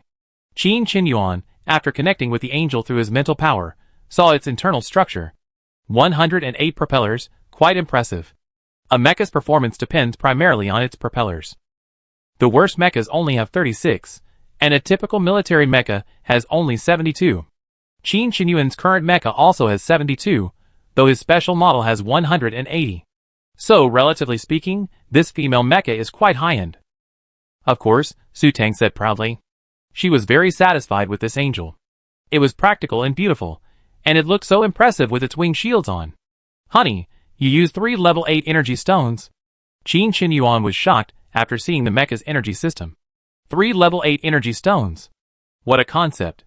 His dedicated rack was only equipped with 1 level 8 and 2 level 6 energy stones. That's what a senior energy master gave me. Su Tang cried out inwardly, oh no, and began to lie. One day, I was out playing and met an old man who was nearly starving. In a fit of kindness, I gave him some money and food. And guess what? He turned out to be a hermit, an energy master, and he gave me a few level 8 energy stones. Do you think I believe that? Qin Qinyuan gritted his teeth. This heartless little guy had been lying to him all along. The whole story about the family's inheritance after their parents died was probably all made up. Whose parents could leave such a huge inheritance? 3 level 8 energy stones, what the hell? Okay, actually, I'm an energy engineer. Su Tang had no choice but to keep explaining it, a lie she didn't even believe herself. What level? Qin Qinyuan asked casually. 7. Su Tang shrank back. She could feel the temperature around her plummeting. If she didn't find an excuse, that pervert Zheng Zhe would definitely go crazy again. Really? Then where did all these energy stones come from? I have a master, and this is his legacy. But the family my master was affiliated with found out, and sent people to hunt me down. Su Tang continued to lie with her eyes open. Ha, my dear, you're so dishonest. If you don't tell the truth, I'd be rude. Qin Qinyuan's face darkened, his eyes narrowed. What could he not know about an 8th level energy engineer? Forget 8th level, even 7th level energy engineers were only found in energy families and the military. Okay, that's pure nonsense. Su Tang swallowed, furtively touching the butterfly ring on her finger, and considered whether to use the anesthetic needle to knock him out. You're not naive enough to think that little thing could knock me out? Qin Qinyuan was furious. He was so heartless, actually trying to attack him again. So what do you want? Damn, how could this guy have such a sharp eye? Su Tang secretly regretted. With her purpose exposed, Su Tang gave up. Although she felt a sense of pressure, she didn't show any signs of twitching or her heart racing, which meant there was no danger. Without life-threatening danger, everything else was fine. I don't want anything to happen. I want the truth, or else. Qin Qinyuan snorted coldly, threateningly. I don't trust you right now, so I can't tell you the truth, Su Tang said with a firm face. Chapter 156. Qin Qinyuan was stunned after hearing Su Tang's words. She didn't believe him. Come to think of it, he had indeed been too hasty. After only a few days together, it was understandable that she didn't trust him. Ah, Qin Qinyuan sighed. Well, if you still don't trust me now, I won't force you. Time will tell. I hope you'll be able to confess everything to me later. Before then, you can choose not to tell me, but you absolutely cannot lie to me. Okay. Su Tang nodded. It was best if this guy didn't press her. Otherwise, if he revealed his true identity, she wouldn't be able to shake him off. Is that true? You said you're a level 7 energy master? Qin Qinyuan asked seriously. Really? Level 7 energy masters weren't rare, were they? As far as she knew, the number was in the triple digits. Su Tang thought to herself, if she wanted to operate a mecha, she would have to find a source for her energy stone, and her identity as an energy master would naturally be at risk. Why didn't you go to the military? Qin Qinyuan took a deep breath. A 19-year-old, level 7 energy master, he found a treasure. No wonder the experts said that if he missed her, he regretted it for the rest of his life. He now regretted not meeting her sooner, letting that ex-boyfriend get in the way. I don't feel free in the military. Someone important to me is missing, and I need to find him, Su Tang said sincerely, speaking the truth. That ex-boyfriend? Qin Qinyuan narrowed his eyes. No, Su Tang rolled her eyes speechlessly. It's my dad. I'm going to the Timber Wolf Galaxy to find him. Did your dad go to the Timber Wolf Galaxy and come back? No, he's missing. Some say you could only find him in the Wood Wolf Galaxy. Su Tang someone naturally refers to Su Xiaobai. She wasn't lying. Su Xiaobai had said that going to the Wood Wolf Galaxy to bask in the red moon would help him regain his strength and find Su Yuan's father. The Wood Wolf Galaxy is very dangerous. Qin Qinyuan's face darkened. He didn't even dare venture into the interior of the Wood Wolf Galaxy. You can seek help from the military. With your status as a level 7 energy master, they naturally send someone to find your father. Who knows if they just give me a perfunctory response? I have to do free labor for them once I get there. Maybe they even force me to have a few husbands, Su Tang muttered, curling her lips. They dare. Qin Qinyuan's fury erupted at the mention of several husbands. His wife, Qin Qinyuan, could only have him. If anyone so foolish as to covet his wife, he would definitely send them packing. So, I think it's safer to go find Dad on my own. The Wood Wolf Galaxy is really dangerous. Qin Qinyuan felt that a rookie with no wilderness survival experience would be courting death if she went to the Wood Wolf Galaxy. So I need to hone my mecha skills. I decided to go to the Yuhan Galaxy first to acclimate myself, and then go to the Wood Wolf Galaxy. Su Tang explained her plan. She thought it was like playing a game, leveling up and switching maps. After all, leveling up is a gradual process. First, get the right equipment, then you can level up. Once you reach a certain level and move to a higher level map, it won't be dangerous. That's feasible. On second thought, Qin Qinyuan decided that not going to the military was a good idea. After all, there were too many wolves there. His wife's forest level mental power and 7th level energy master were sure to attract a pack of wolves. Before they got married, those wolves wouldn't mind his status as a marshal and wouldn't try to steal his girl. Although Qin Qinyuan was confident he could defeat 1 by 1 and smack down 2 by 2, he wasn't that skilled enough to handle a pack. My dear wife. I made up my mind. To find my father-in-law, I risk everything. A Timber Wolf Galaxy is nothing. Qin Qinyuan immediately decided to accompany his wife to the Timber Wolf Galaxy. The more dangerous the place, the easier it is to foster a bond. As soon as he started to smile and speak glibly, Su Tang knew the serious business was over. The matter of the 3 level 8 energy stones was thus brushed aside. Thank you very much, but I think it's more reliable to be able to operate a mecha myself. Su Tang felt a little irritated at the thought of Zheng Zhe constantly following her. That's right, my dear wife. A mecha is a real asset to an energy technician. A high-level energy technician who can operate a mecha will definitely be invincible in the future. Maybe I won't be able to defeat you in the future. So, my dear wife, please show some mercy. Qin Qinyuan began to flatter her. Really? Then I lend you my blessing. Su Tang was in high spirits, imagining the moment she finally mastered the skill and give this guy a good beating. Just thinking about it was satisfying. Okay, now get serious. I show you the basic mecha moves. After a few banter, Qin Qinyuan straightened his tone and began to teach Su Tang. Su Tang also straightened her attitude and began to study diligently. She understood the principle that once you learn something, it becomes yours. After stumbling and falling into various positions along the way, after 10 days of intensive training, Su Tang finally mastered the most basic moves. She was now proficient in controlling her angel, walking, running, jumping, and flying. She no longer needed her impressive wings. She could control the thrusters to achieve flight. She could now attack with her 2 large laser swords and the energy cannon, though her accuracy wasn't great. On the 20th day, Su Tang was able to move freely. Does this count as an intermediate level? Su Tang asked Qin Qinyuan smugly, then immediately poured cold water on her. This is just a beginner level. Although Qin Qinyuan felt it was unkind to criticize his own concubine, it was the truth. He couldn't lie and say she was only at an intermediate level. Do you have any evidence? Su Tang protested. With your level, I can knock you down in one move. Although Su Tang was able to move freely, in Qin Qinyuan's eyes, her speed and reaction time were as slow as a tortoise's. Okay, then, go out and let's compete. If you can't knock me down in one move, you're not a man, Su Tang said confidently. How dare this man say that? He could knock her down in one move? Did he think her wings and shields were vegetarian? That's not good, honey. Repairing a mech is so troublesome. Well, tell me how you're going to take me down. As she spoke, Su Tang summoned her wing shield, wrapping herself like a cocoon. Qin Qinyuan was speechless. Honey, that's cheating. A typical mech competition only has 1 standard level 4 energy stone, not enough for 4 large shields like you. I don't care. This isn't a mech competition. I have more energy than I need to build large shields, so what? Money makes one wanton, and Su Tang felt she could be as willful as the sky. I was wrong. Honey, you're amazing. Even a high-level mech pilot at this level can't beat you. Qin Qinyuan began to plead. He was right.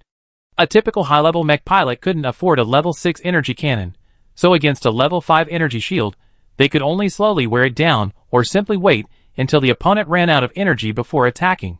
Humph, Su Tang said proudly. Her earlier thoughts were correct. Energy stones could compensate for a mecha pilot's lack of skills. She was determined to upgrade her wings to a level 7 energy shield. A month passed as Su Tang practiced her mecha skills, and she and Qin Xinyuan became increasingly familiar with each other. Chapter 157. Wenyan Galaxy, Planet WY-276. Ah! A mournful beast howled as a massive star beast, over 10 meters tall and 20 meters long, shaped like a horse with a white head, stripes like a tiger, and a red tail, collapsed to the ground. A fiery red mecha descended from the sky and landed beside the star beast. After seeing the radar scan report that it had no signs of life, Yin Zimu, in the cockpit, breathed a sigh of relief. After skillfully controlling the mecha to harvest the Tianlong heart from the top of the Tianlong beast's head, Yin Zimu's mouth curled up, his entire mood brightening. He had discovered this Tianlong beast by accident, and after tracking it for over a month, he finally killed it. This piece of Tianlong heart weighed at least 100 grams, significantly larger than the one he had previously given to Su Tang. Furthermore, he had hunted this piece for Su Tang, for the woman he loved, so it naturally held great significance.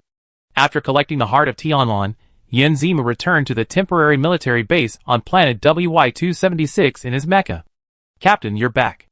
An officer greeted Yin Zimu upon his return. "Well, I guess progress hasn't fallen behind while I was away," Yin Zimu asked. He'd been on this planet long enough. He really didn't want to stay on a shabby planet without a star network. "We completed the basic search and confirmed that this planet has no threatening native species, making it suitable for survival." "That's fine then. Except for soldiers assigned to basic missions, those without will have their vacations. Chinese New Year is almost here. As for vacation time, we coordinate internally," Yin Zimu said, checking the time on his laptop. So much time had passed unnoticed, and Chinese New Year was almost here. He wondered if Su Tang missed him. He decided to spend the New Year with her at Su's house. In the Yin Federation, February 2nd of each year is designated as the Spring Festival. It's a significant holiday, even for the military. Of course, soldiers can only take turns taking time off each year. Not everyone gets to take a day off. After spending a day at the base, taking care of various matters, and leaving a deputy commander to oversee the Corps' land reclamation efforts, Yin Zimu departed from planet WY-276. Shortly after leaving planet WY-276, Yin Zimu's computer began to buzz with notifications. Having been out of touch for so long, it was normal to have many missed messages. For safety reasons, Yin Zimu decided to reply to each one after reaching his destination. Could it be Su Tang? Was she thinking about him? Would he suddenly return to surprise her? Overjoyed, Yin Zimu was oblivious to the dramatic changes unfolding in the outside world. A day later, Yin Zimu arrived at the 14th Corps' headquarters in the Wenyan Galaxy, Planet 131, in his mecha. After returning to his room at the base, Yin Zimu immediately checked the messages on his computer. What was this? Yin Zimu frowned. The Yin family's patriarch, his grandfather, had informed him that he was getting engaged in August to Jiang Ruer. What was going on? He was engaged. And not to Su Tang? Why? Yin Zimu, filled with unease, continued to check the messages on his laptop. Soon, he came across Su Tang's message, "I'm leaving. I'll be back in 10 years. Don't worry." Yin Zimu's heart was in turmoil. What did he mean by leaving? What did he mean by coming back in 10 years? How could this be? They were so happy before he left. How could he suddenly be gone for 10 years? Something must have happened that he wasn't aware of. Yin Zimu took out a cigarette, lit it, and, fueled by the nicotine, began to think calmly. When it came to marriage proposals, Su Tang, with Su Yuan as his backer, was naturally the best choice. His grandfather had forced a marriage on him, so something must have happened to the Su family. No, something must have happened to Su Yuan, otherwise Su Tang wouldn't have left. Yin Zimu immediately began searching for Su Yuan on his laptop. Within a second, relevant news popped up. A natural disaster. Su Yuan had been struck by a natural disaster, his life or death unknown. How could this happen? Yin Zimu couldn't believe it. How could this happen? Hadn't Su Yuan always been alive and well, both in his past life and in that dream? How could he suddenly be struck by a natural disaster? Could it be the butterfly effect caused by his change? Yin Zimu's eyes darkened. If that was the case, would Su Tang think he had killed Su Yuan? Taking a deep drag on his cigarette, Yin Zimu felt a little lost. What should he do if Su Tang hated him because of this? He had worked so hard to be with her, and if this was the reason, he would never accept it. No, if Su Tang hated him for this, she wouldn't have left him a message. Yin Zima figured it out in a matter of seconds. Finding Su Tang was his top priority. He quickly called Su Tang, but after receiving a reply that she was out of contact, Yin Zima felt even more uneasy. Su Yuan is missing. Where could Su Tang go? Why would she leave? After 3 seconds of calm reflection, Yin Zima came up with the answer. The Su family wants Su Yuan's inheritance. Punching the wall to vent his anger, Yin Zima narrowed his eyes. The Su family wants to kill his woman. And his grandfather, at this very moment, announced his engagement to Jiang Rare, clearly telling the Su family that they, the Yin family, will not protect Su Tang. Bravo to the Yin family. What a great grandfather. Haha, and he wasn't there for her at that moment. When her life was in danger, he wasn't there for her. Bang! Another heavy punch slammed against the wall. Yin Zima felt damned, unable to even protect the woman he loved. Thinking of what would happen to Su Tang when she couldn't find Su Yuan, and couldn't find him, Yin Zima felt guilty. After the walls of his room completely collapsed, and he retired, Yin Zima forced himself to calm down. Using his authority, he accessed the military database. He quickly found Su Tang's information. She was missing on a ship bound for the Wenyin system. Currently, she was out of contact. She came to see him? Yin Zima frowned. No, if she had come to see him, she wouldn't have left a message like that. Was she hiding somewhere? After much deliberation, Yin Zima concluded that Su Tang, unable to contact him and sensing danger, had no choice but to seek shelter. As Yin Zima pondered how to find Su Tang, his communication began to ring. Yin Chongshan? Yin Zima's face darkened as he answered the call. Xiao Mu, I finally got through to you. Is the land reclamation almost complete? Yin Chongshan had just been giving it a try today, but he hadn't expected to actually contact his beloved grandson. Master Yin, what does that engagement mean? Yin Zima asked, narrowing his eyes, ignoring Yin Chongshan's question. Xiao Mu, I told you to just call me Grandpa in private. Why are we all so many rules as a family? Yin Chongshan was a little annoyed. Why was his grandson always so cold and distant? Chapter 158. I say, what does that engagement mean? Yin Zima's tone was icy and devoid of warmth. Well, that woman was chosen for you by the family. Jiang Rare is an SS-level psychic.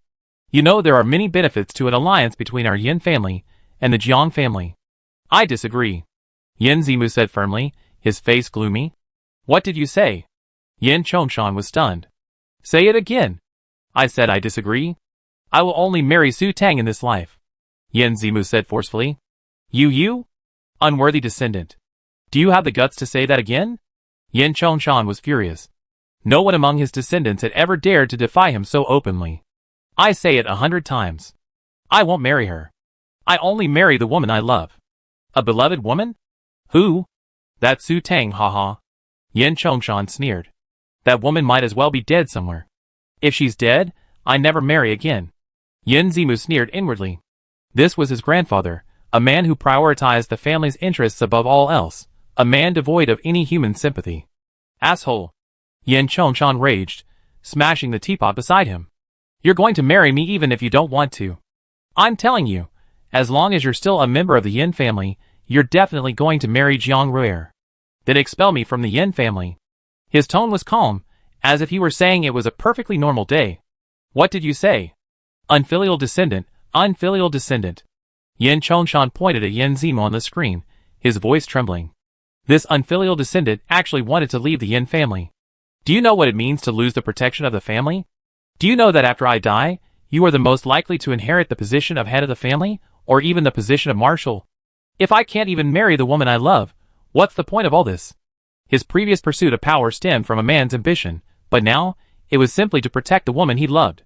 Abandoning Su Tang for this power was putting the cart before the horse. You? What do you know? Who says you can't be with her? Once you married Jiang Rare and consolidated your position, you can find someone in the family for Su Tang to marry, and you two can still be together. Yin Chongshan began to adopt a conciliatory policy.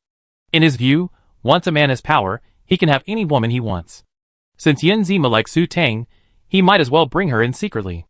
Haha, that's something you'd be capable of. Yin Zimu sneered. My woman can't be wrong like that. Okay, you have some nerve, and your woman can't be wrong, Yin Zimu. You left the family for a woman. I want to see what you can accomplish without the family. Yin Chongshan was furious. This rebellious grandson thought he had grown strong enough to defy the family. It seemed he wouldn't turn back unless he was given a taste of his own medicine. Don't worry about it. With that, Yin Zima hung up. His grandfather was indeed a good grandfather. This heartless Yin family was better off not staying. A few minutes later, Yin Zima's phone rang again. Checking the display, Yin Zima's heart sank, and he answered. Brother, Grandpa said you're leaving the family? Is that true? A delicate-looking woman asked anxiously, as the call went through. Yes, Yin Zima admitted. Brother, are you crazy? You have been bewitched by that vixen. What's so good about that bitch that makes you do this? The woman opposite yelled in disbelief. Yin Zixin. Who told you to call her that? She's your future sister-in-law. Yin Zima's face darkened. Brother, you're mean to me. You're mean to me for a woman. Yin Zixin, on the other end of the line, looked incredulous. Brother, what did that bitch drug you with that you're so protective of her? Shut up. Yin Zima's face darkened even further. How could his sister, his well-educated and well-mannered sister, become like this? Brother, you never been so mean to me. Tell me, who would you choose, that bitch or me? Yin Zixin cried, aggrieved. I told you, she's your future sister-in-law. Speak respectfully, or I really get angry. You're my sister, and she's the woman I love. There's no comparison. Brother, if you still consider me your sister, go and apologize to Grandpa. Sister Ruer is so beautiful, you definitely like her. Yin Zixin began to reason and appeal to his feelings. I won't marry her, so there's no room for negotiation, Yin Zimu said firmly. Brother, don't be silly. If you leave the family, you're doomed. Your future is ruined. Do you know that everything you achieve today is thanks to the family? Go and apologize to Grandpa. I beg you, okay? Yin Zixin pleaded, tears streaming down her face. Do you think everything I achieved today is thanks to the family? Yin Zimu sneered. Was he doting on his sister so much that he spoiled her silly? His achievements were earned entirely by his contributions to the family. Brother, I know you're capable, but what will you do without the family? And what will happen to me without you? How will I survive alone in the family? Yin Zixin was most worried about Yin Zimu's departure from the family. She relied on Yin Zimu's connections to stay in Grandpa's good graces. If her brother left, her status in the Yin family would plummet. Xiuxin, come with me. Yin Zima felt he had been a bit inconsiderate. What would happen to Xiaoxin if he left? He was worried about her leaving the Yin family alone. No, I won't leave the Yin family. Yin Zixin immediately shook her head. She must be crazy to give up the Yin family's eldest daughter to become a commoner. Brother, please, just for my sake, stay and marry Jiang Ruer, okay? Yin Zixin began to play the family card. You? Yin Zima narrowed his eyes. Are you threatening me? Yes, brother. If you leave the Yin family, I will sever all ties with you and never see you again. Since her brother was so cold-blooded and heartless, and didn't care about her situation, she might as well threaten him directly. Yin Zixin thought, since her brother doted on her so much, she would naturally compromise. Good. You're good too, Yin Zixin. Yin Zimu was furious. Was he being abandoned by everyone for a woman? But he felt it was worth it. Su Tang was worth it. However, this sister who had been spoiled since childhood actually dared to threaten him like this. I think you have forgotten. When you were 8 years old, your father died. How did we live after that woman left? At that time, was there anyone in the Yin family who cared about you besides me? Before I made any achievements, did your good grandfather ever give you a smile? You have forgotten all this, right? Chapter 159. Brother, I know Grandpa didn't value us before. I know you hated his ruthlessness because of Dad's death, but didn't he compensate us later? Yin Zixin retorted softly. If I hadn't been capable and hadn't contributed to the family, would there be any so-called compensation? Back then, their father died saving Grandpa, and that Grandpa only offered them a token condolence. Their mother, that woman, took Dad's inheritance and remarried and never appeared again. When the uncles and the family took advantage of their father's misfortune to seize the remaining inheritance, that Grandpa turned a blind eye. Yin Zixin, having no experience of a past life, naturally had no idea how miserable their lives had been after that woman's departure, but Yin Zima remembered it all clearly. Those who had no further use could be ruthlessly abandoned. He saw clearly the coldness and ruthlessness inherent in Yin Chongshan. Brother, please don't be so stubborn. All that's in the past. And even if you marry Jiang Ruer now, so what? When you gain power, you can divorce her. Then you can marry whomever you want. Can't you just hold back now? Yin Zixin thought she had come up with a good idea. Shixin, why have you become like this? Yin Zima's face was filled with disappointment. Had he changed too much in this life? How could his once kind and innocent sister become like this? I always been like this. What's wrong with me? Brother, I wonder how you could have become like this.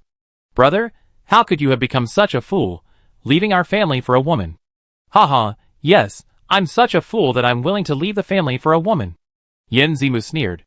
This sister, whom he had loved so much since childhood, actually called him a fool? Brother, are you really leaving?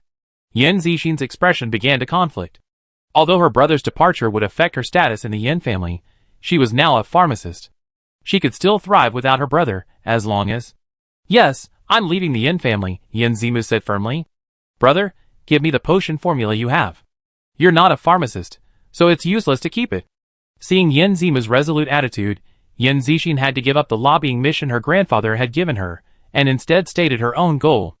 Is this your ultimate goal? Yin Zimu's expression was now calm. As a reborn person, he naturally knew many future potions. He had also inadvertently told Yin Zixin that he had several formulas for potions that had yet to be released. At this moment, Yin Zima suddenly felt that this was not his sister. Otherwise, why would he feel so unfamiliar with her? I send you the potion formula I have. Take care of yourself after I leave, Yin Zimu said in a solemn tone. Brother, take care. Yin Zixin clutched her clothes against her chest. Suddenly, she felt like she had lost the most important person in her life. She hated her brother, but she hated her status even more. The prestige of being a legitimate daughter of the Yin family. After receiving the potion formula from Yin Zimu, Yin Zixin wiped away her tears and smiled. With these formulas, she would definitely pass the senior pharmacist exam. Then, her cousins would have to step aside. She would be the most favored and most prestigious daughter of the Yin family. Only then would she have the chance to marry the most powerful man in Yin Nation. Meanwhile, Yin Zimu, after drafting a statement announcing his withdrawal from the family, began to reflect. In his previous life, although their lives had been difficult, Yin Zixin had always been a kind and strong girl, a thoughtful sister who always cared about him. Since Yin Zixin's acquaintance with Long Ju was due to him, Yin Zima naturally blamed himself for Yin Zixin's death. Yin Zima kept thinking that if it weren't for her, his sister wouldn't have met Long Ju, and naturally wouldn't have died so tragically. In his rebirth, driven by guilt, he naturally held Yin Zixin in high esteem. Sighing, Yin Zimu suddenly wondered if it was because of his rebirth and his early exposure that he was valued by the head of the family. His sister in this life had never suffered, and as a result, she had ended up like this. The reason Yin Zixin had found him so quickly was definitely because the head of the family had asked her to be their intercessor. In other words, Yin Zixin favored the head of the family, her grandfather. Yin Zima narrowed his eyes at the thought. His only sister in this life actually sided with the Yin family even more. She even abandoned him, her brother, for the Yin family's supposed wealth and glory. Before leaving, she even tried to squeeze out his surplus value and demand the formula. Didn't she know that with those formulas, he could make a comeback?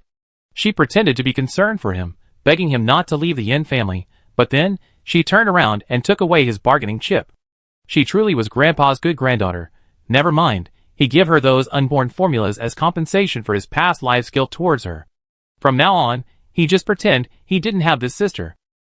After a moment of sadness, Yin Zima made a decision. He had to find Su Tang and think about their future.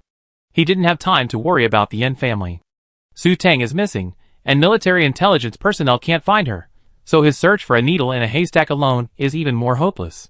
Furthermore, even if he finds Su Tang, given his current situation, the two of them will be left wandering the world. His woman can't be so wronged, and Yin Zima can't be so cowardly. Checking the time on his laptop, it was 20,313, more than a decade after his previous life's trip to the borderland. The Star Beast should have appeared there by now, but Yin Zima was a little unsure. He had already purchased the development rights for the borderland. Because it was close to the meteorite turbulence zone, it had no development value, so the Federation hadn't paid much attention to it. Naturally, the Federation readily agreed to the development. Yin Zima knew that, because of Su Tang and Long Ju, he had been abandoned by Yin Chongshan and became a discarded child of the Yin family. Forced to do so, he left the capital system with a group of trusted aides and secretly cultivated his power in the borderland, hoping to make a comeback. There, he unexpectedly encountered an unknown, undocumented star beast. After killing it, he suddenly felt a warm current surge through his body, and his mental power inexplicably advanced to level 4S. After research, one of his trusted senior pharmacists extracted a substance from a dissected corpse that boosted mental power. This substance came from an unknown fruit variety native to that planet. After several years of research, they concocted a potion that had no side effects and could enhance the mental power of the next generation. In the entire human alliance, enhancing mental power was a difficult problem to overcome, and the creation of this potion was truly groundbreaking. Upon his return to the capital system, he easily seized power in the Yin family, and the Yin family prospered once again. And in this life, Yin Zimu sneered. As a reincarnated being who knew the future, how could he have done nothing? Of course, that was impossible. Destroy Yin Chong Shan and wait for my return. After sending secret orders to his trusted associates, who remained at the Yin family, Yin Zimu decided to depart for the borderlands. Since Su Tang had told him to wait 10 years, he would trust her and wait for her return. Yin Zimu stared determinedly into the distance. He would wait for her return. Before she did, he would remove all obstacles that stood in their way. The Su family, the Yin family, he would take them down one by one. He wanted the solid backing of supreme power. He wanted to give her a bright future, not the distant, anonymous existence she now faced. Chapter 160. Planet SY-2341, on the small spaceship. Su Tang listlessly used her chopsticks to pick at the bowl of greens in front of her. An unknown green leafy vegetable, maybe even greens. Hey, why are we only having this for lunch? Su Tang asked, her appetiteless face, pointing at the greens and a bowl of plain soup on the table, more precisely, the plain soup with 2 vegetable leaves floating in it. Used to the daily indulgence of rich fish and meat, Su Tang found this refreshing dish difficult to swallow. First of all, Qin Qinyuan put down his chopsticks and said, I'm not calling you Hey. My last name is Qin Qinyuan. You can call me Ayuan, but calling me husband is best. Okay, Ayuan is better. How shameless. Husband? He's dreaming. But what did that guy say his name was just now? I didn't hear it clearly. Who cares? Who cares? Who knows his identity? Su Tang muttered to herself. Qin Qinyuan stole a glance at Su Tang's reaction. She looked calm and unresponsive. He had just said his name was Qin Qinyuan. Qin Qinyuan. The only Qin Qinyuan in Yin country. Could she not know him? How ignorant she must be. Qin Qinyuan felt a little frustrated. According to his idea, wasn't this how the plot was supposed to unfold? The concubine screamed, then pointed at him excitedly, Qin Qinyuan. That Qin Qinyuan? Then he smiled calmly and replied, I think I must be that Qin Qinyuan. Then, of course, the disguise was removed and the true face was revealed. The concubine fell in love with him at first sight, then fell in love again, and finally fell in love again. The ending, of course, was the couple returning home together. But why was she so calm and unresponsive? Why? Yuan, why are we only eating this today? Su Tang wondered, looking at the frustrated, disappointed, and frustrated Qin Qinyuan. Wasn't it necessary to make such a fuss just because he hadn't called her husband? We're out of stock. I looked, and there's only 1 vegetable left. Qin Qinyuan recovered from the shock of Su Tang not recognizing him. Out of stock. Su Tang was surprised, then checked her space. Besides cereals and some vacuum-packed prepared foods, there was only nutrient solution. Su Tang was rather lazy, preferring to combine energy stones rather than cook. Therefore, she didn't buy many fresh ingredients that required her to cook, but they were enough to last her 2 or 3 months. You're wasting it all. Su Tang began to righteously condemn Qin Qinyuan's wasteful behavior of preparing over 10 dishes per meal. Well, honey, you need balanced nutrition to grow, Qin Qinyuan explained, rubbing his nose awkwardly, offering a suggestion. How about we find a planet to replenish tomorrow? Okay then. After a moment's thought, Su Tang readily agreed. She'd been spoiled by this guy, and now the thought of drinking nutrient solution made her feel a pang of discomfort. After lunch, Su Tang didn't go out to practice her mecha skills as usual, but returned to her room. She was preparing to combine a few level 7 and 8 energy stones. Checking the time, it was already January 31st. Su Tang's eyes darkened.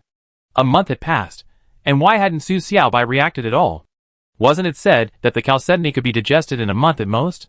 Suddenly, thinking of the so-called death by explosion in cultivation novels, Su Tang's face changed drastically. Could Su Xiaobai have died from the chalcedony? Hurrying into the bathroom, Su Tang pulled down her collar and examined the small red flower on her collarbone. A closer look shocked her even more. It seemed to have faded. It used to be bright red, but now it seemed to have faded.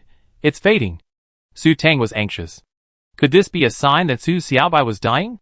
What should she do? Su Tang was fretting like an ant on a hot pan. Her golden thigh bug was about to die. What would happen to her then? Would she die together? Or would she return to Miss Su's original talent? Su Tang washed her face with cold water and patted it, forcing herself to calm down. Su Xiaobai seemed to have said before that her spiritual power was hers, and even if Su Xiaobai gained strength and left her body, it wouldn't affect her. In other words, even if Su Xiaobai accidentally ate himself to death, it wouldn't affect her. Su Tang felt a little relieved at this thought. So, would Su Xiaobai really be so foolish as to eat himself to death? He probably wouldn't be that stupid. Suddenly, Su Tang felt a little uncertain. If Su Xiaobai wasn't stupid, how could he have managed to bring himself to this level of spiritual deprivation twice? But now it was just fading. Su Xiaobai shouldn't be dead yet. So what could she do to help it? Su Tang began to ponder quietly, and soon she came up with the answer. The red moon. Basking in the red moon. Su Xiaobai usually basked in the moonlight, so perhaps basking in the moonlight would help it. Su Tang immediately activated her computer and began searching for nearby planets. The universe is vast and full of wonders. Planets with red moons are common in every galaxy. Yes, there's a planet right here that's 100% developed. Even more amazingly, this planet has no daytime, only nighttime, illuminated by 2 red moons taking turns. This planet is great. She can bask in the red moon anytime. This is it. Su Tang was delighted. She checked the location. Xialing Star in the Xianing Galaxy. Xianing Galaxy? Sounds familiar, as if I heard it somewhere before. Su Tang rested her chin on her hand, pondering for a moment, but couldn't remember where. Forget it. After deciding on the destination, Su Tang went to consult Qin Qinyuan. Let's go to this planet, Su Tang said, pointing to Xialing Star on the screen. Xialing Star? Qin Qinyuan was puzzled by Su Tang's decision to cross the galaxy to reach Xialing Star. Why would you want to go there? There are several planets with cities near this desolate planet. That's exactly where I want to go. If you don't want to go, I go on my own. Su Tang had naturally searched every planet in the Shuiyao Galaxy with 100% development, but none could compare to Xianling Star. Because the Shuiyao Galaxy has so many stars, most of the inhabited planets barely have nighttime, let alone the red moon. Naturally, Su Tang wouldn't honestly tell Qin Qinyuan about something as bizarre as sunbathing on the red moon. Go of course. If my wife wants to go, I follow her even if it means going to hell. Qin Qinyuan immediately made it clear that he would follow his wife's decisions. Who's going to hell? Su Tang rolled her eyes at him before leaving. Then you go fly the spaceship. I'm going to go gather energy stones. I just have to make do with nutrient solution for the next few days. My dear wife. I want some too. Can you gather some energy stones for me too? After walking a few steps, Su Tang heard someone shamelessly extorting her for her labor. Never mind, I just give him a level 7 stone as his wages as a chef. Su Tang felt truly wealthy. She couldn't find a chef making more than him. The thought of having to drink nutrient solution for several days made Su Tang unacceptable. Wait! Su Tang suddenly remembered a quote from a book, whoever captures a man's stomach captures his heart. This probably applies to women too. She'd been tricked. This guy had gotten her stomach hooked, and she'd be hooked from now on. Damn, so insidious. Su Tang's conspiracy theories again. Su Tang began to secretly resolve to resume her frugal habit of drinking nutrient solution. Chapter 161. After hanging a sign reading retreat, do not disturb. At the door, Su Tang began synthesizing energy stones. At her current speed, with such undivided attention, a 107 level basic 7th level energy stone could be synthesized in less than an hour. In the days leading up to Xianling Star, Su Tang remained in a state of retreat, synthesizing energy stones. On the 4th day, after leaving planet SY2341, Qin Qinyuan knocked on Su Tang's door. My dear wife. You're out of retreat. We're about to start something big. After hearing Qin Qinyuan's voice, Su Tang withdrew her mental energy. She sorted out the energy stones she had synthesized over the past few days. 2 8th level energy stones starting with 1, plus 10 7th level energy stones of varying quality. Great. Converted into cash, that's 15 billion. Senior energy specialists are indeed money-printing machines. Su Tang gave herself a pat on the back with satisfaction. After some thought, Su Tang kept the 2 7th level energy stones and stored the rest in her space ring. Upon opening the door, Su Tang was greeted by a beaming Qin Qinyuan. I combined 2 energy stones. Which one do you want? Su Tang asked, holding up one in each hand. Both were level 7 energy stones, starting with a 3, and of similar quality. Honey, you really combined energy stones for me. Qin Qinyuan was pleasantly surprised. He only said it casually before, but he hadn't expected her to take it seriously. Was this a sign that she was gradually accepting him? Then I take this one. Honey, you're so kind. Qin Qinyuan joyfully took the energy stone from Su Tang's left hand and embraced her in a big bear hug. Su Tang frowned and immediately pushed him away, her face darkening as she said, "No touching." Yes, yes. Qin Qinyuan smiled apologetically. Isn't it just that your husband is too excited? What did you just say? Are we in big trouble? Su Tang asked, turning to the serious question. She was a law-abiding citizen, so how could she be in big trouble? Had she been inspected by the military? There's a large Tianlan beast here. That's a big deal. Qin Qinyuan's face lit up with excitement at the mention of this. 2 days ago, he had received a tip-off that a large Tianlan beast had appeared in the Xianing galaxy. He wouldn't have cared less about such a thing, but this time, he was bringing his wife with him. If he killed the Tianlan beast in front of her and took its heart and gave it to her, she would be so touched. She might even marry him. Are you planning to hunt the Tianlan? Su Tang frowned. They were supposed to be rare and ferocious. Why did she keep encountering the Tianlan heart wherever she went? Of course I'm going. It's right here at my doorstep, Qin Qinyuan said matter-of-factly. For any powerful man, encountering a Tianlan beast and not killing it would be a waste of a precious gift. So where are we now? This had actually changed his route without consulting her. Humph! Su Tang was secretly annoyed. This is the star field of XY132 in the Xianing galaxy. It said that this planet was the last sighting of the Tianlan beast. It's very close to Xianling star. Just let me kill that Tianlan, okay? Noticing Su Tang's displeasure, Qin Qinyuan immediately began to cautiously flatter her. Su Tang suddenly had a strange feeling. Could this man be a henpecked husband? But she wasn't his real wife. Her legs were on his body, so it was up to him to go or not. Why did he have to ask her like that? If you want to go, go ahead. Why are you asking me? Honey, I'm not going, we're going together. Qin Qinyuan corrected. Why would I go? Planet XY132 is obviously an undeveloped planet. What if there's danger? Su Tang immediately retorted. Her biggest concern was whether there was a crimson moon on this planet. Honey, don't you want to see your husband's heroic hunting of Tianlan? I protect you. Besides, although XY132's wilderness area is large, its development has reached 69%. There are already urban areas on the planet, so it's very safe. Qin Qinyuan said sincerely. If his wife didn't go, who would he be showing off to? As Qin Qinyuan spoke, Su Tang had already used his computer to search for information about XY132. Hey, there's a crimson moon. XY132 has an average nighttime of 16 hours, which means she can see it most of the time.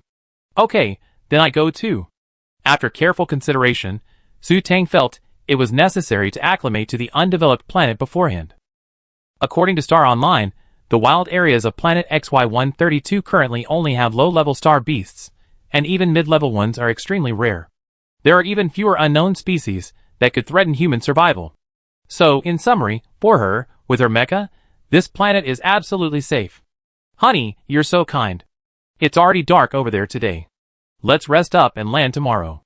Once Su Tang agreed, Qin Qinyuan immediately laid out his plans. There's no space station here? Land? What does that mean?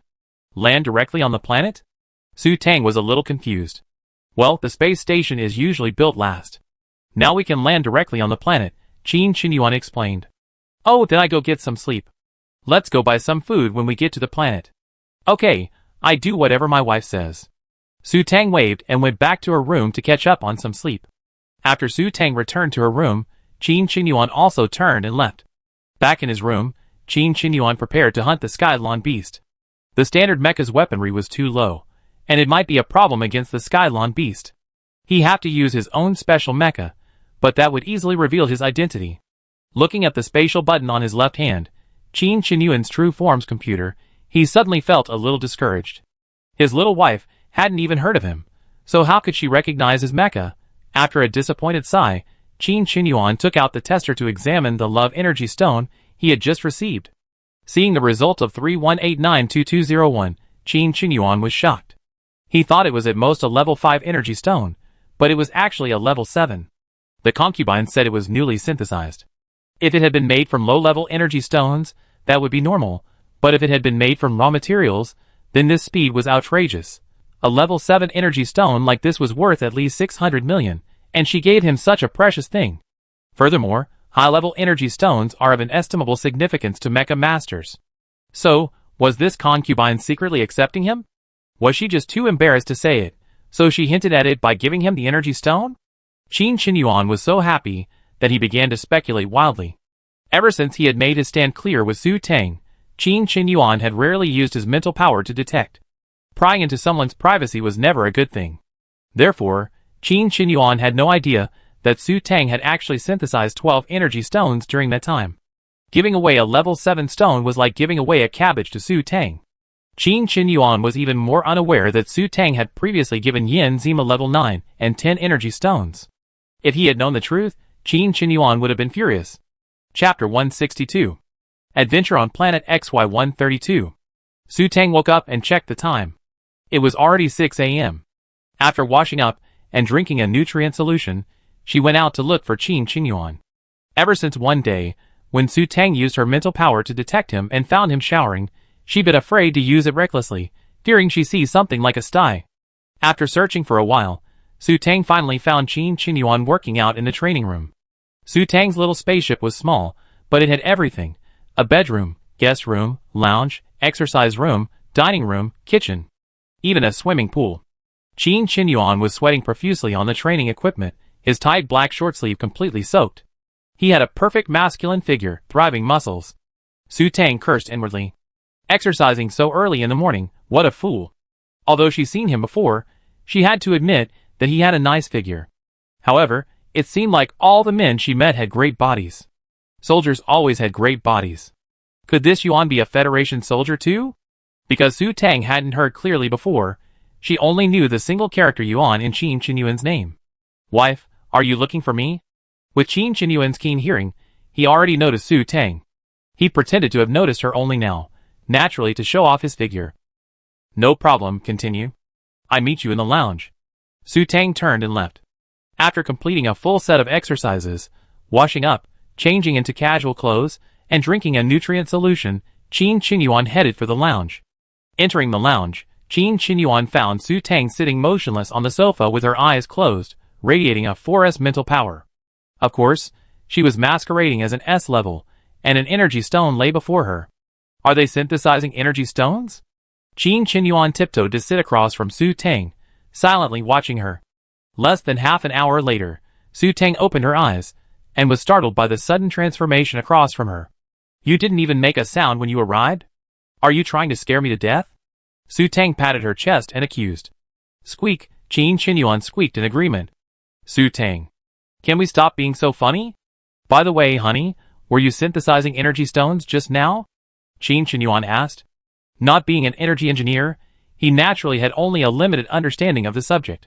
To Qin Qinyuan, transforming a useless piece of raw material into an energy stone capable of powering mechas, spaceships, starships, and even warships was a truly magical feat. Yeah, Su Tang looked at Qin Qinyuan with a puzzled expression, as if she had thought of something. Aren't you a mecha master? Why don't you try synthesizing an energy stone? Wife, do you think being an energy master is that easy? Qin Qinyuan was speechless. If only he could become a high-level energy master, so he wouldn't have to worry about high-level energy stones. It's very simple. Just use your mental power to circle the energy stone and enter it. Su Tang pointed at the energy stone, swirling it around, demonstrating. That's it? Qin Qinyuan looked skeptical. Why did it sound so simple? Then I try. Qin Qinyuan began to direct his mental power to circle the energy stone, and then he succeeded. He successfully made himself dizzy. No, I'm dizzy. Qin Qinyuan held his head with one hand and waved to Su Tang with the other. So stupid. Su Tang looked at her with contempt. She had explained it so clearly, but still couldn't do it. When Su Xiaobai just explained and demonstrated it, she could do it. Su Tang suddenly felt a sense of superiority all over her body. Wife, do you think everyone is you? After a while, Qin Qinyuan finally recovered from his dizziness. He hadn't even flinched during those 360-degree spin training sessions, so why was he dizzy so easily now? Surely he didn't have the talent to be an energy technician, Qin Qinyuan concluded. Wife, look, you're a senior energy technician, and I'm a senior mecha technician. We're a match made in heaven, made for each other. Qin Qinyuan beamed with pride. After they got married, those idiots in the military would surely be envious. TSK, there are only a few senior energy technicians, but senior mecha technicians are everywhere. Su Tang clearly disagreed. Wife, constantly thinking about having an affair isn't a good thing. Qin Qinyuan narrowed his eyes and lowered his tone. That's not true. Su Tang put on a fake smile. But in her heart, she was like, you're such a jerk. I'm not your wife. Secretly glancing at Qin Qinyuan's expression, which showed no sign of softening, Su Tang quickly pushed the energy stone from the coffee table over to him and said sincerely, this is for you. Really? For me? Su Tang nodded immediately. Wife, you're so kind to me. I'm so touched. Qin Qinyuan's expression immediately turned from sunny to cloudy, and he began to talk. Su Tang breathed a sigh of relief. After all, it was just a newly combined level 6 energy stone. It would only take her half an hour. So when do we land? Su Tang quickly changed the subject. Around midnight, when XY132 enters daylight. That planet has a lot of desert. Do you have a thermostat? Qin Qinyuan reminded her. Yes, Su Tang nodded immediately. Her optical computer boasted a myriad of functions. Basically, there's no problem. Just equip the flying car, fortress, spaceship, mech, with energy sources, and switch to level 4 energy stones, Qin Qinyuan added after a moment's thought. Why? Su Tang was puzzled. Even a level 4 energy stone wouldn't be enough for her angel to activate its wing shield. XY132 might encounter energy-eating beasts in the wild. Although she was an energy technician, wasting energy stones was always shameful. Encountering a swarm of energy-eating beasts, with her level, she'd definitely be devoured by them. Can I use level 6 energy stones for my mech? Su Tang looked aggrieved. Without her shiny wing shield, what would she do if she ran into danger? Never mind. You use it. Seeing Su Tang's expression, Qin Qinyuan felt a pang of pity. Never mind. He was with her anyway. If they really encountered an energy-eating beast, he'd be there to protect them.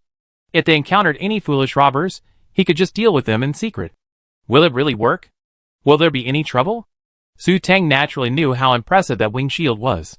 But well shouldn't be flaunted. What if you get robbed? Su Tang thought about it, and remembered why Qin Qinyuan hadn't let her use the energy shield. Don't worry, I handle any problems. Qin Qinyuan proudly patted his chest, implying that these were minor issues.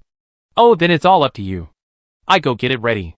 After the discussion, Su Tang returned to her room to pack her belongings, essentially putting some things she couldn't share into her interspatial ring.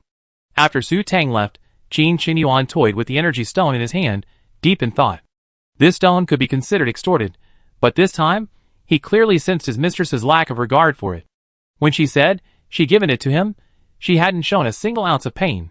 After testing it with the tester, it turned out to be a level 6 energy stone with an 8-digit number, close to level 7. Did she just put it together? Qin Qinyuan narrowed his eyes. If that was her speed, a level 7 energy master? Which level 7 energy master could be that fast?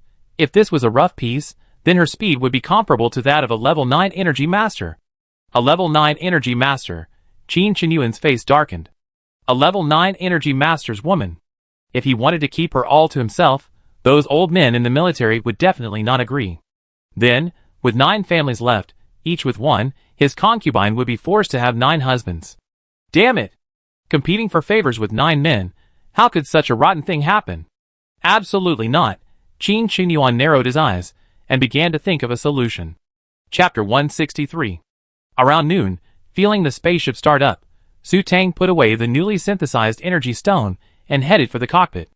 Inside the cockpit, Qin Qinyuan sat at the controls, steering the spaceship towards planet XY132.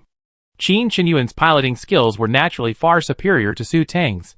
Even standing, Su Tang didn't feel the slightest bit unsteady. Soon, planet XY132 came into Su Tang's sight. As the spaceship approached, Su Tang could clearly see its full form. A drab, grayish-yellow planet, devoid of any aesthetic appeal. It was obvious at first glance that this was a mediocre planet with little vegetation and mostly wasteland. Su Tang curled her lips in disdain. Soon, The small spaceship passed through the planet's atmosphere, and what immediately met Su Tang's eyes was an endless expanse of desert. Qin Qinyuan found a relatively flat area without sand dunes and stopped the spaceship. How desolate it is here, Su Tang sighed. It's quite desolate indeed, Qin Qinyuan agreed, then asked, Wife, do you have a fortress there? A survival one? Yes, Su Tang nodded immediately, handing over her space buckle containing the turtle shell. Turtle shell? Qin Qinyuan was surprised. For a mecha pilot, a turtle shell was useless. As expected, my wife was a completely clueless rookie. Why don't you have any weapons? They're useless. I forgot, Su Tang replied honestly. With the mecha, she almost forgotten about the turtle shell, and she had no idea where to load it. Forget it, let's just use the mecha. Qin Qinyuan finally made his decision. If he encountered an emergency in the wild, he wouldn't have time to retrieve weapons from his space buckle. If he encountered a large star beast, it would swallow the entire turtle shell in one go, which would be a miserable death. Of course, there was no possibility of large star beasts existing on this planet. Oh! Su Tang, a newbie, was quite self-aware. She followed Qin Qinyuan's instructions. I go with you. If anything goes wrong, you give me the controls. After some thought, Qin Qinyuan decided that using a mecha would be more reliable. Oh, Su Tang agreed without a second thought. In her mind, having someone in the co-pilot seat of a mecha was like hitchhiking. She had no idea that for the opposite sex, it was a sign of intimacy. After collecting the small spaceship, the two set off. Qin Qinyuan, secretly delighted, once again took the co-pilot seat of the Angel. After the mecha started up, Qin Qinyuan sent Su Tang the coordinates of the Tianlong beast's last sighting, which had been sent to him through a secret line. Let's go there first. Su Tang stared at the string of coordinates, which looked like longitude and latitude, in silence for 3 seconds before uttering weakly, I don't understand. Then how did you find your destination before? Qin Qinyuan was puzzled. He didn't even know coordinates. This was considered a basic course in a federal university, right? What Qin Qinyuan didn't know was that as an energy department student, he didn't need to take any basic courses. All he had to do was gather the energy stones. Typically, energy engineers traveled with bodyguards, and senior energy engineers were surrounded by a large group. Using navigation, Su Tang replied matter-of-factly. These uncultivated planets generally don't have GPS. Qin Qinyuan suddenly felt the need to give his young wife some common sense. A personal computer couldn't locate a planet like this. Wife, suppose I'm not here now, and we gotten separated. I'm asking you, where are you? I'm in the desert now. There are no landmarks around here. Su Tang looked around. It was all golden sand. Damn, if I really got lost, I'd be a fool's errand. But she quickly came up with a solution. I just fly higher, and you see me. Qin Qinyuan suddenly felt fortunate that he wasn't driving the mech himself. Otherwise, if he encountered a Skylon beast, he'd chase it, and his wife wouldn't be able to keep up at that speed. And then, after he killed the beast, he'd be mortified to discover she was gone. It's too far away. Even if you fly high, I can't see it. Qin Qinyuan was a little frustrated by Su Tang's thoughts. He wasn't a clairvoyant. Now that we dealt with this Skylon beast, I teach you how to find the coordinates. Now give me the controls. Okay. Su Tang quickly transferred control of the mech from the pilot to the co-pilot, meaning she was just a bystander. As soon as Qin Qinyuan took control of the mech, he piloted the Angel and soared off into the distance. Wow, that's speed. Su Tang sat in the driver's seat, admiring the scenery. Soon, the endless desert receded, and a stone forest appeared at its edge. After entering the stone forest, Su Tang began to see a bustling crowd of tall shrubs. Huh? There are people there? In the open area ahead, there appeared to be several armored vehicles. They must be the garrison troops of this galaxy. Su Tang saw it, and so did Qin Qinyuan. To avoid trouble, Qin Qinyuan decided to bypass them. Soon, a 4S mental detection came from the ground, and Qin Qinyuan narrowed his eyes. After the 4S warriors contacted the garrison troops of this Xianin galaxy, Qin Qinyuan quickly determined that it was the newly appointed Zhuo Tianyu. Previously, the military had only 4S-level psychics, him and Lu Jinyu. This year, Jiang Yinchuan also successfully advanced to the 4S ranks. And as for Zhuo Tianyu, if it weren't for that recognition ceremony, he wouldn't have known the military had such a master hidden within. Humph, what a scheming, well-hidden fox, Qin Qinyuan thought as he manipulated the Angel to flash out of the psychic detection range. Zhuo Tianyu, on the ground, was stunned. Damn, was he seeing right? That was the mecha he just given Su Tang? Her mecha skills were so advanced? Those flashes were so fast he couldn't even catch her. Her skills were on par with his own. Shu Tianyu rubbed his chin in astonishment. Someone from Tianyun was so impressive. He thought she couldn't operate a mecha, but now she's at the level of a high-level mecha pilot. TSK, it's only been a little over a month, and she's such a freak. Su Tang had already consumed chalcedony, so why did it feel like the mecha was being controlled by an SS-level psychic? Shu Tianyu was confused. Wait! That mecha seemed to have 2 psychics. That meant there were 2 people on board? Shu Tianyu's eyes widened, and 3 words suddenly flashed through his mind. Adulterer. Keep watching this area. Report to me immediately if you see any sign of the Tianlun beast. After instructing his men to continue searching for the Tianlun beast, Shu Tianyu summoned his mecha and chased in the direction the angel had disappeared. Chapter 164. Qin Qinyuan drove the angel at full speed for a distance, stopping before a magnificent stone forest. He began carefully analyzing the data from the various radars. Su Tang gazed at the vast stone forest, feeling its majesty. The rocks here blocked out the sun, each with a unique shape. The saying that nature is a work of art truly holds true. Su Tang leisurely admired the scenery, while Qin Qinyuan began to hesitate whether to enter. Alone, he wouldn't be afraid, but with his newbie wife in tow, he found it difficult. Without his mecha, he wouldn't be able to protect her from a Skylon beast, let alone some low-damage, medium-sized star beasts. Woo, hungry. As Su Tang was still admiring the stone forest, a strange sound, like a baby crying, entered her mind. Ah Yuan, did you hear any strange noises? Su Tang shook off the goosebumps that covered her body. Why did she feel like a ferocious ghost was about to appear? The old people say the smaller the ghost, the more ferocious it is, and how much more ferocious can a baby ghost be? She hadn't been afraid of Su Xiaobai before because she didn't believe ghosts could eat people. But Su Xiaobai said, not only do ghosts exist in this world, but there are actually ghosts that eat people. What strange noise? Qin Qinyuan looked up and listened carefully. Don't be afraid, I'm here. And you should be hearing the whimpering sound of the wind blowing through the cracks in the rocks. Oh, I see. Su Tang was half believing. Was she hallucinating? But the word hungry kept ringing in her head. The feeling of being haunted was gone, but now it felt even more eerie. An intuition told her that a baby would suddenly appear and ask for milk, and Su Tang was successfully frightened by her own intuition. They're out. Let's retreat.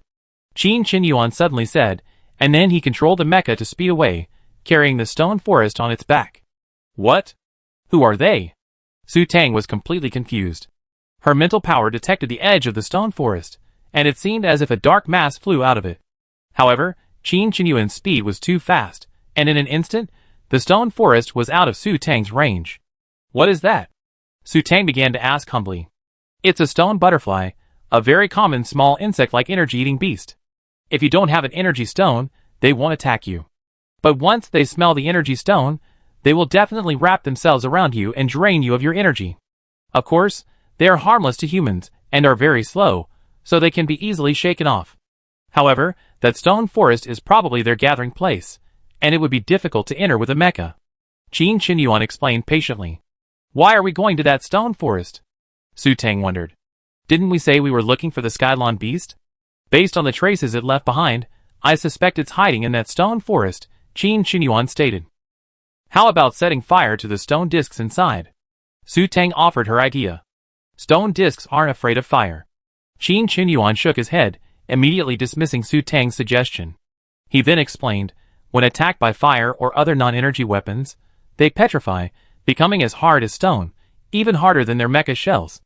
Once they sense their surroundings have returned to normal, they revive. However, if attacked by energy cannons, there's absolutely no return. The energy cannons are simply absorbed by them. Furthermore, even if a stone disc is cut in half by a cold weapon, it won't die, but will regenerate into 2. Experts have determined that a stone disc will only die if it's cut into 108 or more pieces. Otherwise, it simply accelerates its reproduction. Su Tang's mouth dropped open in shock as she listened to Qin Qinyuan's explanation. What a powerful star beast. It can survive only after being chopped into 108 pieces or more. What kind of insane ability is that? What about a stone-patterned butterfly? How do you deal with such a powerful star beast? Su Tang was astonished. Artificially capture the butterflies. Qin Qinyuan gave a rather bizarre answer. Catch them with a net and throw them into water. They remain petrified until the water dries up, or you can just put them in a container and dump them on another desolate planet. What a primitive method. Su Tang suddenly thought, was this a joke? The thought of Federation soldiers catching butterflies with nets was hilarious. There's nothing we can do about it. We haven't yet developed a more effective method to kill the stone-striped butterfly, and no natural enemies have been discovered. If the number of stone-striped butterflies on a planet becomes too high, that planet might be abandoned. Of course, if someone is willing to live a primitive life on the planet without energy stones, that's fine. Drilling wood to make fire? Living in a stone hut or sleeping in a tree hole? Su Tang quickly shook her head. She absolutely didn't want to live a primitive life. In fact, Su Tang had completely misunderstood. The primitive life Qin Qinyuan was referring to wasn't what Su Tang had in mind. He was referring to a life that simply used other non-energy stones. As the mecha moved, Su Tang noticed figures appearing on the ground, and occasionally, flying cars would pass below them. "Where are we going?" Su Tang asked. "To the city," Qin Qinyuan said, as a matter of course. "Didn't we say we were going to restock supplies? There's a city area here too." Soon, a tall city wall came into Su Tang's sight. Qin Qinyuan landed his mecha not far from a place resembling a city gate and gestured to Su Tang to stow the angel. Su Tang put the angel space ring back on and grabbed Qin Qinyuan, who was about to move forward. What should we do in a weapons-restricted area? Of course, weapons were forbidden in a weapons-restricted area. Previously, Su Tang could have hidden the space ring in Su Xiaobai's immortal abode, but Su Xiaobai hadn't woken up yet. The energy gun could still be hidden in the space ring, but what about her mecha? It's okay. Everyone who comes here is usually armed. There's a weapons storage area in the city, and it's safe there, Qin Qinyuan explained as he led Su Tang toward the city gate. A few armed Federation soldiers were guarding the gate. They simply checked their personal information on a basic computer, collected a 10-credit entry fee from each person, and were allowed through. After passing through the gate, Su Tang discovered a metal inner wall. "Come here." Qin Qinyuan stopped in front of a large house between two walls and waved her over. After Su Tang followed Qin Qinyuan inside, she discovered a warehouse-like space, rows of cabinets reminiscent of supermarket lockers. Just find an empty cabinet and use your personal computer to open it, and you can store your weapons. Qin Qinyuan said, as he found a cabinet and stored the standard mecha space on Zheng Zai's computer inside. Chapter 165. Su Tang followed suit, finding an empty locker to store her two mechas. Spaceships and starships without weapons were allowed on board. Qin Qinyuan had already returned the weapons he had confiscated, so Su Tang naturally kept them in her space ring. But after all, a mecha was worth billions. Was it really safe to just leave it there? Su Tang was a little worried, but it seemed she had no other choice but to store it here. Remember the container number. This is a military-controlled area, so security is very high. Qin Qinyuan knew what Su Tang was thinking from her expression, and immediately reassured her. "Oh," Su Tang nodded, indicating she understood. The two of them then passed through security smoothly. Of course, in the men's security check room, Qin Qinyuan simply presented his military ID, so the security officer naturally didn't dare to check him. On planets where reclamation hadn't been completed, soldiers from the Federation's regular legions didn't need to go through security checks. After entering the inner city walls, Su Tang saw the urban area. There were no towering modern skyscrapers, only rows of low, rural-style houses. The tallest one was only about 7 or 8 stories high, looking rather backward. Qin Qinyuan retrieved a standard-looking flying car, and the two of them boarded. As it took off, Su Tang had a clear view of the entire city. It would be more accurate to call it a small town, a round, sleek, watermelon-like town surrounded by two walls, bisected by a long road. This road served as a dividing line. The left side, comprising about 3/4 of the area, was larger, with houses scattered throughout, their shapes varied, and full of various styles. It was relatively refined and aesthetically pleasing. The smaller right side, on the other hand, was neatly arranged in rows of square houses, like soldiers in formation. The designer who designed the city's layout is truly bizarre. Su Tang came to an immediate conclusion after examining the city's layout. The area on the right is the local garrison's base on this planet, and the area on the left is the city, Qin Qinyuan explained, seemingly sensing Su Tang's thoughts. Hearing this, Su Tang used her mental power to scan the area. Sure enough, the right side was filled with uniformly dressed Federation soldiers. The left side was also easy to distinguish. Those in plain clothing were naturally ordinary residents, while those in tight combat uniforms were naturally mercenaries. Why would a military garrison be next to a city? Su Tang was puzzled. On Tianxia Star, only military bases were located. It's not that the military garrison is next to the city, it's that the military garrison was built there first. Once it became more developed, the city was built next to the military garrison, thus enhancing the city's safety, Qin Qinyuan patiently explained. So that's how it is. Su Tang felt she had learned something new. Because the nights on XY132 were long, it was already dark. This small city was unlike the Xianye city Su Tang had visited before, where the lights were as bright as day. Here, as soon as the sky darkened, the light dimmed. Finally, Qin Qinyuan decided to find a small hotel to stay in. After booking 2 rooms, Su Tang retired to her room to rest. Before checking in, Su Tang deliberately used her mental power to scan the entire hotel, eventually finding a room with a huge floor-to-ceiling window. From here, even from her bed, Su Tang could still see the moon. Of course, such a window wouldn't let anyone see inside. At night, Su Tang bathed in the moonlight in her pajamas, silently praying, "Su Xiaobai, come back soon. Su Xiaobai, come back soon." Unfortunately, Su Xiaobai still didn't respond. After silently reciting for half an hour, Su Tang turned over and changed her line. "Give me strength, Lord Chiwa." After tossing and turning in bed for over 2 hours, Su Tang gradually drifted off to sleep. Warning! Warning! Attention, citizens! A large swarm of stone-patterned butterflies is approaching. Please take good care of your energy stones. In the middle of the night, a sudden warning rang out throughout the city. A wave of zombies is approaching. Where are her pea shooters, her sunflowers, her cherry bombs, and all her plants? Zombies are coming to gnaw at her brain. Su Tang was instantly awakened. After waking up and listening carefully, a large swarm of stone-patterned butterflies? Turns out they weren't zombies. Su Tang yawned, rubbed her eyes, and then heard a knock on the door. She casually threw on a coat and, after confirming it was Qin Qinyuan outside, opened the door. "What's going on?" Su Tang asked, puzzled. "There's a group of stone-striped butterflies heading this way. It's not normal. I go check it out. If things are going well, I take you away.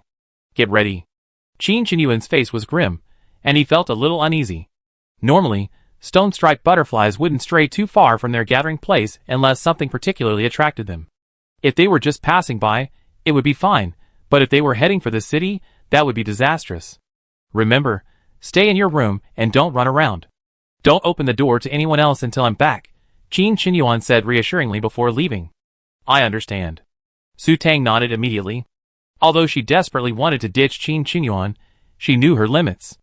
If she ran off alone at this point, she might be eaten by some star beast. After Qin Qinyuan left, Su Tang locked the door and went to the bathroom to wash her face with cold water. She hadn't yet recovered from her Plants vs. Zombies dream. The electronic alarm continued to blare, but the tone had changed. "Attention, everyone! The military will be implementing emergency measures. Please stay indoors and don't panic. Citizens still outside, please return immediately. Please activate the small control devices." After the horn blared several times, Su Tang realized the power was out. No, it was a power outage. All lighting fixtures went out, leaving only the faint crimson glow of the crimson moon. The outside seemed eerie and enchanting.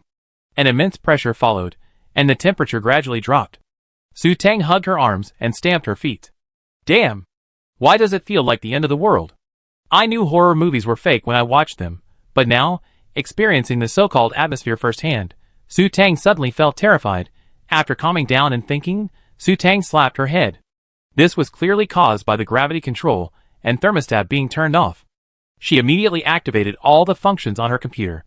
Sure enough, everything felt normal again. Chapter 166. Small devices like personal optical computers naturally don't use energy stones. Advanced personal optical computers use kinetic energy. Su Tang found this perpetual kinetic energy quite mysterious. She never understood how it worked. All she knew was that as long as she kept her optical computer on, it wouldn't stop functioning. Over 90% of the energy-eating beasts in this world were only interested in energy stones. Su Tang couldn't figure out how these beasts managed to survive before encountering humans with energy stones. After researching, Su Tang concluded, the above is still an unsolved mystery. Of course, this was all research Su Tang had done during her free time at Hongguang First High School. Listening to the repeated rapid sirens, Su Tang curiously scanned the surroundings with her mental power. Because the city was relatively small, nearly half of it was within Su Tang's range. She saw people hiding under blankets in the houses, some with pale faces, looking distressed, some hugging each other and crying loudly, and some kneeling as if praying. In short, everyone in the city seemed quite panicked. Is the situation serious? Su Tang began to worry. She used her mental power to search, but because the area was so large and her control of the mental power detection wasn't very precise, she couldn't find any trace of her nominal husband, Zheng Zhe, and didn't know where he had gone. Su Tang could only see Federation soldiers driving armored vehicles toward the city gate. The black smoke rising from the rear of the vehicles clearly indicated that they weren't armored vehicles powered by energy stones. Su Tang was surprised. They didn't know the army still had such antiques in stock. Within minutes, a series of explosions could be heard in the distance. Not long after, a swarm of black flying objects entered Su Tang's mental range, obscuring the entire sky. Even the crimson glow of the crimson moon was now invisible. The world was plunged into darkness, punctuated by the occasional flash of exploding bombs. Then, Su Tang realized the situation was dire. She had hoped these stone butterflies were just passing through, but instead, they stopped and began to descend. Trillions of stone butterflies began to descend upon every corner of the city. Even more terrifying, even after Su Tang felt countless stone butterflies had descended, the sky still swarmed with them, showing no sign of diminishing. No way, Su Tang began to feel sad. Wasn't she a person of destiny? Why had so many stone butterflies appeared as soon as she arrived? While the stone butterflies wouldn't directly harm humans, not being able to use energy stones was indeed a very difficult situation. Fortunately, the energy stones were stored in the space trap, so the energy-devouring beast couldn't sense or consume them, otherwise Su Tang would have cried her heart out. Attention, citizens. Please keep warm. The situation continues to worsen. Citizens in need of assistance should seek military assistance immediately. The warning on the electronic loudspeaker changed again. Su Tang's mind raced as she pondered. How could this electronic loudspeaker work? How could it last so long without using energy stones, and yet still be heard throughout the city? While Su Tang was lost in thought, the computer warned that the thermostat was unable to cope with the current ambient temperature, and she felt the chill again. Quickly, Su Tang pulled a set of thermostatic clothing from her space compartment and put it on. She wrapped herself tightly, and the chill vanished. The small thermostat on the optical computer wasn't enough to regulate the temperature. Su Tang's face darkened. She checked and found that the lowest nighttime temperature on XY132 had reached -82 degrees Celsius. It was so cold. A thermostat didn't require energy stones. Ordinary small thermostats have an adjustment range of -20 to 40 degrees Celsius. Ordinary thermostats and intermediate thermostats have an adjustment range of -50 to 80 degrees Celsius. Advanced thermostats and large advanced thermostats have an adjustment range of -80 to 100 degrees Celsius, but large advanced thermostats require energy stones.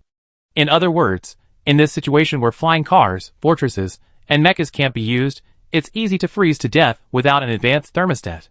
Su Tang's thermostat suit was naturally the most advanced, but even after wearing it for over an hour, she still felt a slight chill. After wrapping herself in a blanket, she felt warmer. With a heavy heart, Su Tang used her spiritual power to survey the people around her. Many were already shivering, their faces livid. Most had wrapped themselves up in balls. Su Tang felt a little depressed. Was this the beginning of a disaster? Were they going to freeze to death? Attention, citizens. A level 4 red alert for frost and cold has been issued. Citizens unable to cope with a disaster on their own should gather in the nearest air raid shelter. Soon, Su Tang noticed the content of the electronic loudspeaker had changed again. Pots of fire, seemingly filled with a burning liquid like oil, ignited on the road. As more and more flames ignited, the darkness gradually receded. Su Tang gradually breathed a sigh of relief. She hoped no one had frozen to death. Within her spiritual field of vision, people continued to leave the rooms. Su Tang also located several air raid shelters within her range that could accommodate tens of thousands of people. Legion soldiers had already lit pots of fire inside, and the people around her gradually gathered in those shelters. Some soldiers were directing the crowd, while others were exterminating the butterflies. Instead of using the butterfly catching method Qin Qinyuan had suggested, they were using flame guns. One soldier was in the front, spraying flames, while several soldiers followed behind to pick up the fallen petrified butterflies. They immediately dropped them into buckets. Once the buckets were full, they were set aside. Soon, another soldier would arrive to collect the buckets. Su Tang keenly noticed that many of the petrified butterflies that hadn't been picked up would quickly reanimate. Su Tang frowned. This method of exterminating butterflies was too slow. Thankfully, the buildings in this city were probably coated with fireproof material, so even with so many soldiers randomly spraying flame guns, there was nowhere to burn. Wow, there were so many butterflies. There were layers of them circling in the sky. How long would this manual extermination method take? Su Tang watched the federal soldiers deal with the butterflies, her mind wandering. After checking the daytime temperature on XY132, Su Tang was instantly horrified. The high was 69 degrees. Damn! The temperature difference between day and night was too great. At night, she could light a fire to keep warm, but what about during the day? No energy stones, no air conditioning. It would be scorching, wouldn't it? Su Tang began to worry again. Su Tang once again sensed the hostility of the star network. What about the promised relative safety? What about the promised absence of harmful species?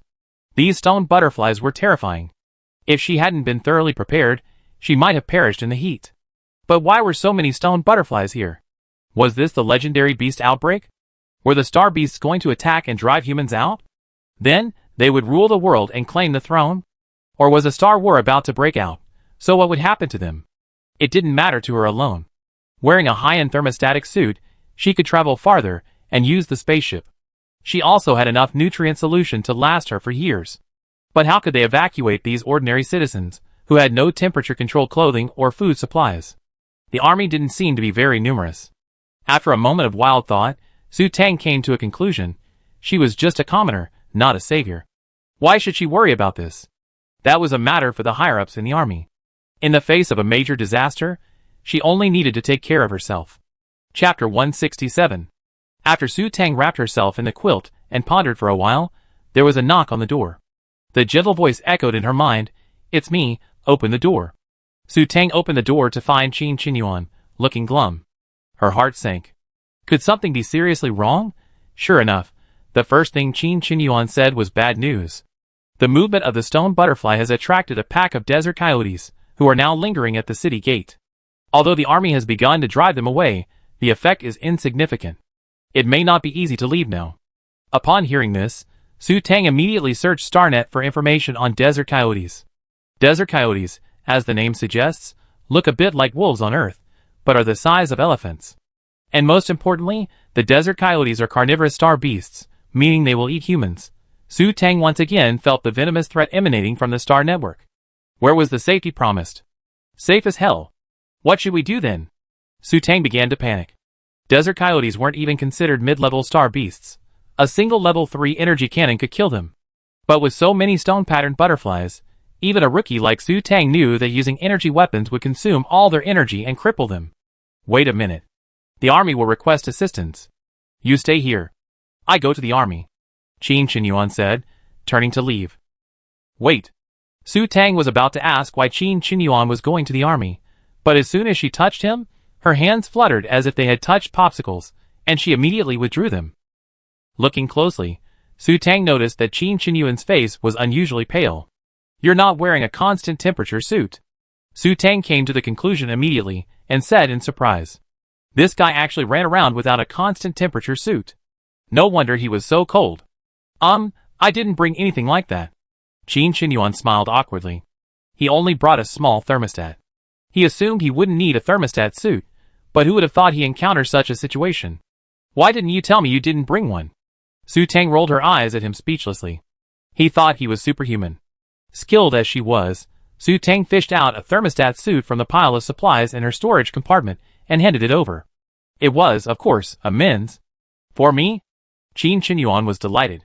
His mistress had actually given him clothes. But his face quickly darkened. This suit was clearly a men's thermostat suit, clearly bought before she met him. Why would a woman buy a men's thermostat suit? Qin Qinyuan knew without hesitation. For her ex-boyfriend. Yeah, for you. I have no use for it anyway, Su Tang said generously, oblivious to the changing expression on Qin Qinyuan's face. Su Tang, however, said she bought the thermostatic suit purely out of a woman's desire for a bargain and a love of beauty. Although it was called a thermostatic suit, it was actually a very stylish and cool outfit.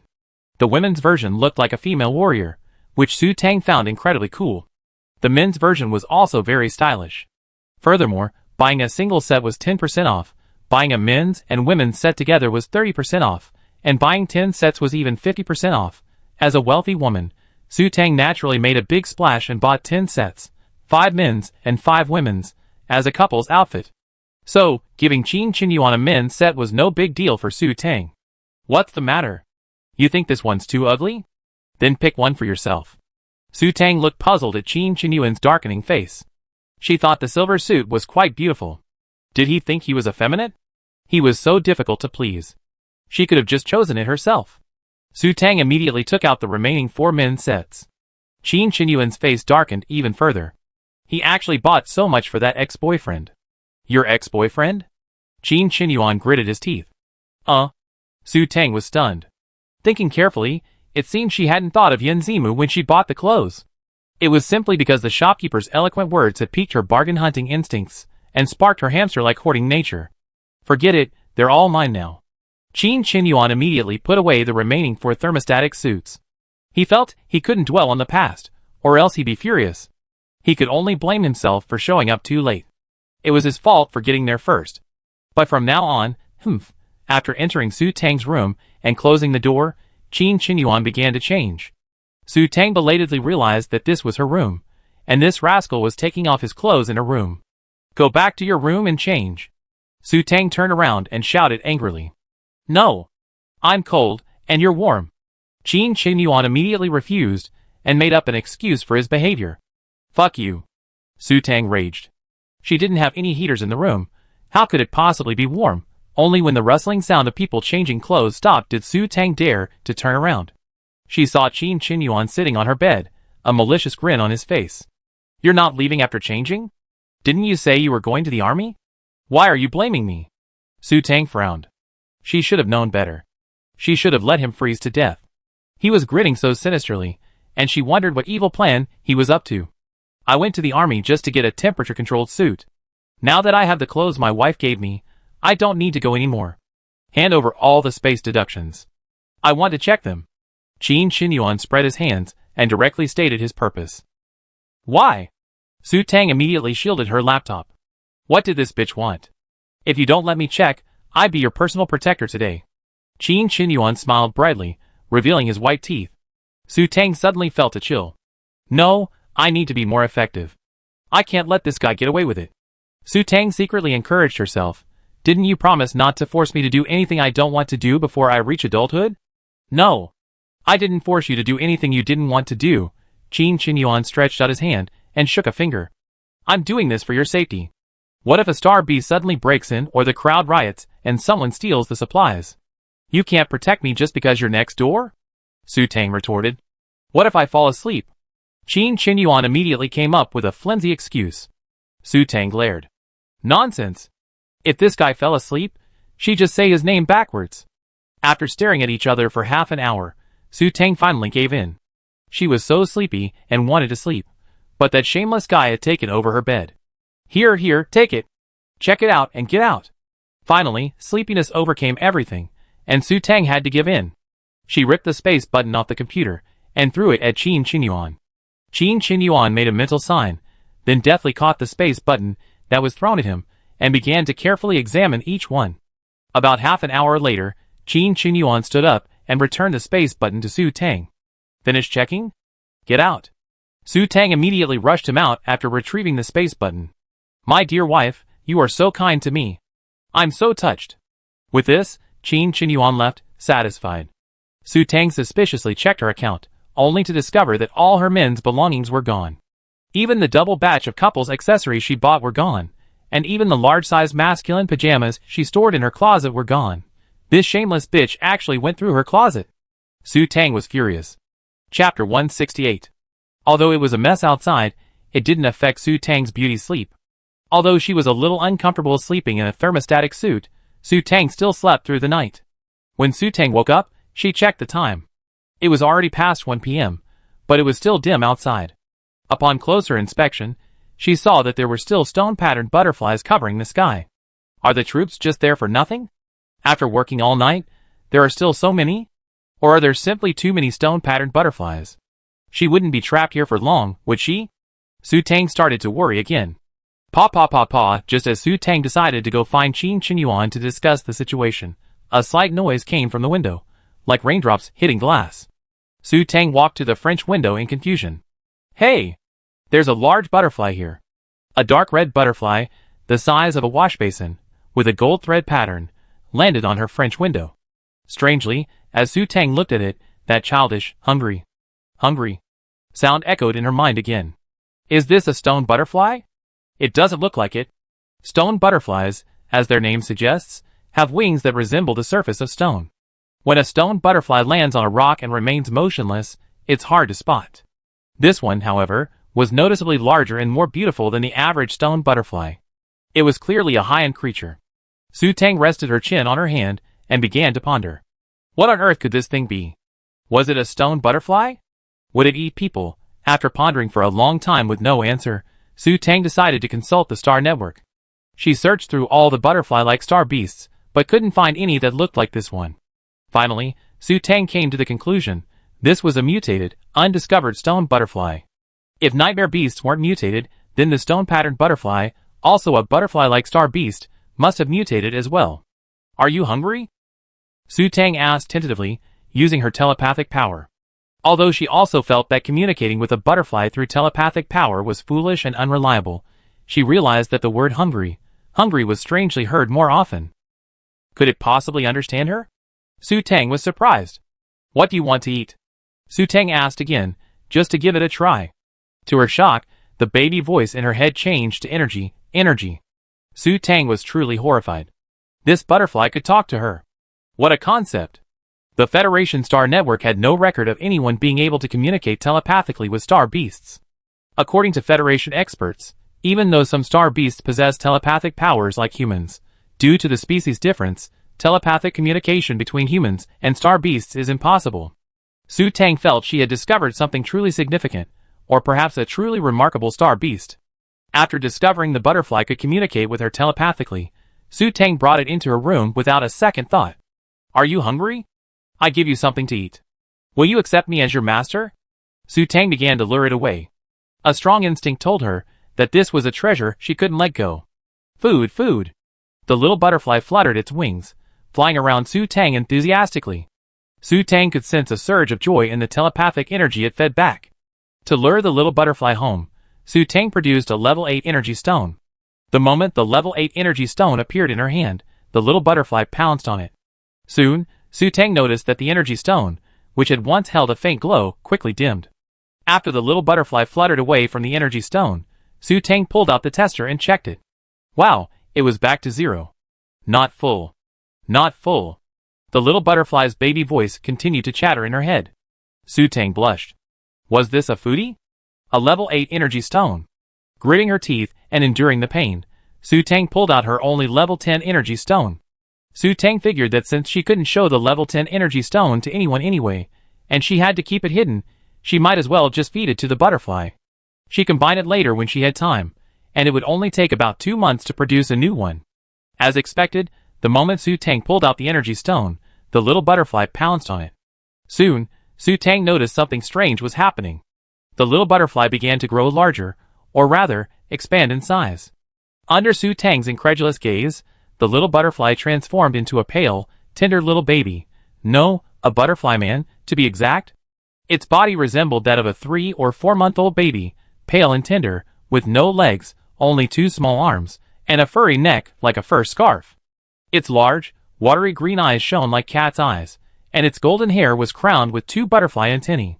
Behind it, naturally, were a pair of large, dark red wings with gold patterns. Su Tang estimated that each wing was about a meter long. Just as Su Tang was still absorbed in this dramatic transformation, the butterfly man fluttered its wings and flew into Su Tang's arms. Mom immediately crossed Su Tang's mind. Su Tang was immediately embarrassed. Hey baby, we're not the same species, did you know? I'm not your mother, so how about I be your master? Su Tang went into Wolf Granny kidnapping mode. Mommy's giving the baby food. The little butterfly began to coquettishly rub against Su Tang's arms. Suddenly, Su Tang felt a connection emerge within her mental power, like flying a kite. She held the kite string, and the other end of the string held a kite. No, a butterfly. Is it tamed? Is this her star beast? Is this how a tamer tames a star beast? Su Tang found it incredible.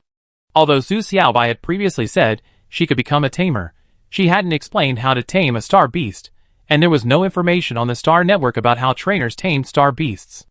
Is taming a star beast that simple? Just give it some food? This is a typical docile star beast, succumbing to milk. The stone butterfly isn't a docile star beast, is it? While it doesn't hurt people, its energy-consuming nature makes it a ferocious type. Su Tang picked up the little butterfly and looked at the giggling little creature from left to right. Aside from feeding energy stones, it didn't seem to pose any real threat. Could it really be a docile, unusual star beast? But there were no reports online of someone feeding a stone butterfly and it becoming their master. Could this one be a special case, a typical foodie? What are you? Su Tang asked uncertainly. Baby, I don't know. The butterfly blinked innocently, and Su Tang felt a surge of maternal love. It was simply adorable. Then who am I? So cute. Just like a little pet. Having decided to keep this butterfly, Su Tang decided to first clarify whether it was tamed. Mom. Giggle, the butterfly replied with a smile, flapping its wings. Su Tang discovered that since she gotten the feeling of flying a kite, she could communicate with Su Xiaobao without using her mental power, just like she and Su Xiaobao usually did, through telepathy. Well, that should be considered taming. Su Tang decided to put the issue of taming aside. Chapter 169. Okay, then you be called Su Xiaobao from now on. Xiaobao is mommy's good boy. You can't run away with anyone else, okay? Su Tang began to teach the child. She felt that the trait of whoever feeds you is your mother was really a bummer. If she raised this little guy well, and he ran away with someone else, she would be heartbroken. However, Su Tang thought again. Besides Su Xiaobai, there seemed to be no more powerful energy master in the world than her. Xiaobao couldn't have been abducted, right? Who else but her could be so wealthy as to feed a pet with level 10 energy stones? Xiaobao mommy, Xiaobao mommy. Su Xiaobao pointed at himself with one hand and at Su Tang with the other, clearly delighted. Where are they from? Are they Xiaobao's friends? Su Tang asked, pointing at the large flock of stone butterflies outside the window. She had a feeling that Su Xiaobao was definitely connected to the group of stone butterflies outside. Maybe he was even their leader. In that case, she would have made a fortune. Traveling with a flock of stone-patterned butterflies, hey, even warships would have to make way for her. Just thinking about this scene was so impressive, Su Tang fantasized. Their scales. Su Xiaobao tilted his head, clearly unable to understand Su Tang's excitement. Scales? Su Tang was stunned. Aren't those stone-patterned butterflies? Why did Su Xiaobao say they were scales? What scales?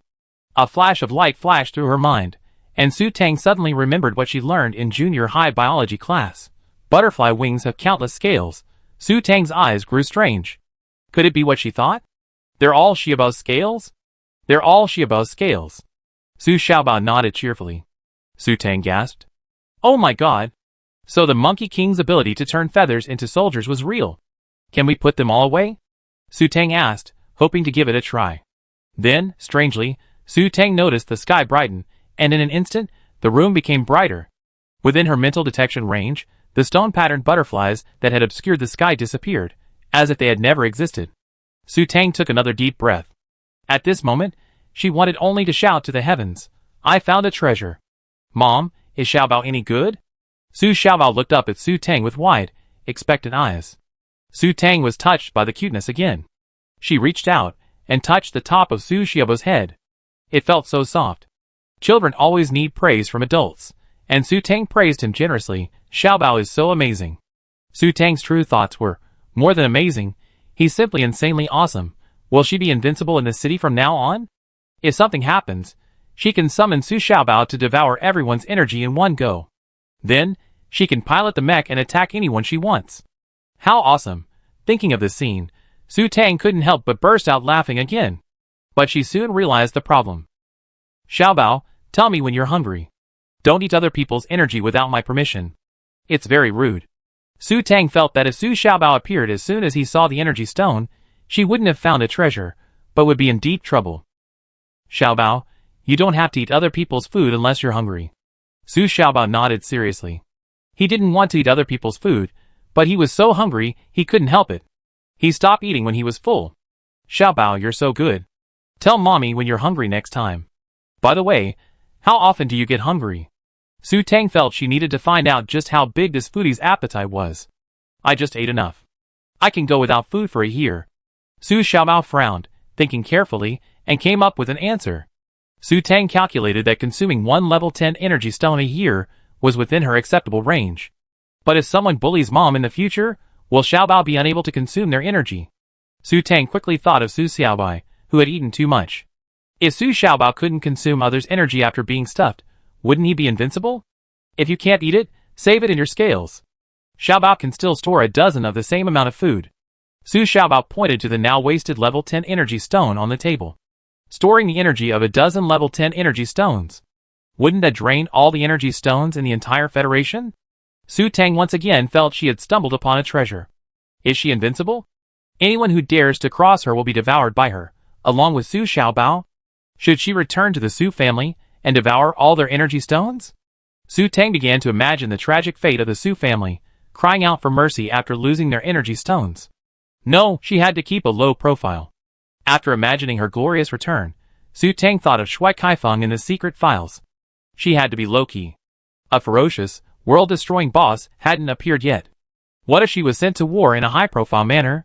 Just as Su Tang decided to keep a low profile, she realized a major problem. Xiaobao, can you be smaller? After holding Su Xiaobao for too long, Su Tang's arms suddenly felt sore. Su Tang realized belatedly that Su Xiaobao's size made him impossible to conceal. He definitely couldn't enter the city with a star beast of unknown origin. The Federation might even demand she hand Su Xiaobao over for research. This wouldn't do.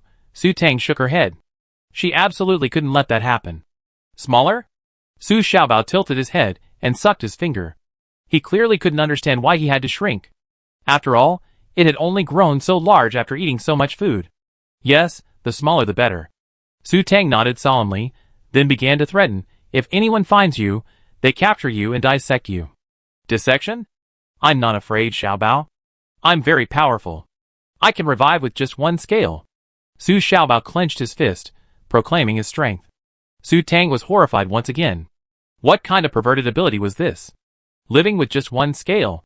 But come to think of it, even the stone butterfly, formed from Su Xiaobao's scales, had such powerful regenerative abilities, let alone his original form.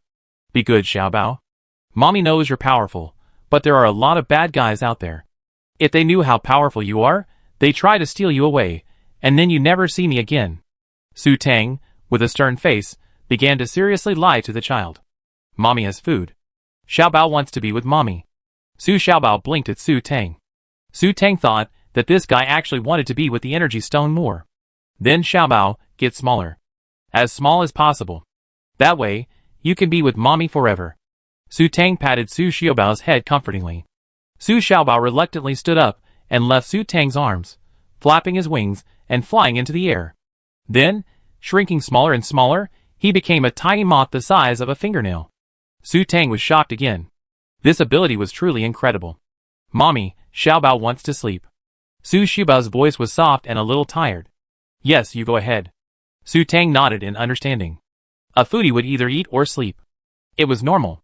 Su Xiaobao agreed and fluttered his wings to Su Tang's earlobe, then remained motionless. Curiously, Su Tang touched it. It felt soft and smooth, a bit like jade. Pulling out a small mirror, Su Tang lifted her hair to look at it. It looked like a large butterfly-shaped earring, a dark red with a jade-like texture. TSK, this disguise, most people would never notice it, Su Tang marveled inwardly. Chapter 170. Due to the unusual condition of the stone-patterned butterfly, Qin Qinyuan had no desire to sleep. After contacting a secret informant, Qin Qinyuan received relevant information from the military. Currently, Zhuo Tianyu, commander of the 26th Corps, was also on planet XY-132, but not at base. According to the secret informant, he had urgently requisitioned non-energy weapons from planet Xian-23, the 26th Corps' largest base in the Xianying galaxy. When Qin Qinyuan heard that Zhuo Tianyu was also on planet XY-132, he had a bad feeling. His manly instinct confirmed that Zhuo Tianyu's goal was also the Tianlong beast. A few days ago, he had received 2 requests for leave of absence, or resignation. Resignation requests are submitted by military personnel, when forced to resign due to special circumstances. Although the rank is retained after resignation, the position upon return is definitely a decrease, not a promotion. A corps commander like Zhuo Tianyu, without family support, might not even be promoted to deputy commander upon return. Therefore, it's rare for people to file for recuperation. Qin Qinyuan unexpectedly received 2 reports a few days ago, which was quite unusual. The first was from Zhuo Tianyu, neatly formatted and written in a formal tone, summing up the message. He met a woman he loved and was going to pursue her. In Qin Qinyuan's opinion, Zhuo Tianyu was a peculiar individual. He worked so hard to achieve this position, but in the end, he thrown his career away for a woman. This was a classic case of womanizing, a lesson worth including in military academy textbooks. Even more bizarrely, within 2 days, Qin Qinyuan received another recuperation report. It was from Yan Zimu of the Yan family. It was a written report, and the summary was, his woman had disappeared, and he was going to look for her. Qin Qinyuan had naturally heard a little about Yan Zimu and Su Tang's affair. Curious, he ordered his undercover agents to investigate. He was astonished to learn that Yan Zimu had actually fallen out with old man Yan Chongshan, and had even left the Yan family. Qin Qinyuan couldn't help but admire him. He was truly a sentimental man. He wouldn't have had such courage if it were him. Zhuo Tianyu and Yan Zimu weren't his direct subordinates. Their immediate superior, the marshal, had agreed, so Qin Qinyuan merely acknowledged the situation. After a moment of sighing, Qin Qinyuan put the matter behind him. Now, Qin Qinyuan was getting anxious. Zhuo Tianyu was going to pursue his wife, and the best weapon for that was naturally the heart of Tianlan. Zhuo Tianyu was outside the city, and the stone-patterned butterflies were inside. He might have killed the Tianlan. Wouldn't that mean he returned empty-handed? But he already boasted to his concubine that he hunted for the heart of the Sky Lawn, and given it to her. If someone else killed the Sky Lawn beast, he'd be so humiliated. Qin Qinyuan was restless all night, unable to sleep.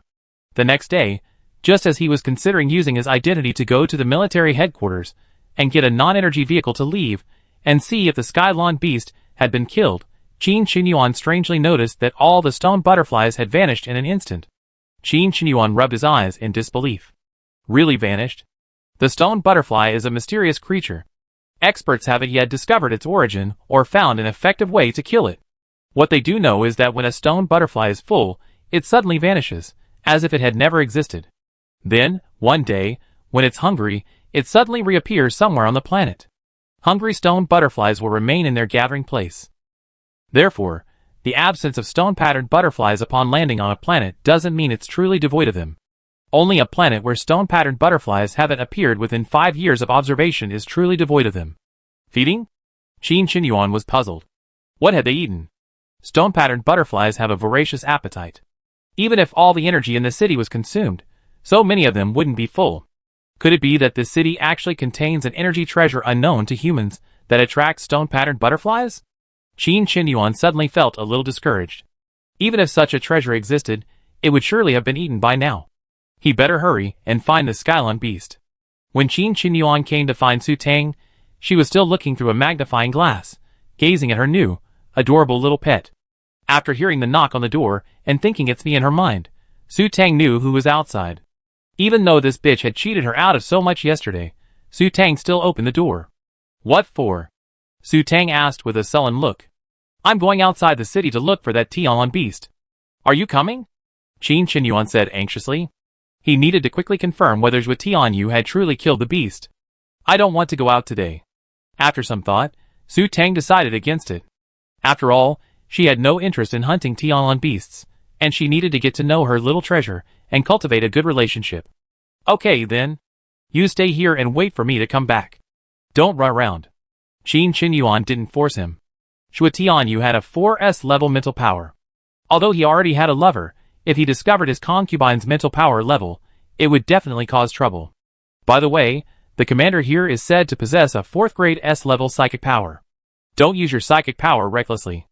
A woman with S-level psychic power like you might be captured and taken to the army, Qin Qinyuan threatened. His mistress had always pretended to be S-level, so he'd just play along and pretend he didn't know her true power. What did you say? 4th grade S-level psychic power. Su Tang was immediately shocked. Wouldn't she be in danger?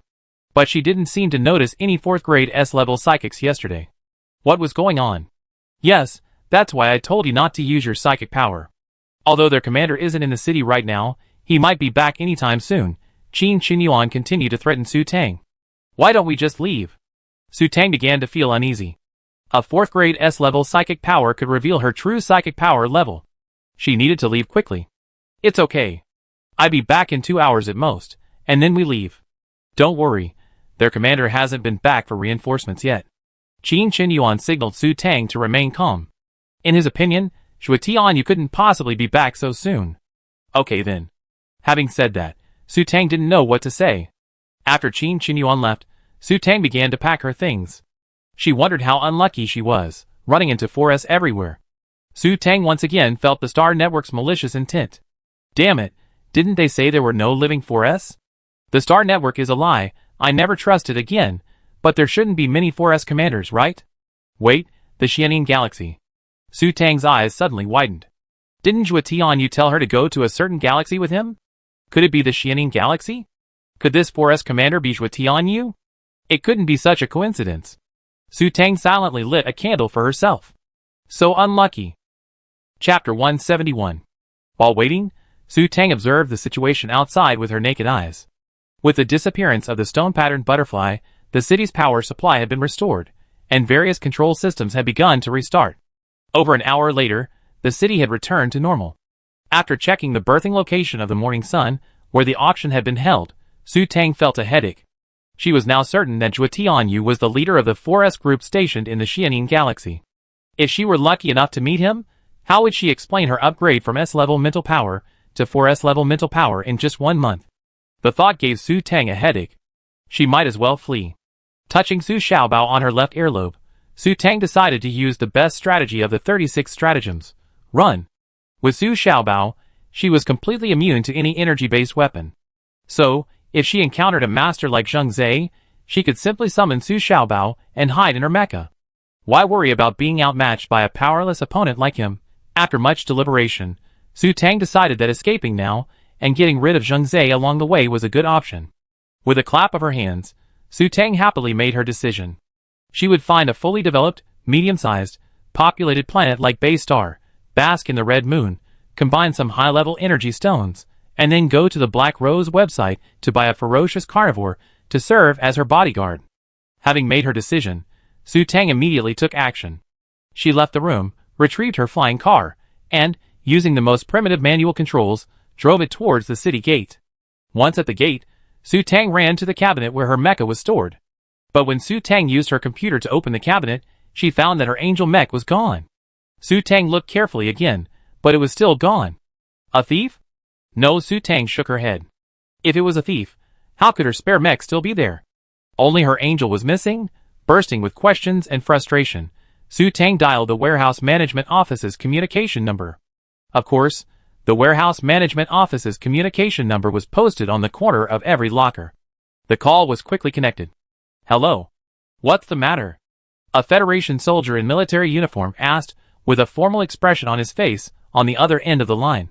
Comrade, my mecha is missing from my locker. I hope you can give me an explanation, Su Tang said sharply. She paid 1,000 credits to use this locker, and Qin Qinyuan had previously told her it was safe. But now her mecha was gone, and Su Tang was naturally furious. These bastards, who only took the money and didn't do anything, were utterly infuriated. The soldier on the other end was visibly stunned, then a puzzled expression flashed across his face. Are you the user of locker D1212? Yes, that's me. Su Tang was stunned. How did they know her locker number? Did they know who had taken her things? Comrade, excuse me. Please wait where you are. We will resolve your issue immediately. The soldier on the other end hung up. Su Tang stood resignedly in front of her locker. Thinking about it, she found it strange. The soldier's attitude didn't seem like the warehouse had been robbed. It seemed as if the soldiers at the management office knew about her missing mecha. So what was going on? Within 5 minutes, a soldier entered the warehouse and approached Su Tang. Su Tang, alert, touched Su Xiaobao. When he confirmed he was awake, she breathed a sigh of relief.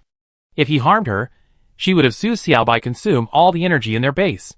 The soldier stopped 3 steps away from Su Tang and saluted. Hello. I apologize for this incident. Please follow me. Su Tang followed the soldier through the rows of shipping containers and arrived at a place resembling a reception room. After entering, the young soldier made Su Tang a cup of tea. Su Tang smiled and said, "Thank you." "Where's my mech?" Su Tang asked bluntly. "I'm sorry, my duties mean I can't tell you right now." "Please be patient," the young soldier replied in a formal, serious tone. "Hey girl, you're out of luck this time. Someone in our unit has taken a liking to your mech." Suddenly, a male voice echoed in Su Tang's mind. Su Tang looked at the soldier across from her in confusion. This was clearly a telepathic communication. Then Su Tang noticed the soldier wink at her, then instantly returned to his formal expressionless face. Sister, don't tell anyone I told you. You have to keep it a secret. Looking at the solemn, expressionless soldier across from her, Su Tang found it hard to accept that he was actually speaking to her. So you said someone had a crush on my mecha? Su Tang blinked and replied via telepathic communication. Yes, it was Minglan, a top-class artist in the art troupe, who had a crush on your mecha. She's an S-class psychic, and she's backed by our deputy commander, Lieutenant Liu Yang. So sister, just consider yourself unlucky. They give you some compensation later, and you be fine. So, that Liu Yang confiscated my mecha and gave it to that Minglan? Su Tang was furious. Isn't that robbery? Aren't you supposed to protect citizens' private property? Hey sister, I'm so sorry. You know, a higher rank can be devastating. Although I'm in charge of this warehouse, how could I refuse the deputy commander when he asks for it? The most I can do is try to get you some compensation. But sister, don't be so upset. Deputy Commander Liu Yang is from the Liu family in the capital system. Going against him will definitely lead to bad consequences. He might even steal your money. The soldier from the warehouse management office tried to persuade Su Tang, thinking he was being kind. He can't just take advantage of you like this. Su Tang was even more furious. She hadn't realized the military was still so corrupt. Hey sister, try to be more open-minded. Thank you for telling me this. Su Tang smiled. She thought the soldier across from her was quite cute, keeping a straight face and telling her this. But she had to get her mech back. She was so pleased with that angel. Luckily, she had already replaced the energy stones inside the mech with 3 level 5 ones. About half an hour later, the door to the room opened, and a man and a woman walked in. The man was dressed in a military uniform, but judging by the design, Su Tang knew it was Lieutenant Liu. The Federation's military uniforms vary widely in design. Ordinary soldiers' uniforms are simple and somewhat unrefined, while higher-ranking soldiers receive more elaborate and intricate uniforms, with even more refined patterns. Uniforms with trimming and patterns are typically worn by lieutenants and above. Su Tang had seen them online. Those with trimming and patterns were typically worn by lieutenants and above. She had seen them online. The uniforms of generals and marshals were incredibly handsome. Su Tang swore even European aristocratic uniforms weren't as stylish. The woman's uniform, however, was rather odd. To Su Tang, it seemed a bit revealing. A high-waisted, navel-bearing top, a miniskirt, and high-heeled boots. This sexy outfit, paired with her alluring face, made Su Tang wonder if she was a nightclub girl. Su Tang was a little confused. Art troupe? Singing and dancing? Of course, there was no explanation of the term on Star Online, but the locals were generally well aware of it. However, for an outsider like Su Tang, no one had explained it to her, so she naturally had no idea what an art troupe meant. Chapter 172. I'm Minglan, hello. The enchanting woman spoke first with a smile, then extended her hand. As the saying goes, courtesy comes before force. Since she introduced herself, Su Tang couldn't be rude. She stood up and shook Minglan's hand. Hello, I'm Tang Xiaomi. It seems Miss Tang is a straightforward person. So I be frank. Miss Tang's mecha is beautiful, and I love it. I hope Miss Tang would be so kind as to sell it to me. What's your price? Minglan said with a smile, sitting across from Su Tang. At this moment, Su Tang realized that the soldier who had explained the situation to her had been sent away by the man surnamed Liu. Only the 3 of them were left in the reception room. The man surnamed Liu sat next to Minglan, his arm around her waist, as if to support her. Damn! They're trying to force a deal. Su Tang smiled, but she wasn't to be outdone. Miss Ming, you're joking. This mecha is my favorite. As the saying goes, love is priceless. So of course I won't sell it. Please return it to me, Miss Ming. Minglan, standing opposite Su Tang, was visibly taken aback by Su Tang's words, but then smiled charmingly. I'd like to introduce you to Lieutenant Liu Yang, the deputy commander of the 26th Corps, who's in charge here. This was definitely a threat. Su Tang sneered inwardly. He's just a lieutenant. What's so great about him? Remember, this mecha was given to her by her immediate superior, huh? Su Tang feigned surprise, patting her chest and saying with a lingering fear, Head in chief, oh my. Last night's stone-patterned butterfly attack scared a commoner, like me, to death. I wonder if Lieutenant Liu has found anything in his investigation. As soon as she finished speaking, Su Tang noticed that this statement had successfully made Liu Yang's face darken. Really? Lieutenant Liu hasn't even investigated the cause of the stone-patterned butterfly's unusual movements, and yet he's so free to have tea with Miss Ming? Doesn't that seem inappropriate? Su Tang asked with a look of disdain, as if a military leader was being so irresponsible. Then, Liu Yang's face darkened even further. Don't worry, Miss Tang. I investigate once we negotiated the price of this mecha, Liu Yang said with a gloomy expression. Miss Tang, there's no point in talking anymore. Just name your price. Minglan also withdrew her smile and began to press her. Okay. Su Tang smiled. Dreaming about stealing her mecha is just wishful thinking. But this mecha was given to me by someone. I don't even know how much it's worth. How about I ask the person who gave it to me?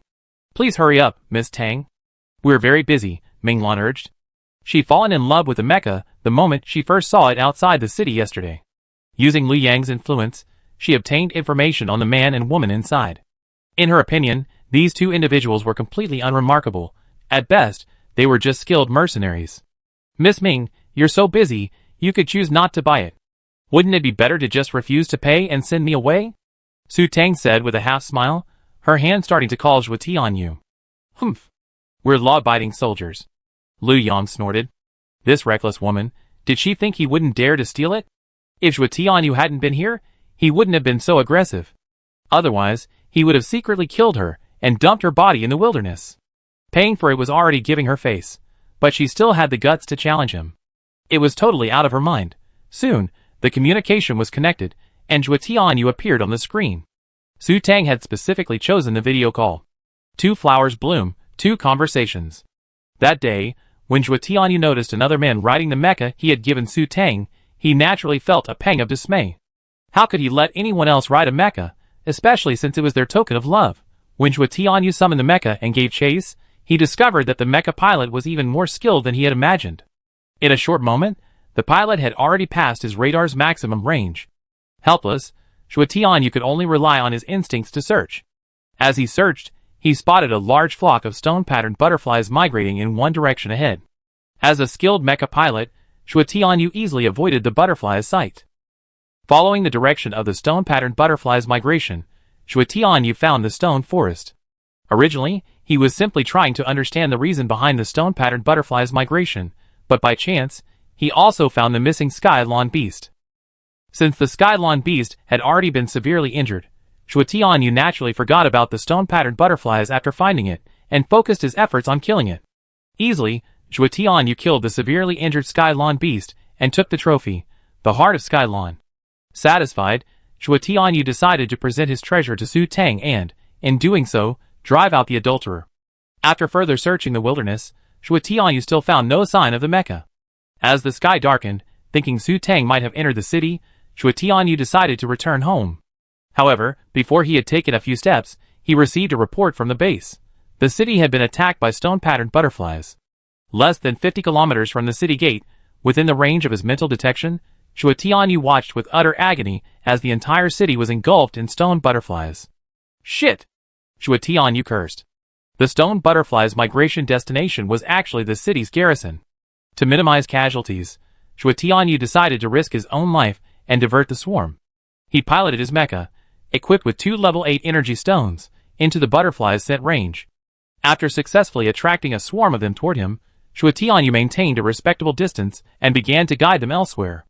Unfortunately, when he was about 50 kilometers from the city, the butterflies flapped their wings and flew back. No matter how he teased them, they refused to leave the 50-kilometer range. Shit! Zhuo Tianyu was furious. This was like they were staying put. After several unsuccessful attempts, Zhuo Tianyu reluctantly contacted the 26th Legion's headquarters, urgently requisitioning a large amount of non-energy stone equipment and weapons. The next afternoon, the anxious Zhuo Tianyu finally waited for the rescue force. As he was returning with the troops, supplies, and weapons, he received a report from the base. The stone butterflies had disappeared. Zhuo Tianyu was so enraged that he wanted to curse. This was a deliberate prank. Back at the city gate, Zhuo Tianyu looked out at the orderly, restored city, and felt incredibly depressed. Sure enough, these stone butterflies were playing a trick on him. Zhuo Tianyu was well aware of the stone butterflies' tendency to disappear when they were full. These guys had eaten and drunk their fill and left, while he had been running around like an idiot all night. But what had these stone butterflies eaten? Xue Tianyu wondered, looking at the city gate. The energy stones in the city had been immediately collected, and there had been no energy loss at their base. So what had been feeding these stone butterflies? Chapter 173. Just as Xue Tianyu was pretending to be a thinker facing the city gate, his computer indicated an incoming call. It was Tang Xiaomi. What's the matter? Have you figured it out, and are coming to join me? Xue Tianyu raised an eyebrow, his face beaming with joy. Could it be that Su Tang had finally figured it out, and had come to the Xianing galaxy to find him? Although Xue Tianyu was as handsome as her idol, Su Tang somehow felt that his smile always reminded her of Xing Jianjian's smirk from a certain apartment. Someone wants to buy the mecha you gave me. They asked for a price. What's a reasonable price? Su Tang asked, eyes wide open and an innocent expression on her face. What? How can I sell the token of love I gave you to someone else? Xue Tianyu jumped up immediately upon hearing Su Tang's words. They said they snatch it away if I didn't sell it. Su Tang let out a look of grievance. Which by **** is so arrogant. He hadn't even handed over his duties yet, and someone was actually trying to force a sale on his territory, and the target was his future wife? Because Su Tang had a 360-degree video feed turned on, Xue Tianyu saw Lu Yang and Minglan sitting across from him. Hey, isn't that young Master Lu? Captain, this is a misunderstanding. This is all a misunderstanding. Lu Yang began to sweat. When Xue Tianyu first took office, he relied on his family's influence to resist him and opposed him at every turn. As a result, he was severely beaten by Xue Tianyu in the mecha training ground and the actual battlefield. Later, he was thrown to an undeveloped planet and almost died there. After escaping death, Lu Yang realized that the Emperor was far away, and even their own Marshal Lu couldn't interfere with the deployment of personnel within the Legion. If the captain ordered you to go to the new land, you had to go. If you didn't have enough strength, don't challenge the captain. Otherwise, you would be sent to the new land and die there. Their head, Marshal Lu, would have nothing to say, and he could only blame his own incompetence. Since then, whenever Lu Yang saw Xue Tianyu, he would avoid him like a mouse seeing a cat. Wait! I'd be right there. The city's garrison was relatively small. Xue Tianyu, after checking the surroundings in the video feed and combining it with his mental power, immediately confirmed they were in a room within the warehouse a few hundred meters away. He disconnected the communication and immediately rushed towards Su Tang's location. In the room, Su Tang felt a surge of 4S mental power detection, and her heart skipped a beat. This was bad news. Xue Tianyu was actually nearby. Didn't he say he'd be back so soon after going to get reinforcements? She had originally planned to use Xue Tianyu's identity to pressure them, retrieve her angel, and then immediately leave the planet. But now that Xue Tianyu was here, what was she going to do? He hadn't used his mental power all along? How could that be possible? As Su Tang fretted, Minglan spoke up. Miss Tang, these are all misunderstandings. Miss Tang is the troop leader's girlfriend. Why didn't you tell me earlier? Look, the flood has washed away the Dragon King Temple. Minglan had worked her way up the art troop to become a first-class art soldier, so she was naturally discerning. After seeing Xue Tianyu on the video link, Minglan secretly felt something was amiss. Smiling, Minglan stood up and sat down next to Su Tang. Since they were both sitting on the sofa, she easily squeezed in next to Su Tang. She tucked the space button into Su Tang's palm with one hand and took her arm with the other, coquettishly saying, "Oh, I'm blind. Your mecha is so beautiful. I've been bewitched. Who would have thought it was a token of love between you and Captain Xue? Captain Xue has great taste. A beauty with outstanding abilities, like you deserves a hero like you. You're so beautiful and kind-hearted, you wouldn't bother me with such a trivial matter, would you?" Minglan was rife with jealousy. This little vixen, not as pretty as her, not as big-chested as her, not as good-looking as her, had actually hooked up with Xue Tianyu. She must have been using some kind of seductive trick. Suckling sister. Su Tang cursed inwardly. Don't try to get me with your dirty tricks. I'm not a man and I won't fall for them. Besides, it wasn't a token of love given by Xue Tianyu, so you can just snatch it? Just because you're pretty doesn't mean you have to be kind-hearted? Does that mean you don't want to buy my mecha? Su Tang said expressionlessly, pulling Minglan's hand away. Sister, you're such a jokester. How could I steal my beloved? Minglan continued with a flattering smile. Alright, then I'm leaving. Su Tang installed the space button on the computer and immediately stood up. She wanted to get away before Xue Tianyu arrived. Miss Tang, you're not waiting for Captain Xue? Minglan grabbed Su Tang. Well, I go find him myself. Let it go. I'm kind-hearted and won't hold it against you. Hearing Su Tang's words, Lu Yang and Minglan both breathed a sigh of relief. Of course, Su Tang said this to prevent the two from harassing her and delaying her escape. After breaking free from Minglan's hand, Su Tang immediately left the room and began to jog. Because she didn't dare use her mental power, she didn't know Zhuo Tianyou's exact location. She only knew he was within a 50 kilometers radius of her, otherwise his mental power wouldn't be able to reach her. Praying for Zhuo Tianyou to stay as far away as possible, Su Tang trotted towards the warehouse exit without stopping. Just 2 minutes, and she could be out of the city, and have Su Xiaobao summon the troops. Then she could drive away in a car, and with Su Xiaobao's protection, no one would notice her. Unfortunately, ideals are beautiful, but reality is always cruel. As she exited the warehouse, Su Tang was caught off guard and bumped into someone who was about to enter. Who is that? You're walking so fast. Su Tang was about to yell, get out of my way. Why are you walking so fast? You're not even watching where you're going. Are you hurt? A familiar male voice boomed overhead, and Su Tang immediately gave up. Holding on to the faint hope that this was just someone whose voice sounded a lot like Zhuo Tianyou's, Su Tang looked up, and immediately that last shred of hope vanished. TSK, you're walking so fast. Zhuo Tianyou tooted, lowering his head and leaning closer to Su Tang with a suspicious look on his face. Where are you going? Did you hear me coming and run? Just talk. Why are you so close? Su Tang slapped Zhuo Tianyou's face away and began to rub her sore nose. This thief god just can't bear to see her have a good life. Just as she gotten rid of Zheng Zhe, this guy showed up. Where's that wild man? Zhuo Tianyou looked around. After failing to spot him with his naked eyes, he used his mental power to scan a 10 kilometers radius, but still couldn't find the top-notch mecha pilot suspected of being the adulterer. What wild man? What are you talking about? Su Tang glared at Zhuo Tianyou. What was he talking about? Chapter 174. You're still not admitting it? I only been away for over a month, and you already found some random guy. Do you realize you have a family now? Zhuo Tianyou began to accuse Su Tang, his face filled with grief. Family? You? Su Tang gave him a face that made her look like she was joking. Nonsense. You already given me this, and I'm not considered your family. Zhuo Tianyou held his hand out in front of Su Tang, and she noticed the ring on his ring finger. Upon closer inspection, she saw the Tianyou heart, the one she swindled out of her. What a shameless bastard.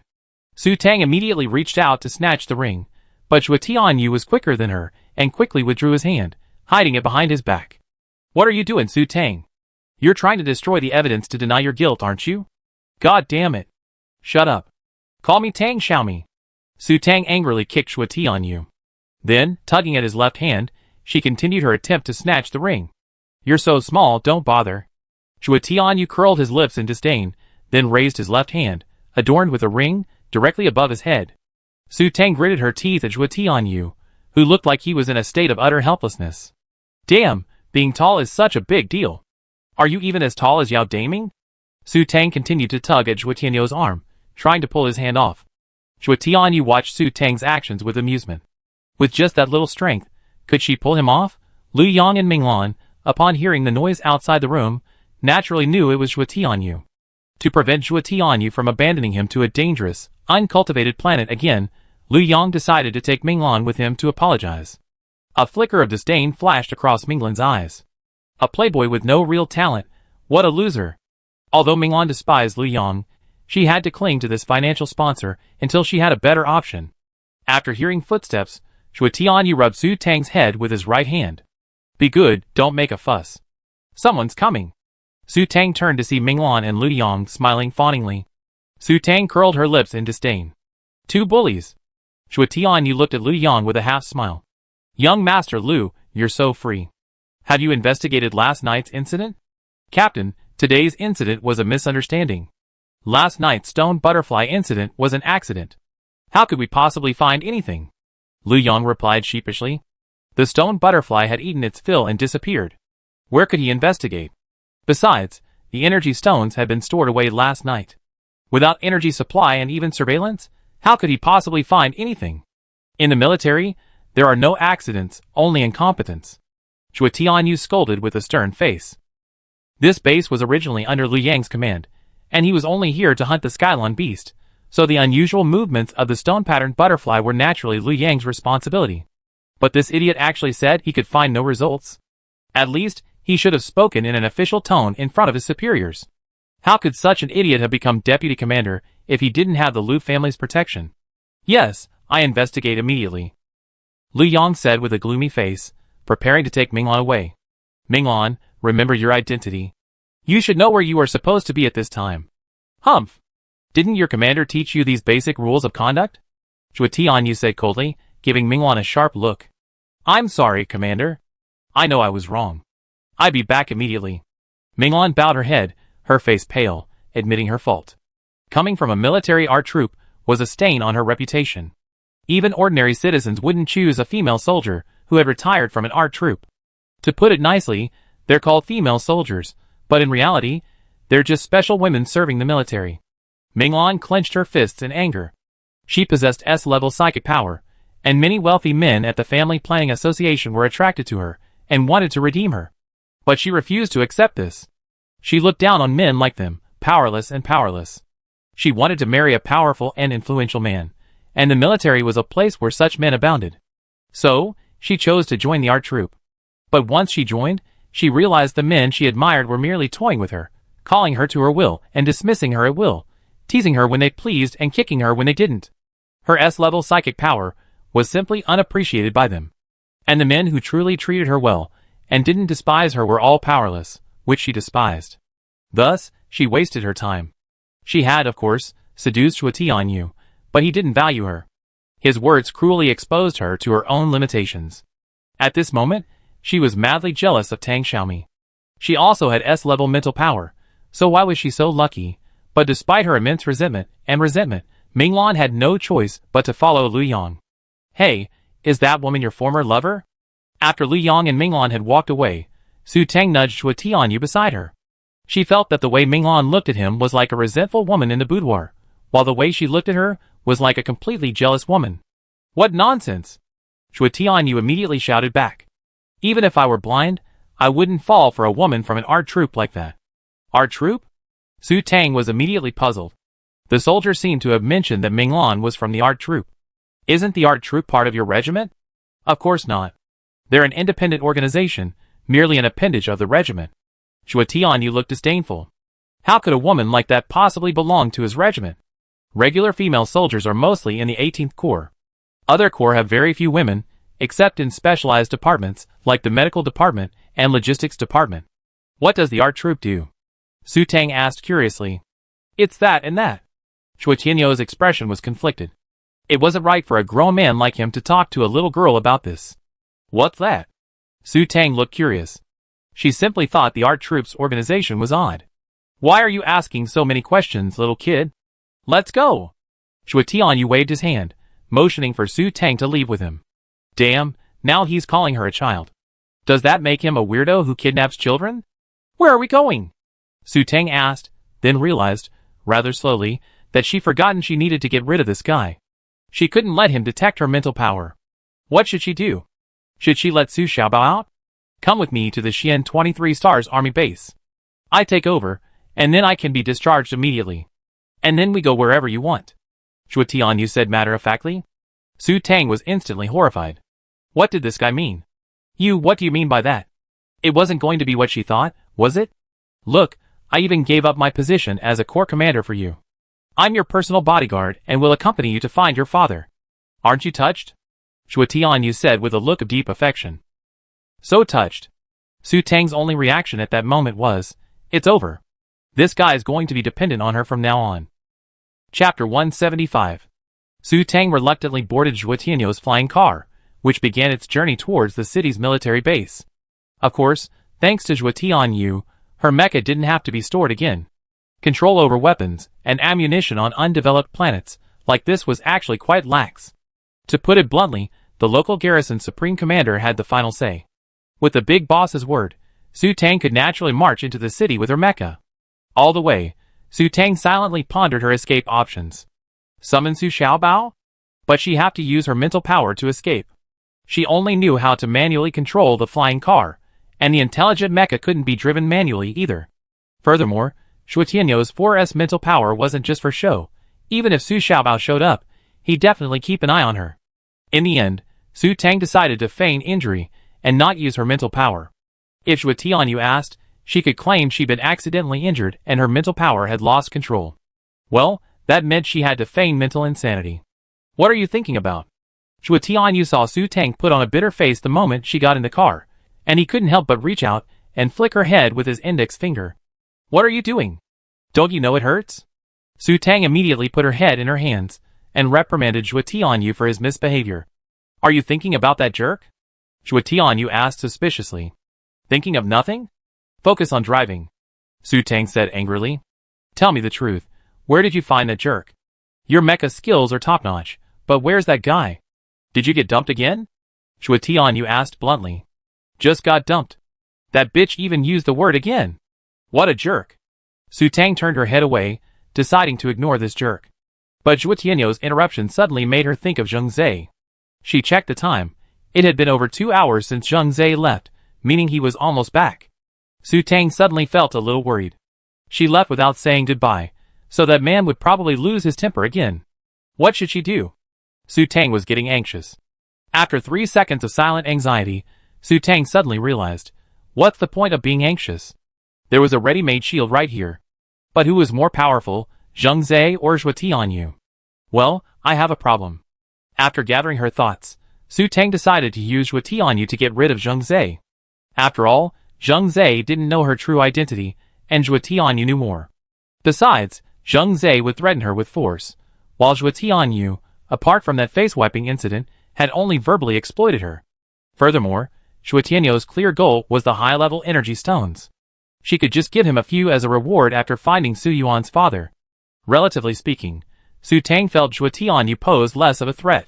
Furthermore, the Yen Zimu issue remained unresolved, and she had her doubts about Zheng Zhe's true intentions. Su Tang vaguely didn't want to continue with Zheng Zhe. Habits are terrible, and once she made them a habit, she couldn't break them. What?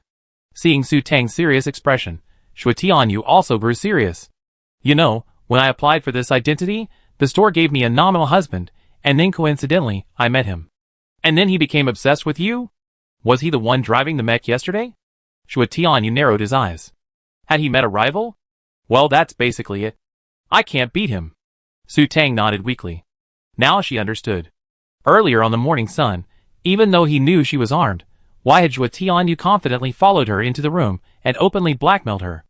It seemed she couldn't hurt him with her skills. I understand. If he comes back, I help you deal with him. Zhuo Tianyu nodded cautiously. Those in the mercenary guild who possessed this kind of mecha technology could be counted on one hand. There weren't many in the military with this level of skill, but the military was restrictive, and someone of his rank couldn't leave the corps for long. So who was that person's true identity? Why was he interested in Su Tang? Was it also the Su family's high-level energy stones? However, the children of high-ranking military officials were generally arrogant and wouldn't bother with such things. To them, the Su family without Su Yuan was of little value. After pondering for a while, Zhuo Tianyu still couldn't find an answer. You didn't reveal your identity, did you? Probably not. Su Tang replied uncertainly, looking up and thinking. Besides giving him 2 high-level energy stones, she hadn't done anything out of the ordinary. Wait! Energy stones! Damn, that was her combined energy stone, which can be found in the Energy Master Archives. Of course, only those of a certain status had access to the Energy Master Archives. Su Tang prayed dejectedly, hoping Zheng Zhe's true identity didn't allow him to do so. What? Exposed? One look at Su Tang's expression told Zhuo Tianyu that this silly girl had definitely been exposed. Well, I gave him an energy stone. What? You gave him an energy stone? You never given me an energy stone before, and you gave that fake one. Before Su Tang could finish her sentence, Zhuo Tianyu interrupted her. Su Tang, please, that's not the point. Looking at Zhuo Tianyu, who was beating his chest with a look of grief, Su Tang had no choice but to pull out a level 8 energy stone from her space ring, and handed it over with an ingratiating smile. That, I was planning to give you too. Really? You're giving it to me? Zhuo Tianyu beamed, then feigned aloofness. What level? I don't want a lower level one. Fuck. Shameless bastard. Did he expect her to beg him to accept it? Su Tang pouted. A level 1? Forget it. Yes, of course. I wouldn't mind even giving me a rough copy. Seeing Su Tang making a move to put the energy stone away, Xue Tianyu immediately changed his tune and snatched it away. Well, this is something my father left me. It's level 8. Because it was a level 8 energy stone, Su Tang had found a source for it. Su Tang figured Xue Tianyu wouldn't be so bored as to check the energy stone's mental power in the Energy Master's archives. Besides, she had given Zheng Zhe that level 7 energy stone. What if Xue Tianyu ran out of energy and couldn't defeat him? Now they were in the same boat. Level 8? Xue Tianyu was stunned. It was actually level 8. He didn't know the quality, but since it was made by Su Yuan, it had to be good. So he just gave him something worth tens of billions? Xue Tianyu gave Su Tang a complicated look. Don't worry, I definitely treat you well and won't let you down. Su Tang, standing beside him, was startled by Xue Tianyu's sudden, sincere words. What was going on? Had he misunderstood something? Could it be that he was treating this energy stone as a token of love? Ahem. Su Tang clenched her fist and put it to her mouth, coughing twice. Well, I have a lot of this stuff. It's worthless, don't get me wrong. A lot. Worthless. Su Tang's words successfully shocked Xue Tianyu. So did he, who had saved so hard his entire life to only afford 2 level 8 energy stones, really qualify as poor? After realizing he was poor, Xue Tianyu shamelessly said, Rich man, support me. Su Tang said, give her a brick and see if he can resist it. Chapter 176. Outside the city, Qin Qinyuan drove his special Xingqian quickly through the stone forest, where the stone-patterned butterflies had gathered. Following the overwhelming scent of blood, Qin Qinyuan quickly located the remains of the Tianlan beast, which had been devoured by other star beasts, leaving only a skeleton. Inside the Xingqian's cockpit, Qin Qinyuan's face darkened. Sure enough, someone had beaten him to the punch.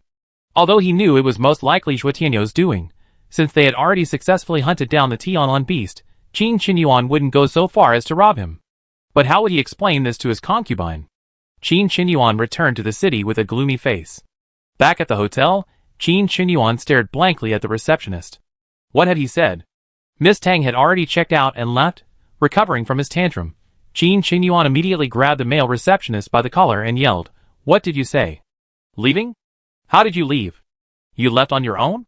When did you leave? Sir, calm down. Calm down. The male receptionist waved his hand, signaling Qin Qinyuan to let him go. He was about to be strangled. Speak clearly. Well, Miss Tang checked out of the room on her own. No one forced her. About 2 hours ago, the receptionist explained immediately, but inwardly he was thinking, damn, you two had a fight, and your wife ran away, so why are you taking it out on me? You're so irritable, you deserve to be dumped by your wife. Qin Qinyuan, having calmed down, walked back to his room while conducting a wide-range mental detection. Thanks to his 5-point mental power, the detection range was 100 kilometers, encompassing the entire city. Soon, Qin Qinyuan found Su Tang in a room at the army base. What infuriated him was that there was a strange man in the room. And this strange man happened to be someone he knew, Xue Tianyu, the commander of the 26th Army. Inside the army base, Xue Tianyu frowned as Qin Qinyuan's mental power swept over him. This feeling? A high-level mental power expert was detecting.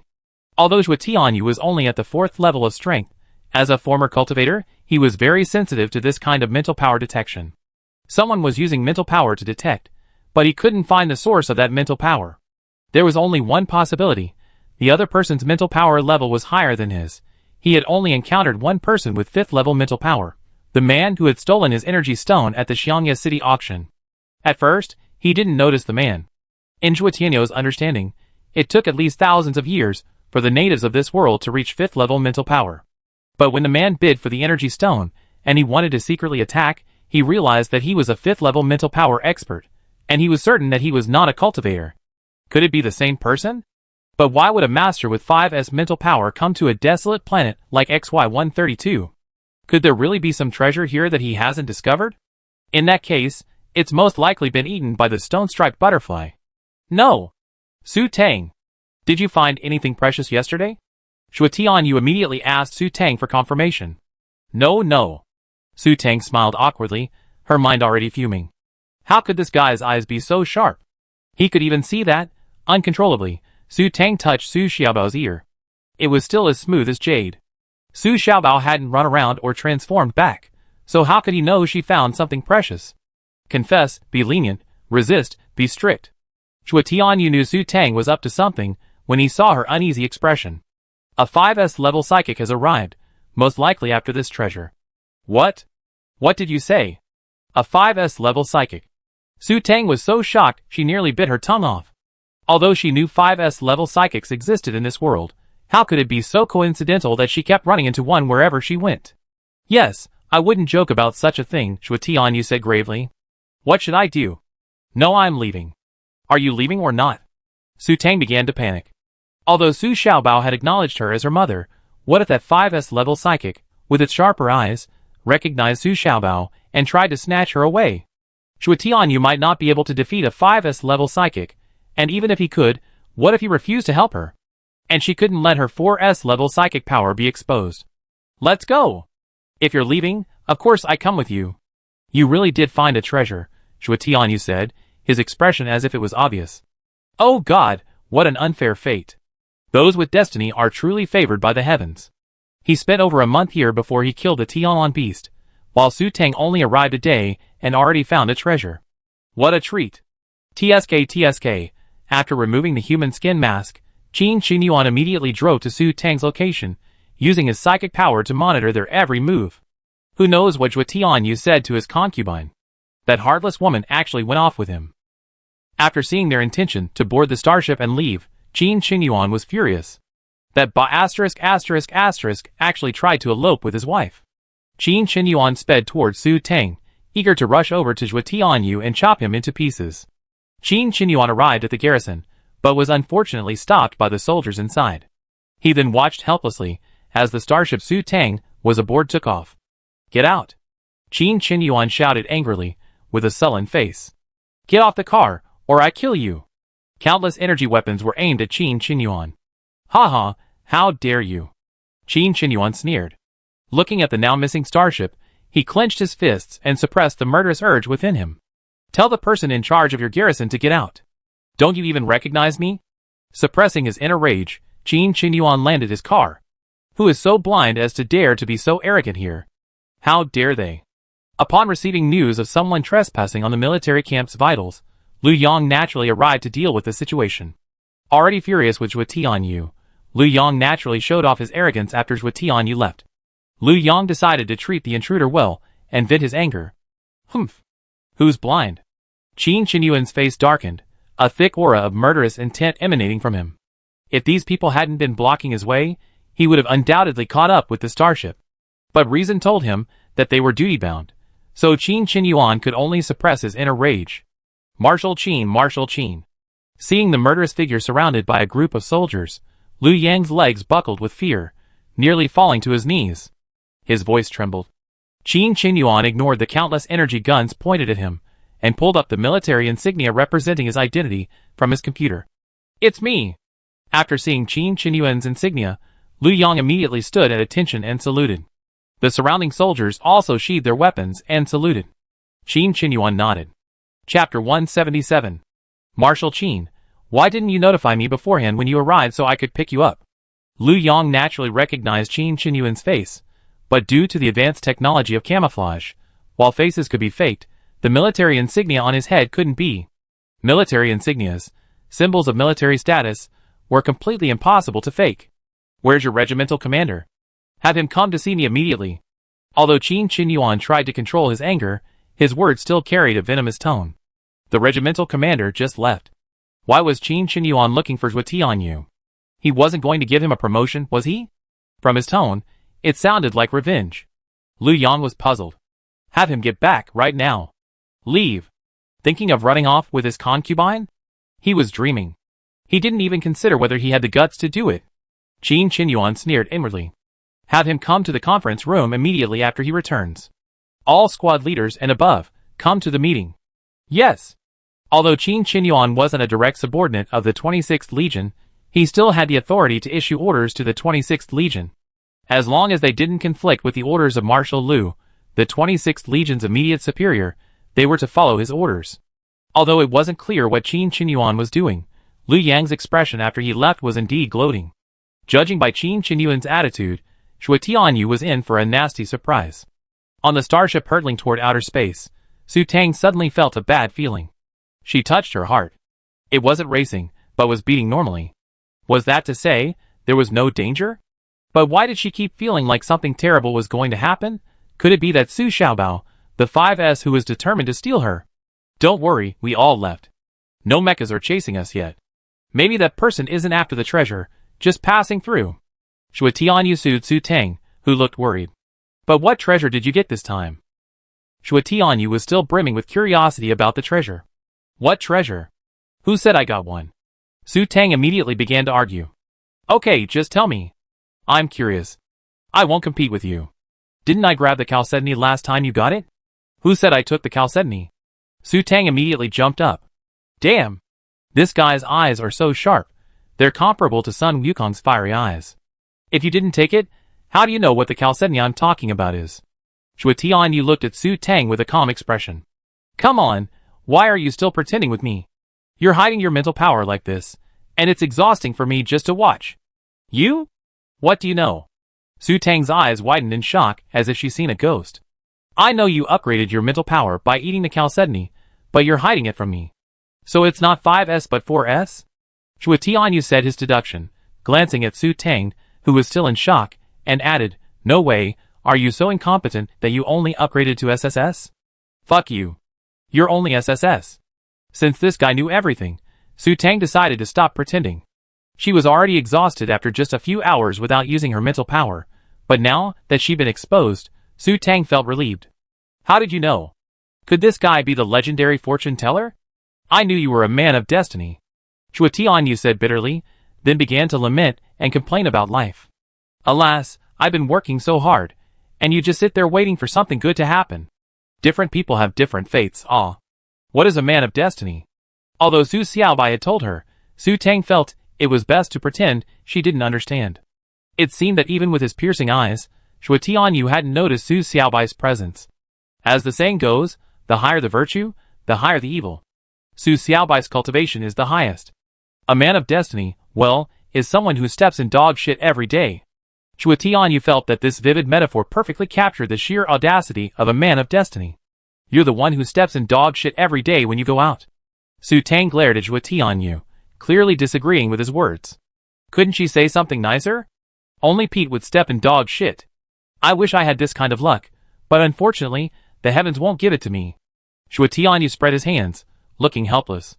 Shui Tianyu was just about to express his fantasy of how awesome he would be if he were blessed with such luck when the communication buzzed. Lu Yang? Was it from the military's special channel? Shui Tianyu frowned. What was going on? Captain Zhua, please return to the XY-132 base immediately, Lu Yang said in a serious, formal tone. Can't you handle anything yourselves? Shui Tianyu scolded. He felt that Lu Yang had encountered another unsolvable star beast or a difficult problem, forcing him to act as a firefighter. Captain Zhua, this is the order for Marshal Qin. Please return immediately, Lu Yang said in a sonorous and forceful voice. In his opinion, Qin Qinyuan was here to cause trouble for Shui Tianyu. With Qin Qinyuan as a strong backer, Lu Yang was naturally full of confidence. Marshal Qin? Qin Qinyuan? What's he doing here? Shui Tianyu wondered. I know, I'd be right back. After hanging up, Shui Tianyu immediately sent the order to the cockpit to return. Going back? Su Tang suddenly felt something was amiss. Why was someone looking for Shui Tianyu the moment they left? Yes, that Marshal Qin is here. Shui Tianyu was also puzzled. Aside from a few public encounters, he and Qin Qinyuan had no personal contact. So why was he here? And at his last inauguration ceremony, Qin Qinyuan was a 4S level psychic, right? Could he have come with that 5S level expert? Since the order has been given, we have no choice but to return. Marshal Qin is a 4S level psychic, and I suspect he's with that 5S level expert. Be careful, and don't use your psychic power. If anyone asks, just say you're recuperating from a power outage. Shui Tianyu had no idea Qin Qinyuan was coming for Su Tang, so he simply told her to be cautious. Oh, I see. Another 4S and a 5S appeared. How unlucky she must be to keep running into such powerful individuals. Was fate playing tricks on her? Su Tang suddenly hesitated. Should she just leave on her own? Don't even think about running away. With your skills, if anyone knew you had so many high-level energy stones, you'd be damned. Shui Tianyu saw through Su Tang's intentions and threatened. Oh, I see. Su Tang deflated. Although she didn't want to admit it, it was true. However, if Xue Tianyu became her bodyguard, her safety would indeed be greatly improved. Besides, she would only have to pay him a few energy stones, and high-level energy stones were what Su Tang had in abundance. Chapter 178. Inside the resident's luxury guest room, Qin Chunyuan changed into his marshal's uniform and stood by the window, gazing at the vast starship dock within the residence. Soon, a starship came into view and slowly landed within the dock. Qin Chunyuan sneered. "Want to leave? You have to come back soon." At this point, he had suppressed his anger and began to analyze things calmly.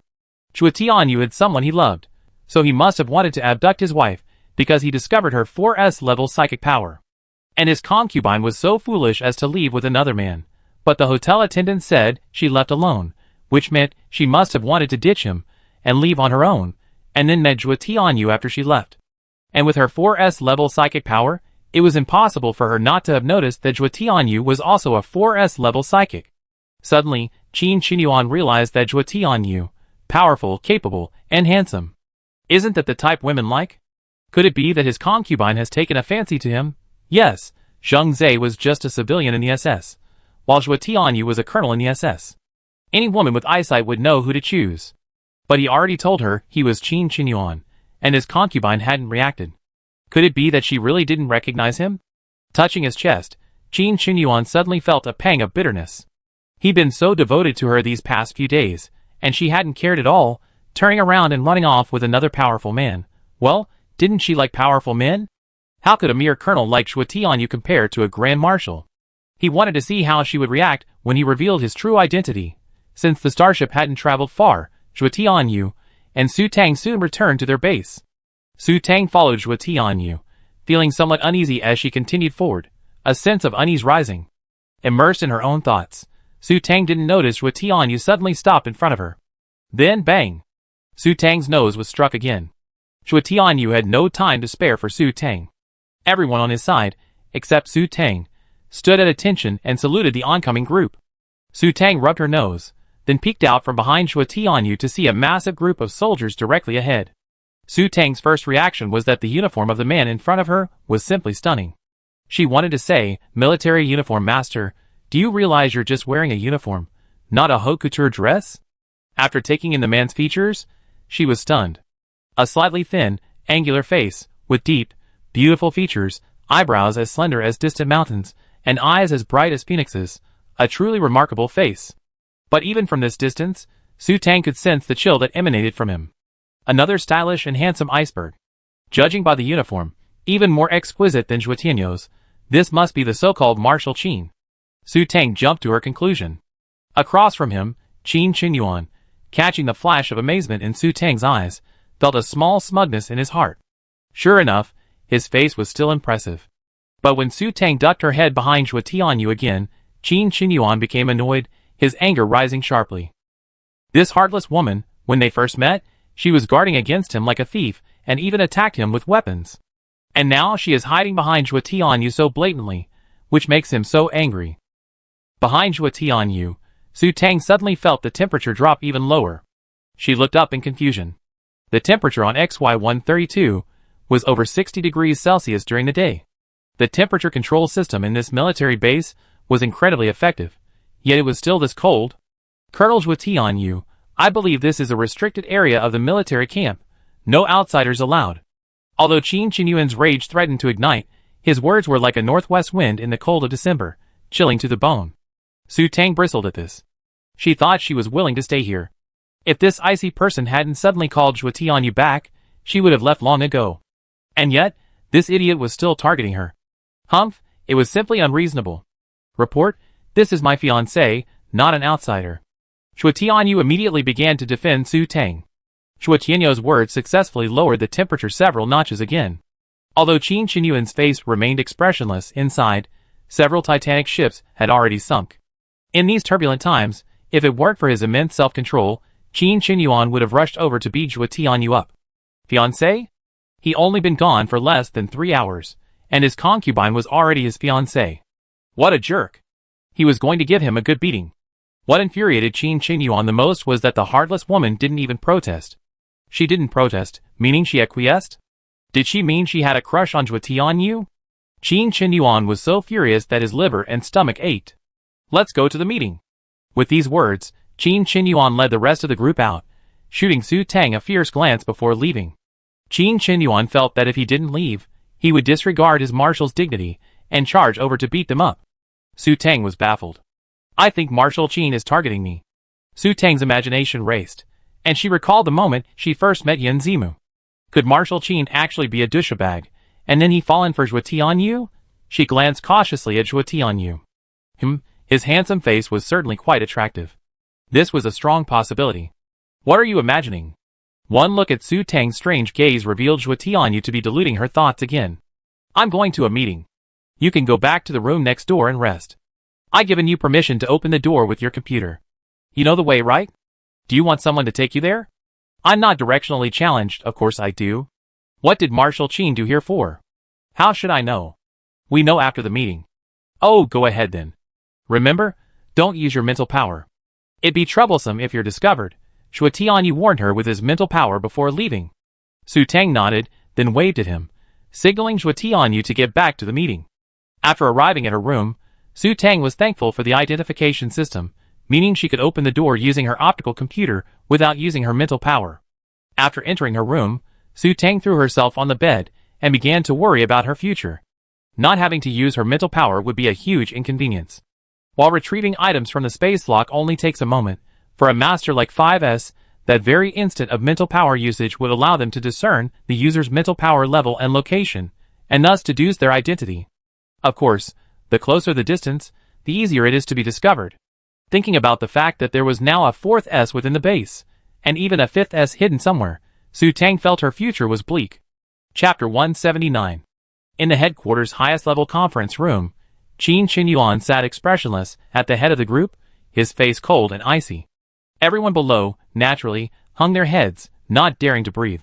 After a moment of silence, Qin Qinyuan, his fingers tapping on the table, spoke first. I wonder if anyone can explain what happened last night.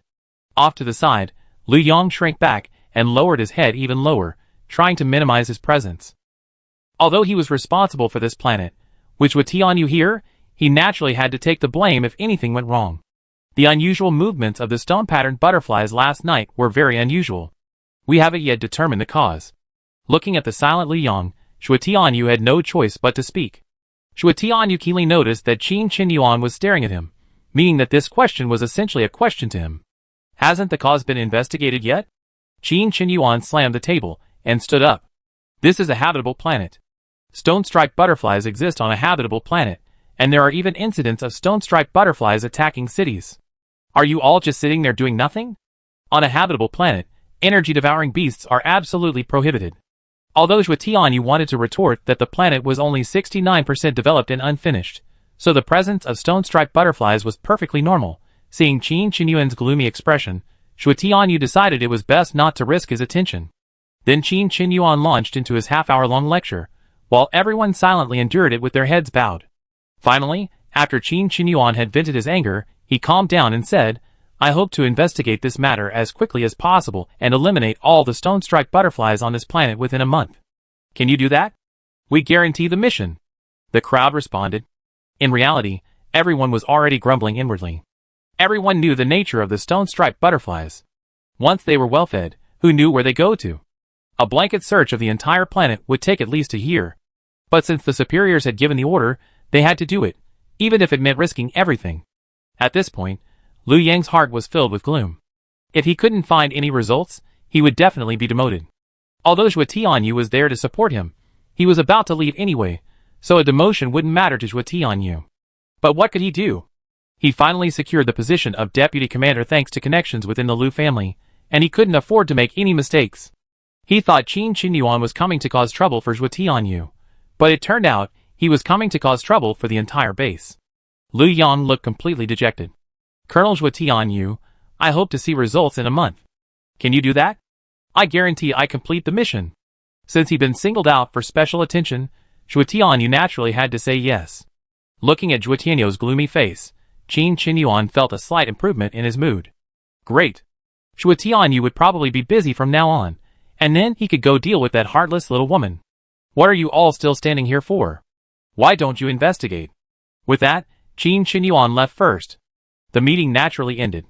Captain, what should we do now? Lu Yang approached Chua Tianyu with a gloomy face. What else can we do? Send a small team to search the city for any traces of the stone-patterned butterfly.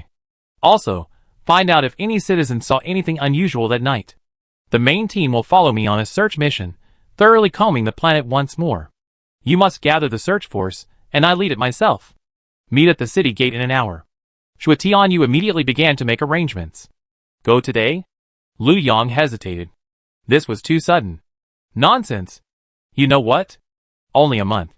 Results are due in just a month. If not today, when? Chua Tianyu yelled.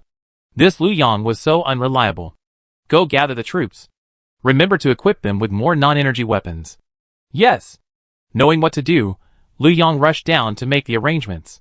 He was naturally happy not to have to lead the team. The wilderness was very dangerous. After sending Lu Yang away, Chua Tianyu hurried to Su Tang's room. What's going on? Is the situation bad? One look at Chua Tianyu's face, and Su Tang knew something serious might have happened. It's okay. Marshal Qin is here to investigate the unusual movements of the stone-patterned butterfly. He's just unlucky this time. He wasn't expecting to be on this planet and witness this incident. Chua Tianyu waved his hand, urging Su Tang not to worry. I'm going out to search for the stone-patterned butterfly. You stay here for now. Be careful and try not to go out.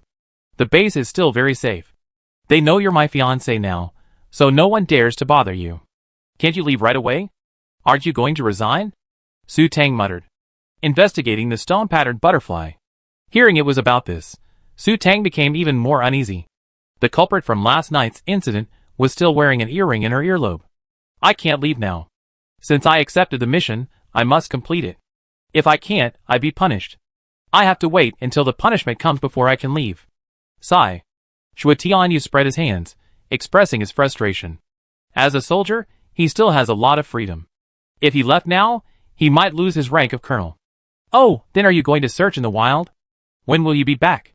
Su Xiaobao was here with her, and Su Tang was a little worried because she didn't know that there were other stone butterflies in the wild.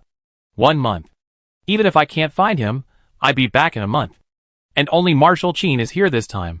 He's a 4S level psychic. The 5S1 might have already left. This is my confidant, Wang Liang. If anything happens while I'm away, just go to him, and he handle it. If you encounter anything he can't handle, just contact me directly, and I'd be back as soon as possible. Chua Tianyu gave Su Tang a contact number. Oh, I see. Here, you can have this. Be careful when you go out. Su Tang fished out the 2 8th level energy stones she had previously combined from her space ring. She felt the high safety ratings advertised online were unreliable. Who knew what dangers lay in the wilderness of this planet? She was counting on Chua Tianyu to act as her bodyguard. Luckily, retrieving items from the space ring didn't require any psychic power. She could simply think of something and take it. Thank you. Chua Tianyu's eyes were a little complicated, as if no one had ever been so kind to him before. Wait for me. After forcing a gift box into Su Tang's arms, Chua Tianyu left. Su Tang suddenly felt a little downcast. There shouldn't be any danger out in the wild, right? After a moment of sighing, Su Tang decided to see what this stingy guy would give her. Unable to use her mental powers, Su Tang could only manually unwrap the cardboard box. She opened the lid. Inside was another beautifully wrapped gift box. She opened the lid again. Another box. She opened it again. Damn! Another box.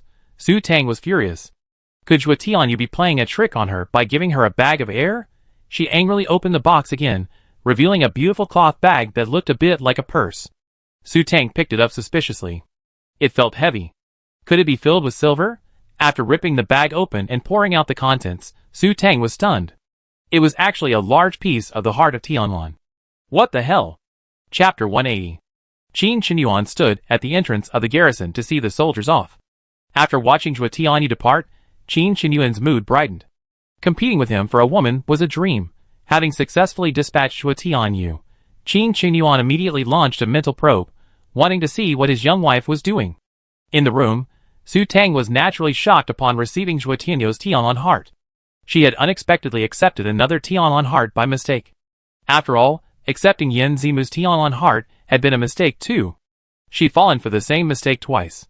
She was about to cry at her own stupidity. But when she thought of the Tianlan heart ring on Zhuo Tianyou's hand, Su Tang shook her head and began to despair. Well, things were already messed up enough. She accepted it, so what? Once she became a royal, the Tianlan heart wouldn't matter. She could do whatever she wanted with it. After storing the Tianlan heart in her interspatial ring, Su Tang threw herself on the bed and began browsing the star network.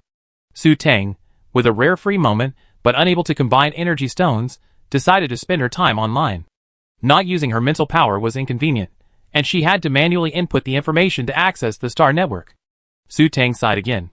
When Qin Qinyuan used his mental power to see Su Tang, she was naturally browsing the star network. The moment he saw Su Tang typing manually, he knew she was wary of him hiding his mental power, and he instantly felt uncomfortable again. A closer look at the screen revealed she was actually looking him up.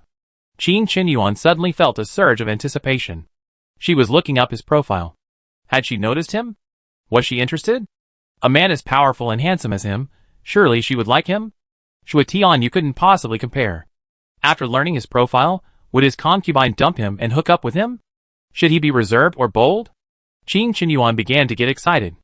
Ultimately, he decided to go the cool, handsome route and leave this heartless woman alone, letting her run off with another man.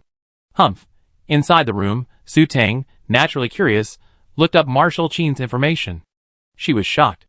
Wow, Marshal Qin Qinyuan was so impressive.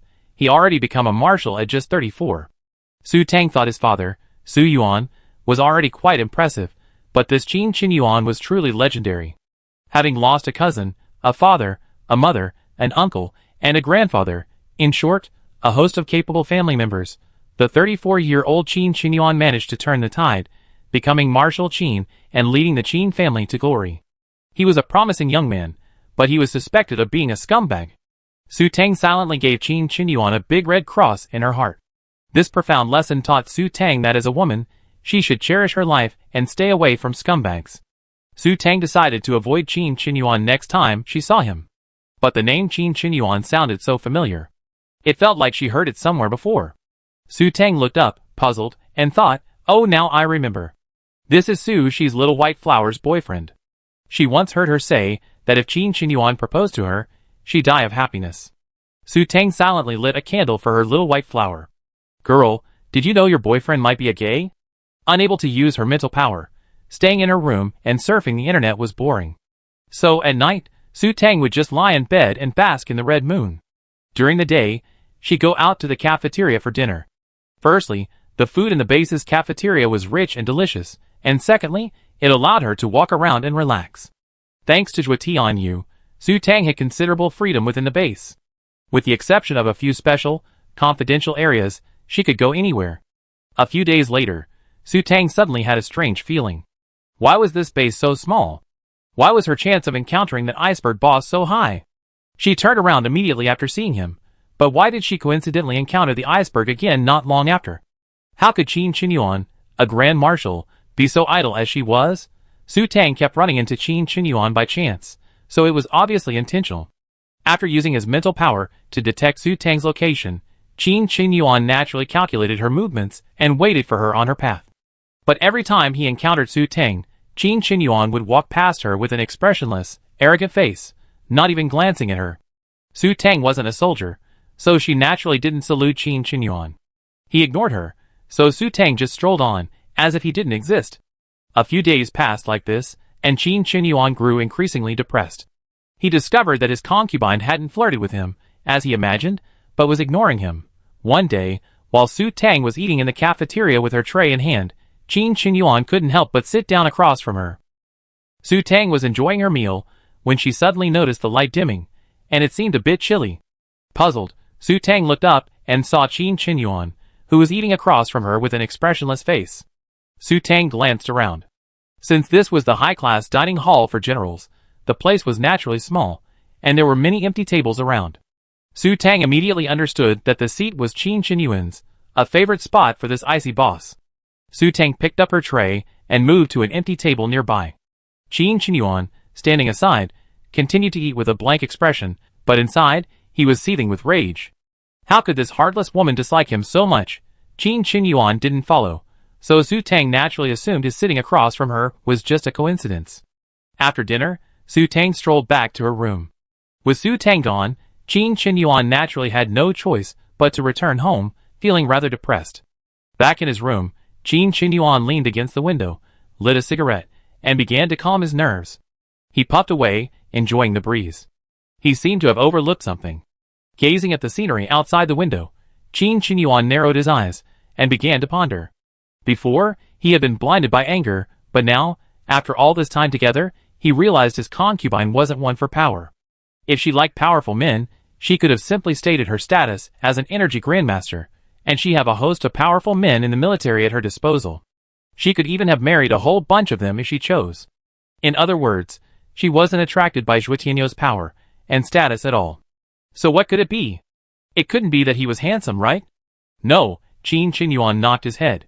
Although that little woman was silly and stupid, she was very suspicious. Until now, she probably didn't trust him completely. She left alone to get rid of him. But why did she go with Zhuo Tianyou? Why did she trust Zhuo Tianyou?